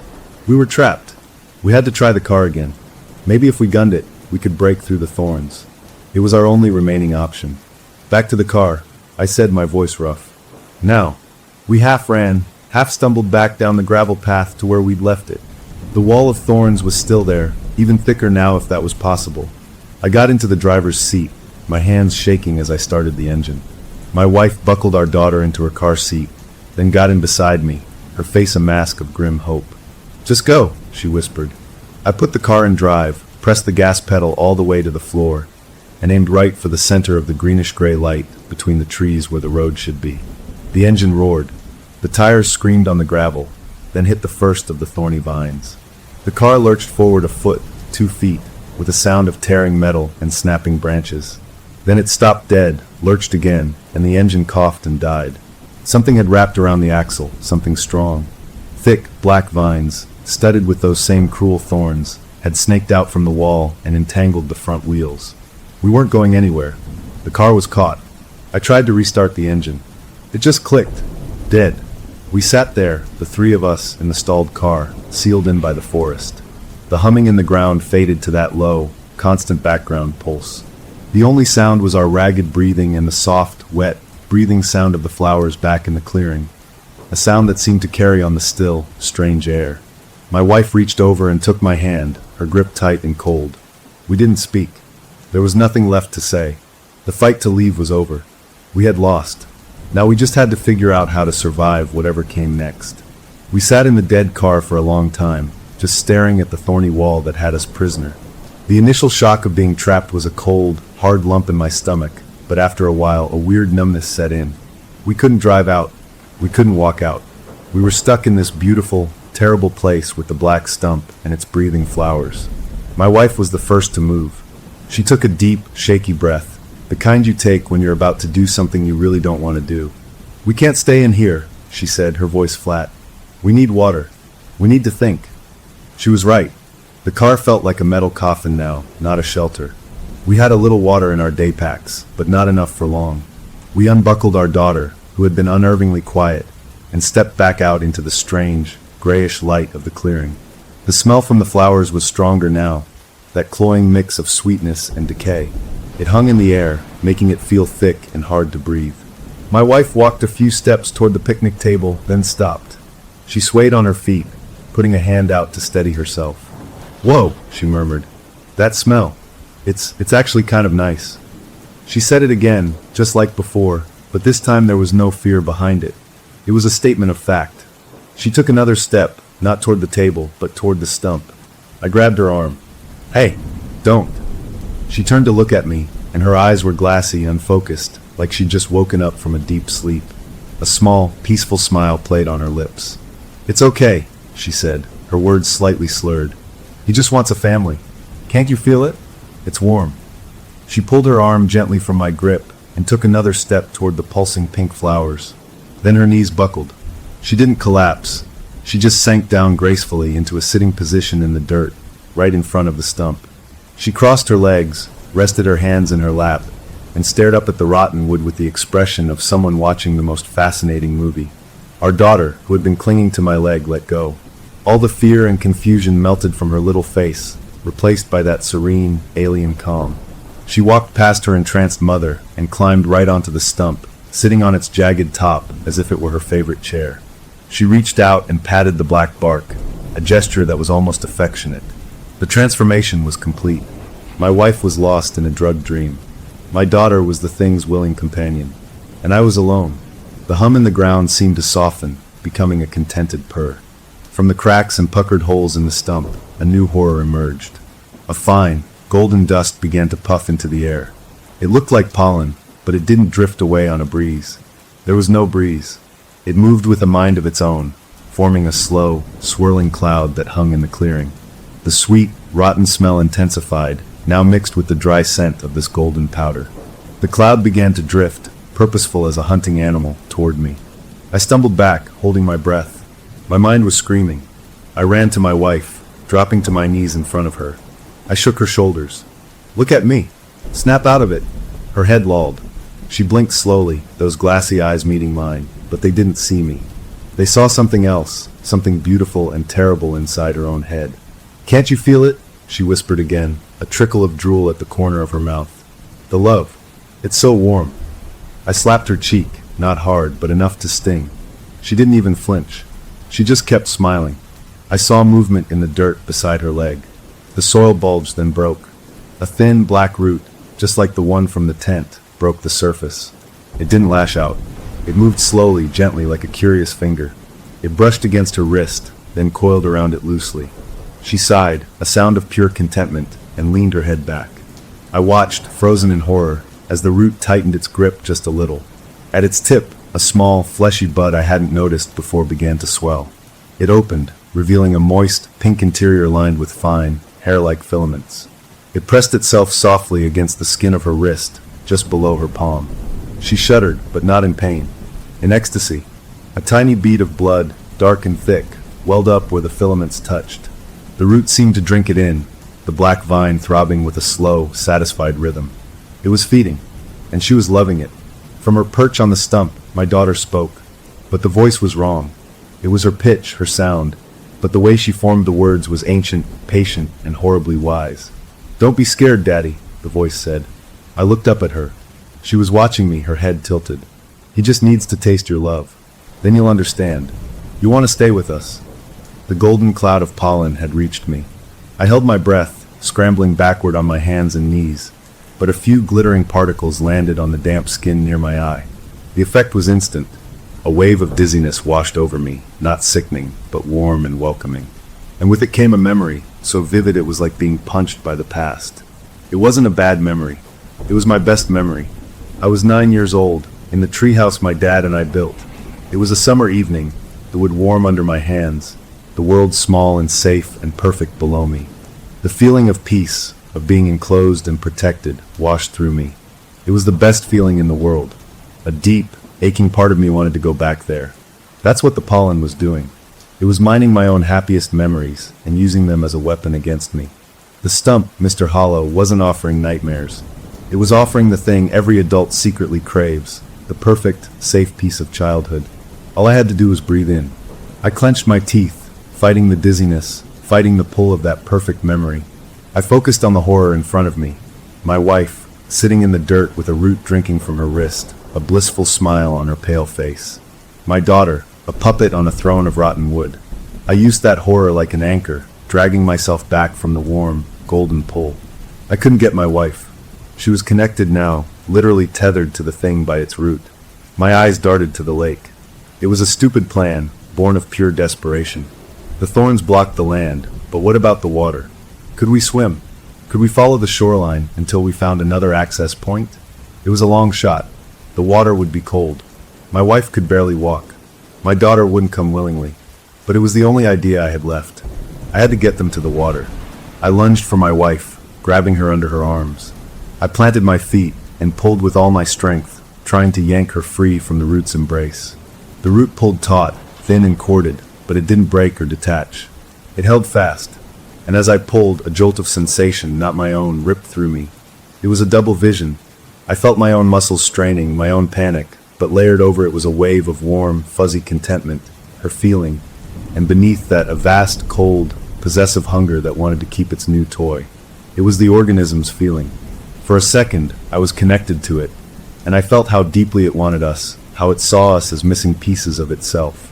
The shock of it made me gasp and let go, staggering back. From the stump, my daughter screamed. It wasn't her earlier calm voice. It was a shriek of pure, childish outrage. "Daddy, you know." She pointed a tiny finger at me, her face contorted with a wrath that belonged to something much older. "You're hurting the family." The humming in the ground, which had been a purr, spiked into a painful, teeth-rattling vibration. The surface of the lake, which had been placid and still, began to churn. Bubbles broke the surface, and the water near the shore started to swirl. My escape route was closing. I stood there, caught between the possessed child, the entranced wife, the poisoned air, and the now agitated lake, realizing with a sickening finality that there was no easy way out. The fight was changing. It wasn't about escape anymore. It was about survival, and I was the only one left fighting. The lake's churning killed my water escape plan before it even fully formed. This thing, this Mr. Hollow, wasn't just in the stump and the trees. It was in everything. The land, the air, and now clearly the water. The whole campsite was its body, and we were trapped inside it. I stood there, the golden pollen still hanging in the air, my wife drifting in her dream while a root drank from her, my daughter glaring at me from her perch. The hum in the ground had settled back into that low, watchful pulse. They were waiting for me to make my next move, or more likely, waiting for me to give up. I looked at my wife's face, so peaceful, and a terrible understanding clicked into place. This wasn't about killing us. The root at her wrist wasn't a vampire straw. It was a connection.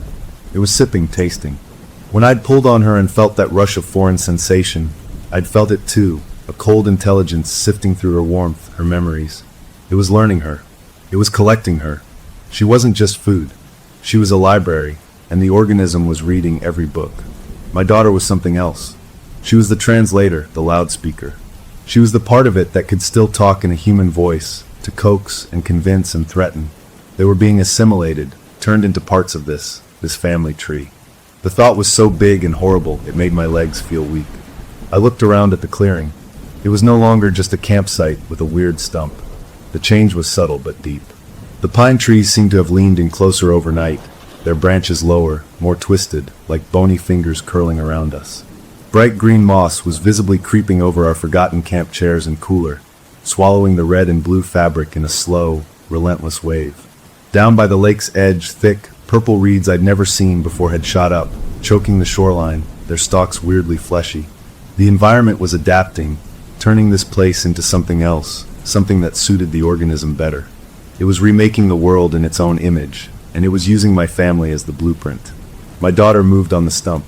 She reached out and, with a careful pinch, plucked one of the large, pulsating pink flowers. It came away from the rotten wood with a soft, wet tearing sound, like pulling meat from a bone. A drop of that same dark amber sap oozed from the wound. She held the flower out toward her mother. "Here, Mommy," she said, her voice back to its sweet, normal tone, which was somehow worse than the ancient one. "Eat it. It's full of his thoughts. You'll see better." My wife, her eyes still glazed, turned her head slowly. She smiled at the offered flower like it was a piece of birthday cake. She opened her mouth. I took a step forward, a protest dying in my throat. I was too far away. I watched as my wife took the fleshy petal between her teeth and bit down. She chewed slowly, thoughtfully. Then her eyes, which had been empty and dreamy, flew open wide. But not in terror. In awe. A shudder racked her whole body. "Oh," she gasped, her voice clear and full of wonder. "I see them.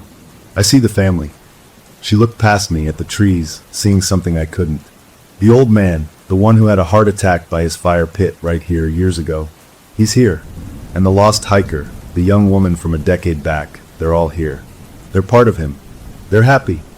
She said it with such conviction, such joy, that it broke my heart. The organism was sharing its memories with her, showing her its other children, making her feel like she was coming home to a waiting community. It was the perfect trap for a social creature like a human. The promise that you are not alone, that you belong.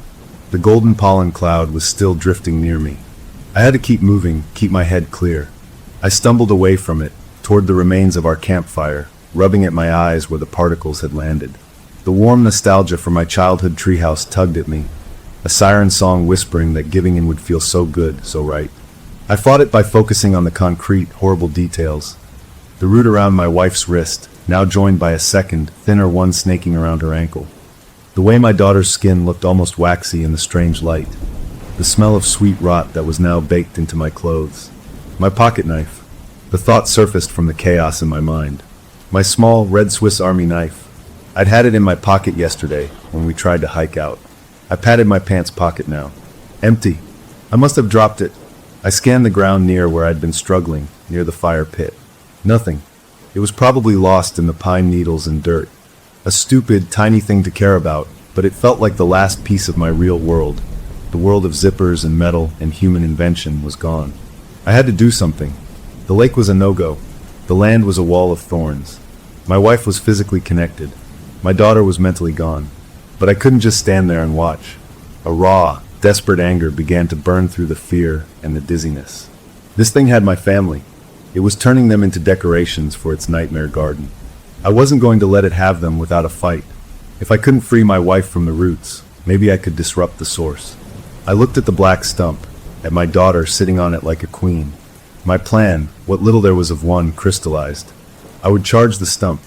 I would knock my daughter off of it, grab her, and run.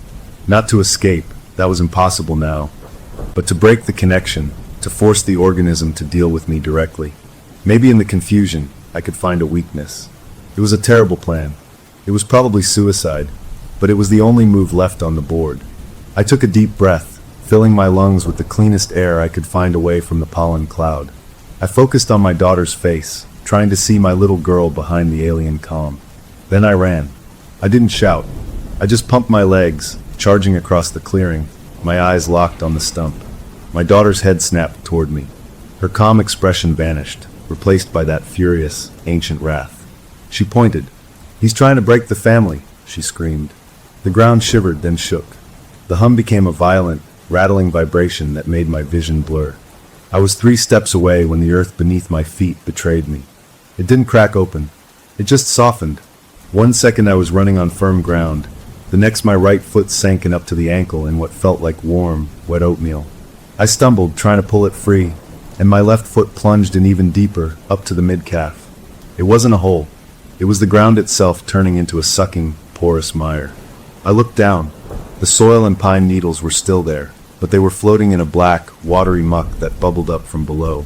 Thin, fibrous roots churned just beneath the surface, tangling around my feet and ankles, pulling gently, insistently downward. I was stuck, trapped in quicksand made of rotten wood and hungry roots. I thrashed, but every movement made me sink a little deeper. The mire was now at my knees. I was 20 feet from the stump, close enough to see the intricate patterns in the rotten wood, close enough to see the dark, puckered holes that seemed to stare back at me. My daughter watched me struggle, her anger fading back into that terrible serenity.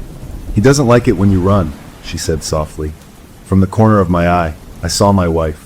She was still sitting, still connected, but she was watching me too. A single, clear tear rolled down her blissful smile, cutting a track through the dirt on her cheek. It was the most heartbreaking thing I'd ever seen. She was still in there somewhere, seeing this, and she couldn't do anything.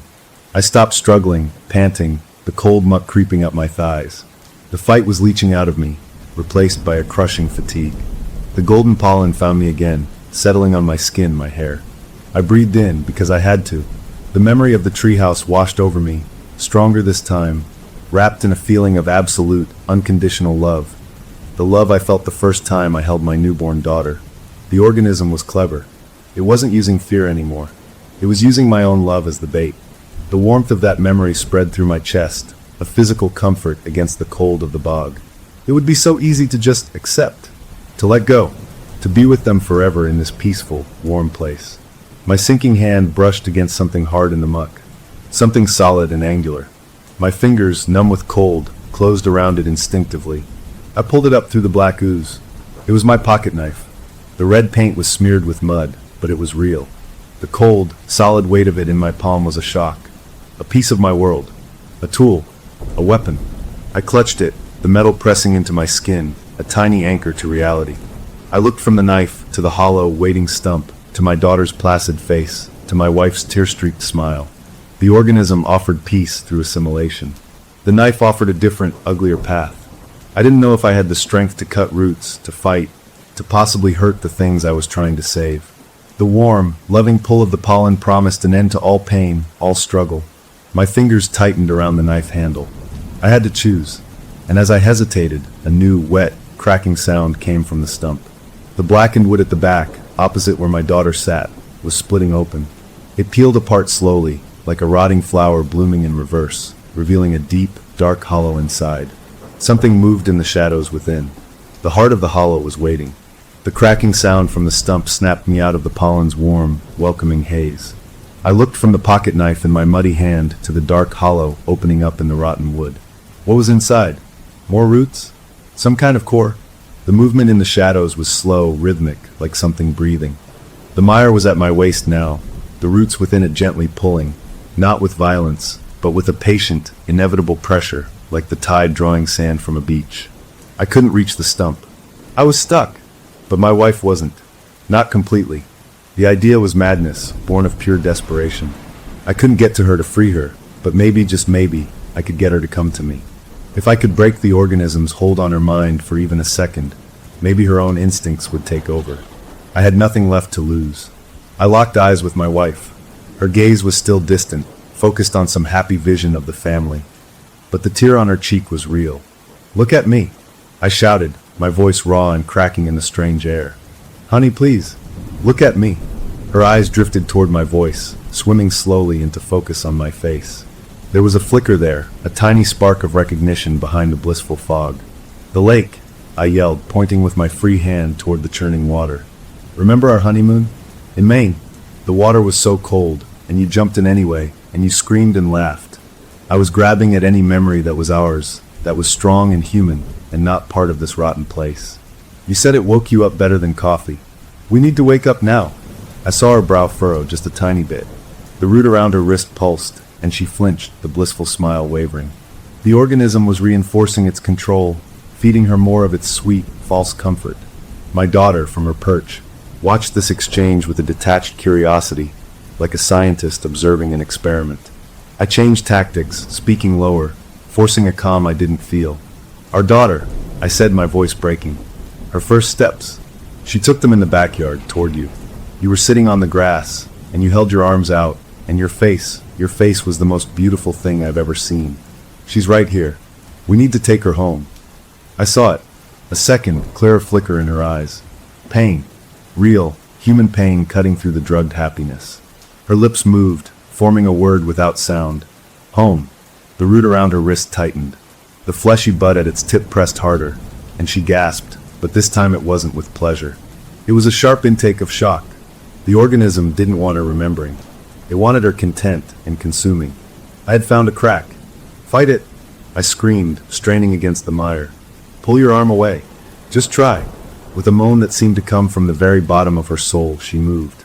She looked down at the root coiled around her wrist, and a look of revulsion twisted her features. She yanked her arm inward. The root held fast, stretching like tough rubber. A thin trickle of dark blood ran from where the filaments touched her skin. She cried out, in pain and effort, and pulled again. This time, she used her other hand, grabbing the root itself. The moment her bare fingers touched the black, pulsing vine, she screamed, a short, sharp sound of pure agony.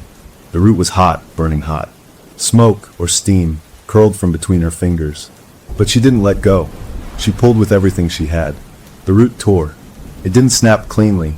It ripped with a wet, fibrous sound, like tearing a piece of rotten canvas.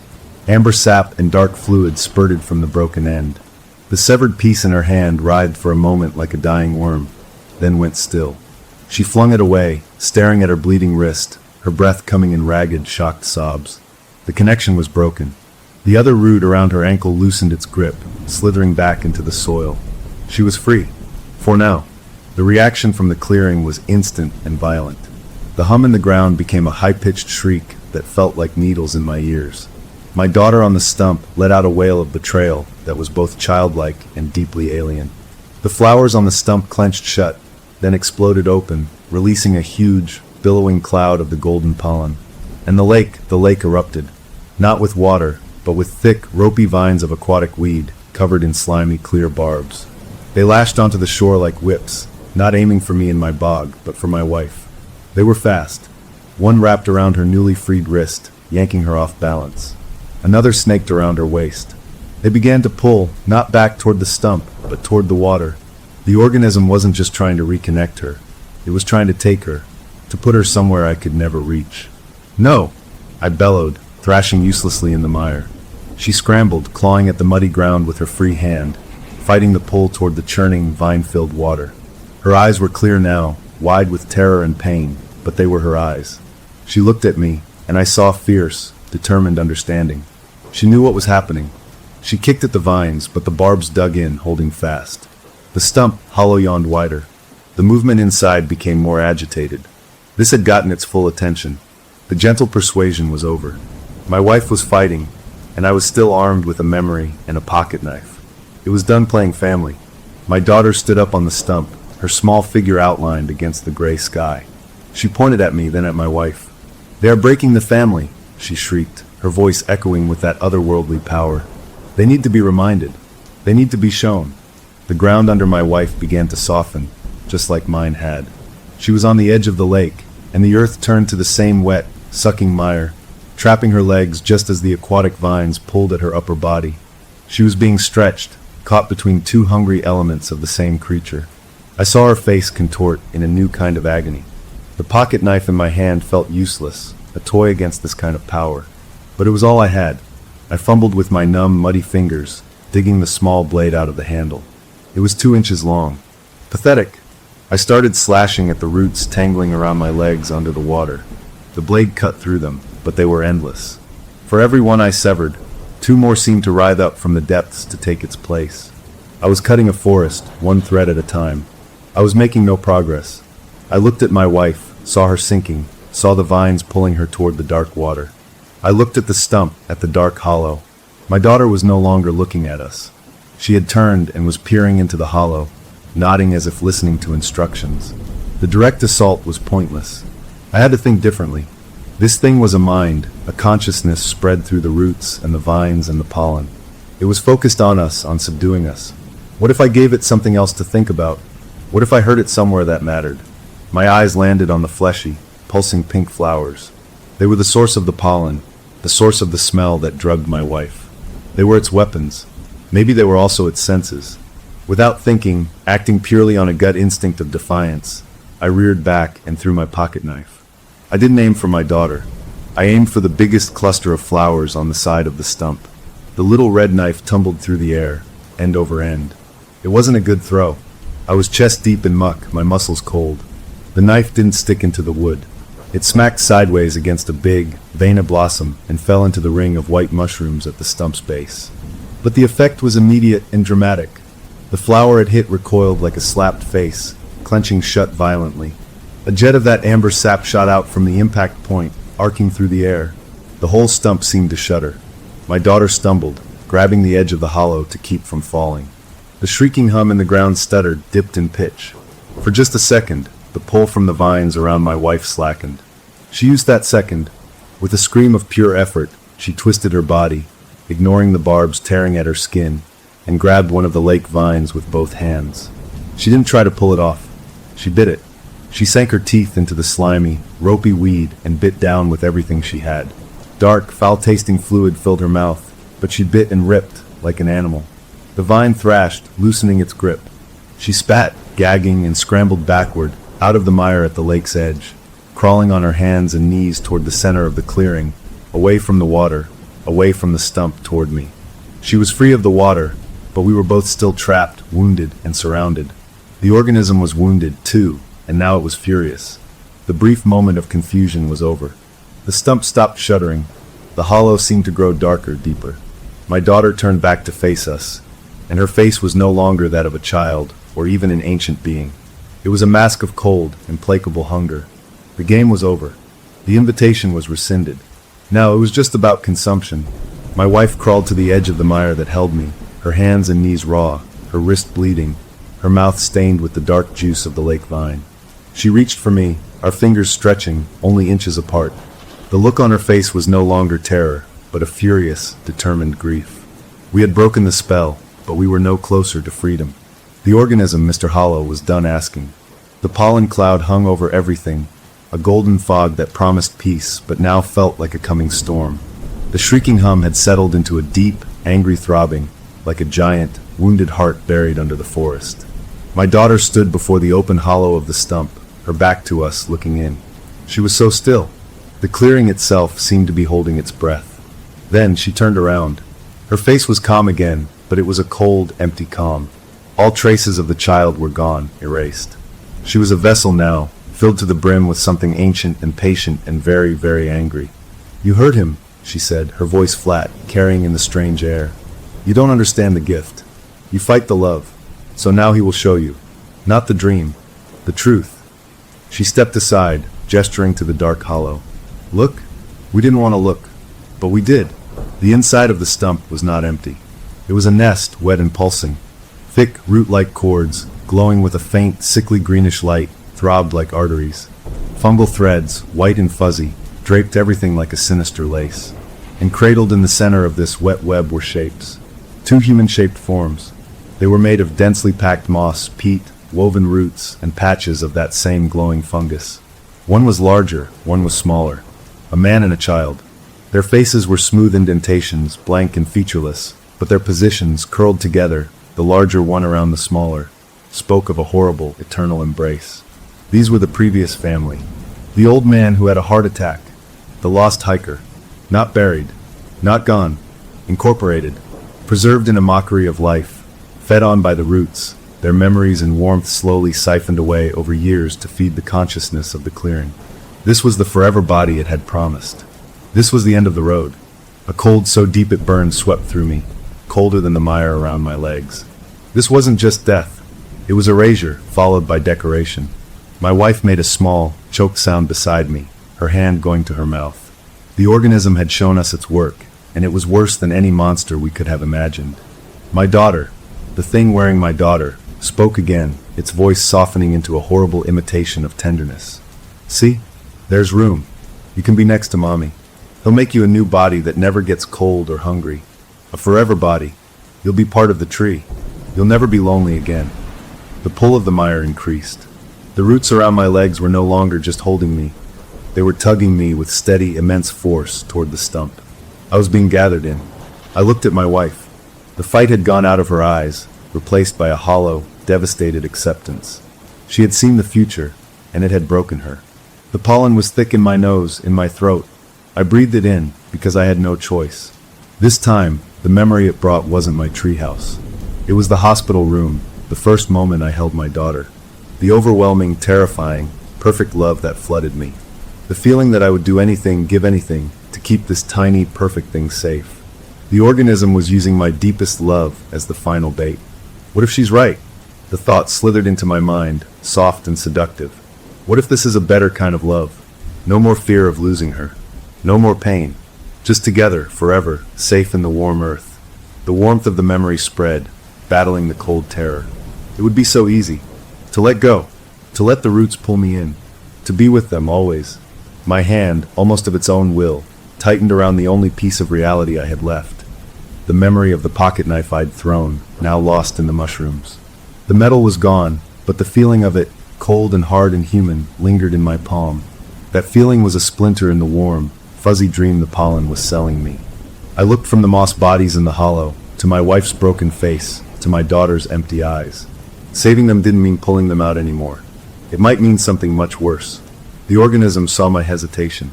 A single thick root, as sharp and polished as a stag's antler tip, slowly pushed out from the heart of the hollow. It didn't point at me in threat. It extended toward me, slowly, offeringly. A clear, honey-colored drop of the amber sap beaded at its pointed end. Just a little taste, my daughter's voice cooed, a horrible parody of a child offering a candy. To help you decide, to help you understand the love. The root stopped, the sap dropped quivering, inches from my chest. The final offer. The warm memory of my newborn daughter wrapped around me, promising an end to all struggle. The cold, rotting reality of the moss bodies promised an end to everything else. My wife whispered my name, just once, a raw, broken sound. It wasn't a plea. It was a goodbye. That sound, her real voice cutting through the fantasy, was the anchor I needed. I made my choice. I didn't reach for the offered root. I didn't look at the hollow. I looked straight into the empty eyes of the thing wearing my daughter's face. And I let all the love, the real, human, aching love I had for my little girl, fill my own face. I smiled at her, a true, sad, loving smile. I love you, I said, my voice clear and steady. I love you so much. For a fraction of a second, something flickered in those empty eyes. A confusion. The organism understood threats and fear and hunger. It didn't understand this pure, selfless offering of love that asked for nothing in return. In that tiny moment of its confusion, I moved. Not away, not to fight. I bent forward as much as the mire would allow, and I plunged my hands into the black, watery ooze around my legs. I didn't grab for the roots. I dug my fingers deep into the cold, wet earth beneath them. I found what I was looking for, thicker roots, older roots, the ones that felt like cables running back toward the stump. And I pulled. Not to free myself, to pull myself in. I yanked with all my remaining strength, using the root's own pull against them, launching myself forward through the mire, a desperate, muddy surge toward the stump, toward my daughter, toward the offering root. The organism, surprised by this sudden acceptance, hesitated. The sharp root didn't move. I crashed into the base of the stump, the rottenwood crumbling under my weight. My daughter, the thing, stumbled back with a cry. I ignored the antler root. I ignored the hollow.